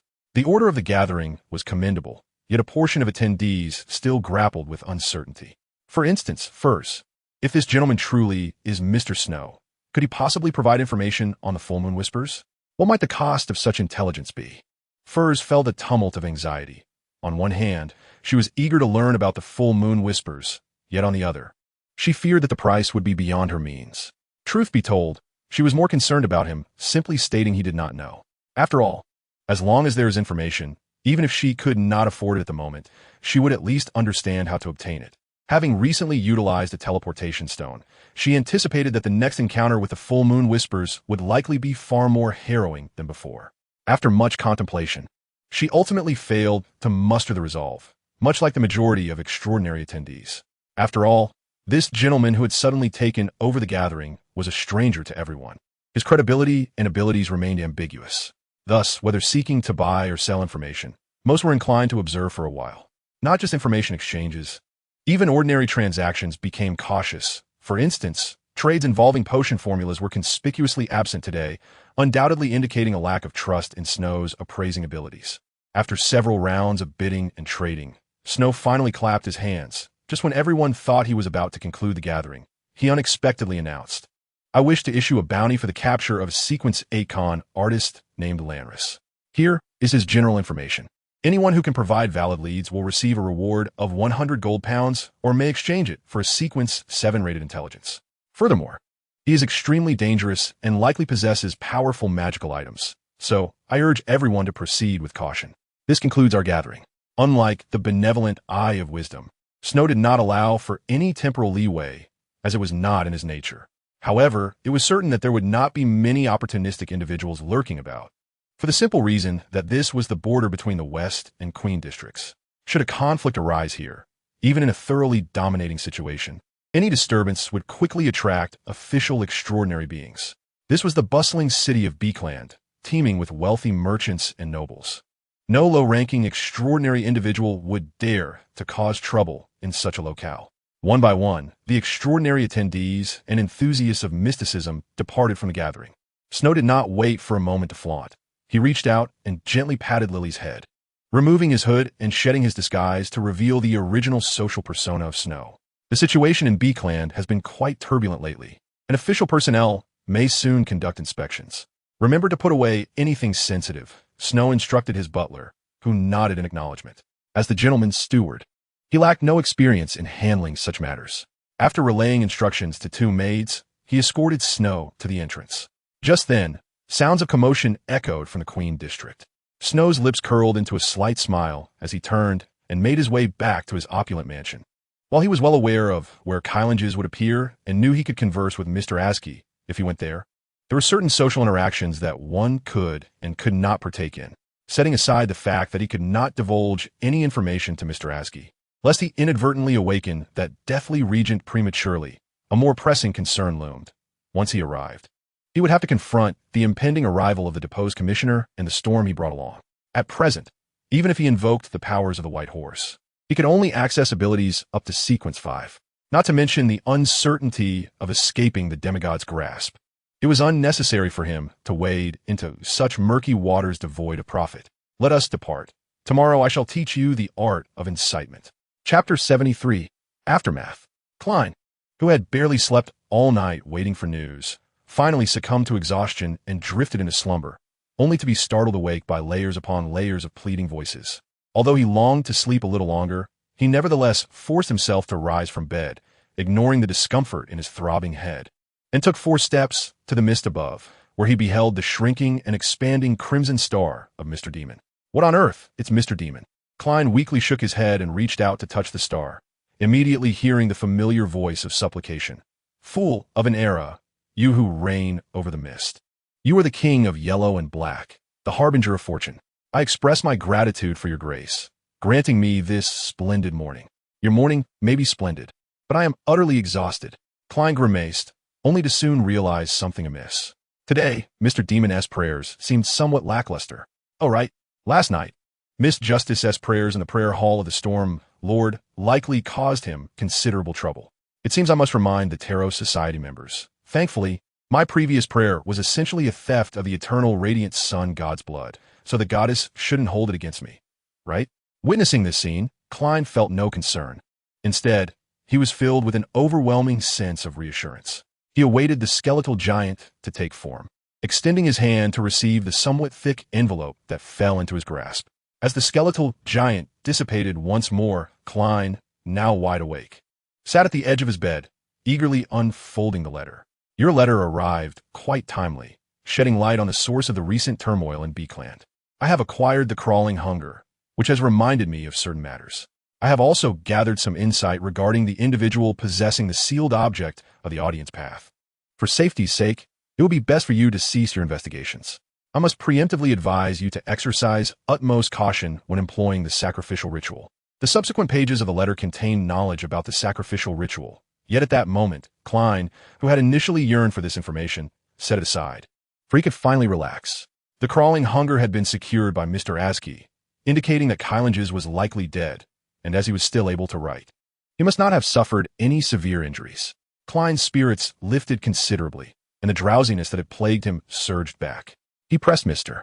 Askey's letter beneath his pillow and hopped back into bed, thinking, the sacrificial ritual can wait until after I wake. Must we leave so early once more? Forsh, startled awake by the familiar voice urging her to rise, did not bother to conceal her intentions this time, boldly inquiring. After a night of restful slumber, the fatigue had been thoroughly dispelled.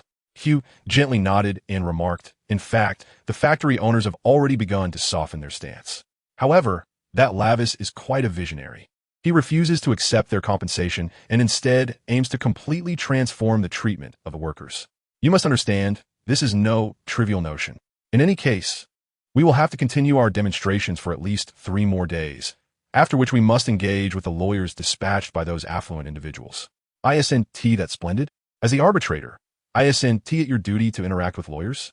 Forster remarked, assuming a tone of certainty. Hugh turned his head, adopting a serious demeanor, and replied, I am merely the arbitrator of the East End, not a judge in a court of law. Do you believe that the gang leaders in the East End would allow lawyers to negotiate with me, rather than those exorbitantly priced individuals? They place their faith in their fists. At this juncture, Hugh shook his head lightly and shifted the topic. How did your situation fare yesterday? Was there any mention of the recipe for the sheriff's potion at that gathering? Yes, it's priced at £450, but I'm uncertain how much Miss Audrey will compensate us. Even if we only receive half, I can lend you some, and we should be able to procure it. Forster mentioned this without disclosing the possibility that the gentleman could be Snow, for in her eyes, Hugh and Snow were mere acquaintances, even if unspoken. Hugh should have no means of discerning Snow's identity. Let us hope Miss Audrey proves generous. Upon hearing Forster's words, Hugh was invigorated. Should she ascend to the position of sheriff, her debts would amount to 1,000. No, 999 times. Although still somewhat substantial, with determination, she believed she could swiftly repay it. With this thought, Hugh's enthusiasm for work surged, and she quickly organized her attire, positioning her trident for easy access. Striding forth on her long, elegantly proportioned legs, she addressed Forster. Well then, let us go together today. Forster promptly articulated her intentions from the previous day. But upon hearing this, Hugh frowned. What do you intend to do? Of course, to observe whether you might engage in any perilous activities. Forster inwardly scoffed, yet maintained an appearance of curiosity. I find that Lavis quite intriguing. I wish to observe him up close. Perhaps he could serve as a compelling supporting character in my next book. Let us hope you harbor no regrets. Hugh contemplated the prior day's tasks, concluding that there seemed to be little danger, and subsequently nodded. With Hugh's approval, Forster quickly donned practical attire and exited the house alongside her. However, before they could reach the public carriage station, the voices of newsboys reached their ears. Extra! Extra! In the hurricane, Chillingus has been slain in Bakerland. What? Hugh and Forster exchanged bewildered glances. It wasn't until the newsboy's voice echoed closer, repeating the announcement several times, that realization dawned upon them. Chillingus was dead? He had actually died? Chapter 74. The Anomaly in the East End. The East End of Bakerland is a region that even the strike demonstrations seldom traverse. For the workers understand that parading in such a place would garner neither official concern nor instill fear in the capitalists. They might even find themselves extorted by the local gangs. Even those skilled workers with a modicum of surplus can only occasionally visit the lowly taverns to order a pint of diluted beer, boasting and listening to others boast, indulging in a fleeting sense of superiority. Their topics of conversation are scant. Curses and boasts typically occupy equal shares, and encountering someone who can discuss a significant news item is a rare delight. However, today, aside from the recently felled Chillingus, it appears that new topics of conversation have emerged within the taverns of the East End. Hey, did you see that today? Of course, with all that racket. I'm not deaf. Who knows? Perhaps those cats and dogs have gone mad? Mad? I suspect it's more complicated. Let me tell you, my brother-in-law's sister's lover has connections in this regard. He claims it may be some kind of plague. Don't spout nonsense. If a plague broke out in this wretched part of the East End, it would be catastrophic. Exactly. Look, that area is completely surrounded by police. If it weren't for something significant, those fellows wouldn't bother with this dump. Who can argue with that? By the way, I've heard that alcohol can kill germs. Boss, another pint of ale. No water added. Are you serious? In the opulent mansion of West Bakerland, Snow looked at the head-down Lily, preparing to reprimand her. Mew. Lily shrank her head, her face displaying a hint of human-like grievance, emitting a soft sound. Do you not understand the concept of moderation? I instructed you to play with a cat and tease a dog, inciting them to nip at one another. This is called sustainable development. Yet you managed to provoke every cat and dog in the East End into a brawl. You can forget about visiting that area for the next month. How will you handle the digestion of your potion? Snow was not swayed by Lily's antics, maintaining a serious expression as he admonished her. From this perspective, Snow believed that animals possess a natural advantage when it comes to digesting potions, particularly those inclined towards malevolence. After all, animals lack the high intellect of humans, making them easily provoked. For example, the ascension ritual of a certain demonic dog is achieved through the continuous hunting of other animals, until the apostle of desire, constrained by a past of corruption, is forced to turn to human prey. Ultimately, he realized he had placed too much faith in the intelligence of extraordinary animals. Lily was indeed clever, perhaps too clever. This feline seemed to have realized after several failed attempts that such endeavors were inefficient. Thus, she spent an entire day traversing the East End, inciting all the renowned stray cats and dogs to engage in a grand melee at a certain dump, or rather, the hunting ground of stray animals. As for the other districts, strays are not as easily found as in the East End. Mew. Lily seemed to recognize her mistake, extending her little paw to gently nudge Snow's hand with her soft paw pads, raising her head to gaze at him with watery eyes. Very well. You can charm me, can you? Come on, try charming me again. Upon witnessing this, Snow rolled his eyes and gently flicked her forehead with his finger. Lily immediately stiffened as if struck by a bullet, then collapsed entirely. To be honest, had Snow not been aware of his own strength, he might have been genuinely startled by this cat. All right, who knew you were such a performer? If you can act so well, then go and incite the humans. Mew? Mew? Archbishop Sneck, the animal unrest in the East End has yielded results. Those animals have not been affected by any extraordinary power and should not pose any latent risks. In the Storm Church, A. Sneck was listening to the report from the Punisher. Upon hearing the phrase about the absence of extraordinary power radiation, a contemplative expression crossed his face. While the animal unrest might not seem particularly alarming, A. Sneck, as a seasoned handler of extraordinary events, contemplated numerous possibilities. For instance, his first thought was which extraordinary individual had perished in the sewers, leading to a group of animals becoming contaminated. In fact, this was the most favorable scenario. The more troublesome possibility would be the leakage of sealed materials with living characteristics, resulting in collective animal mutation. Compared to the former, this situation suggests that contamination would persist indefinitely. Moreover, there could also be residual traces of high-sequence, extraordinary beings, regardless of the nature.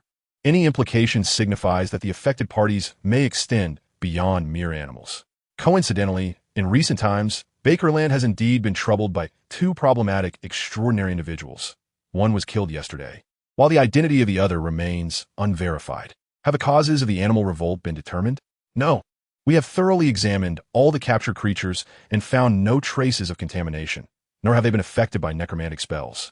It is unlikely to be the work of that unknown, formidable individual from before. We must continue our investigation, as the animals' uprising cannot be without reason. A natural disaster cannot occur in Beakland, and the cause of their madness must surely be human malfeasance. Chapter 75, The Incitement of the Cat. The Hillsdon district serves as the economic heart of Beakland, boasting the most bustling commercial streets, the most luxurious inns, and the most charming taverns. However, the prices here are not as exorbitant as one might imagine, for the proprietors are acutely aware of the financial capabilities of their clientele. Jewelry priced within 10 so, crafts under 2 so, and an array of perfumes that, while not precious, still manage to flirt with the upper echelons of society. Although the recent strikes and protests have diminished foot traffic, the shopkeepers, having noticed that the workers lacked their previous aggression, succumbed to the allure of money, reopening their doors in anticipation of the middle-class ladies who would come in pairs. Indeed, they must come in pairs. Who would dare to purchase such expensive items alone? If one were to buy costly goods alone, who would know? These middle-class individuals lack the discernment of the high society ladies, who can identify the price of a perfume merely by its scent. Miss Angela was strolling along the renowned jewelry street of Hillsdon with her close friend. Yet before she could decide which shop to enter, her gaze was suddenly captured by a figure, clad entirely in black. For some inexplicable reason, this charming creature, who intruded upon her vision, radiated a brilliance that far surpassed the prized possessions of the jewelry stores. Oh dear, look at that cat, how adorable. Where? Upon hearing her friend's exaggerated exclamation, Malura couldn't help but frown slightly. However, the moment she turned her head, her gaze was equally ensnared. With its sleek, glossy fur and piercing amber eyes, each movement exuded an aura of elegance, rendering the well-dressed ladies on the street mere ugly ducklings in comparison. This must belong to some grand, noble family. Malura's father worked for a merchant who bred foxhounds. Thus, she possessed a certain understanding of animals. Ordinary wildcats or dogs could not maintain such a pristine and glossy coat, nor would they exhibit such leisurely grace. Yet her friend seemed unaware of the implications in her words, as she eagerly approached, intent on petting the adorable creature. However, meow. The black cat exhibited a distinctly human-like disdain, twisting its body to evade Angela's touch before darting to Malura's side. Angela was startled by the little creature's action and immediately turned to see it gently rubbing against her friend. Malura, how did you manage that? Angela inquired enviously upon witnessing the cat's affection towards Malura. Malura, also taken aback by the cat's intimacy, could only respond dumbfoundedly. What trouble could there possibly be? Angela bent down, seemingly attempting to capture the cat, but its agility surpassed her expectations. After several failed attempts, she nearly stumbled into the dirt. Darn it. You must have some trick up your sleeve. Your father sells dogs. You must know. Listening to Angela's exasperated words, Malura found her friend's behavior utterly unfamiliar.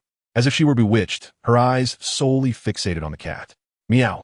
Angela extended her hand once more, but this time the cat surprised her by not evading. Instead, it leaped lightly onto her arm and then onto her head, using her as a springboard before vanishing from sight. Good, it's gone. Malura sighed in relief, fearing her friend might injure the cat. Just imagining the potential price of that feline sent chills through her, as if she had just traversed the precipice of financial ruin. Why'd it leave? This is all your fault. Angela, completely oblivious to her friend's trepidation, accused with indignation. Incensed by her friend's ignorance, Malura retorted loudly. Blame me? What do you know? You know nothing. If you had harmed that cat, even if just a few hairs, you, I, and our parents would all face bankruptcy. Do you understand bankruptcy? Your parents would beg on the streets, and you would find yourself in a dire situation, becoming one of those you look down upon in the Red Theater. Do you comprehend that? It seemed Angela was taken aback by Malura's outburst, awakening from her previous trance. However, as a proud person, being admonished in public ignited her ire, and she retorted loudly, It's just a cat. How much could it possibly be worth? Upon hearing her friend's question, Malura could only laugh in disbelief, too exasperated to utter another word as she turned and walked toward the public carriage stationed at the roadside. Foolish humans. from the shadows of an alley. Lily observed yet another pair of humans parting on bad terms with a sneer of disdain. She contemplated making another move, but recalled her previous lesson, darting up to the rooftops and heading toward the next street. One cannot always commit crimes in the same location. Otherwise, there would be no fish jerky to consume. Once I learn how to make fish jerky, let us see how you threaten me. Oh dear, deciding to accompany you to witness the strike has proven to be my most ill-advised decision of late. Forsyth imagined the route described by Hugh, feeling an overwhelming impulse to feign a faint. Yet, Hugh showed no signs of relinquishing his intentions, coldly adding, additionally, you previously informed Mr. Lavis that you would be drafting for this strike. For the sake of your reputation, I shall oversee your completion of it. O mechanical deity. Chapter 76. Mr. Glory's endeavor has commenced. Workers are either laboring tirelessly or seizing fleeting moments to catch a quick nap, while the unemployed and homeless queue outside relief shelters or seek warm places to regain their strength, hoping to secure new employment soon. However, the atmosphere has evidently shifted in recent days. While snow enjoys Beekland's rare, sunny warmth, a cacophony rises from a distance. A somewhat disorganized chorus of slogans, undulating placards, and a lengthy line appear as if an impassioned march has suddenly intruded upon the tranquil rural melody, shattering the serenity. Those residing in the West District are not merely the high-income proletariat cloaked in the guise of the middle class, but rather the true wealthy elite possessing vast riches, land, estates, commercial associations, and stocks. Many are even owners of the factories in the industrial zones. It can be said that while the parades in other districts aim to elicit sympathy and draw attention, here, the workers are demonstrating. They are acutely aware that under such numbers, both the church and the nobility are likely to react swiftly. Beekland is the capital, but it is also the largest industrial city in Rune, and, among its millions, how many belong to worker families? Currently, there are thousands. Will there be more in the future? Factory owners tremble in fear, yet the workers continue to wave their placards. Slogans demanding reasonable working hours and fair wages rise and fall, their gazes reflecting an intensity that speaks of a newfound resolve, entirely distinct from previous minor disturbances. The factory owners have begun to recognize the gravity of the situation and have started to genuinely regard the so-called strike with the seriousness it warrants. Amidst the crowd, Hugh has also keenly sensed the palpable difference between today and the days of yore. The nerves that had somewhat relaxed have once again tightened, and she clings closely to Lavis, disregarding even the occasional murmurs of her friend. Forsyth seems to have detected the unusual atmosphere as well. Her instincts, honed as a renowned author, alert her to the impending contradictions and conflicts that will unfold if this strike were to be likened to a dramatic script. Standing by the roadside, Snow gazes into the distance at Glory, who is leading the procession, adding an ethereal layer to the scene before casually turning away. Unperturbed by the potential scrutiny from the Church of the True God, for there exists no flaw in this undertaking. Mr. Glory's plea for persuasive reinforcement does not equate to brainwashing or any form of hypnotic influence. Rather, it compels listeners to focus intently on the discourse at hand. It does not alter the will of others, and thus cannot be detected as anything amiss.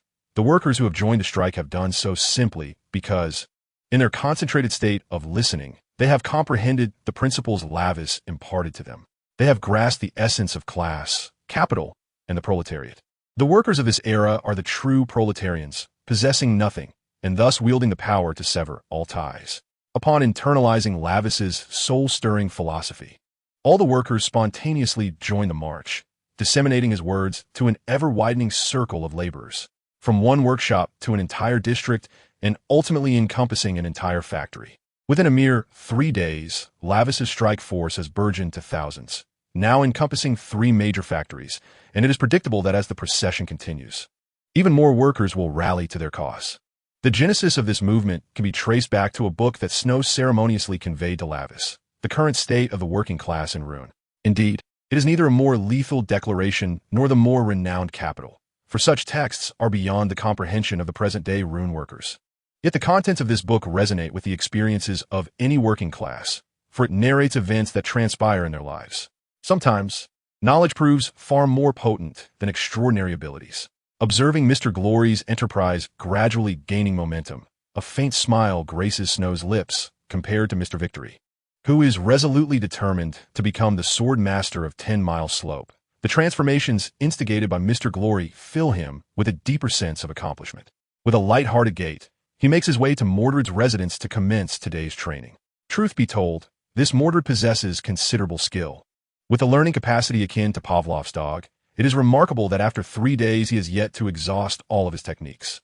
O traveler from a distant time and space, you embody the paradoxical spiral of logic and wisdom, a reflection of knowledge, the reverse of truth. Having nearly digested all the information, he recalls that the fellow had previously mentioned a recipe for a pleasurable potion, pondering what he might be summoned for this time. It's been nearly a week since he last contacted me. Based on prior intervals, he should be seeking to stir up some trouble within the next 3 days. I wonder what this endeavor entails. In Tinjin, Tress is acutely aware of the progress of her potion's digestion. A radiant smile illuminating her face as she idly twirls her hair, contemplating her next course of action. It seems the time has come to bid farewell to Tinjin. She muses, approaching her vanity to arrange her attire. Despite Tinjin having returned to its former tranquility following the incident with the offspring of the malevolent deity, Tress harbors no intention of remaining. She seeks a more inconspicuous locale, to purchase a quaint manor, and to keep 2 or 3 charming and delightful maids. Suddenly, an intoxicating voice emerges beside her, causing Tress's pupils to constrict in alarm. Her expression freezes as she slowly turns to see a strikingly graceful woman standing behind her. "What are you?" Tress begins to rise, only to find herself utterly immobilized as the woman glides closer, gently lifting her chin with cool, delicate fingers. "You rely too heavily on extraordinary abilities. Do not forget, I too was once a witch." In the Golden Wutong district, within a standalone house surrounded by gardens and lawns, the brightly lit hall resounds with enchanting melodies. Nobles and gentry from the conservative faction of Tinjin dance gracefully with their beautiful partners, yet unbeknownst to them. The 2 most exquisite women within this small edifice are not amidst the revelry, but rather ensconced in a tastefully adorned, tranquil bedroom on the 2nd floor. What a splendid physique! To waste it would be a travesty. Delicate, alabaster fingers glide over Tress's smooth skin, raising a fine layer of goosebumps. However, with the activation of Lady Sharon's extraordinary ability, an indescribable sensation burgeons within her heart, compelling her to stifle soft moans.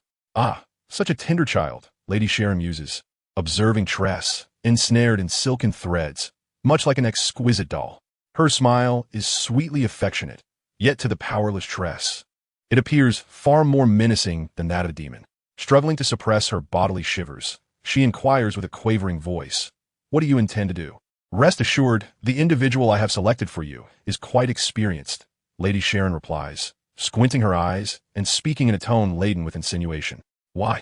Tress's eyes, slightly smaller yet brimming with allure, seem to ignite with flames.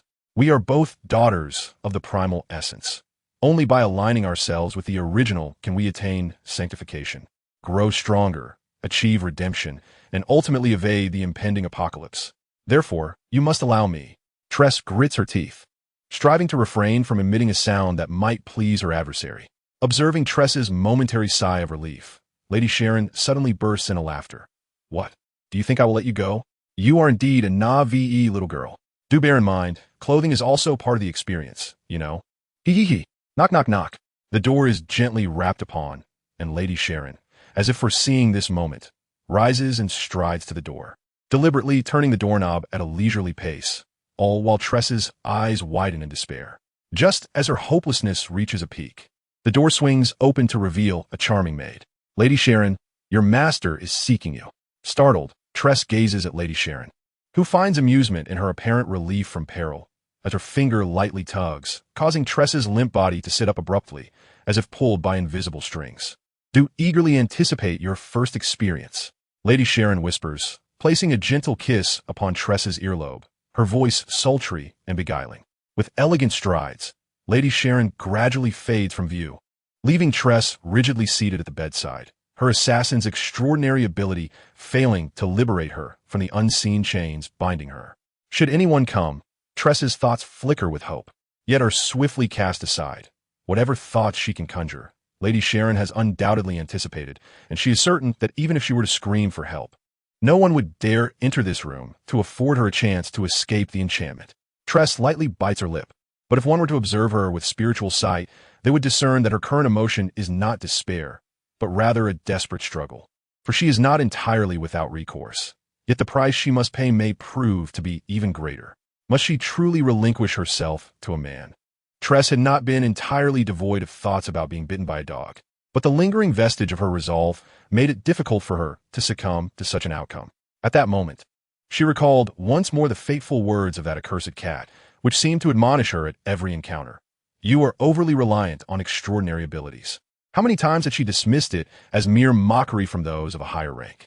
Yet, the instant those words escaped Sharon's lips, Tress finally recognized the perilous fallacy in her thinking. There were individuals of greater rank than she, and not merely that deceased feline. Choose. Suffering, reluctance, anger, confusion.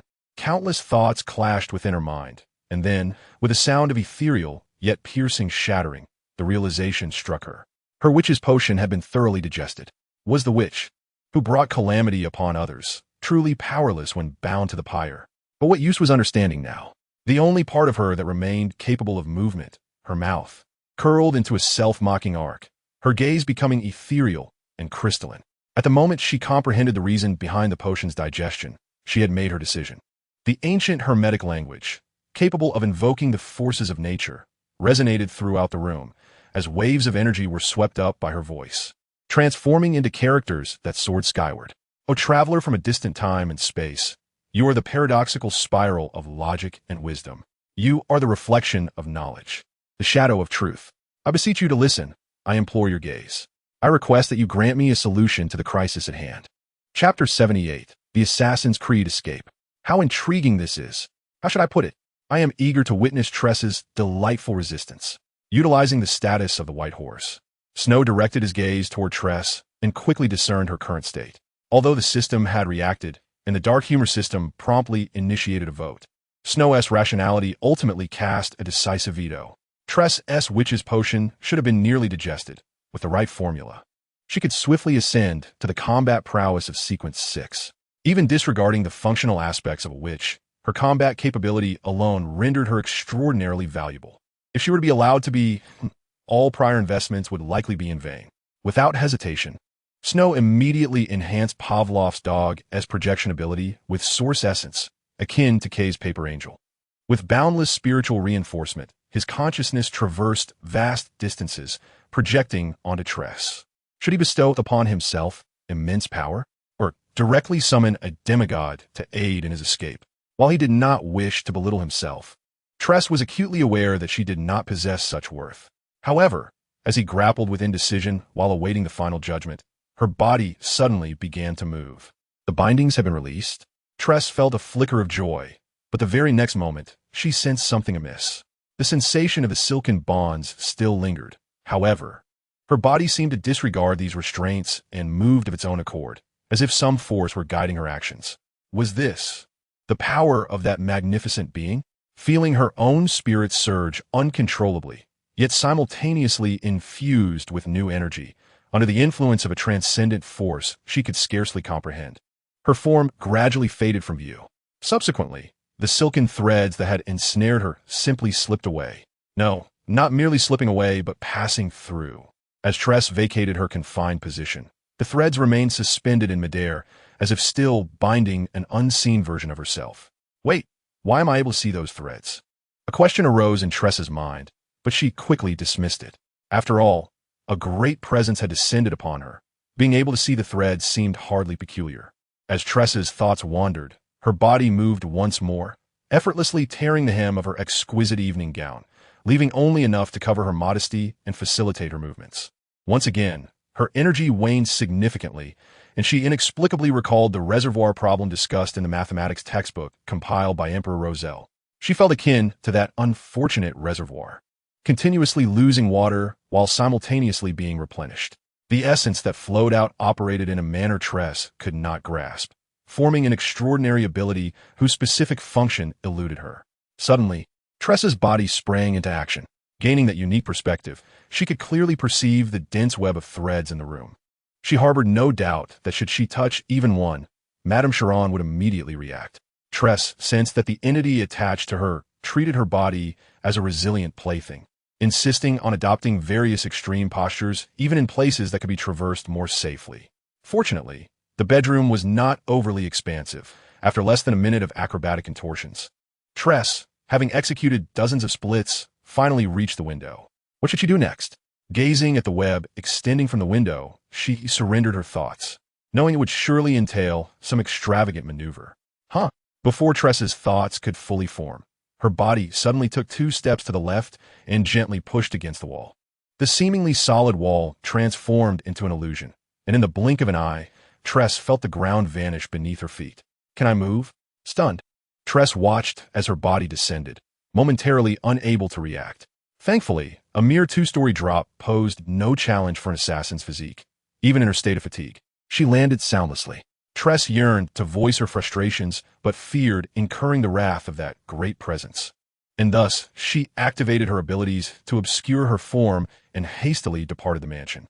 The residual measures left by Madame Chiron had dissipated, replaced by a singular word that emerged in her mind: Beckland. Does this mean I am to proceed to Beckland?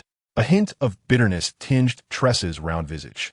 Yet she understood she had no choice. Although the power that had governed her movements had waned, she could still distinctly sense a faint consciousness lingering within her own, existing without issuing commands. Tress dared not test its nature, for even if it could be easily dispelled, how could she possibly escape the gaze of the hidden presence? Having opted to pray for her male dignity, she resolved to press onward. Fortunately, this magnificent being seemed relatively tranquil. At least she had not succumbed to madness like those unfortunate souls who prayed to malevolent deities in legends. Though clad in a tattered evening gown that threatened to reveal too much with even the slightest movement for a former assassin, a lack of funds did not preclude her from boarding a train. Aware that she could not linger in Tingen, she swiftly boarded a train bound for the fabled capital of Vandu. Pouring the still warm milk into her mouth, Snow performed his customary bedtime prayer for Mr. Fool and then, like an infant, drifted into a deep slumber. Chapter 79, The Commission, Part 1. Beckland. In the morning, Tress emerged from the Beckland station, draped in garments that were ill-fitting. The pale yellow morning fog, tinged with a pungent scent, caused her to wrinkle her brow. At this moment, she possessed only the remnants of Sue Lee's estate, yet for one of her former skills as an assassin, money had never been a pressing concern. After all, she now finds herself in Tingen, having arrived with merely 3 souls. What troubles Triss even more is the uncertainty of where to go next. The only word echoing in her mind, aside from Beckland, offers no further guidance. Even though she has set foot on this land, no new directives have emerged. It feels as though that formidable entity has casually placed an intriguing toy within her reach, only to abandon it without a second thought. The dead cat. Perhaps the act of praying to that great being was so exhilarating that it took Triss several moments to recollect the individual who had drawn her into this predicament. While she yearned to contact him immediately, the memory of the cats provided contact details, which she had received only after beseeching that great presence, left her feeling somewhat weary. Although one might argue that prayers can be either singular or countless, Triss, having just experienced the disconcerting sensation of her body being toyed with, felt it prudent to pause for a while. She casually sought out a clothing shop catering to the working class and spent 2 souls on a somewhat unremarkable, yet at least fitting outfit. With this, she followed the map to the library, borrowed the local publications such as the Beckland Post, and swiftly discerned certain patterns in the news through the insights granted by the assassin's potion. This led her to uncover a likely broker's contact information. Now, she had transformed into a witch. Meanwhile, Snow awoke with no trace of fatigue, dutifully offering his morning greetings to Mr. Fool as per his usual routine. Today's victory, foundation, and glory yielded abilities that were virtually indistinguishable from those of the past, which provided Snow with a measure of relief. Let me see how many individuals are thinking of me today. Although Duke Negan had just been assassinated, it bore little relevance to the general upper class. As long as one was not directly involved like Miss Justice, most nobles remained ensconced in their hedonistic pursuits. Despite having inherited a face that even a faceless man would use as study material, proper maintenance was still requisite. "Mr. Melas, may I inquire what matter you wish to entrust me with?" After being roused by the devil, Mr. Fool experienced firsthand the adage that the early bird catches the worm. Following a hearty breakfast, a gentleman accompanied by a servant knocked on his door. There was no mistaking it. The scent of work was in the air. Speaking of which, Klein had been in Beckland for several days now, yet his detective career had yet to commence. However, that statement could be misleading, for just yesterday, he had rescued a cat from a tree for a mere soul. Do not misunderstand. Mr. Fool was not so impoverished as to snatch a soul from a child. But Beckland certainly had its share of wealthy individuals. After saving the cat, the child had promptly thrust a soul into his hands without a word. I would like you to investigate my wife. Mr. Malaz remained oblivious to the fact that the detective's thoughts had drifted off course. He extended his hand, and a nearby servant promptly presented some documents. Oh, what specific aspect are you concerned about? Klein picked up the paperwork. The topmost item being a photograph of a woman in her early 30s, remarkably well-maintained, suggesting a prosperous background. The middle-aged gentleman appeared somewhat hesitant, but Klein quickly grasped the situation. Although he had long known that 6 out of 10 cases for private detectives involved extramarital investigations, he had not anticipated that his very first assignment would involve such a client. After deliberating over his words, he spoke on behalf of the somewhat bashful gentleman. Are you implying that you wish for me to ascertain whether your wife has taken a lover? Precisely. Mr. Malaz nodded vigorously, his frustration evident as he added, so many? In that instant, as Klein heard the quoted figure, he understood how such a prevalent aspect of private detective work sustained the profession. Yet, out of personal ethics, he cautiously advised, your wife may merely be enamored with literature, and as a lady of high society, it is quite customary for her to visit other ladies for afternoon tea. Is it not somewhat unjust to suspect her based solely on this? Upon hearing Klein's question, Mr. Malaz could no longer contain his emotions. After a forceful shake of his fist, he seemed to regain his composure, sitting up straighter as he angrily retorted, if she were merely infatuated with an ordinary author. I would not entertain such thoughts, but you do not understand. The author of that novel is a notorious socialite in Beckland, rumored to maintain relations with many noble ladies of high society. Ah, this Klein furrowed his brow slightly, suddenly recalling how familiar that description sounded. It couldn't be, could it? Chapter 8. The Commission, Part 2. After Mr. Malaz departed, Klein began to peruse the documents left behind. Although this could potentially involve the devil, he considered his meager savings, the cost of living in Beckland, and the enticing 10-pound reward, ultimately opting to accept the commission. If he were to uncover anything, Klein could merely advise the gentleman. For a renowned socialite in Beckland had somehow evaded the wrath of the nobleman, suggesting that he possessed ample experience in navigating such affairs. With this thought in mind, Klein's reading became more meticulous. As each word passed before his eyes, he realized that Mr. Malaz was not the minor noble he had initially envisioned. Rather, he appeared to be a small merchant striving to breach the aristocratic threshold. Although the documents did not specify, Klein could almost visualize a merchant desperately attempting to infiltrate the upper echelons of society through his wife's profile. Do not underestimate the significance of a title, however meager, as it serves as a stepping stone into the noble circles of ruin. Based on rumors Klein had heard during his university days, along with recent information gleaned from newspapers, he believed Mr. Malaz had invested a considerable sum in this marriage. Generally speaking, in such monetary transactions, both parties would likely remain indifferent to each other's private lives. Klein recalled the novels and films from his past life, feeling an odd sense of unease. It was no wonder he was suspicious. The psychological scars left by Zhang Weir were profound. After pondering for a moment, Klein retreated 4 steps, invoking the mist to manifest paper, pen, and pendulum, and began to inscribe his divination phrases. Investigating Mrs. Malaz poses a danger. Investigating Mrs. Malaz poses a danger. After reciting the phrase 7 times, Klein slowly opened his eyes, only to find the pendulum in his hand gradually beginning to rotate clockwise. There is danger, but it is not high. This was quite normal. Klein felt a slight sense of relief as he penned a new divination phrase. Mrs. Malaz is not unfaithful. Mrs. Malaz is not unfaithful. However, this time, the pendulum remained completely still, indicating that the information was insufficient. Indeed, shortcuts cannot be taken. Klein shook his head, contemplated for a moment longer, and then picked up the pen again, writing a 3rd divination phrase. Investigating Mrs. Malaz will involve extraordinary events. Investigation. Again employing the 7-time pendulum method. The pendulum began to rotate with his incantation. Clockwise, involving the extraordinary, but the previous feedback indicated that the danger was minimal. Klein gazed at the pendulum spinning clockwise, a nagging feeling that perhaps his pendulum was malfunctioning. However, given that he was in the mist, he could only attempt to interpret what this divination result might signify. Involving extraordinary forces, yet with low danger, this should imply that the extraordinary beings involved are likely of a lower tier. No, that may not be the case. I myself am only at tier 8. Even if lower-tier extraordinary beings are involved, it should not be to such a limited extent. Well, perhaps it is because that extraordinary individual is acquainted with me that there was no intent to harm. In light of this, Mr. Demon's suspicion has indeed intensified. Klein internally grumbled, yet endeavored to suppress such thoughts.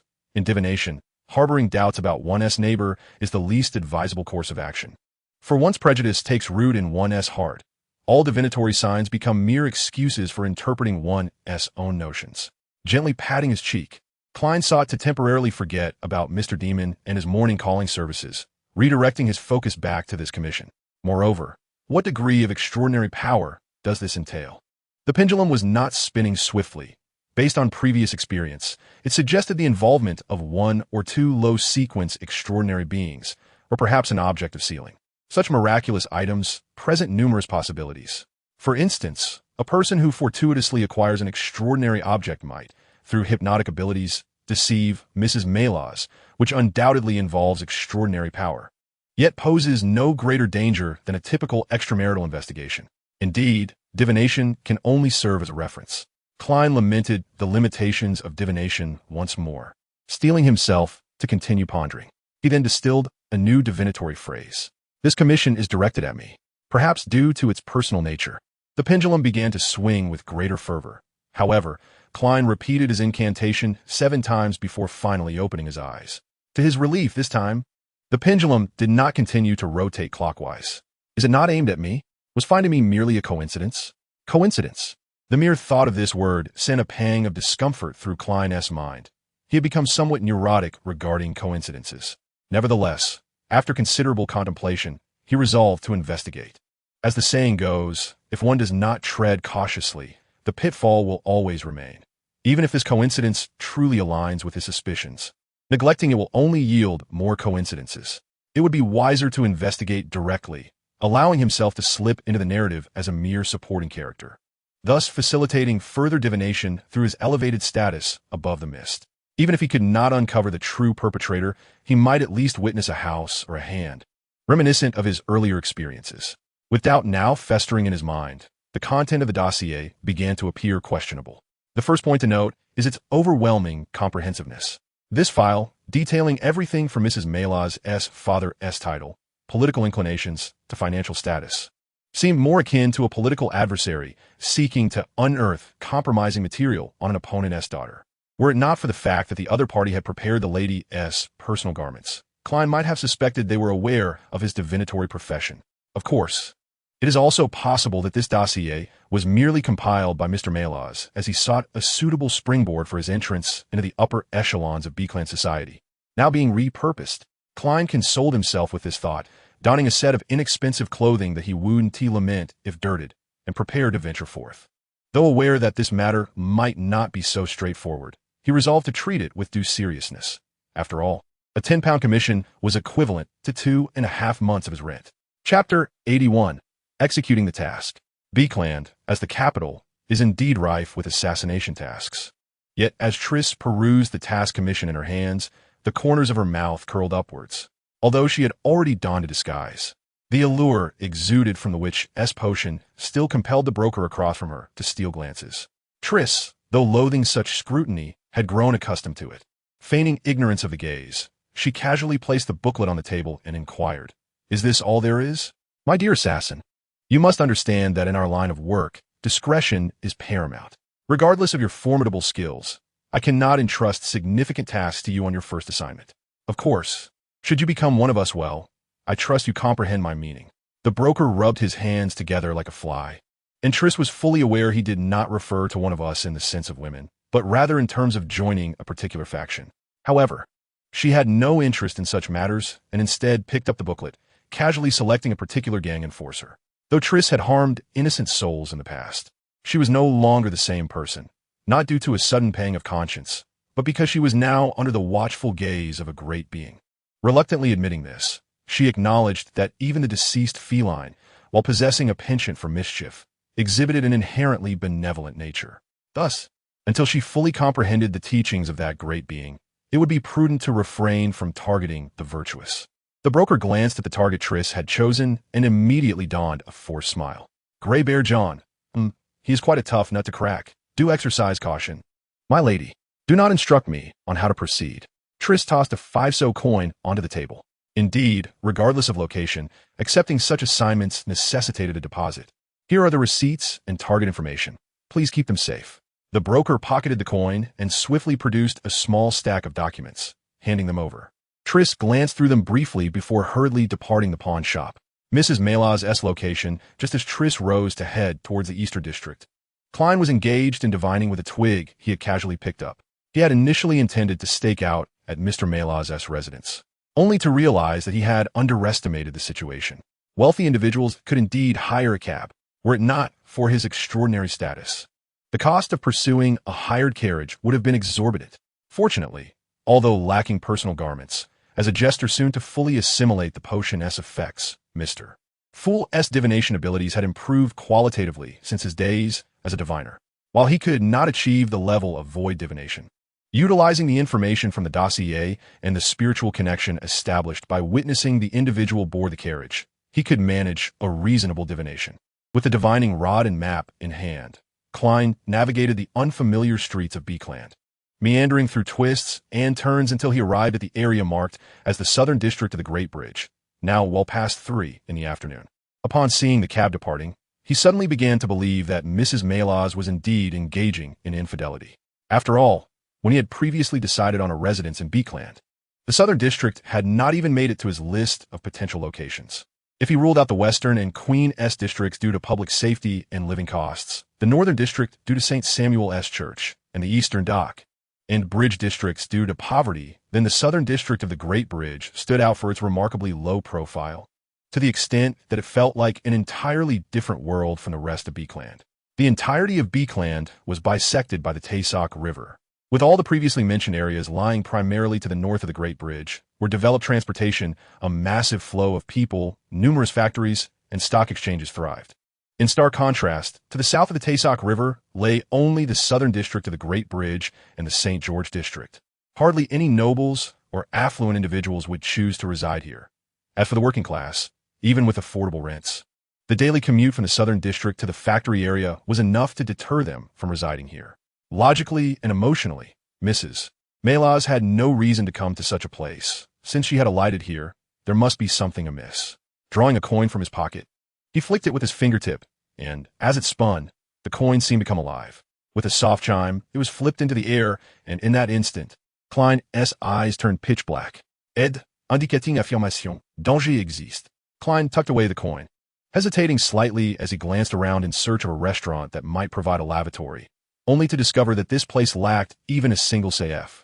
Relying on her divination abilities, Tress swiftly located the formidable Bear John, yet she refrained from immediate action upon realizing that this John was likely an extraordinary individual. Goodness, this was not a target that could be resolved with a mere 50 pounds, though she was already aware of the numerous pitfalls associated with such unrestricted contracts. Encountering one in reality still left Tress feeling quite displeased. It wasn't that she couldn't handle a wild, extraordinary being of at most sequence 8. Rather, she was deeply concerned about whether this thug had any organization backing him. After all, the avenues through which wild, extraordinary individuals acquire their abilities are limited. They either pursue them actively, receive teachings, or stumble upon them by chance. Given the financial stature of a gang enforcer, active pursuit was nearly impossible, and those who acquire their powers unexpectedly often exhibit mental irregularities. However, the bear before her, aside from his characteristic drunkenness and volatility, did not display any signs of mental aberration. Thus, he must have consumed a correctly concocted potion, or perhaps even mastered a certain form of disguise. While eliminating a gang enforcer was not particularly challenging, incurring the ire of a mysterious organization over such a matter would not be prudent. Nevertheless, if she failed to complete her first contract, taking on further tasks would become significantly more difficult. After a moment of contemplation, Tress resolved to proceed with her plan. Worst-case scenario, she could always seek refuge with that dead cat. Gritting her teeth, Tress activated her extraordinary abilities to turn invisible, erasing all traces of her presence, and stealthily approached the imposing figure of the giant man. Chapter 82, Breaking and Entering. With a swift, albeit not overly jarring sound, the stocky man gradually collapsed, confusion and bewilderment still glimmering in his eyes. It appeared he wished to cry out for help, yet a delicate, slender hand firmly grasped his throat, rendering him incapable of anything beyond a feeble, gasping sound. Far simpler than she had anticipated, he seemed to be merely sequence 9. Dragging the hefty frame into a narrow alley, Tress commenced the process of stripping the bear's body, more accurately, removing his clothing. This was not due to any peculiar penchant she had awakened, but rather a precautionary measure. Given the law enforcement conditions in the Eastern District, simply leaving the body here would result in its valuable belongings being claimed by his acquaintances within 2 hours. However, considering the possibility that the Bears faction might find him first, Tress resolved to handle the task herself. After pocketing a few solars and a pack of cigarettes she had retrieved, Tress pulled out a pocket watch to check the time. Although women in this era typically carried waist watches, Tress preferred to consider herself akin to a man, hence her choice of this more masculine timepiece. Her wait was not unduly long. Moments later, a drop of lustrous, crimson blood, possessing a mercury-like sheen, oozed from the bear's chest. The peculiar substance, seemingly solid yet retaining a fluid quality, was strangely alluring. Tress enveloped her hands with her spiritual energy, collecting the droplet and casually placing it into the cigarette case. As for the cigarettes, she had already wrapped them in the discarded clothing, intending to dispose of them in the Taysok River later. Carelessly discarding them could easily lead subsequent investigators to link them to the extraordinary being's crime. Just as Tress effortlessly concluded a transaction valued at £250, including extraordinary characteristics, Klein arrived at the front of a residence.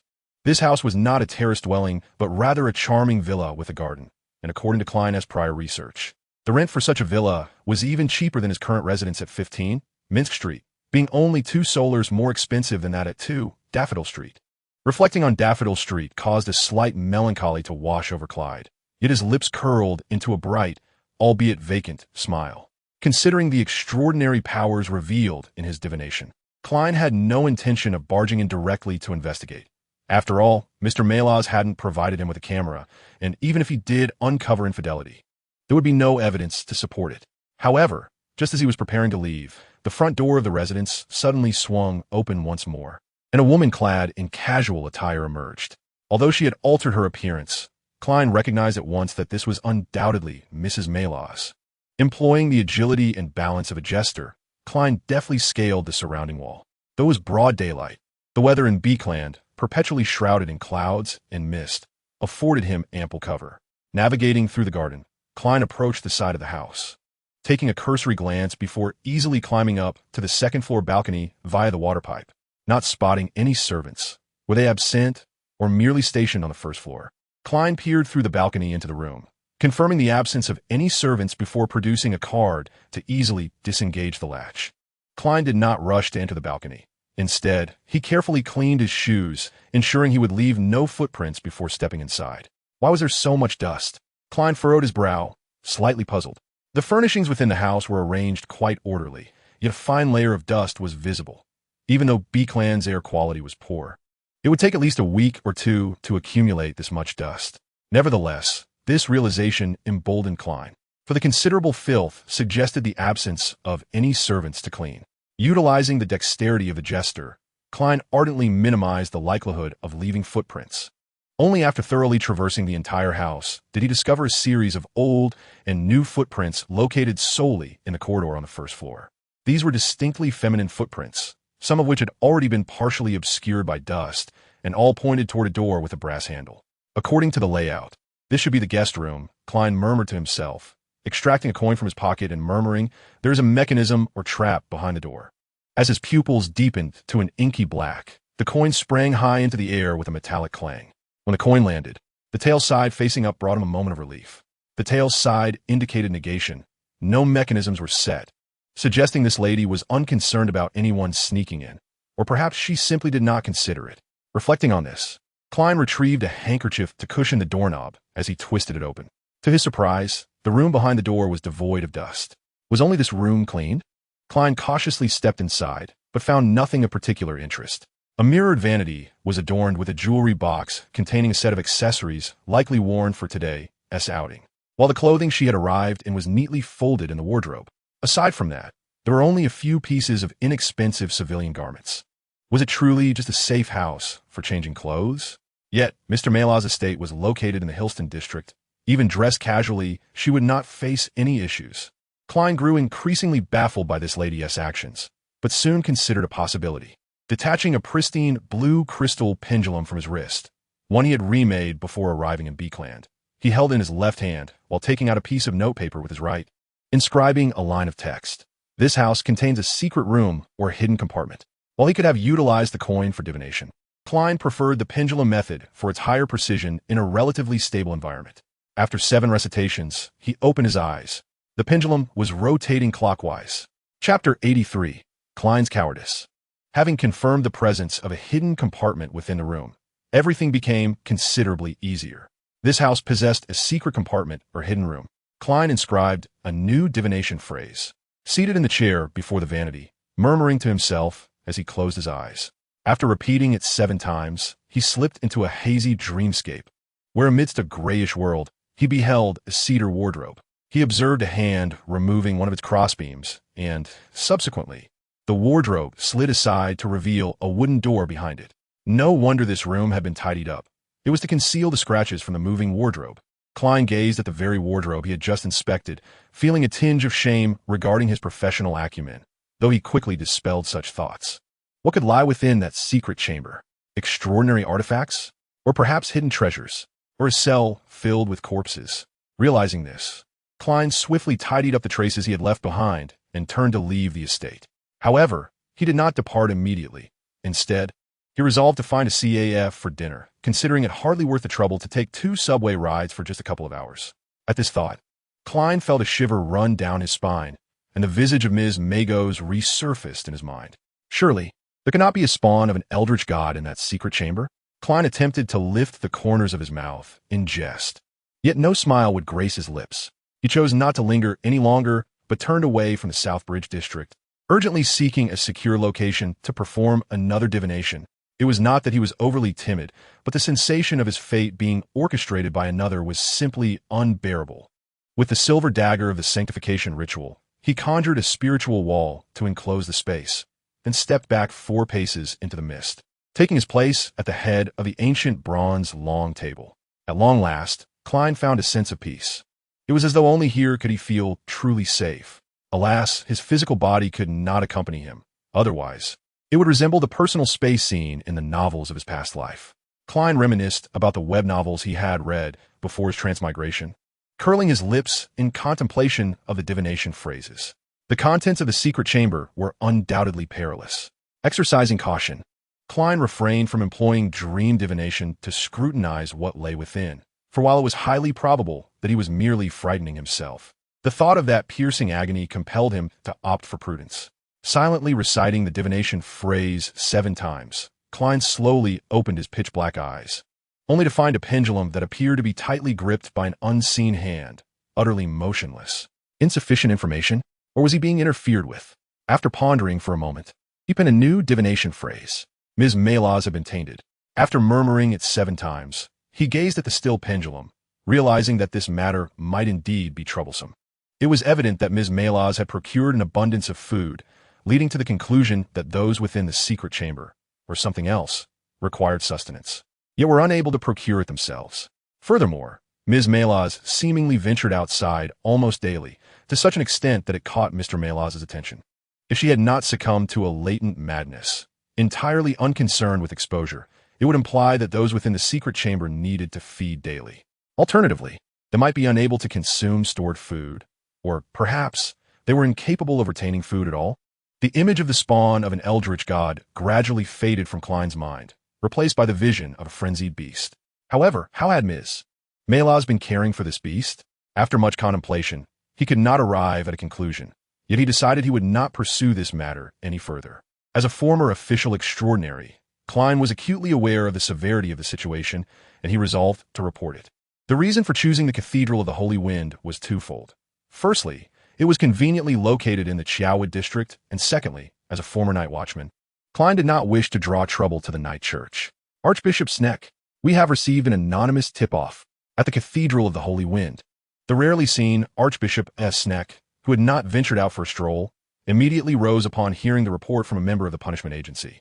Speaking with urgency, Is it that formidable being who killed Kylingers? Or the beast from the East District? Or perhaps the mastermind behind the assassination of Duke Negan? None of those. The report states that at 22 Vinsk Street in the Southbridge District, someone is harboring an exceptionally dangerous divine creature. The member of the punishment agency held a crumpled note, seemingly realizing the Archbishop's growing displeasure, his tone softening slightly. Then why are you still here? AES Sneck, overwhelmed by various extraordinary events in recent days, nearly unleashed a bolt of lightning in annoyance at such trivial matters, but soon realized something was amiss. You mentioned a divine creature? Indeed, the note states as such. The agent replied awkwardly, while Sneck stifled his agitation, striving to maintain a calm demeanor, inquiring, "Have you ascertained who delivered it?" It was a child. Reportedly, a bearded man paid him a penny to deliver it. We have already initiated divination, but the results have yet to manifest. Chapter 84, A Guest. Our report states that at 7:15 p.m. last night, a severe explosion occurred at a residence located at 22 Vinsk Street in the Southbridge District, suspected to be caused by a gas leak. Fortunately, the house had been uninhabited for many years and no injuries were reported. Truly, any incident can be attributed to a gas explosion. In the morning, awakened by Mr. Demon's wake-up service, Klein picked up a day's newspaper and quickly found the news he had hoped to see on the third page. However, he thought, this matter should be nearing its conclusion. Mr. Hangman seemed to be in Beckland recently. Perhaps he would share today's events at the tarot gathering. Oh, right. He and Miss Justice had requested a leave yesterday. It was a pity that Mr. Malaz's commission would likely come to nothing. £10. Klein sighed in distress, retracing his steps into the mist, notifying Mr. Sun and Mr. Demon of the postponement of the next tarot meeting. Although it was true that Sun, Demon, and he could hold a tarot session without the imaginative contributions of Mr. Hangman and the supportive role of Miss Justice. Maintaining an air of sophistication before two individuals rich in esoteric knowledge but lacking common ground would prove exceedingly challenging. If one were to inquire about the most vital member of the entire tarot assembly, it would undoubtedly be Miss Justice. Not merely for her wealth, but for her refreshing naivety. As a newcomer to the extraordinary world, Miss Audrey could invariably pose questions to Mr. Fool that he wished to know, but were sufficiently elementary. A splendid supportive tactic that had been foundational to the early sustenance of the tarot gatherings. Snow relished this process, for he understood that these readers would soon become his anchors. The true creator is a hidden existence, as is the fool. I shall not be tainted by hearing the whispers of the fool. Thus, I shall not be tainted by hearing the whispers of the true creator. Come here, come here. Was this the oracle of the true creator? Why would it suddenly contact me? Is it because I have become a Seer, a divine messenger? This thought surged in Snow's mind, yet he promptly raised his right hand, tapping 4 times on his chest to inscribe the symbol of the inverted cross, then earnestly declared, "Your will is my will." Upon concluding his words, he fixed his gaze upon the layers of whispers rising. Retrieving the extraordinary trait of the hermit from the tin cigarette case he carried, casting it into the shadows, then pushing the door open as he stepped outside. It should be around here. Following the direction indicated by the true whispers, Snow furrowed his brow as he surveyed his surroundings, but found nothing unusual. Ah, there it is. His gaze landed on a seemingly valuable iron cover over a sewer, and after a moment's contemplation, he activated the abilities of the hermit. I must say, the legacy left by the former gentleman is indeed remarkably useful, apart from incessantly disseminating the whispers of the true creator. It can nearly bestow upon the user the full capabilities of a hidden monk. What does this imply? It signifies that as long as one can withstand the whispers of the true creation, an ordinary individual can harness the strength of the mid-sequence, and in a comprehensive manner at that. Suddenly, Snow's form disintegrated, transforming into a mass of pitch-black shadows that flowed through the crevice of the sewer entrance. After traversing a brief area of foul stench, he encountered a person. Lanuus? Lanuus felt exceedingly unfortunate. He had merely sought to make a significant revelation, only to find himself ensnared by the true creator. The sapling embedded within him continually exerted its influence on his psyche, leading him, in a daze, to Beckland, to a city saturated with decay, numbness, resentment, and death. Even if he did not perceive the sapling proliferating within his flesh, he understood the intentions of that malevolent deity. Yet, after evading capture for so many days, he was ultimately discovered. It remained uncertain whether the true creator had subtly influenced that woman, or if he had simply lost control over his thoughts after being affected by the true creator himself. Or perhaps that woman was simply infatuated, completely disregarding his warnings. In any case, her frequent comings and goings attracted external attention, even drawing in an elite squad of the Punishers. After a desperate struggle to break free, he still fell into the hands of the members of the Aurora Society.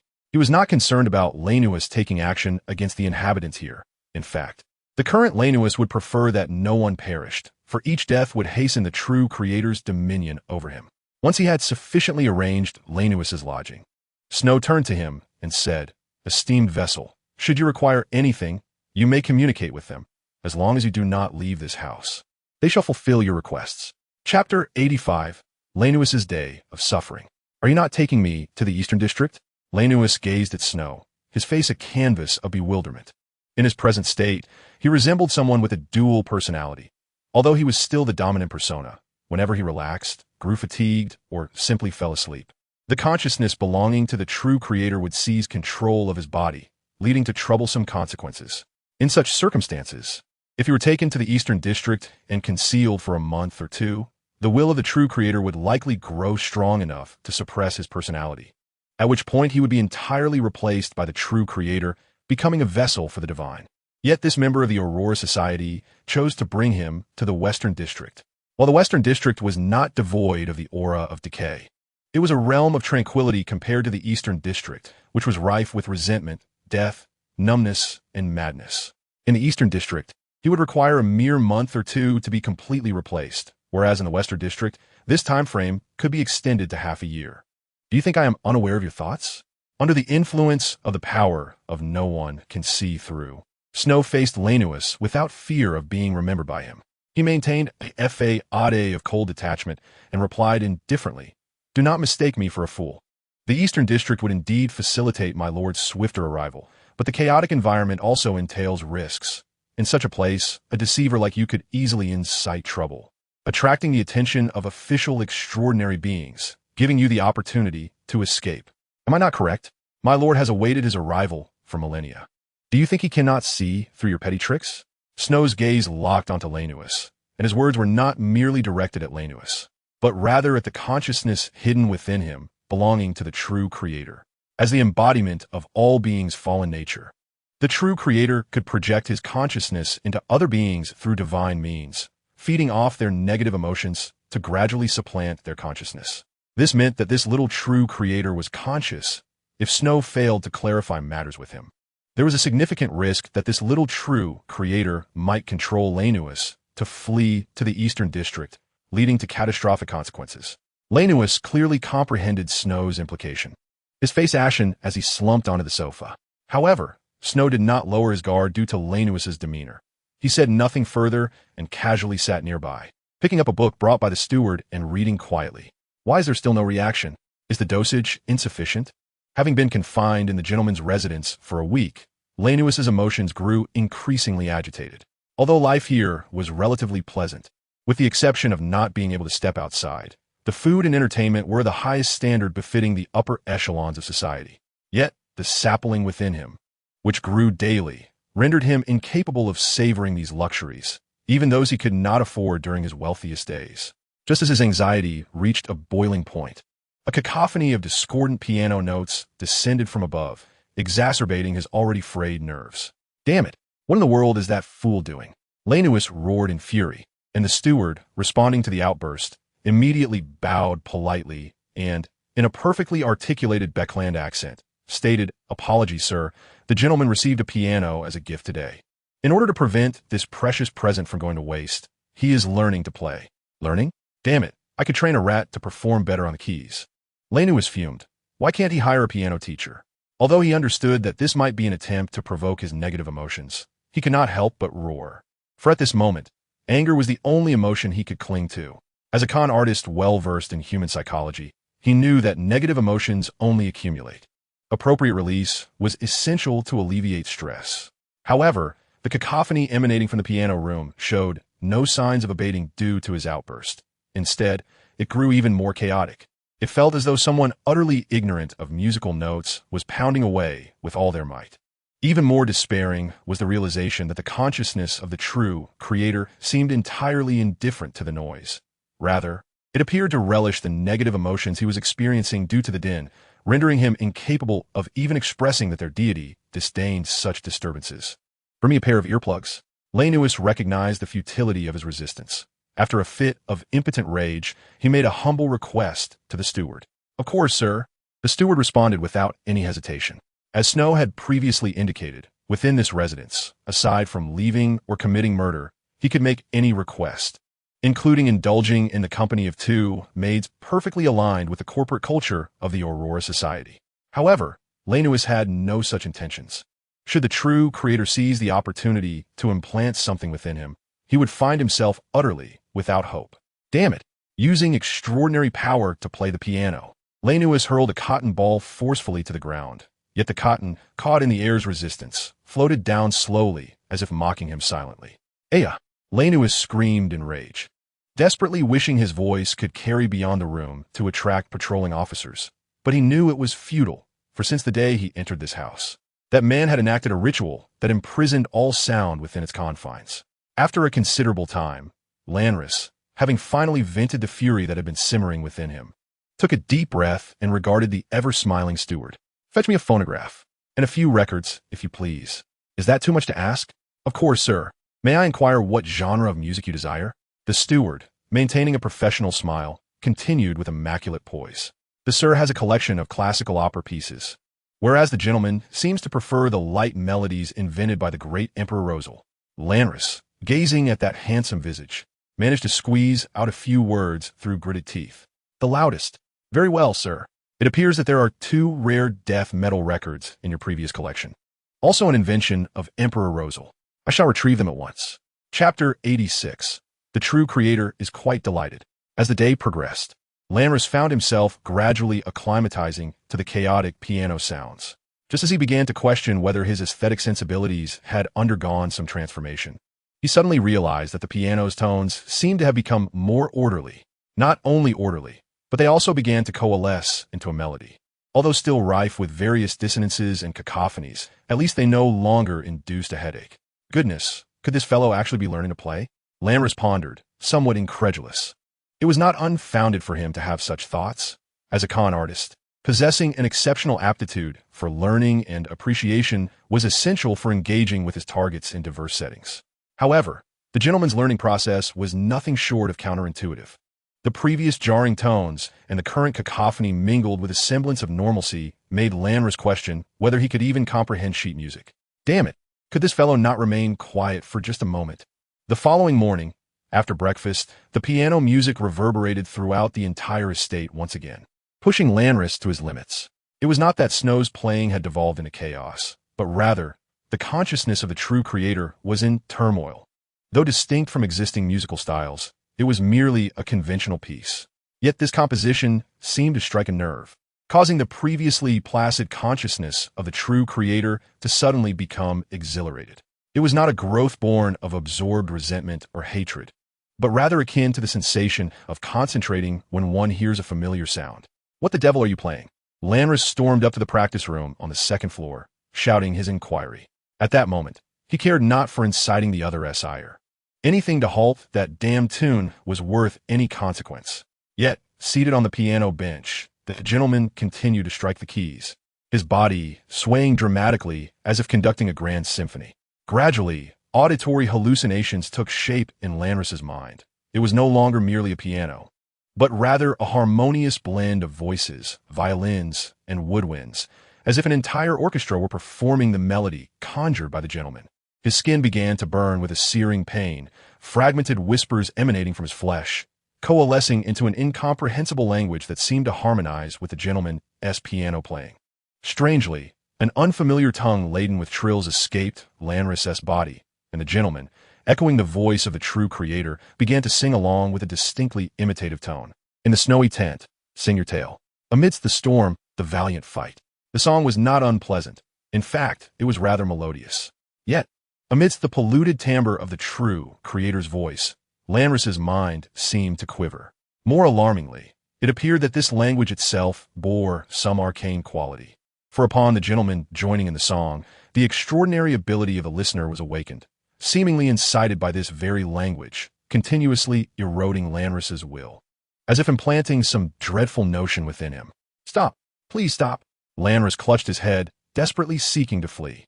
Yet, no matter where he ran, regardless of how many phonographs he activated or death metal records he played, that haunting melody perpetually echoed in his mind, emanating from the very muscles that formed a faint inverted cross pattern upon his torso, releasing through every pore. On the icy polar expanse, snow blanketing the wings. "Rush forth, with hearts ablaze. Let the storm come. I see a bright future. Let the blizzard rage. What right has it to change face?"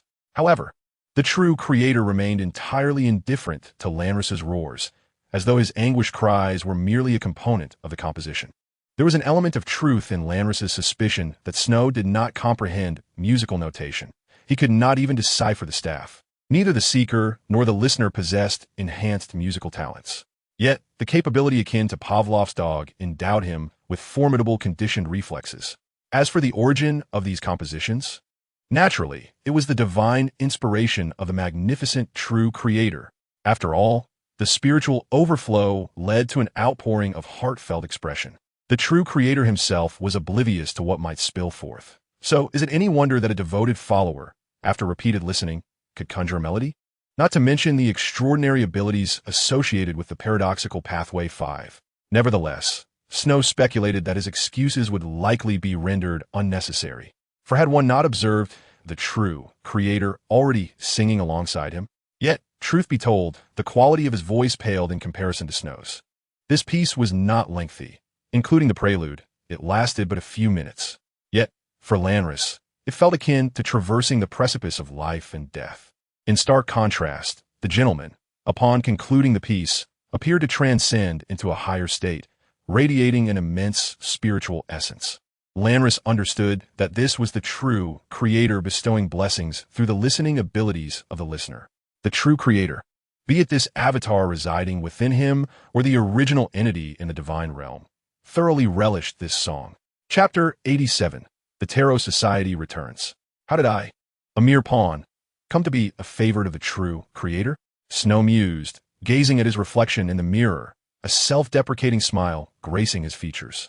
For one harboring secrets, becoming a favorite of the divine was an exceedingly inconvenient affair, for it signified that the deity could potentially scrutinize you at any moment. Yet, such concerns posed little issue for Snow, as the existence of the white horse non-horse allowed him to perceive the deity's gaze in advance. Thereafter, as long as he acted in accordance with the expectations of a favored one, all would be well. It was akin to the classroom scenario where the homeroom teacher could appear at any moment, making the act of using a mobile phone during self-study a nerve-wracking endeavor. However, if one were notified just before the teacher's arrival, the threat level would be nearly negligible. Not to mention that this true deity was confined by the 7 gods in the land of the Forsaken, thus unable to observe the world as conveniently as the 7 true gods. In truth, compared to the improvement in the state of the true creator, an anticipated offshoot of his plans, what Snow was truly concerned about was the true creator directly instructing the entire Aurora Society to sing Katiusha.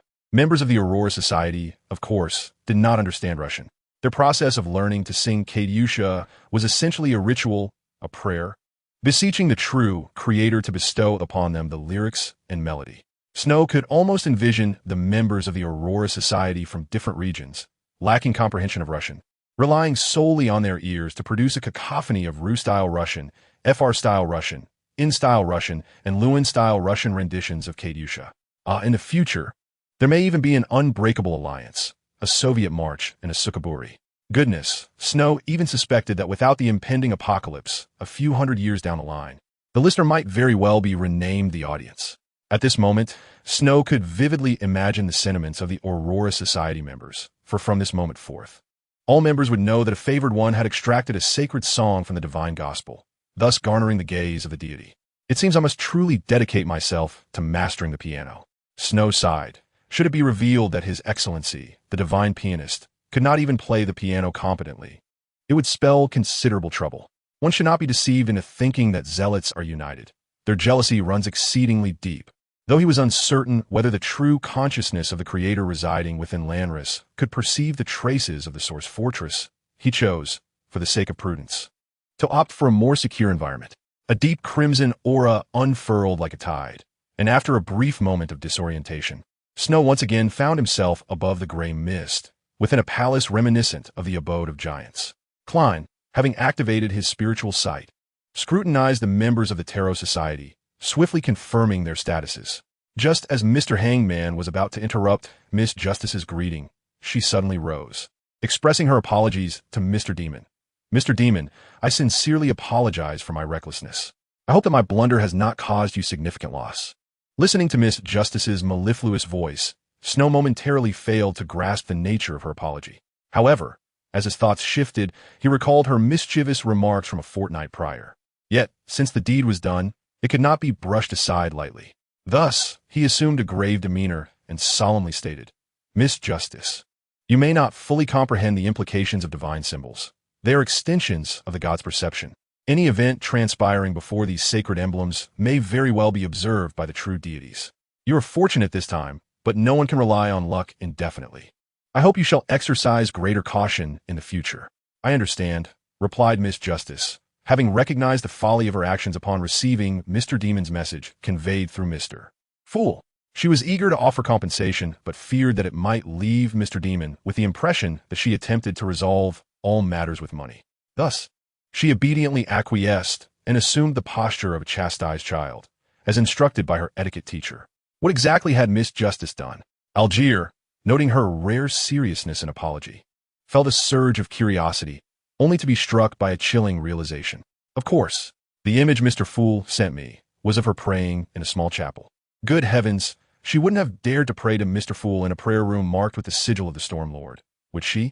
At the bronze long table, a momentary silence descended, soon broken by Snow, who turned to Mr. Fool and remarked, Mr. Fool, I have also recorded a page from the Roselle diary. Upon hearing Snow's words, Algier recalled his earlier intention and quickly added, Mr. Fool, I have obtained a total of 19 pages from the Roselle diary. Here, I must extend my gratitude to the emissaries you dispatched, who aided me in dealing with Chillingers. These diaries are the least I can offer in return. However, my current memory allows me to retain only 6 pages. I hope you will permit me to deliver them to you in stages. That is quite acceptable, Mr. Fool replied with an indifferent smile, patiently awaiting the two to manifest the diaries. Meanwhile, Audrey reaffirmed her earlier conclusion. Another page. Moreover, the handwriting and word count bore similarities to the previous entries. It seemed that Mr. Demon indeed possessed a wealth of Roselle diaries. Regrettably, his memory appeared rather poor. Amused by this thought, Audrey recalled the trouble she had previously caused Mr. Demon and resolved in her heart that if he required assistance in the future, she would strive to recompense him. Snow's manifested diary contained but a single page, prompting Mr. Fool to read it first. However, at first glance, his expression turned peculiar. This world's potions are quite intriguing. They can transform men into women and vice versa. What is this? Such deceptive potions exist? Klein's eyes widened as he envisioned a rather awkward scenario involving a male extraordinary being who, upon consuming a potion, suddenly became a woman. Yet, why did he immediately think of Leonard? As he contemplated his poetically inclined, yet utterly unpoetic classmate, Klein's lips curled into a smirk, and his gaze continued to traverse the text. Speaking of which, had Roselle ever indulged in the pleasures of a witch? Did he know that the individual in his bed might have once been a man? Chapter 88. The Commission at the Tarot Society. However, as he continued reading, even the capabilities of the fool almost caused him to lose his composure. If the witch's path could transform any male into a beautiful maiden, then what of animals? Could one perhaps acquire a beast-eared maiden? I might need to gather the recipes for assassin potions. Cat-eared maidens will be splendid. Klein furrowed his brow, sensing the situation was more complicated than it seemed, for he recalled that Mr. Demon had a cat that appeared to be an extraordinary creature. Could it be that the Panderdax family had a tradition of raising assassin cats? Nonetheless, cat-eared maidens. Indeed, they would be marvelous. Ahem, assassins. Are they not pathways mastered by the Knowledge Society or the Witch Sect? No wonder the higher echelons of the Witch Sect consist entirely of women. At that moment, Klein recalled the intelligence he had reviewed while investigating the instigator, Triss, and suddenly realized why Triss had seemingly vanished without a trace.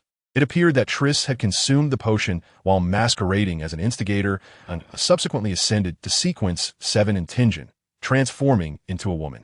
The last time she was seen in the marketplace was to procure the extraordinary materials needed for potion concoction. As Klein finished reading the Panderdax diary, He picked up the 6 pages of the Roselle diary handed to him by the hangman. The revelations regarding the War of the Four Emperors, the coup d'etat in Intis, and the indestructibility and conservation of extraordinary traits provided Klein with substantial insights. However, the previous Panderdak's diary seemed to mention the law of extraordinary traits aggregation. Regrettably, it lacked a detailed description. Perhaps Mr. Demon knew, yet he could not inquire. How I wish I had a little assistant. Klein's mind rekindled this thought, but he set it aside for the moment, as new ideas began to take shape. With a calm and composed smile, he stated, Roselle mentioned in his diary some obscured history and certain fundamental knowledge, the latter of which reminds me that I seem to have failed to inform you. Upon hearing Mr. Fool's words, the members of the Tarot Society visibly perked up, with Miss Justice exclaiming, Mr. Fool, what fundamental knowledge did Emperor Roselle mention? I'm willing to pay for that information. Mr. Fool regarded the best supporting actor with a smile and generously replied, There is no need. This is all simple knowledge. Upon seeing this portion of the diary, as the convener of the Tarot Society, I believe it is essential for all of you to know. Of course, I am aware that some among you have already grasped it. Thank you so much. Mr. Fool, you are truly generous. Miss Justice's sweet and cheerful voice made Klein feel as though his very soul had been purified. He ceased the rhythmic tapping of his fingers and described in a calm tone. The first piece of knowledge, the law of indestructibility of extraordinary traits. Extraordinary traits do not perish. They do not diminish. They merely transfer from one entity to another. Unconsciously adopting Captain Dunn's tone, Klein's lips curled upward, while Audrey was astonished to discover that both the sun and the demon, as well as the hangman, maintained composed expressions. So they all knew? Was it only I who was unaware? Mr. Fool mentioned it solely for my benefit? Audrey silently praised Mr. Fool once more, as he began to elaborate on the information regarding the indestructibility and conservation of extraordinary traits, casually referencing the closely related sequences. However, just as the 3 members of the Tarot Society agreed to partake in this transaction, Mr. Demon merely smiled. It was evident that the demon possessed knowledge of the closely related sequences, even though he was the one most likely to hold information regarding the secret of meetings. Mr. Fool reminisced about the vague and ambiguous masonry elder associated with the secret society, letting out a sigh. Nevertheless, he averted the demon's gaze and began recounting the tale to the trio. After all, Mr. Demon might possess a far more comprehensive understanding than he himself did. Should any discrepancies be detected, his prestige would undoubtedly diminish. Snow quietly awaited the silent pantomime's conclusion, only to hear Mr. Fool request Miss Justice and Mr. Hangman to assist in the sacrificial and granting experiment, as well as Miss Justice's recommendation of 2 extraordinary individuals. Just as the situation approached its resolution, he suddenly interjected, Miss Justice, due to certain circumstances, I require piano lessons. Might you be able to recommend a teacher for me? Mr. Demon wishes to learn the piano? Audrey displayed a hint of surprise, feeling that such a mundane matter hardly warranted mention at a tarot meeting. However, upon contemplating the tuition fee of her piano instructor, Mr. Bacanal, she thought, well, Mr. Demon might not be able to afford it. After all, he was merely a veterinarian. Audrey was inclined to readily agree, but hesitated, recognizing the complications involved.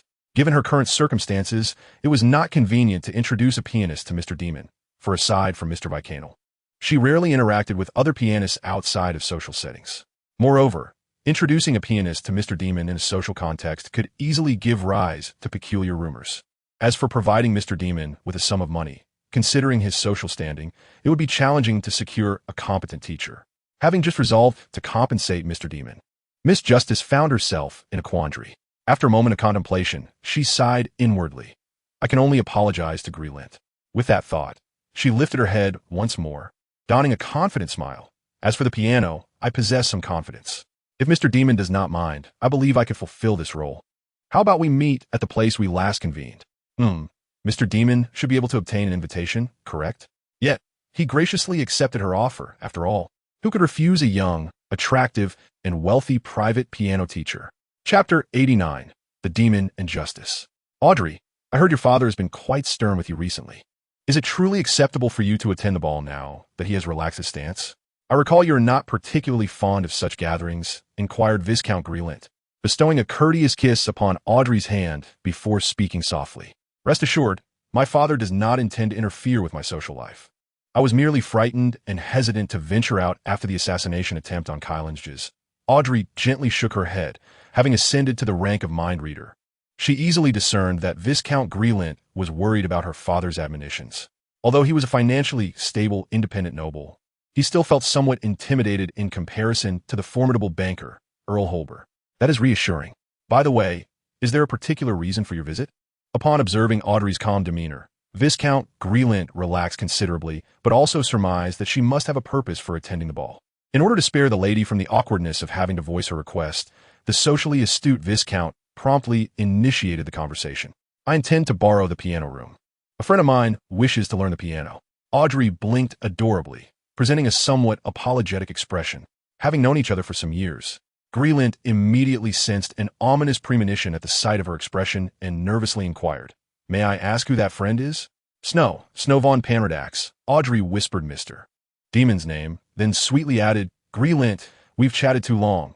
You should attend to the other guests." With that, she gracefully turned, employing her practiced social skills to greet familiar nobles, leaving Viscount Grelint standing rigidly, his social smile frozen in place as if struck by lightning. Though they had yet to meet in person, Audrey felt certain that the audience would surely recognize the legendary, inhumanly handsome veterinarian noble. A previously inconspicuous passerby had suddenly transformed into the center of attention, the stark contrast nearly causing Audrey to lose her composure. "Good afternoon, Miss Hall. It is I, Miss Diamond, the hardest gem of Beckland," Snow remarked in a teasing tone. Upon hearing this, Audrey felt an urge to pout in dissatisfaction, but, considering the social context, maintained a noble smile, softly responding, "Mr. Panradax, if you wish to employ a title, please use the universally acknowledged dazzling gem, rather than the hard diamond. You may call me Snow. Furthermore, Miss Justice, feel free to speak freely. No one in the venue is paying us any mind. To them, we are merely passers-by." With an entrancing smile, Snow assured her. Audrey, momentarily skeptical, scanned her surroundings and noted that the gazes once fixed upon her seemed to have vanished entirely. Even when a glance occasionally passed her way, it hardly lingered, which was, until now, unimaginable. What an extraordinary ability! What pathway grants such a talent? Audrey inquired, a tinge of envy creeping into her tone. The audience pathway. Upon reaching sequence 6 as a hypnotist, you may wield this ability, Snow replied with a radiant smile, revealing his pearly white teeth. Hearing that it was her own pathway, Audrey felt joy swell within her, only to be reminded that she had just ascended to sequence 8. She composed herself, speculating whether Mr. Demon was also an extraordinary being of the audience pathway, while still maintaining a hushed tone. If we were to leave now, would anyone notice? Including my maid? I've already apologized. Audrey muttered internally, pouting slightly. Though she expressed her discontent towards Mr. Demon's possessiveness, her eyes sparkled with excitement. Despite having become an extraordinary being, the audience pathway's ability was limited to observation. Now, employing extraordinary powers to ease her life was precisely what she envisioned an extraordinary individual should do. Then what are we waiting for? I mean, since I borrowed the piano room from Viscount Grelint, we should depart immediately.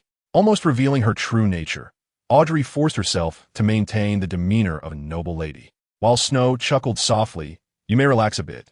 There's a crucial guideline in the audience pathway. Remember your true self. Wearing a mask for too long makes it difficult to remove. If you remain in the audience position for too long, you may grow apathetic.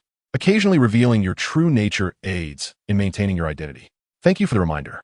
Audrey understood this was a precious performing principle and promptly expressed her heartfelt gratitude. Mr. Demon is quite skilled. No wonder he has become a renowned socialite of Beckland. A thought crossed Audrey's mind, yet she quickly recalled that Mr. Demon might also be from the audience pathway, promptly suppressing her emotions as she guided him toward Viscount Grelint's piano room. Wait, did I forget something? What was I worried about earlier? Viscount Grelint, who had been anxiously monitoring Audrey, suddenly found himself in a state of confusion. Chapter 90. The Teaching Time of Justice. The crisp and melodious sound of the piano resonated within the piano room, while outside the door, not a sound could be heard.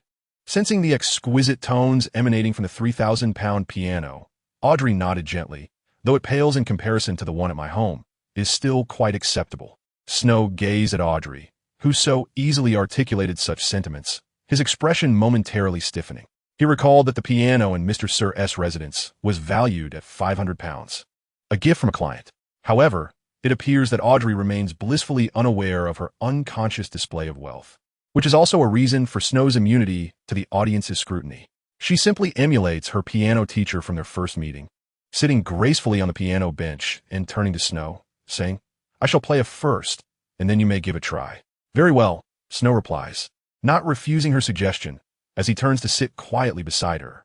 Audrey seems to revel in the role of a teacher, her fingers lightly dancing over the keys like a pair of ethereal sprites frolicking in a ballroom of black and white, conjuring a cascade of enchanting notes.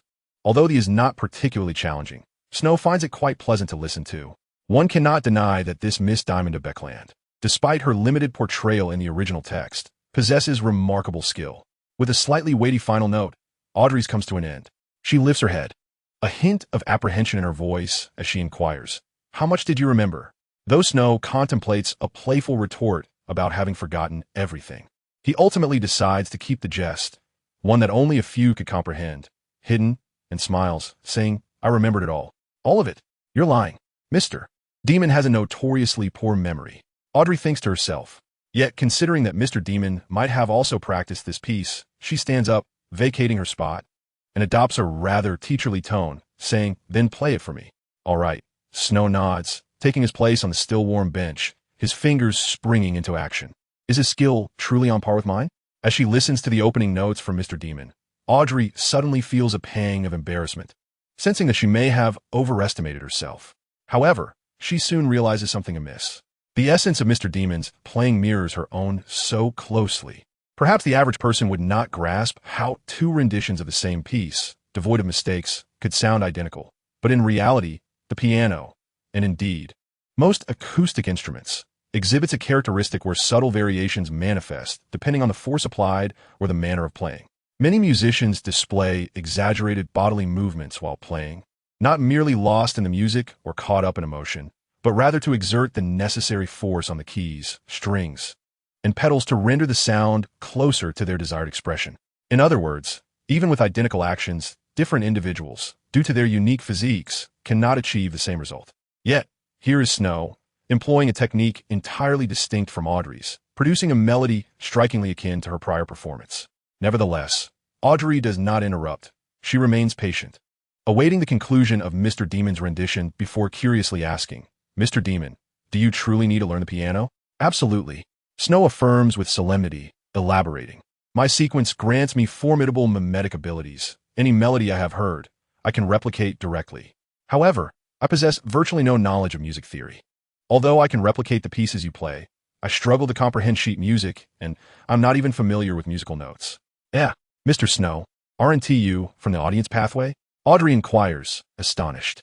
Snow, momentarily taken aback, wonders if this is the crux of the conversation. He nods. "I am not from the audience pathway. Rather, it is due to the ancestral misfortunes of the Pandradax family at the hands of powerful figures from the audience pathway that I have acquired some understanding of it." "Oh yes, Mr. Demon is indeed a descendant of an extraordinary family." Audrey muses silently, recalling that the hangman had never mentioned the Pandradax family. By the way, it seems that Viscount Glayland had mentioned that Mr. Demon's family was once noble, but subsequently lost their title for reasons unknown. She ponders this, aware that the topic might touch upon sensitive matters, and refrains from further inquiries. Instead, she briefly contemplates and then picks up the sheet music from a stand, turning to the first page and pointing to the simple notes, asking, "You don't recognize these either?" "Not at all." Snow shakes his head, his expression devoid of any embarrassment as he states, "However, if you tell me what sound it produces, I should be able to play it." "Really?" Audrey regards him with skepticism, suspecting that he might be jesting. Yet, upon witnessing his utterly sincere expression, she ultimately points to the first note. "This one produces the sound me. Is this correct?" Snow listens intently to Audrey's voice, then presses a chord on the piano that mirrors her sound precisely. "But that is not a chord," Audrey exclaims, somewhat embarrassed as she strikes a note on the piano, which obediently generates the me sound, though it lacks the resonance of Snow's chord. Noting the astonished gaze Mr. Demon cast upon her, a faint blush rises to Audrey's cheeks, and she concedes, "Well, it seems we must indeed start with the basics. Let me first teach you how to read sheet music." As darkness envelopes the sky and the gas lamps outside flicker to life, the ball gradually approaches its conclusion. The number of guests still dancing has dwindled significantly, Most are either engaged in conversation or partaking of the banquet's provisions. Amidst several finalized collaborations, Viscount Glailant's seemingly extravagant ball unexpectedly yields a financial boon, yet he feels none of his usual elation, sensing that something crucial has slipped his mind. What on earth have I forgotten? Glailant politely accepts a check from a gentleman, his anxiety intensifying. Just as he is about to scratch his head in frustration, a voice, as melodious as a celestial choir, suddenly resonates from behind him. Glailant, what are you pondering? Chapter 91. Poor Glailant. First update seeking subscription. Oh, good heavens. Audrey. Glailant finally recalls what he has forgotten. Today, Audrey is to meet that notorious femme fatale at his residence. How could he overlook such a matter? Could it be that Snow employed some extraordinary ability against him? At that moment, Glailant feels as though he has been jolted awake from a dream in which he wandered the streets sans trousers. He abruptly turns, his expression tense as he scrutinizes Audrey, ensuring her posture and appearance are impeccable, allowing him to relax slightly. He does not dare to inquire about her whereabouts, fearful of receiving an answer that might elevate his blood pressure. Yet, Audrey, sensing his apprehension, takes the initiative to voice something that sends a chill down his spine. Glailant, when you next host a salon or ball, could you extend an invitation to Mr. Snow? It's quite cumbersome for him to always seek invitations from other ladies. One cannot deny that, barring the adverse effects of pollution, the extraordinary ability of Whisper is remarkably advantageous. Akin to a fusion of the cold reading skills of the mind reader pathway, the allure of the insider pathway, the psychological manipulation of the con artist pathway, and even possessing elements of hypnosis, verbal magic, and cognitive alteration. Such an ability proves to be even more potent in social settings than that of a mind reader. After all, while mind readers and audience members adapt themselves to others, the listener has the capacity to transform others. As he observed Snow flitting among the guests like a delicate butterfly, eliciting a chorus of light laughter from the ladies, Viscount Glailant found himself beset by a myriad of tangled thoughts. On one hand, he envied this extraordinary individual for his remarkable ability. On the other, he felt a twinge of irritation at the prospect of Snow attempting to woo Audrey at his own ball. Yet, he could not bring himself to deny Audrey's request, for it was simply inconceivable to refuse an invitation to Snow to attend his soiree. It was not that Snow held paramount importance, but rather that he could effortlessly join any lady as her partner, should he so desire. Thus, even without a formal invitation, there was no way to bar his entrance. Surely, he could not isolate a mere veterinarian, for that would render him a laughingstock within the aristocratic circles of Beakland. One could only hope that Audrey's interest was but a fleeting whim. Glailant, having seen much in his time, understood that the more one resisted the ephemeral affections of a young girl, the more fervently she would cling to them. If left unattended, she would soon come to recognize the chasm that lay between them, and see Snow merely as a charming gigolo. At worst, she would treat him as a mere plaything, akin to many other ladies. But what if he possessed some extraordinary power? The thought that this gentleman might indeed be an extraordinary one left Glailant feeling somewhat uncertain. It was only after watching Snow distance himself that he leaned closer to Audrey and inquired, "Audrey, you do recall that Snow is an extraordinary individual, do you not?" Audrey, now possessing the ability to read minds, could easily discern Glailant's thoughts. She was tempted to deny it, but recognized that such a denial would only complicate matters further. So she simply smiled and replied, "As long as you know." Hearing this, Glailant finally felt a measure of relief. Though he remained under the scrutiny of Earl Holber, he believed that once Audrey came of age, matters would not pose a significant challenge. Perhaps, though they had merely taken the first steps, for Snow, who could only mentally transcribe melodies, it marked considerable progress. He began to reorganize his conditioned reflexes, refining the chaotic techniques that had once been rife with dissonance into a harmonious composition, creating new reflexes. As his fingers danced over the keys, Snow felt an immense sense of ease wash over him. Remembering Miss Justice's sweet and soothing smile, he pondered whether he should feign ignorance, thereby extending the duration of his lessons. Yet this notion quickly transformed into a gentle smile as his fingers resumed their joyful ballet upon the keyboard. Truly, the genuine creator seemed to possess an artistic flair that was almost infectious. Meanwhile, as Snow entertained the genuine creator with his melodies while simultaneously tormenting Lanris, Mr. Fool received his second significant commission, a substantial investigation task valued at £5. Observing the young man before him, meticulously counting each banknote with a compulsive precision, Klein felt an inexplicable irritation, which inevitably reminded him of another individual plagued by mental afflictions, the demon, who suffered from decision paralysis and would spiral into chaos at the mere mention of a choice.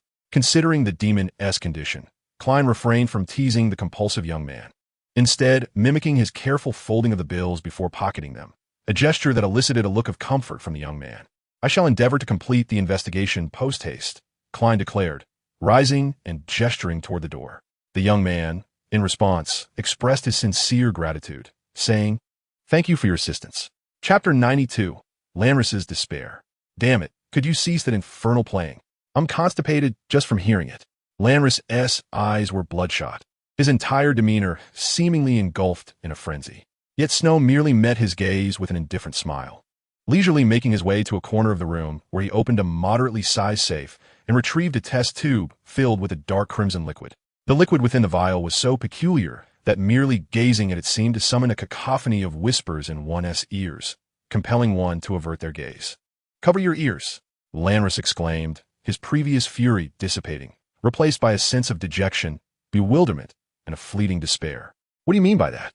Did you think I hadn't considered bleeding into the drain? Truly, every ounce of power within your body is a gift from my master. Is it truly wise to squander it so?" Snow's calm demeanor appeared to Lanris as that of a grotesque demon. He had not warned himself at the onset of his bloodletting, but rather had shattered his own illusions after persistently engaging in it for over 10 days, eagerly awaiting the arrival of the official extraordinary. In that moment, an overwhelming sense of despair and distortion flooded Lanris's mind, and he even entertained the notion of giving up, of surrendering to weariness. Although he swiftly redirected his thoughts using the mindset of a con artist, he could not suppress the feeling of sliding closer to being supplanted by the genuine creator. "Is this your intent?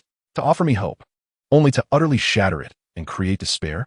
Lanris spoke with a mix of sorrow and indignation, yet the anger that had once graced his visage had vanished. "To be precise, it is you who has crafted unrealistic hopes." Snow collected the tainted divine blood from the vial, sealing it with spiritual barriers before narrowing his eyes at Lanris. "As you said, instead of squandering efforts, why not spend these final moments in peace? My piano skills may not be remarkable, but they are at least pleasant to the ear. If you set aside your preconceptions and listen earnestly, who knows, you might find a kindred spirit in my master. That would be an unparalleled honor." "You ruin." Lanris could not help but curse, yet Snow remained unfazed, elegantly perusing a calendar, a slight smile gracing his lips, as though he anticipated something. It seemed that the genuine creator was contemplating other matters, as the murmurs concerning music were rather sparse. Snow was uncertain whether this was a test from the genuine creator, but he had no intention of taking risks. Instead, he meticulously transcribed the errant melodies, accumulating them bit by bit. With a foundational piece of Katiusha, the timing of completing the subsequent compositions became less critical. At present, Snow exuded a sense of calm, akin to someone who had already cleared a limited-time event, feeling no urgency regarding the permanent pool. "Thank you immensely, Miss Hiyu. Miss Forth, all the workers in Beakland will remember your assistance." After a fortnight's effort, Lavis was thrilled to shake Hiyu's hand, having finally secured a new labor contract with the factory owner, and expressed heartfelt gratitude toward Forth. Hiyu, somewhat taken aback by this sudden display of fervor from the typically composed young worker, replied politely, "No need for thanks. I merely fulfilled a commission. Yet I must still express my gratitude, for you have saved me on several occasions," Lavis replied, his emotions still somewhat heightened. Hiyu nodded in acknowledgement and suggested, "I believe you should now go share the fruits of your victory with your companions rather than thank an outsider like me. By the way, although my task is concluded, you must remain vigilant. While your achievements are unlikely to change, there is no guarantee you won't become a target for someone seeking to vent their frustrations. This is proof of task completion. I hope for future collaborations. I shall take my leave now." As Reviz removed the revolutionary mask, he dashed towards his fellow strikers like an ordinary young man. Hugh cautiously folded the letter and tucked it into his pocket. Finally, it was over. Upon seeing Reviz depart, Forth let out a sigh of relief. It wasn't he that she refrained from speaking. Rather, she had nearly voiced what a splendid scene this is. Perhaps I could pen it in a book, but considering the manuscript she had hastily discarded due to her impulsive words, she swallowed her thoughts. Indeed, it was over. Speaking of which, they were to retrieve their remuneration from Miss Audrey today. Hopefully, it would suffice to purchase the recipe for the constable's potion. Hugh also exhaled with relief. his demeanor appearing somewhat languid. Regarding the remuneration, how much did the client pay you for such a demanding task? Forth suddenly recalled and scrutinized Hugh.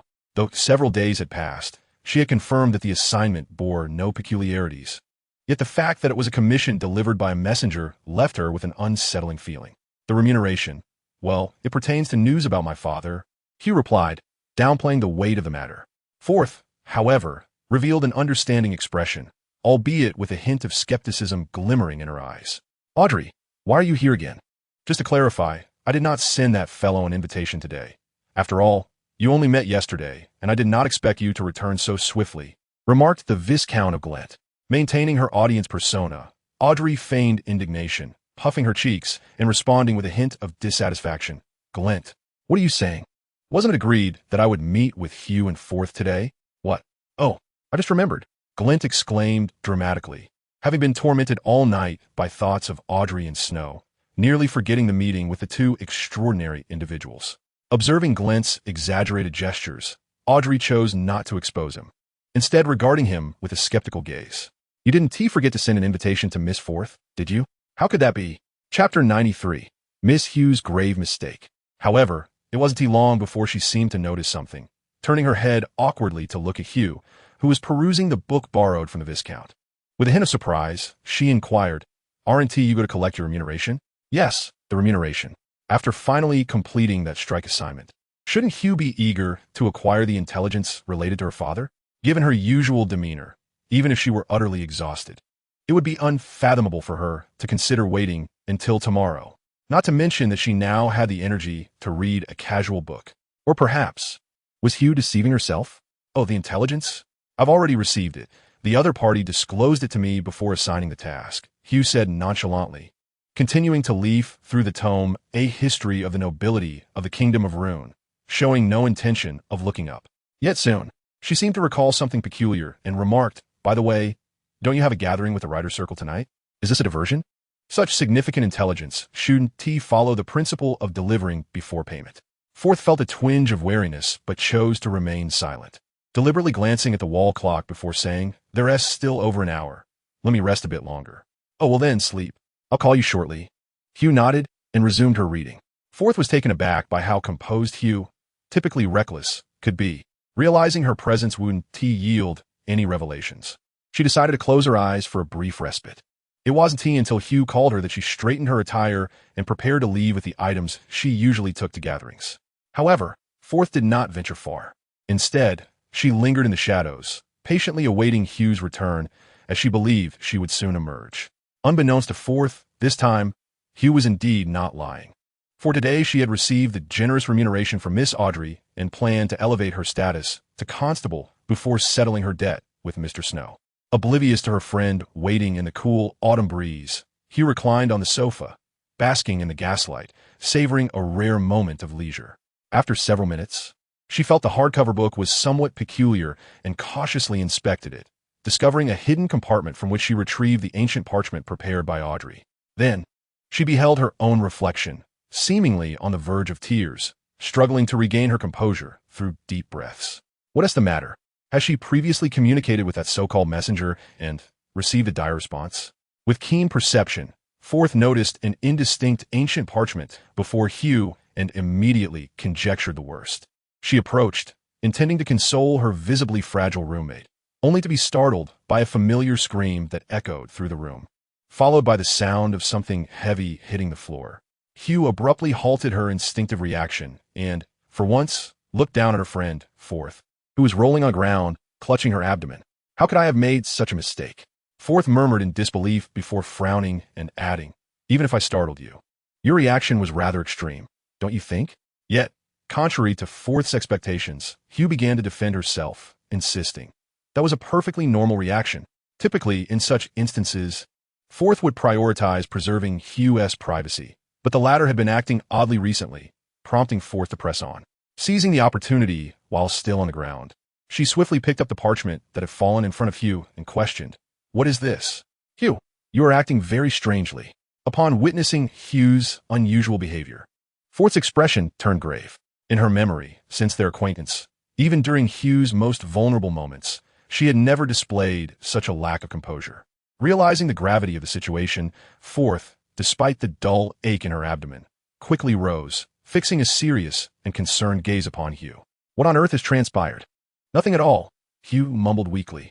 However, noting Fourth's stern demeanor, she realized she could not conceal the truth any longer. She folded the ancient parchment several times, effectively obscuring the ancient Hermes script, and then recounted her thoughtless utterance of the name inscribed in that script to Fourth. "Where's your mind?" Fourth exclaimed, feeling overwhelmed. Nonetheless, she understood the need to comfort her friend and sighed, striving for a calming tone. "It should be fine. The ritual was incomplete, and who knows if it's genuine. By the way, do you recall that name? As long as it isn't one of those infamous dark gods or hidden entities, it should pose no issue. For instance, I hear strange murmurs every full moon, yet I'm still perfectly fine." "Wait, why are you crying?" Chapter 94, The Weeping Hugh. Fourth had witnessed Hugh on the brink of collapse before, bearing the weight of her helpless mother and young brother. And seeking the truth behind her father's demise had burdened this friend with too much. However, this was the first time she had seen her burst into tears. In truth, Hugh was not collapsing, but merely releasing pin-up emotions. After a good cry, she felt a measure of relief, inhaled deeply, accepted the tissue Fourth offered to wipe her soiled face, and then, with a nasally voice, stated that name. "I've heard of it. What is it? The true creator? The hidden sage? Or the dark side of the cosmos?" Fourth continuously recited the names of several notorious eldritch deities, names that would not draw attention unless spoken in ancient tongues, such as Gummies or Draconic. Shio shook her head and, after a moment of bewilderment, uttered a single word: "Fool. I had never heard of a clandestine entity or a dark god by that name. From where did you acquire this knowledge?" Upon hearing Fourth's inquiry, Shio hesitated slightly, although she had only heard it once. She recalled vividly that the gentleman Pandarax had mentioned two relatively benign secret entities, one of which was indeed the Fool. However, should she divulge this to Fourth? Would she then feel compelled to pray to that entity? Perhaps I should first assess the situation. If it truly poses no danger as Pandarax suggested, I might then share this information with her. Observing Shio deep in thought, Fourth felt a stir of irritation and raised her voice slightly. "Shio, we are friends. I am genuinely concerned for you. If you perceive any danger in this matter, please confide in me. I assure you, I will not pry further, but I do wish to know how I might assist you." Shio, taken aback by Fourth's expression, both slightly angered yet filled with concern, felt a warmth in her heart. After a moment of inner conflict, she finally spoke. "Do you remember that gentleman Pandarax?" "Pandarax?" Fourth momentarily struggled to recall the surname, but the sharp mind of an apprentice eventually connected the dots. "You mean that Snow? Have you sought him out again? Was that exhausting task assigned to you by him? But what does this have to do with clandestine entities? Could it be that Snow is a devotee of this so-called fool?" Fourth furrowed her brow, beginning to suspect that there might be numerous cultists of dark gods among the noble class of Ruin. Shio, however, shook her head. "I do not know if he is, but when I previously inquired about a remedy for your lunar murmurs, he suggested that one could seek protection through prayers to deities or relatively benign secret entities. He provided two examples, one of which was the Fool." "What? You asked him about the lunar murmurs? Did I not assure you there was no issue?" Fourth was taken aback by Shio's words, yet her gaze betrayed a flicker of hope. Shio, upon hearing Fourth's response, frowned. "Fourth, do not deceive me. You have not shared a bed with me during every full moon, and were it not for my intervention, you might have even attempted such things." I asked Pandarax. He stated that this condition stems from a bloodline influence of a certain secret entity, which will intensify over time. Does he truly know? Fourth's eyes widened momentarily, though she quickly sought to mask her surprise. Yet how could an apprentice, devoid of facial control, possibly lie before the arbiter? "Indeed, you have been deceiving me all along." Shio's eyes widened, adopting an assertive demeanor. Fourth, intimidated by Shio's authority, slightly recoiled, her voice weak. "I merely wish to spare you concern." "Wait, we are discussing your predicament." Shio realized her intentions had been laid bare, but maintained her composure. "In any case, we have both deceived each other. That makes us even. How about you tell me what Snow revealed to you? What price did you pay? Since I have shared my troubles, it is only fair you do the same." Fourth took a deep breath, steadied her emotions, and braced herself for the forthcoming revelations. A complex expression crossed Shio's face, yet given the circumstances, she nodded. "He informed me that your lunar murmurs can only be resolved by either becoming a demigod or seeking the protection of a great entity. He mentioned that this is influenced by a bloodline from a being even mightier than the hidden sages." "Is that all?" Forth felt a twinge of disappointment at this outcome. A demigod? She did not even know the name of her own sequencate. How could she dare to aspire to demigodhood? That is all. He also mentioned that if you are a sufficiently loyal believer, you may seek assistance from the Church of the Righteous Gods. Shio stated this in a tone that suggested it was a mere platitude. Forth nodded in agreement. Even if she had once been devout, the countless episodes of lunar murmurs had long since eroded that piety. Since he claims this fool is not a particularly dangerous entity, we should be safe for now. Tomorrow, I will accompany you to seek out Snow, and I also wish to hear his insights regarding the lunar murmurs. As Forth gently stroked Shio's hair, offering quiet reassurance, she suddenly recalled something and inquired. You mentioned he referred to two relatively benign secret entities. What was the other one? That sounds like a mathematical term, doesn't it? Is there truly such an entity? Perhaps it was precisely because it posed little danger that so few were aware of it. Shio seemed to console herself while simultaneously offering comfort to Forth, who nodded in response. Very well, let us proceed thus. We shall sleep together tonight. And tomorrow I will accompany you to seek him out. Chapter 95, The Opening. Mr. Glory's strike was remarkably successful. Unexpectedly, he secured a 10-hour workday and a wage sufficient for ordinary workers to support their families. Although this fell short of the 8-hour workday and weekends, it undoubtedly represented a significant improvement in the context of the sweatshops of that era. One might argue that to achieve even better conditions, merely transforming a few factories would be insufficient, as this would inflate costs to an intolerable degree. Consequently, even if capitalists reluctantly agreed to the terms, the factories would inevitably face bankruptcy due to a lack of competitiveness. Armed with knowledge from the great entities, Mr. Glory wisely refrained from exhausting all resources. He opted for a solution that fell within the capitalist acceptance range and proceeded to disseminate the fruits of revolution. He established a night class to educate aspiring youths and continued to venture into other factory districts and dock areas during the day, striving to make the 10-hour workday a universal benefit for all workers. Only in this manner, when the costs of all factories were once again leveled, would the workers have the opportunity to continue advocating for their interests. Interestingly, during this process, those capitalists who had previously been compelled to renegotiate contracts with the workers due to the strike had now become proponents of this initiative. Could they not also share in the benefits? Certainly, there were motivations of self-interest involved, but more significantly, it was about profit. Only when other factories aligned with their own could they raise commodity prices to offset losses incurred from increased production costs, thereby making it progressively easier for workers to secure their rights. Mr. Glory was fully aware that such cooperation was merely temporary. With the passage of time, those capitalists would inevitably seek to extract more from the workers.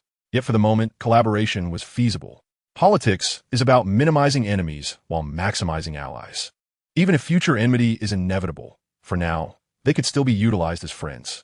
In contrast to Mr. Glory's considerable achievements, Messer's foundation and victory still lagged behind. Snow muttered to himself, seemingly indifferent. Unlike the labor movement, which had a fertile ground for growth, requiring only a spark of ideology, the establishment of gang influence could not be rushed, especially in a place like Beakland, where a complex web of gang affiliations already existed. A newly emerging gang that attracted too much attention could lead to complications. As he pondered whether to design a proxy as a living malevolent spirit arising from the interference of astral beings in reality, a melodious chime suddenly resonated from the entrance. Upon hearing it, Snow glanced around the room, ensuring no particularly sensitive items lay exposed, before rising to open the door. "Miss Forth, have you come alone?" As the door swung open, Snow smiled at the brown-haired lady before him, who exuded a hint of languor. Fortunately, he had already designated a title for Forth during their last encounter, sparing himself the need to utter the term salted fish. "However, Mr. Snow, your jest is rather unamusing," came the serious voice of Hugh from beside Forth. Snow slightly lowered his gaze, only then noticing Hugh standing alongside Forth. "My apologies, that was indeed a jest," Snow replied with an unperturbed chuckle, stepping aside to say, "In any case, please come in." Following Snow's lead, the two entered the living room, where he fetched the tea set and casually inquired, "Is black tea acceptable?" Of course, Forth gently nodded, while Hugh displayed a demeanor that suggested he could not discern quality. As Snow proceeded with the ritual of brewing tea, the initial unease that had enveloped them gradually dissipated. "Do savor it," he offered, presenting the teacups to both gentlemen before taking a sip himself. He then leisurely inquired, May I ask what brings you two here?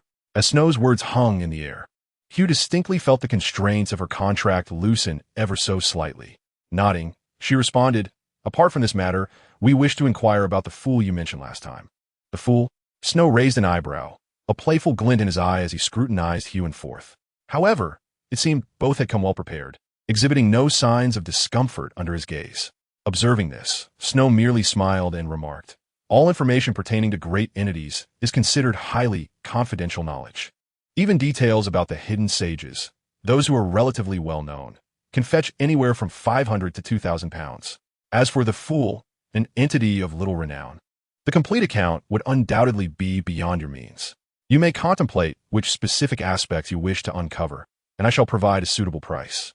Of course, his honorific title is complimentary, as it is a bonus from your previous purchase." Hugh understood that here, one could exchange favors for debts. In other words, affording something did not necessarily imply financial constraints, but rather that two sequence nines would likely never repay such a sum in a lifetime. However, Forth remained unaware of this nuance and simply pondered before stating, "I wish to know the consequences of praying to this entity, and whether it can truly alleviate the effects of the full moon's whispers." "Forth," Hugh exclaimed in surprise, recalling their agreement that she would determine the questions. Yet, seeing Forth's determined expression, as if insisting on taking the burden upon herself, Hugh found herself at a loss for words. "Ah, this was somewhat anticipated," Snow mused, considering that Miss Hugh had previously purchased information regarding the full moon's whispers. "I shall offer you a discount as part of our after-sales service." He grinned, rubbing his hands together like a crafty merchant, and continued, 1,000 times. That should be a reasonable price. "I'll pay." Hugh interjected almost immediately after Snow stated the price, prompting Forth to finally grasp the situation and ask, "Could you clarify what 1,000 times entails?" "In simple terms, I assess the value of information based on the task count of the extraordinary individuals. One sequence, 9 individual undertaking a risk-free task, serves as the baseline, equivalent to £1. For instance, consulting a diviner or having an apprentice open a door at a specific location. The difficulty and duration of the task may adjust the price. For example, the protection task Miss Hugh previously completed was valued at 10 times the usual rate."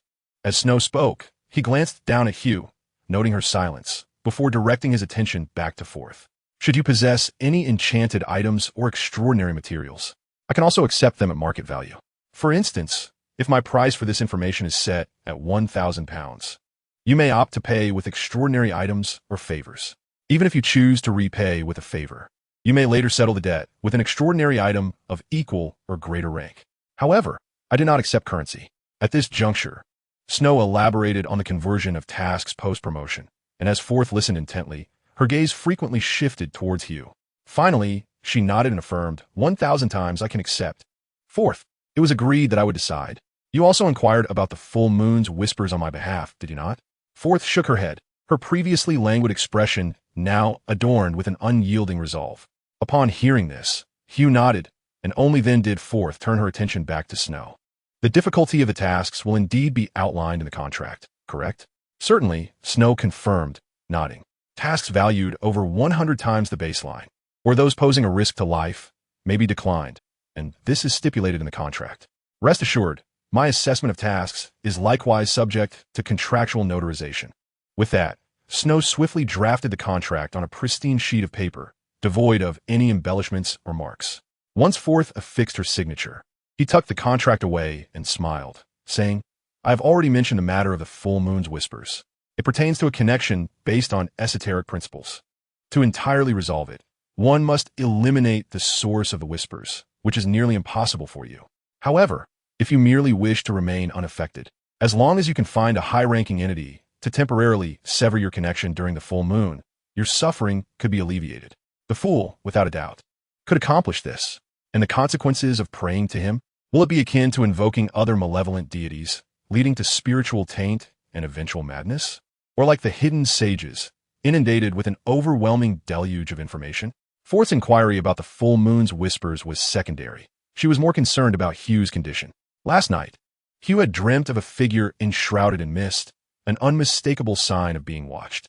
"No, at least not in the short term." Snow gently shook his head, his tone soothing. "Current information indicates that the fool is a relatively safe, great entity. To date, there have been no documented cases of madness resulting from devotion to him. Of course, this may be due to his followers being exceedingly few and secretive, which limits our understanding. Nonetheless, he is certainly not as perilous as the true creator or the infamous hidden sages. So you cannot guarantee it? Hugh retorted, a hint of frustration coloring her voice. Yet Snow maintained his smile, shrugging lightly. When it comes to deities, who can say for certain? It is worth noting that the hidden sage was once merely a conceptual symbol long ago, and no one can assure that a deity, previously neutral or benevolent, might not suddenly lose their sanity for some unforeseen reason. Thus, I can only tell you that he is currently safe, nothing more. In truth, if not for this uncertainty, the price of £1,000 would not be sufficient to procure such information. You must grasp the magnitude of the cost associated with testing a deity's benevolence. You speak true, Hugh conceded, feeling a pang of regret for her reckless actions that had burdened her friend with debt. Oh, it appears you have encountered the fool through other means, inadvertently crossing paths with him. Let me ponder, did you, perhaps, come into contact with a mysterious script bearing the name of that entity, only to inadvertently recite in your mind? A hint of schadenfreude lay Snow's tone as he spoke, causing Hugh's face to flush crimson. Noticing her discomfort, Snow's smile turned decidedly mischievous.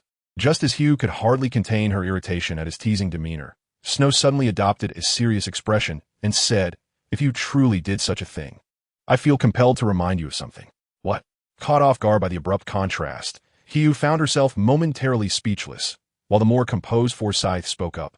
As I previously mentioned, the dissemination of information regarding the fool is quite scarce. Thus, should anyone utter his revered name, it would undoubtedly draw attention. Do you comprehend this? Hugh's complexion turned pale. The lingering notion that last night had merely been a nightmare was thoroughly dispelled. However, Snow chuckled once more, placing his teacup down and pacing the living room before addressing the two. In a certain sense, this could be viewed as a fortuitous occurrence. If one were to encounter trouble, beseeching him may prove more efficacious than appealing to the true God. Consider the case of the moonlit whispers. If you pray to the divine only in moments of desperation, by the time the true God recalls your existence, you might very well be beyond salvation. Hugh and Forsyth exchanged glances, uncertain of how to respond. Just as they were about to take their leave, Snow's ominous words echoed from behind them. "Miss Forsyth, tomorrow marks the night of the full moon. I believe it is prudent for you to contemplate your future, for once one has departed this world, all is lost." Tomorrow? Hugh abruptly turned to Forsyth, only to meet a countenance that betrayed a clear understanding. While Forsyth seemed to approach each full moon as if it heralded her demise, Hugh had little comprehension of the significance of the day. At that moment, Hugh felt akin to a student who believed the exam was 2 days away, intending to cram the night before, only to discover the test papers had already been distributed. Though she herself was not facing the examination, a resolute decision suddenly took root within her. Chapter 97. Even cats deserve to be pampered. Did I not say I would cover the costs? I can procure the formula for the sheriff immediately. Achieving rank 8 will significantly reduce my remaining debts. After departing Snow's residence, Hugh incessantly murmured in Forsyth's ear. Yet Forsyth resumed her languid demeanor, responding with a slightly lethargic tone. "It is more advantageous for me to utilize my debts for this matter." "Why?" Hugh was taken aback by Forsyth's statement, her expression betraying surprise. "Because it is a debt." The corners of Forsyth's mouth curled into a slight smirk, and Hugh perceived a hint of cunning in her demeanor. Forsyth squinted her eyes and matter-of-factly stated, "The debtor must remain alive to repay the loan. Would you not agree? If he were to settle the bill, he would scarcely concern himself with my well-being. However, if I were to pay, he would be compelled to consider whether I am capable of repaying this debt. After all, this is a property worth a guaranteed £1,000. No one would allow it to flounder, would they?" Hugh's gaze towards Forsyth shifted, as if she were witnessing a clever side of her friend, who had shared her living space for quite some time. After a brief pause, she suddenly exclaimed, "Forsyth, you are so cunning." After all, my protagonist is quite intelligent." Forsyth chuckled shyly, and Hugh felt herself relax in response. However, Forsyth soon posed a rather nerve-wracking question. "By the way, you have yet to disclose the cost you incurred to acquire the moonlit whispers, have you?" "Ah, well, it was a complimentary gift for purchasing my father's issue. No charge at all." Hugh tilted her head slightly, her tone somewhat stiff. Forsyth, not one to be easily deceived, immediately expressed her skepticism. "The moonlit whispers pertain to arcane matters. Could it be that your father's issues involve a true god? This.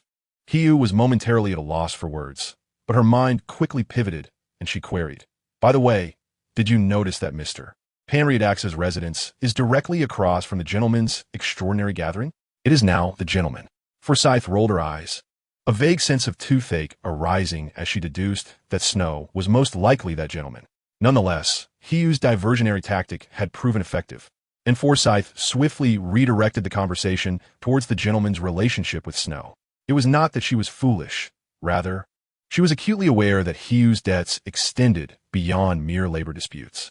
If need be, Hiyu could assist her when peculiar tasks arose later on. However, this train of thought led to an unexpected realization. Wait, could it be that Mr. Snow is doing this on purpose? This way, he can hire two extraordinary individuals for a meager fee. Observing Hiyu and the lazy fish depart from the window, Snow wore a faint smile, seated beside his typewriter, rhythmically striking the keys. Even after the modifications made by Emperor Roselle, the modern typewriter remained encumbered by the limitations of material science. Yet, the metallic clatter was music to Snow's ears. He likely found pleasure in the sound of keystrokes, did he not? If only he could acquire a set of rosewood keycaps. Feng Shui gazed at the slightly cold metal keys with a hint of disdain. Yet what could he do? Surely, he could not descend from divinity to demand Lavis sacrifice a set of wooden keycaps. Could he? Meow. Lily glanced up at Snow, then drooped her head once more, retreating into the corner of her cat bed, exuding an aura of profound despair as if she had just endured the greatest tragedy of her feline existence. What troubles you? Did a mouse best you? Snow's expression morphed into one of amusement as he beheld Lily's despondent visage. What could possibly have diminished a cat, known for inciting mischief, to such a state? Meow. Lily emitted a feeble mewl, extending her front paws from her bed and regarding her soft paw pads with disdain, before releasing a sigh that was decidedly uncat-like. What use do I have for these paws?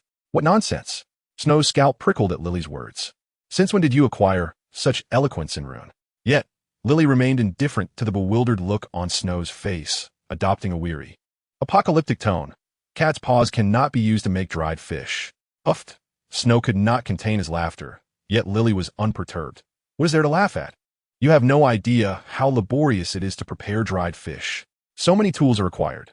Paws are utterly useless. Wait, when did you learn to speak? Snow crouched down, cradling Lily in his hands, observing the little cat who appeared to have lost her dreams. Upon hearing his inquiry, Lily regarded him with a look that implied he was a fool. Listening to those dimwits every day, it naturally follows that I would pick it up. Dimwits? Are you referring to those instigators who argue? Snow mumbled to himself, then affectionately ruffled Lily's head. Not until she emitted a sound that suggested she might bite did he cease. Then why did you not speak before? Are you foolish? Speaking human language is exhausting. Lily tilted her head, pointing her little paw at her throat, conveying an expression that suggested it was impossible to produce such complex sounds. All right, perhaps she could not express such intricate sentiments, but Snow understood her meaning. Witnessing Lily, usually so docile, suddenly embodying a rebellious spirit, Snow found it immensely amusing and, with a flourish akin to magic, produced a piece of dried fish to offer her. If you want a dried fish, you could have simply asked me directly. After all, you intend for me to undertake numerous tedious tasks, do you not? Lily grumbled with a hint of disdain, but nevertheless accepted the dried fish with honesty, nibbling at it in small bites. No labor, no sustenance. Do you have any idea how much the dried fish you are eating costs? Snow squinted his eyes, watching Lily with amusement. Chicken breast wrapped in snow, anchovy fish dried, fish costs 5 souls apiece. However, purchasing the raw materials and making it oneself is significantly cheaper. Fresh snow anchovies can be bought for less than 3 ounces per strip, costing merely 2 souls, and chicken breast is quite affordable, with various spices to consider. As he observed Lily recount the entire process of making a piece of dried fish, Snow realized he had perhaps underestimated her dedication to the treat. But, do you have any idea how difficult it is to earn a soul? Snow commended his policy of pampering girls and posed a soul-searching question. It should not be too difficult, right? The foolish which spends hundreds of pounds every time she engages in conversation, Lily declared with an audacious flick of her claws. Well, I believe you ought to familiarize yourself with the salaries of ordinary folk, Snow remarked, narrowing his eyes into a devilish grin. Conveniently, I have a friend who works in the dock area. You could deliver a letter to him and gain insight into how humans toil to earn enough for a mere morsel of fish. In the dimly lit reception room, The usual assembly of extraordinary individuals, some concealing their faces while others appeared indifferent, settled into their seats. However, an acute sense of unease rippled through the gathering. As it seemed today, as host was rather different than before. Although this host had only presided over a couple of meetings and typically concealed his visage beneath a hood, a peculiar dissonance was palpable. The more observant among them, after deep contemplation, finally discerned the cause. The expression of the cat perched upon the host's shoulder was markedly altered from previous occasions. While it may seem peculiar to interpret a cat's expression, they unmistakably sensed a transformation. In past gatherings, the feline had regarded them with an air of disdain, as if they were a collection of impoverished souls. Yet this time, it appeared to regard them as potential gold mines. What could have prompted such a change in the cat's demeanor? Those who recognized the feline's unusual state harbored unvoiced speculations, but they were well aware of the stakes. During the last meeting, a hapless individual who attempted to provoke the new host found himself swiftly dispatched by the cat. Could it be that the gentleman was experiencing a financial shortfall? Some pondered anxiously, though they knew their own meager funds would hardly incite his wrath. Yet when considering the worth of their extraordinary attributes, they were, in essence, mountains of gold. Enough of this nonsense. Snow chided, ruffling Lily's fur. After a day spent wandering the factory and dock districts, the little creature had swiftly recalibrated her understanding of wealth, with the foolish which as a reference point. She had previously perceived the majority of transactions as limited to a few dozen pounds, with only rare instances of one or two exceeding £100, deeming such individuals as destitute. Yet today, she grasped that the price of her tiny fish treat was equivalent to what those humans labored for over 2 arduous days. Her master was indeed a wealthy man. It would be arduous for her to procure such treats again without him. Ahem, it seems we have a full house today. So let us commence the gathering. With the gentleman's declaration, the servants began distributing paper and pens to each participant, continuously collecting notes, reading aloud, and transcribing the contents onto a blackboard. The formula for the constable's potion, priced at £450. When Hugh heard the anticipated words, reiterated by the servant, without any increase or disappearance in price, he exhaled a sigh of relief and swiftly inscribed his purchasing request on a note, handing it to another servant who was meandering through the room. Shortly thereafter, Hugh was escorted to his study. Although the servant presented attire to conceal her identity, it was hardly effective given her height, unless paired with towering stilettos. However, it was noteworthy that as they exited the meeting room, a faint melody of piano music wafted through the air. As a former noblewoman, Hugh keenly discerned that this was not a piece she recognized, nor did it align with the compositional style familiar to her. Yet before she could pause to listen, the cloak seller interrupted with a raspy inquiry. "This is the formula for the constable's potion. Where's my payment?" Startled, Hugh turned to see the seller pressing a note onto the table, feigning a hoarse voice. "Here," she replied, producing the cash she had meticulously counted several times. After thorough verification of its authenticity and amount, the seller finally relinquished the hold on the formula.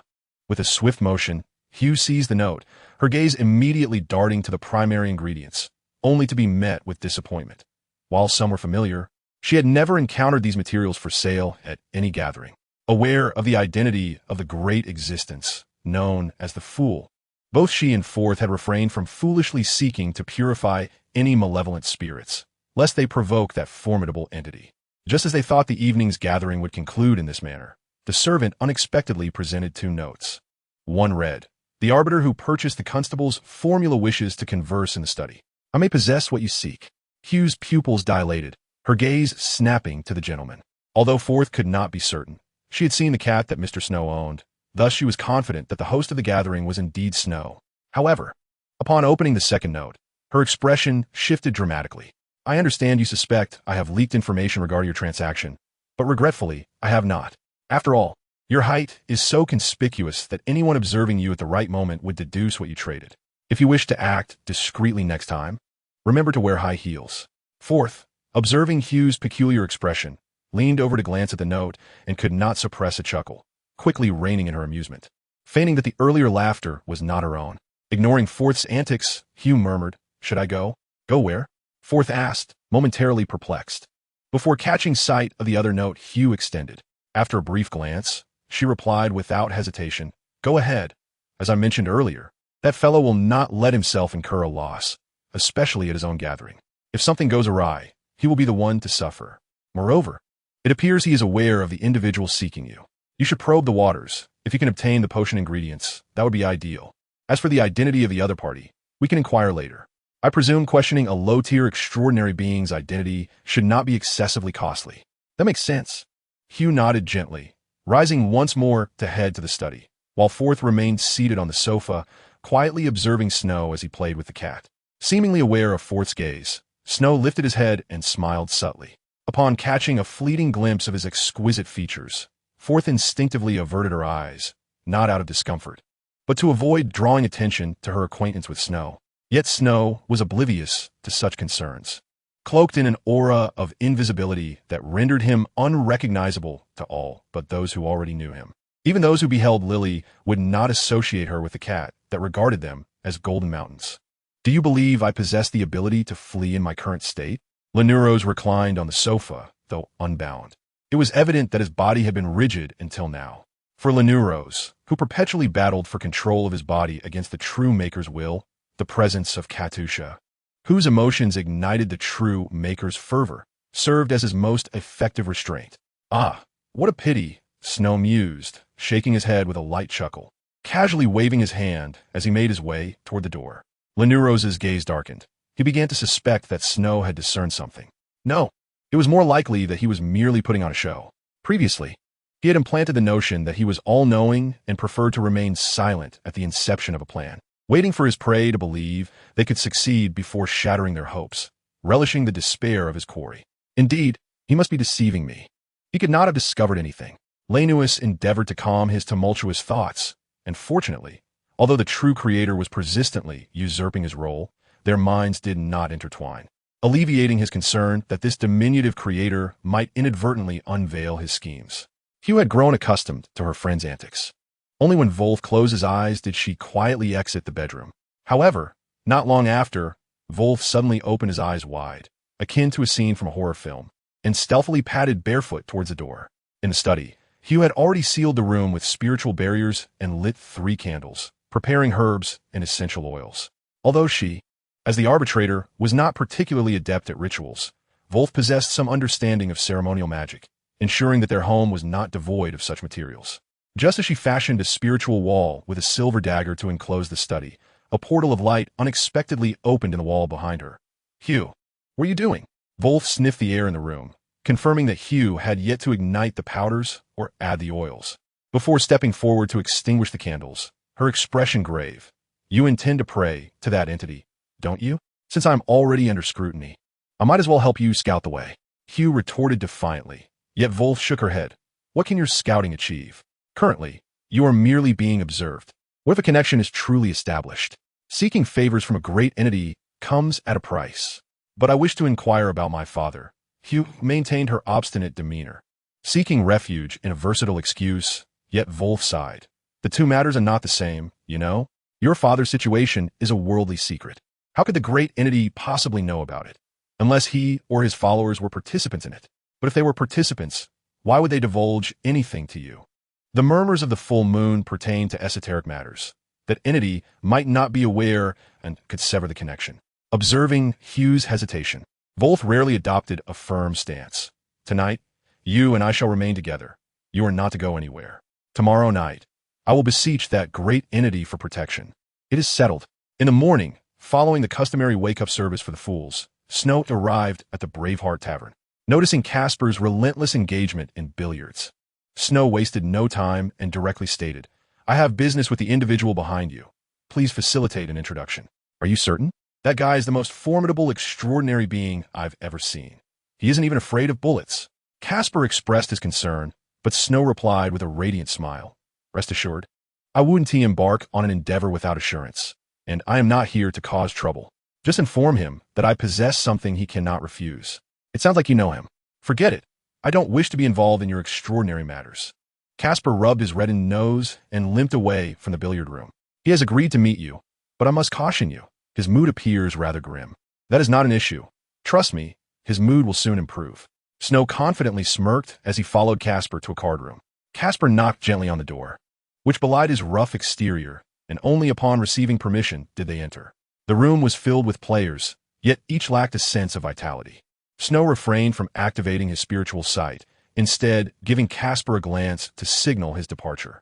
Casper cast a worried look at Snow, but ultimately left the room. And once the door was closed, the man in a white shirt and black vest rose. His eyes seemed to brim with malevolence, surrounded by a cadre of lifeless beings that heightened the atmosphere. Unfazed, Snow boldly pulled out a chair and smiled at the man, who appeared to be in his late 20s or early 30s. The man seemed somewhat taken aback by Snow's demeanor, but he did not retract his hostility. Instead, he readied himself to strike at any moment, in a low voice asking, "You wish to see me? Do not be alarmed. I am merely a merchant, and I believe you might find my wares quite necessary." Snow's smile remained radiant, cloaking him in an aura of approachability. While this friendliness was insufficient to dispel hostility, it at least ensured that most rational extraordinary beings would not perceive him as a provocateur. "What do you intend to sell?" The man eyed Snow warily, suspecting that this individual knew his true identity, and the subsequent words confirmed his suspicions. A charm that allows prisoners to bypass the influence of the full moon. With a rustle, all the lifeless beings in the room stood simultaneously, and a chill emanated from the man, enough to freeze the ground beneath them. He regarded Snow with eyes that seemed to harbor boundless malice, stating coldly, "What is your purpose?" "Do not misunderstand, Mr. Zombie. I harbor no ill intentions. I am simply a businessman moonlighting as an information broker." Snow smiled broadly, spreading his hands to indicate his lack of malice. Then, under the man's watchful gaze, pointed to his pocket. "A tortoise is longer than a snake?" The man mulled over the phrase, likely realizing it was a metaphor, akin to a lawyer's ability to twist the rules. The implication was that through this power, one could temporarily distort the connection between the full moon and impulse. A flicker of intrigue crossed the man's otherwise malevolent gaze. Though such charms could not be used as conventional consumables, their utility would become evident in combat during a full moon. Noticing the shift in the man's expression, Snow continued in a calm tone. "This one is a free sample. Tonight just happens to be a full moon, so you might want to test it out. Of course, if you're hesitant, you could have someone verify it. It won't cost you anything to try. To avoid any misunderstanding, your lifeless friend can retrieve it from my left pocket. No need to rummage." The man, uncertain of Snow's attitude, nonetheless acknowledged the importance of such a charm. He directed the lifeless being to extract the coin-sized metal charm from Snow's pocket. The man cautiously refrained from touching the charm directly, allowing the lifeless being to pocket it instead. Once he confirmed that Snow exhibited no unusual behavior throughout the process, he inquired, "How do I find you?" "In my right pocket, there's a business card detailing how to summon my messenger. If you require anything, feel free to write to me, and I will come find you." Snow did not intend for the man to seek him out at his residence, not out of fear of revealing his address, but because he believed that such seasoned individuals would not easily venture into another's territory. The man nodded slightly, prompting the lifeless being to retrieve the card. Only then did Snow lower his hands, gently smoothing out his clothes, which had wrinkled from the lifeless being's rummaging. "The goods have been delivered. I shall take my leave now. Oh, by the way, I hope that next time it will be the vengeful spirit lady who speaks with me. Has she found you?" The man murmured, gazing at the closed door and on the card table before him. A reflective wine glass suddenly revealed the visage of a pale, golden-haired woman clad in a court dress. It should merely be related information. The ethereal voice emerged unexpectedly, and the man nodded gently. "What shall we do about this charm? Should we test it? Leave it to me." The ethereal voice remained succinct, and the man furrowed his brow before asking, "Do you intend to have it verified?" This time, the woman reflected in the wine glass did not respond. She simply nodded gently before vanishing once more. Tomorrow marks the tarot meeting.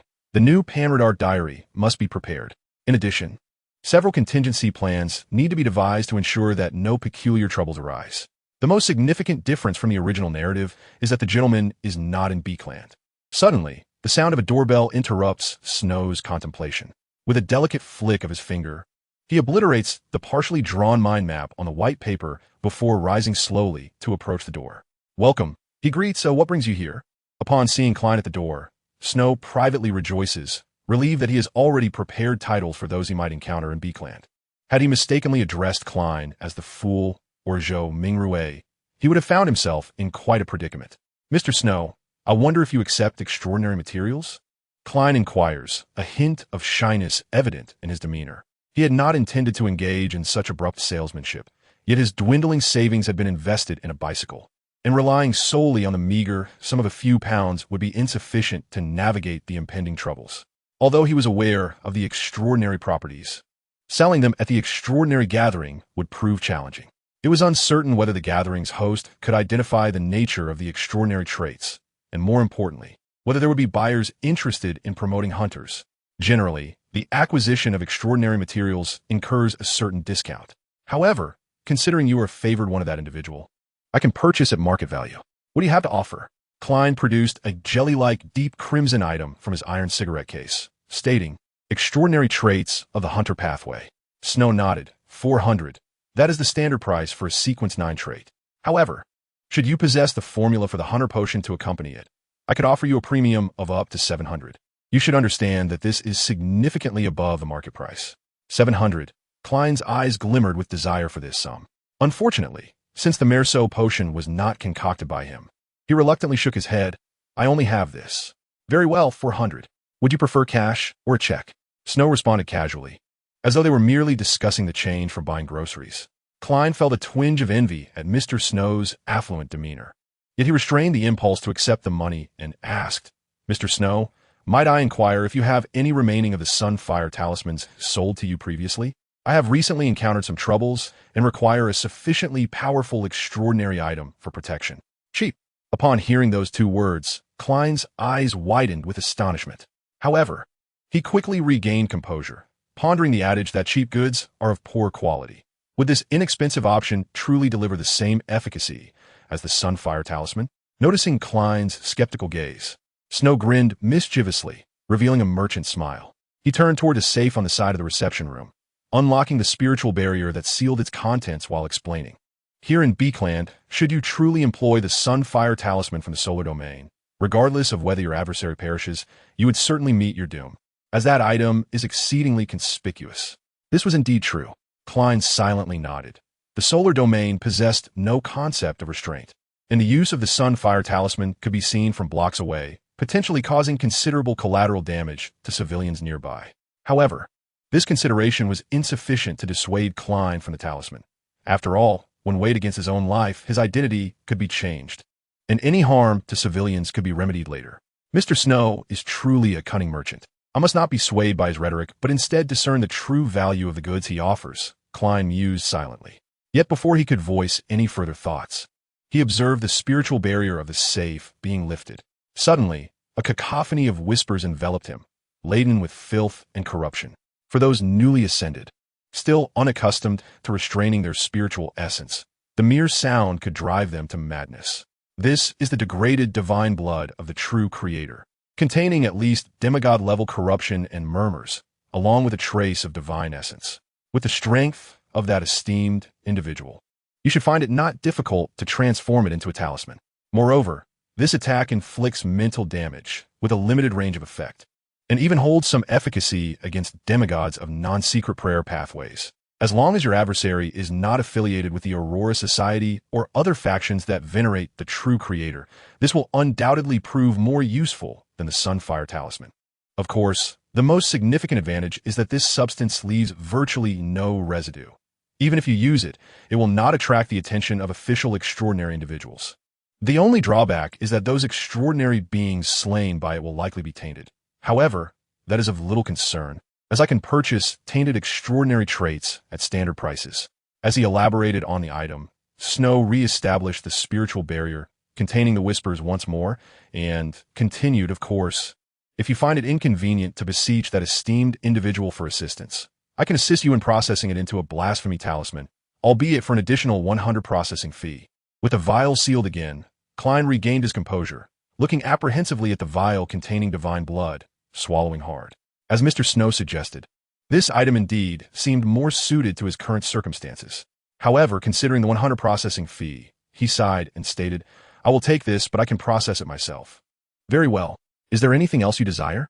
Snow carefully placed the vial of divine blood on the table, gesturing for Klein to take it, showcasing his professionalism in not transferring the goods directly. Klein gingerly picked up the vial, stowing it within his iron cigarette case, reinforcing it with an additional spiritual barrier before securing it close to his body. Although he contemplated inquiring about the intelligence of the Beakland ambassador, With the tarot meeting on the morrow, he realized he could acquire that information for free, thus temporarily setting aside the thought of spending money and shaking his head. Not for the moment.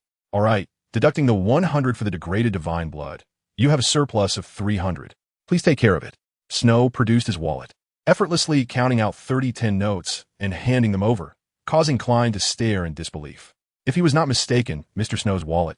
No, I must not dwell on that.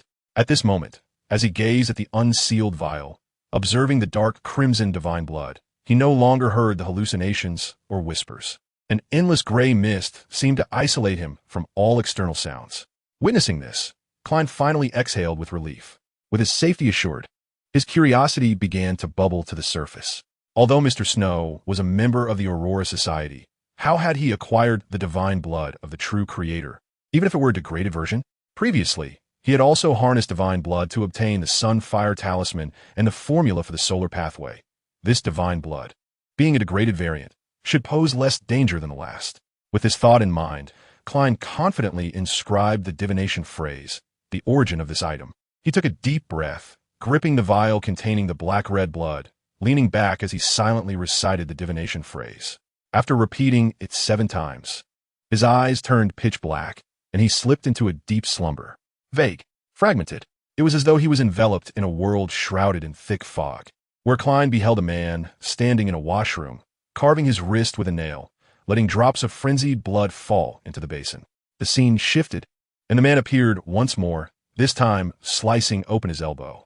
Subsequently, the scene shifted continuously, and the location of the man's bloodletting rose higher, with the color of the blood becoming increasingly darker.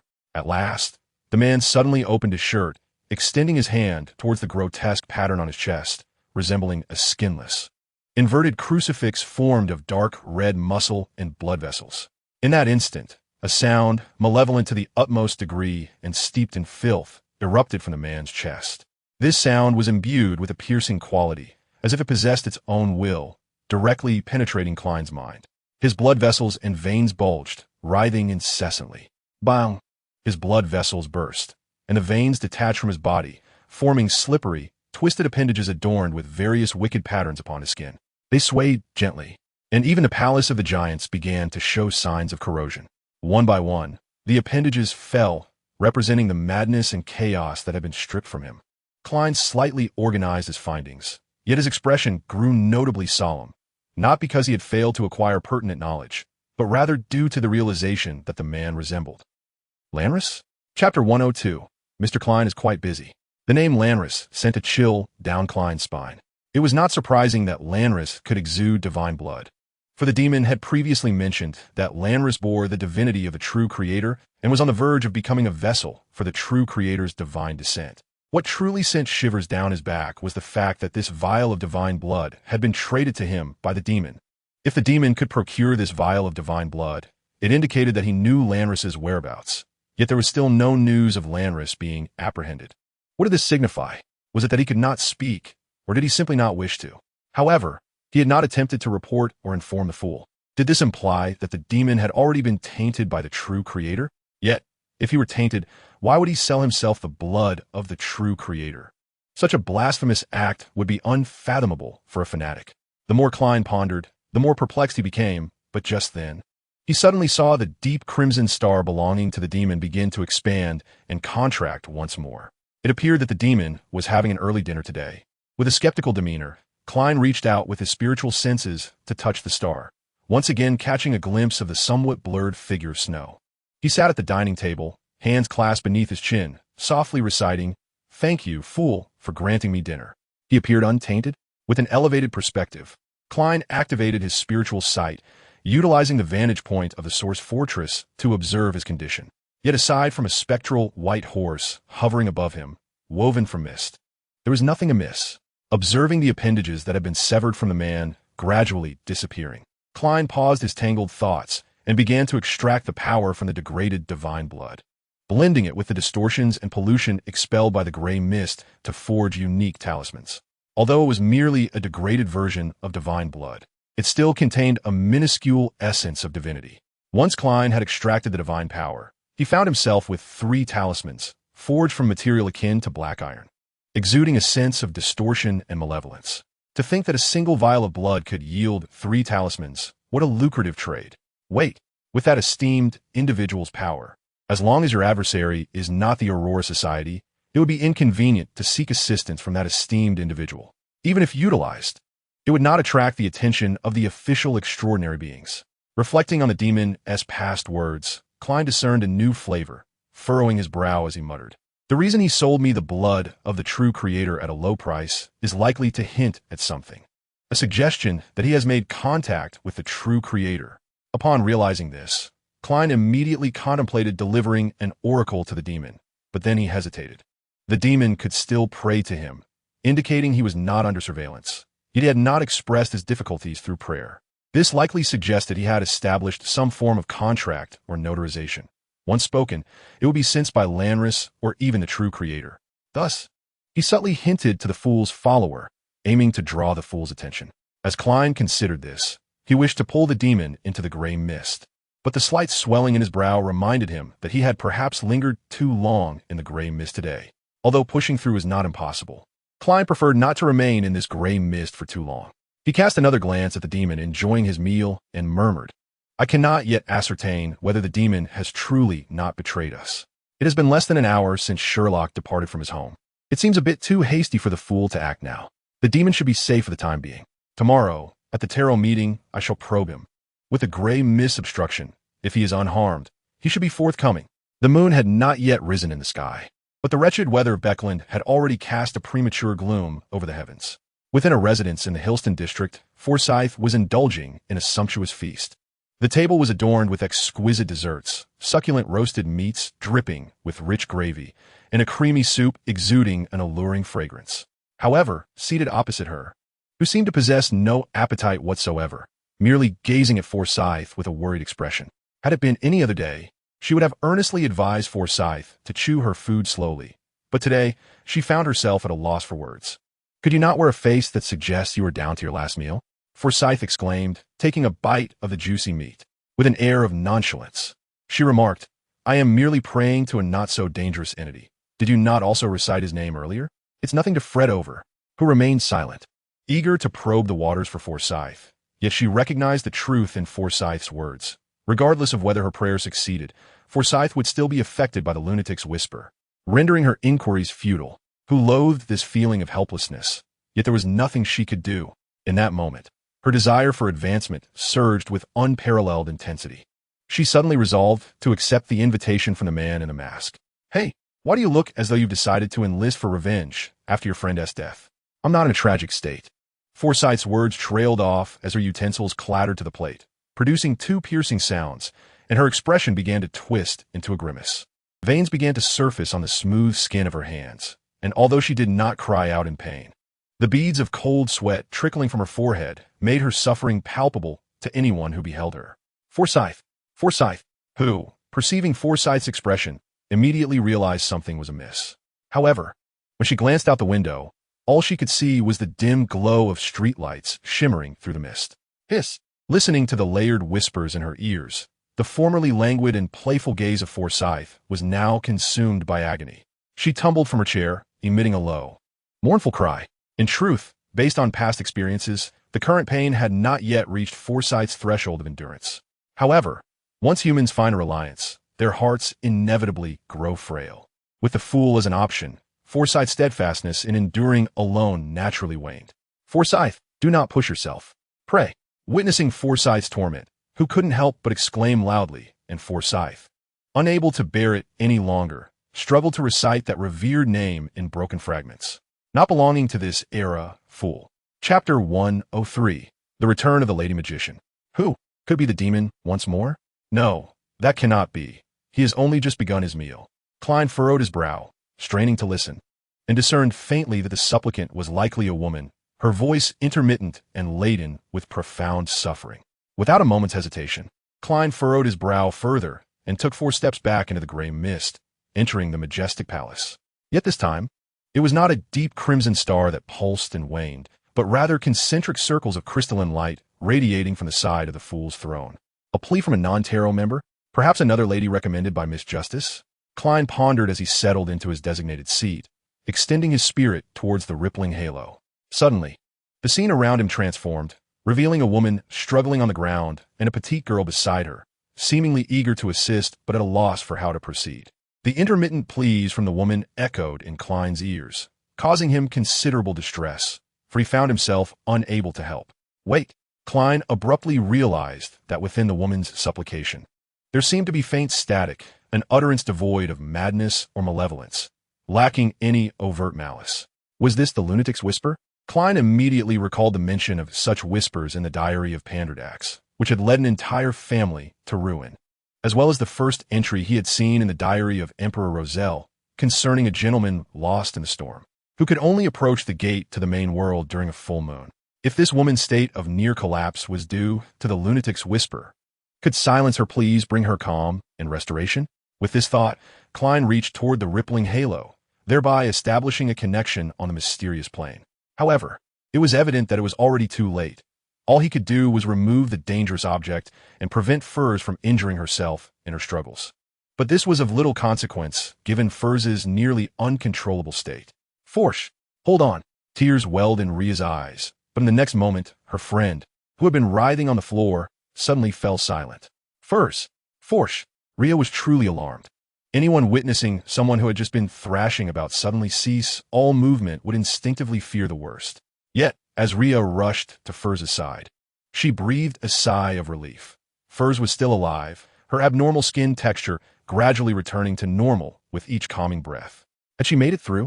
Ria murmured uncertainly, but did not relax. Instead, she fetched a chair and sat beside Furs, quietly awaiting her friend's awakening. Am I dead? Or has the lunatic's whisper ended? Furs's once chaotic mind suddenly cleared, as if all prior pain, agitation, madness, and despair were mere illusions. She blinked open her eyes, finding herself within a palace reminiscent of a giant's abode, before an ancient, weathered bronze long table, surrounded by towering stone pillars, beneath an expanse of boundless gray mist. Then, as her perspective shifted, she finally noticed the mysterious figure shrouded in thick gray mist at the head of the bronze table, seemingly gazing down upon all. Furs swiftly gathered her thoughts, propping herself up to bow and inquire. Might you be the esteemed fool? Klein inclined his head, slightly in response. You may simply address me as Mr. Fool. Observing the symbols on the chair behind, Furs morphed into a layered door. He was reminded once more of the gentleman mentioned in the diary of Emperor Roselle. Snow did not deceive me. The fool can indeed sever the influence of the lunatic's whisper, though I remain uncertain of the nature of this great being. Furs mused internally, but Mr. Fool spoke first. Do you hear that maddening whisper every full moon?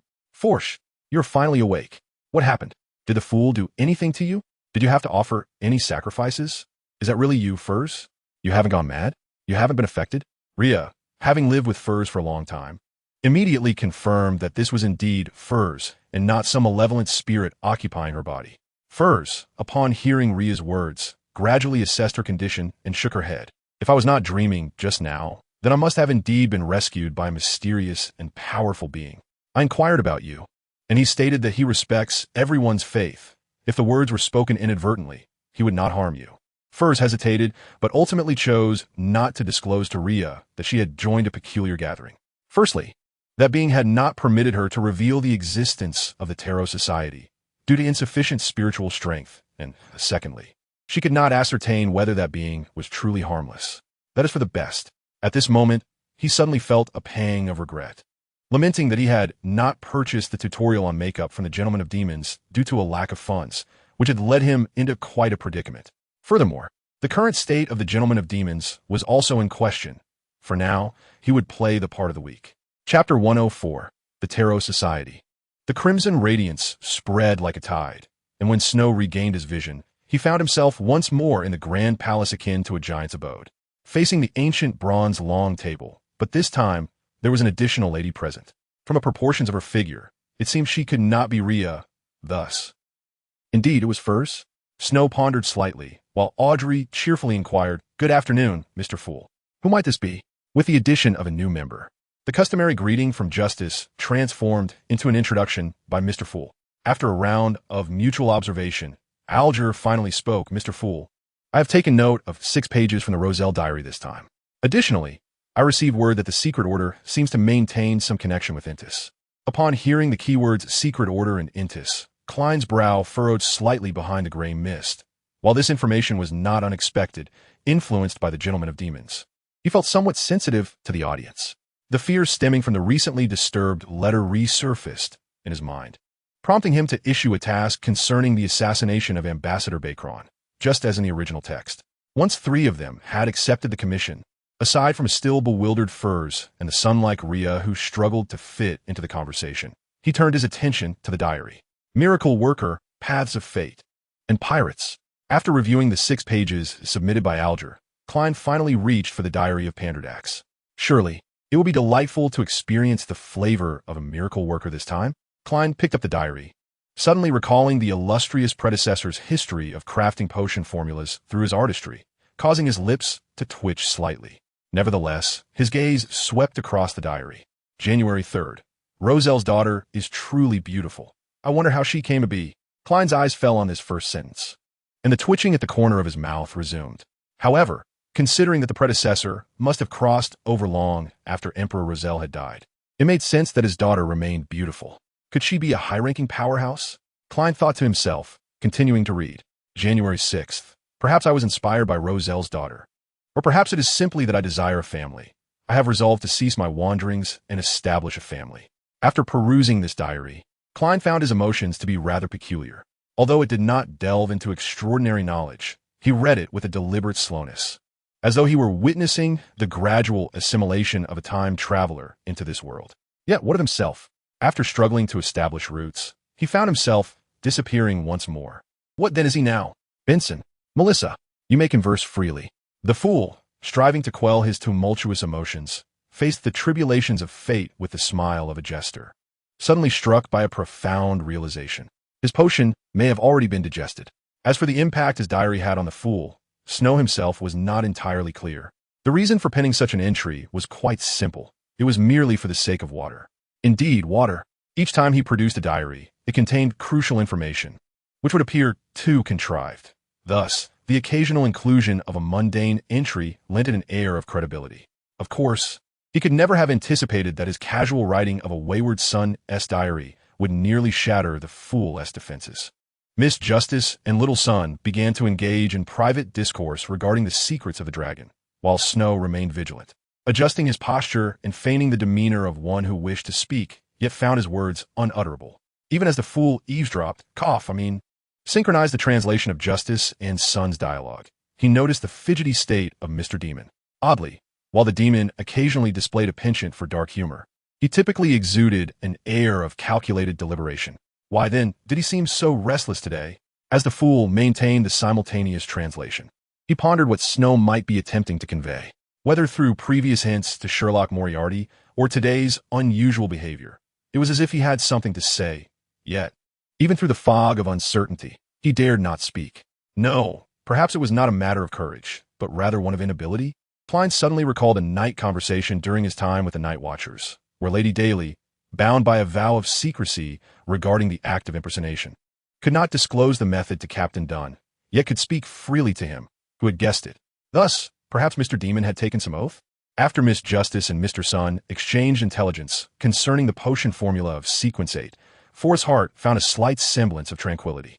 While the assassination of Ambassador Beckland and the reading of Russell's diary seemed astonishing, they did not exceed her expectations of extraordinary beings. The transaction of the Sequence 8 potion formula also hinted at the gathering's hierarchy. I wish to acquire the potion formulas of the Master of Tricks and the Interrogator through monetary exchange. Although the primary materials for the Sequence 8 potion have yet to be located, the formula is something that must eventually be sought, and Forth hoped to avoid revealing her own sequence. While Snow possessed the Master of Tricks potion formula, sharing it would threaten the fool's future income, and she needed to maintain the fa of an anxious waiting individual.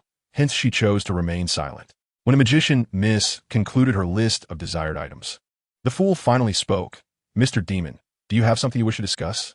For instance, the fallen creator? Chapter 105. To capture, one must let go. Wait a moment. Hadn't they just been discussing the Sequence 8 potion formula? How had the conversation suddenly shifted to such lofty matters? Initially, Forth had felt a tinge of disappointment at the absence of anyone presenting the formula, but now she wondered if this leap was somewhat excessive. She had presumed that, Although it appeared sophisticated, the discussions would remain within her realm of understanding. How had they so abruptly transitioned to the topic of deities? Amidst Forth's bewilderment, Snow Keeley inclined slightly towards the fool, saying, "Esteemed fool, I beg your pardon for my lackluster performance. Due to certain reasons, I cannot broach this matter voluntarily." "Not at all. Please proceed," the fool replied in a tone that remained unfazed. Snow resumed his seat, bowing respectfully. "The fallen creator has possessed Ranulus, who is destined to become his divine vessel, and he currently resides in my home." What had begun as mere intelligence turned into the revelation that he was harboring a vessel of an evil god in his abode. The fool, although maintaining his jester's facade, felt a tremor of fear. Was it possible that he had only a wall separating him from the true creator's vessel? As he successfully captured everyone's attention, Snow raised his head slightly and continued.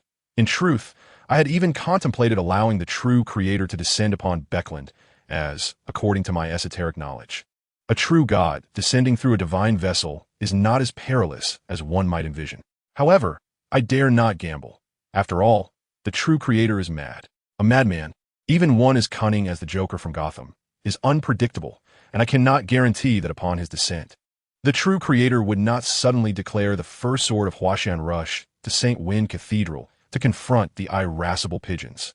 After Snow elucidated the current situation, the members of the Tarot Society fell into a brief silence. Klein found himself momentarily at a loss for an effective course of action.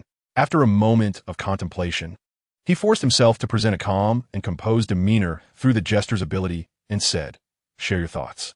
"Very well, esteemed fool," Snow replied respectfully, then began to explain. "Ranulus, unwilling to be supplanted by the true creator, has been attempting to flee, yet cannot defy the true creator's will. I can create an opening that would afford him a chance to escape. Given his current circumstances, he can only initially retreat to the southern district of the bridge, then continue southward out of Beckland. If we notify the official extraordinary individuals at that time, we should be able to intercept him. Even if he manages to evade capture, we can at least protect Beckland from the influence of the evil god's arrival. Why not head to the Dock District or St. George's District? Wouldn't traveling by water or steam train expedite his departure from Beckland?" Miss Justice, fully embracing her role as the chief comic relief of the Tarot Society, quickly posed a question that piqued everyone's curiosity. Snow did not conceal his response. At this moment, however, the Hanged Man is contemplating another question. What precisely is Mr. Demon S' identity? Then a possibility arose in his mind, a member of the Aurora Society. Moreover, it was likely that he held a position of some significance. Only such standing could explain why he had the authority to shelter the vessel of the fallen creator and, to some extent, influence the latter's freedom. If that were the case, direct reporting would not be prudent. After a moment's contemplation, the Hanged Man raised his gaze to Mr. Demon and inquired, "Mr. Demon, when should we assist you in reporting your situation to ensure your safety? I require approximately a week to arrange matters so that Ranulus's escape does not appear too conspicuous. Afterward, I shall notify the fool through prayer, hoping he can relay the message." The fool, maintaining his calm demeanor, nodded gently. "No problem." Returning to reality, Snow adjusted his clothing slightly, intending to visit the Braveheart Bar to see Merrick. After all, yesterday had been the night of the full moon, and he presumed that they had already tested the effect of the talisman. He hesitated, however, over whether to employ a messenger. After all, while a messenger may seem merely a spirit for delivering messages, once summoned, the essence of the summoner is forever imprinted upon the messenger, allowing it to locate the summoner regardless of distance. Thus, unless one possesses utmost trust, it is generally unwise to use another's messenger for communication. Only those like Rest and Klein, lacking in esoteric knowledge, would readily summon someone else's messenger. Since they cannot muster the resolve, let us embark on the journey instead. Snow donned his half-height silk top hat and made his way towards his safe house in the Jowood district. Although the constant change of attire was a tedious affair, such was the law of society. In the future, I must devise a marvelous garment capable of transforming its appearance at will. Chapter 106. Why can't I control this mouth of mine? Casparis, is Merrick around? In the familiar billiards room, the same Casparis, limping on one leg, greeted Snow, who sensed a subtle change in his expression. Casparis lifted his gaze and exchanged a knowing glance with his billiard companion, only speaking up after they had departed. "You haven't offended Merrick, have you?" "No, why would you say that?" Snow replied, puzzled by Casparis' demeanor. "Merrick inquired about you this morning, Caspary said vaguely, then added, "He is in the same old card room. You can find him there." Snow fell into a brief silence before nodding appreciatively. "Thanks. It's nothing. Had I known you were this formidable, I wouldn't have bothered to keep it from you. Especially since you were once frightened away by a group of thugs." Caspary's waved dismissively. Snow chose not to elaborate further, silently adding him to his list of acquaintances before exiting the billiards room. With a creak, the door swung open, and Snow was taken aback to discover that the room was devoid of any living corpses, a revelation that surprised him. Could it be that Krong had already visited? Who? Merrick's voice, tinged with a delayed sharpness, finally reached his ears, but he quickly fell silent. "Ah, it seems you have grasped the effects of the talisman?" Snow raised an eyebrow, a hint of amusement lacing his inquiry. "What do you want?" Merrick's voice was low, his eyes glinting with menace. Yet his words carried a hint of trepidation. It was only natural to feel apprehensive, for the ability to reverse the negative effects of a full moon was invaluable to those on the run. More crucially, the capacity to negate negative states implied he likely possessed the power to exacerbate them as well. Excluding the earlier trial version, each talisman is 300 pounds. I trust you comprehend that I am not inflating the price. Snow casually pulled out a chair at the card table, nonchalantly taking a seat, his expression one of a shrewd merchant proclaiming he was offering at cost. However, upon witnessing Merrick's troubled countenance, he chuckled. "Of course. If you're unable to pay immediately, I can offer alternative methods of compensation. For instance, if that vengeful spirit lady is willing to accept some tasks, I could use the talismans as remuneration, provided we draft a contract first. We need to discuss this." Merrick did not respond immediately. Snow, anticipating such an outcome, responded casually, "No problem. I'll be staying in Bakerland for the time being. However, if you're wary of the messenger, why not employ an intermediary to summon him? Are you planning to take on that task?" Merrick watched as the billiards room door closed again, suddenly appearing to have heard something, his brow furrowing in inquiry. "I'm in need of funds." He realized he had offended someone of significance. "True, but it seems he left no contact information," Merrick remarked, and the atmosphere grew still. After a moment, he spoke in a cold, low voice, asked Caspary's. Upon leaving the Braveheart bar, Snow immediately relaxed. Even if his presence had initiated a butterfly effect, and Miss Sharon had not encountered that doorman-esque glove, she would still enter a state of financial need. Consequently, the probability of her accepting Krong's task would increase. Even if Krong did not assign a task, he could use talismans as leverage to hire her protection for him. As he mentally calculated the possibilities, he suddenly noticed a lady approaching, adorned in an old-fashioned soft hat, wearing a youthful yellow cake dress and clad in black leather shoes. Her figure perfectly complemented by her chestnut hair. Before his brain could fully process this encounter, his hand was already raised, and as he began to comprehend the magnitude of the situation, his mouth had already uttered, "Good afternoon, Huang Bei Bei." Expletive. Snow mentally lamented, wishing he could slap himself. Yet he forced himself to maintain composure, awkwardly adding, "I apologize, madam. I mistook you for someone else." However, before he could finish, thick pea vines began to descend from the sky, yet the surrounding pedestrians seemed entirely oblivious. In the blink of an eye, the environment was entirely severed, and the lady stood before him, though he could not discern at what moment she had arrived. Bernadette's eyes shimmered with complex emotions as she scrutinized the young man before her, repeatedly savoring the name he had instinctively uttered.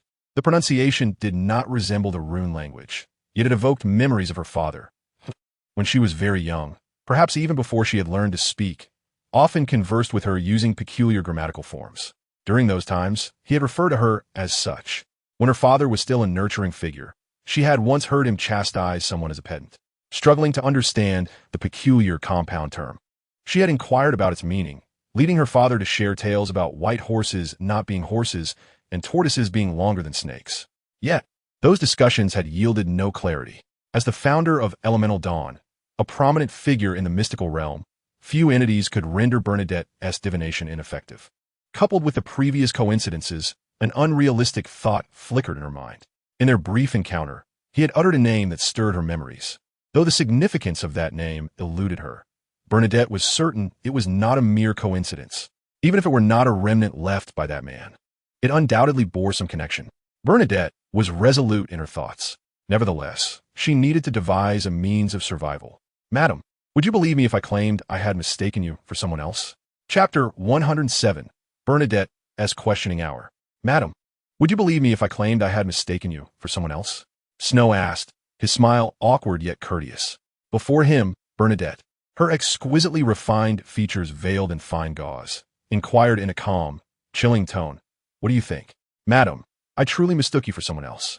Snow discreetly summoned the power of the source quality, casting a spell of everyone believes they can see through others, transforming himself into a harmless, charming young man. Yet, Bernadette appeared entirely unaffected by this alteration, responding with a teasing tone, "Though I am unsure of your methods. The very fact that I cannot foretell your existence serves as compelling evidence. I cannot deem an entity that cannot be predicted as harmless. Thus, it is evident you have employed some form of power." Snow maintained an exceptionally humble posture, yet Bernadette remained unconvinced. Perhaps it was due to the unique inspiration of her high rank, or perhaps because Snow exhibited too many peculiar traits, or simply her daughterly obsession with her father's whereabouts. Regardless, she had no intention of believing Snow, instead sitting on a hammock woven from pea vines. Speaking in a gentle yet unyielding tone, "Since you are an information broker, let us engage in a transaction. Tell me, why did you refer to me as such? What is your connection to him? The compensation is yours to dictate." Snow inhaled deeply, aware that further evasion would be futile. This lady possessed a stubbornness and capriciousness befitting her stature, and her strength was sufficient to support her character. As his mind raced through various thoughts, he finally exhaled a heavy sigh and resignedly stated. Bernadette narrowed her eyes slightly, and Snow could sense an indescribable gaze penetrating through the fine gauze.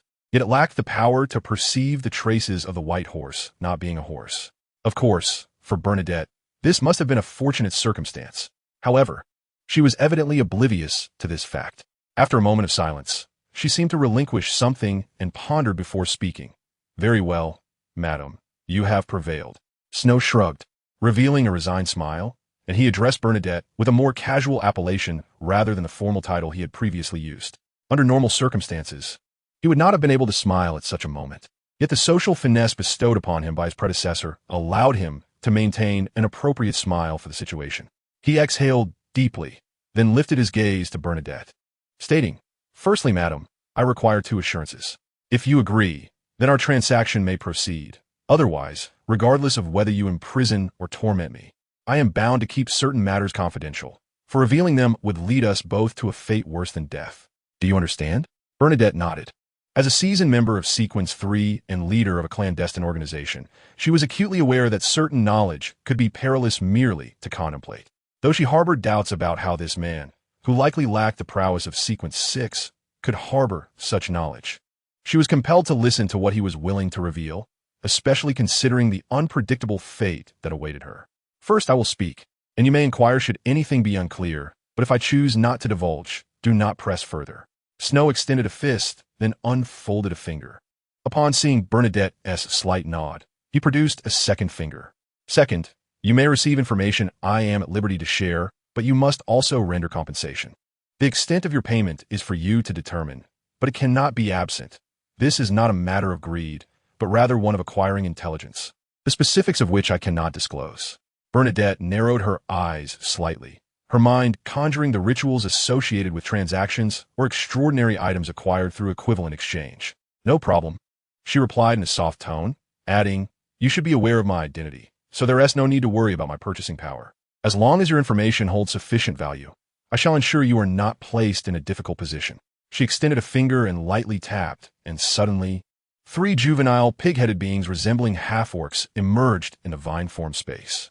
As they moved, a pattern resembling brick walls materialized on the interior walls, effectively sealing away many things on an esoteric level, and Snow felt a noticeable warmth enveloping him.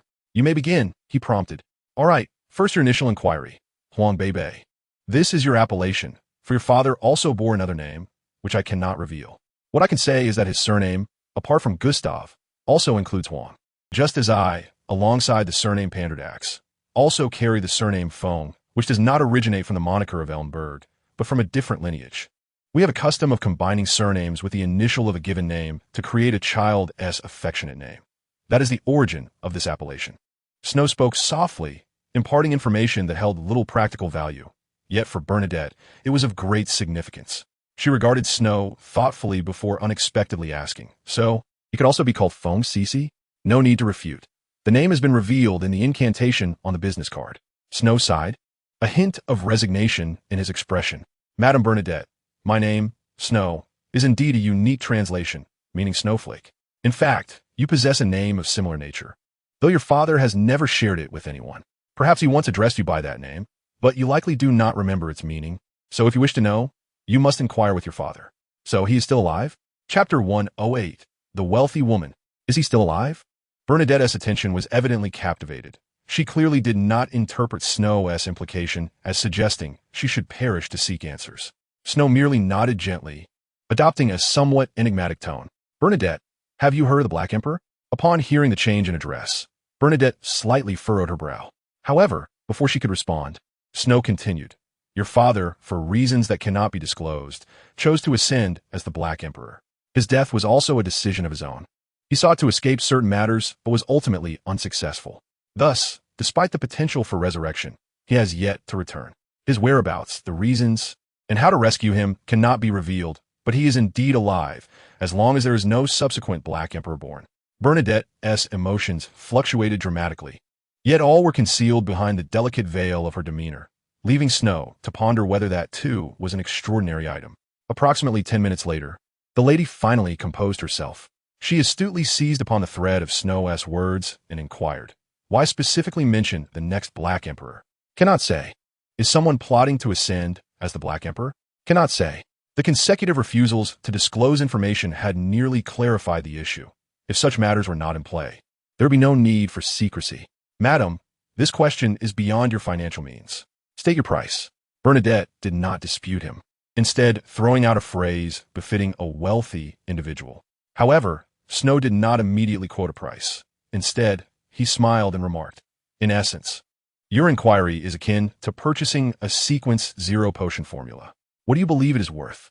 To speak candidly, even according to the market's valuation of potion formulas slightly exceeding lower sequence extraordinary traits, you would need to offer a sequence 1 extraordinary trait to afford this formula.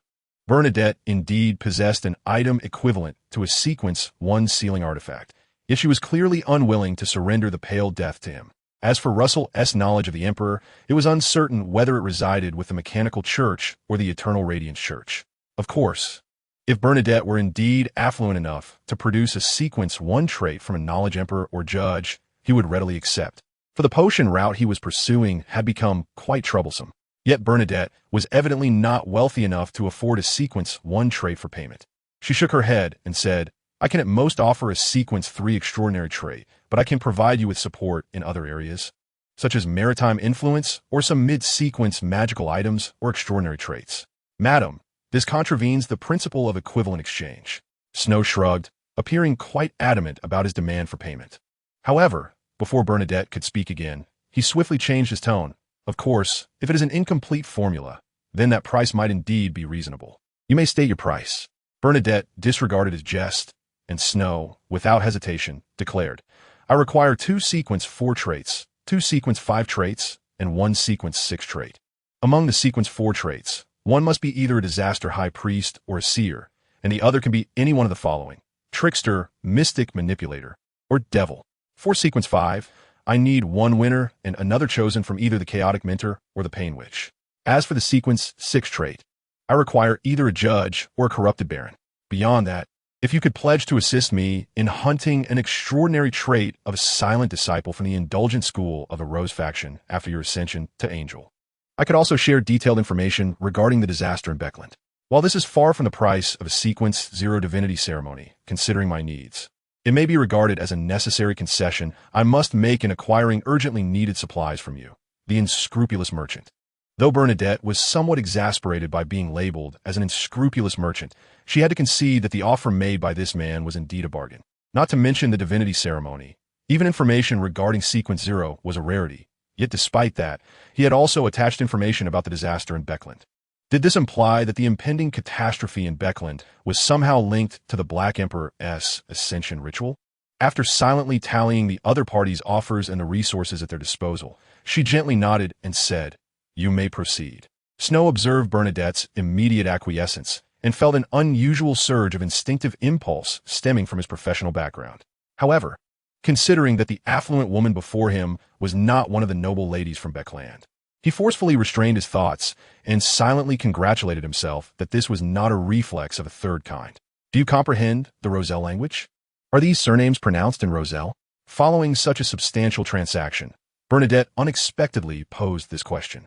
Snow was slightly taken aback, but upon reflection, it seemed quite reasonable.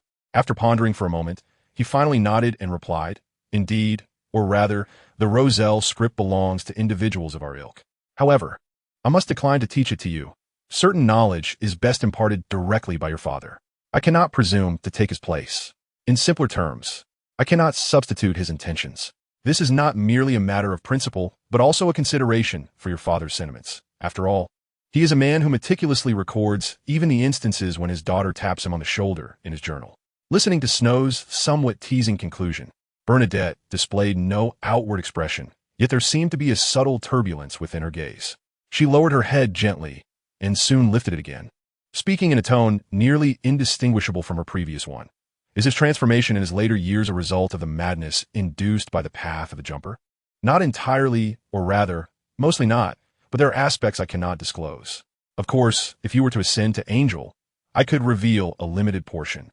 As Snow spoke, he noticed Huang Bei casting him a perplexed glance before nodding, indicating her understanding.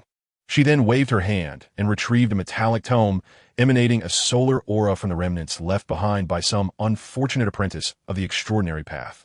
This is a remarkable artifact of the solar path. When both parties place their hands upon it and recite the terms of the transaction, a contract can be established. If you have reservations, I can utilize a level 0 sealing item as notarization, though that would skew the contract towards the Reaper path. Chapter 109. A Sense of Security. After Snow placed his hand upon the golden document to establish the notarized contract, Bernadette's exquisitely delicate lips, faintly visible beneath her gossamer veil, exhibited a slight quiver. Once she completed her portion of the notarization, Snow squinted and remarked, "To ascend to the Black Emperor, one must first possess their own realm, intertwining their name with the title of Emperor, making it common knowledge among the populace. Furthermore, it is imperative to construct a complex yet atypical set of rules, encompassing political systems, architectural styles, and the social structure. Subsequently, he must rally the populace to clandestinely erect 9 pyramid-like tombs. Indeed, I have withheld the final step, as the materials for the Sequence 0 potion are well known. Knowing the ritual equates to knowing the complete formula. Thus, it is only logical to conceal a portion of it. I have merely obscured the last step, and the information I have divulged should suffice for you to grasp many matters. Am I correct?" Snow exhibited no intention of concealing his omission of crucial steps, while Bernadette regarded his actions with an ambivalent demeanor, continuing, "Then, what of the intelligence regarding the Beckland catastrophe? In truth, there have been over 3 incidents of catastrophe in Beckland within a year, all involving high-ranking entities. Therefore, I must inquire, can your defenses withstand the scrutiny of entities above Sequence 1? Snow said with a playful demeanor, his expression notably calm. Upon hearing this, Bernadette's eyelids twitched slightly. After a moment's hesitation, she replied in a noticeably subdued tone, "As long as you refrain from mentioning certain entities' true names or titles, there should be no issue." "Such confidence?" Snow replied with a slight smile, then extended his hand. "Firstly, the witch sect is orchestrating the divine descent of the primordial witch. Secondly, the true creator has infused their consciousness into a certain extraordinary being, gradually supplanting their awareness. Thirdly, due to the Black Emperor's need to conscript a significant number of people for the construction of the tombs, they will orchestrate a large-scale tragedy in Beckland to conceal the issue of mass disappearances. As a side note, the reason the Prince of the Slayers remains undetected is primarily due to the concealment of another entity, second only to the true God, who is plotting a grand war that will engulf the world. This, too, is part of another pathway's ascension ritual." With each finger Snow raised, Bernadette's eyelids fluttered. Although she had deduced a massive casualty event would occur in Beckland thanks to the abilities of a prophetic master, she had not anticipated the involvement of 2 divine descents and 2 ascension rituals. She composed herself and swiftly assessed which of these would most easily be influenced, speaking earnestly. "Do you know the exact location of the vessel for the true creator's divine descent?" "I cannot disclose that." Snow shook his head, revealing a knowing smile. "However, you might attempt to track me." "Ah, I almost forgot to introduce myself. I am the interim head of the Aurora Society's Beckland Parish. You may refer to me as Sir. Bernadette's facial muscles twitched slightly.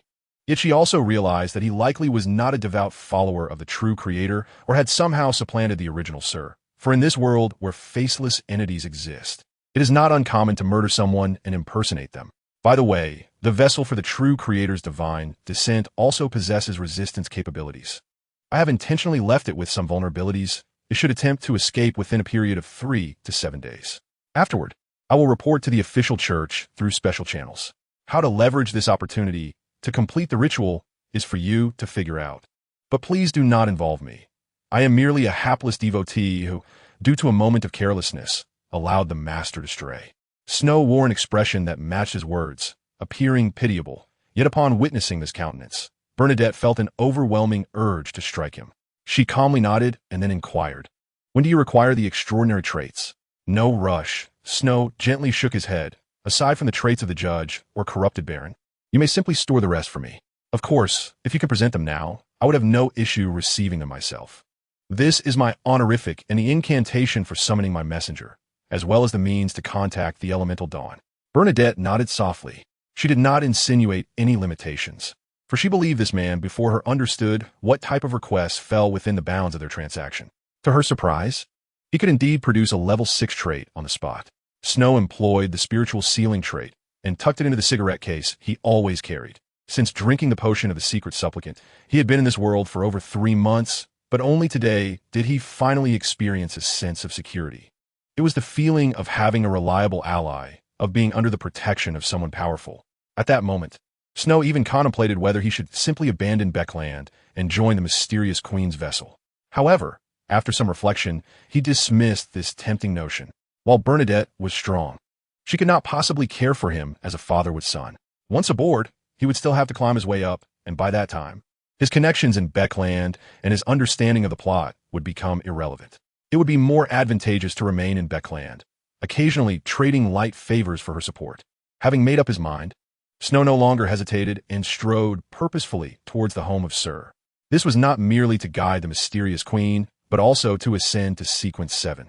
His elixir of listening had been fully assimilated long before he ascended to the status of a true demigod, yet akin to the aftermath of his digestion at Sequence 9. Remnants of Pavlovian conditioning still lingered. Initially, he intended to merely consume more of the potion while holding it in his possession, with the hope of advancing further. However, the crisis he faced today illuminated the perilous nature of this conditioned reflex. The uncertainty rendered him wholly defenseless. The side effects of the potion could not dissipate until complete assimilation was achieved. All he could do was hasten his elevation to Sequence 7, utilizing the newly acquired side effects of that tier to suppress the lingering effects he had already incurred.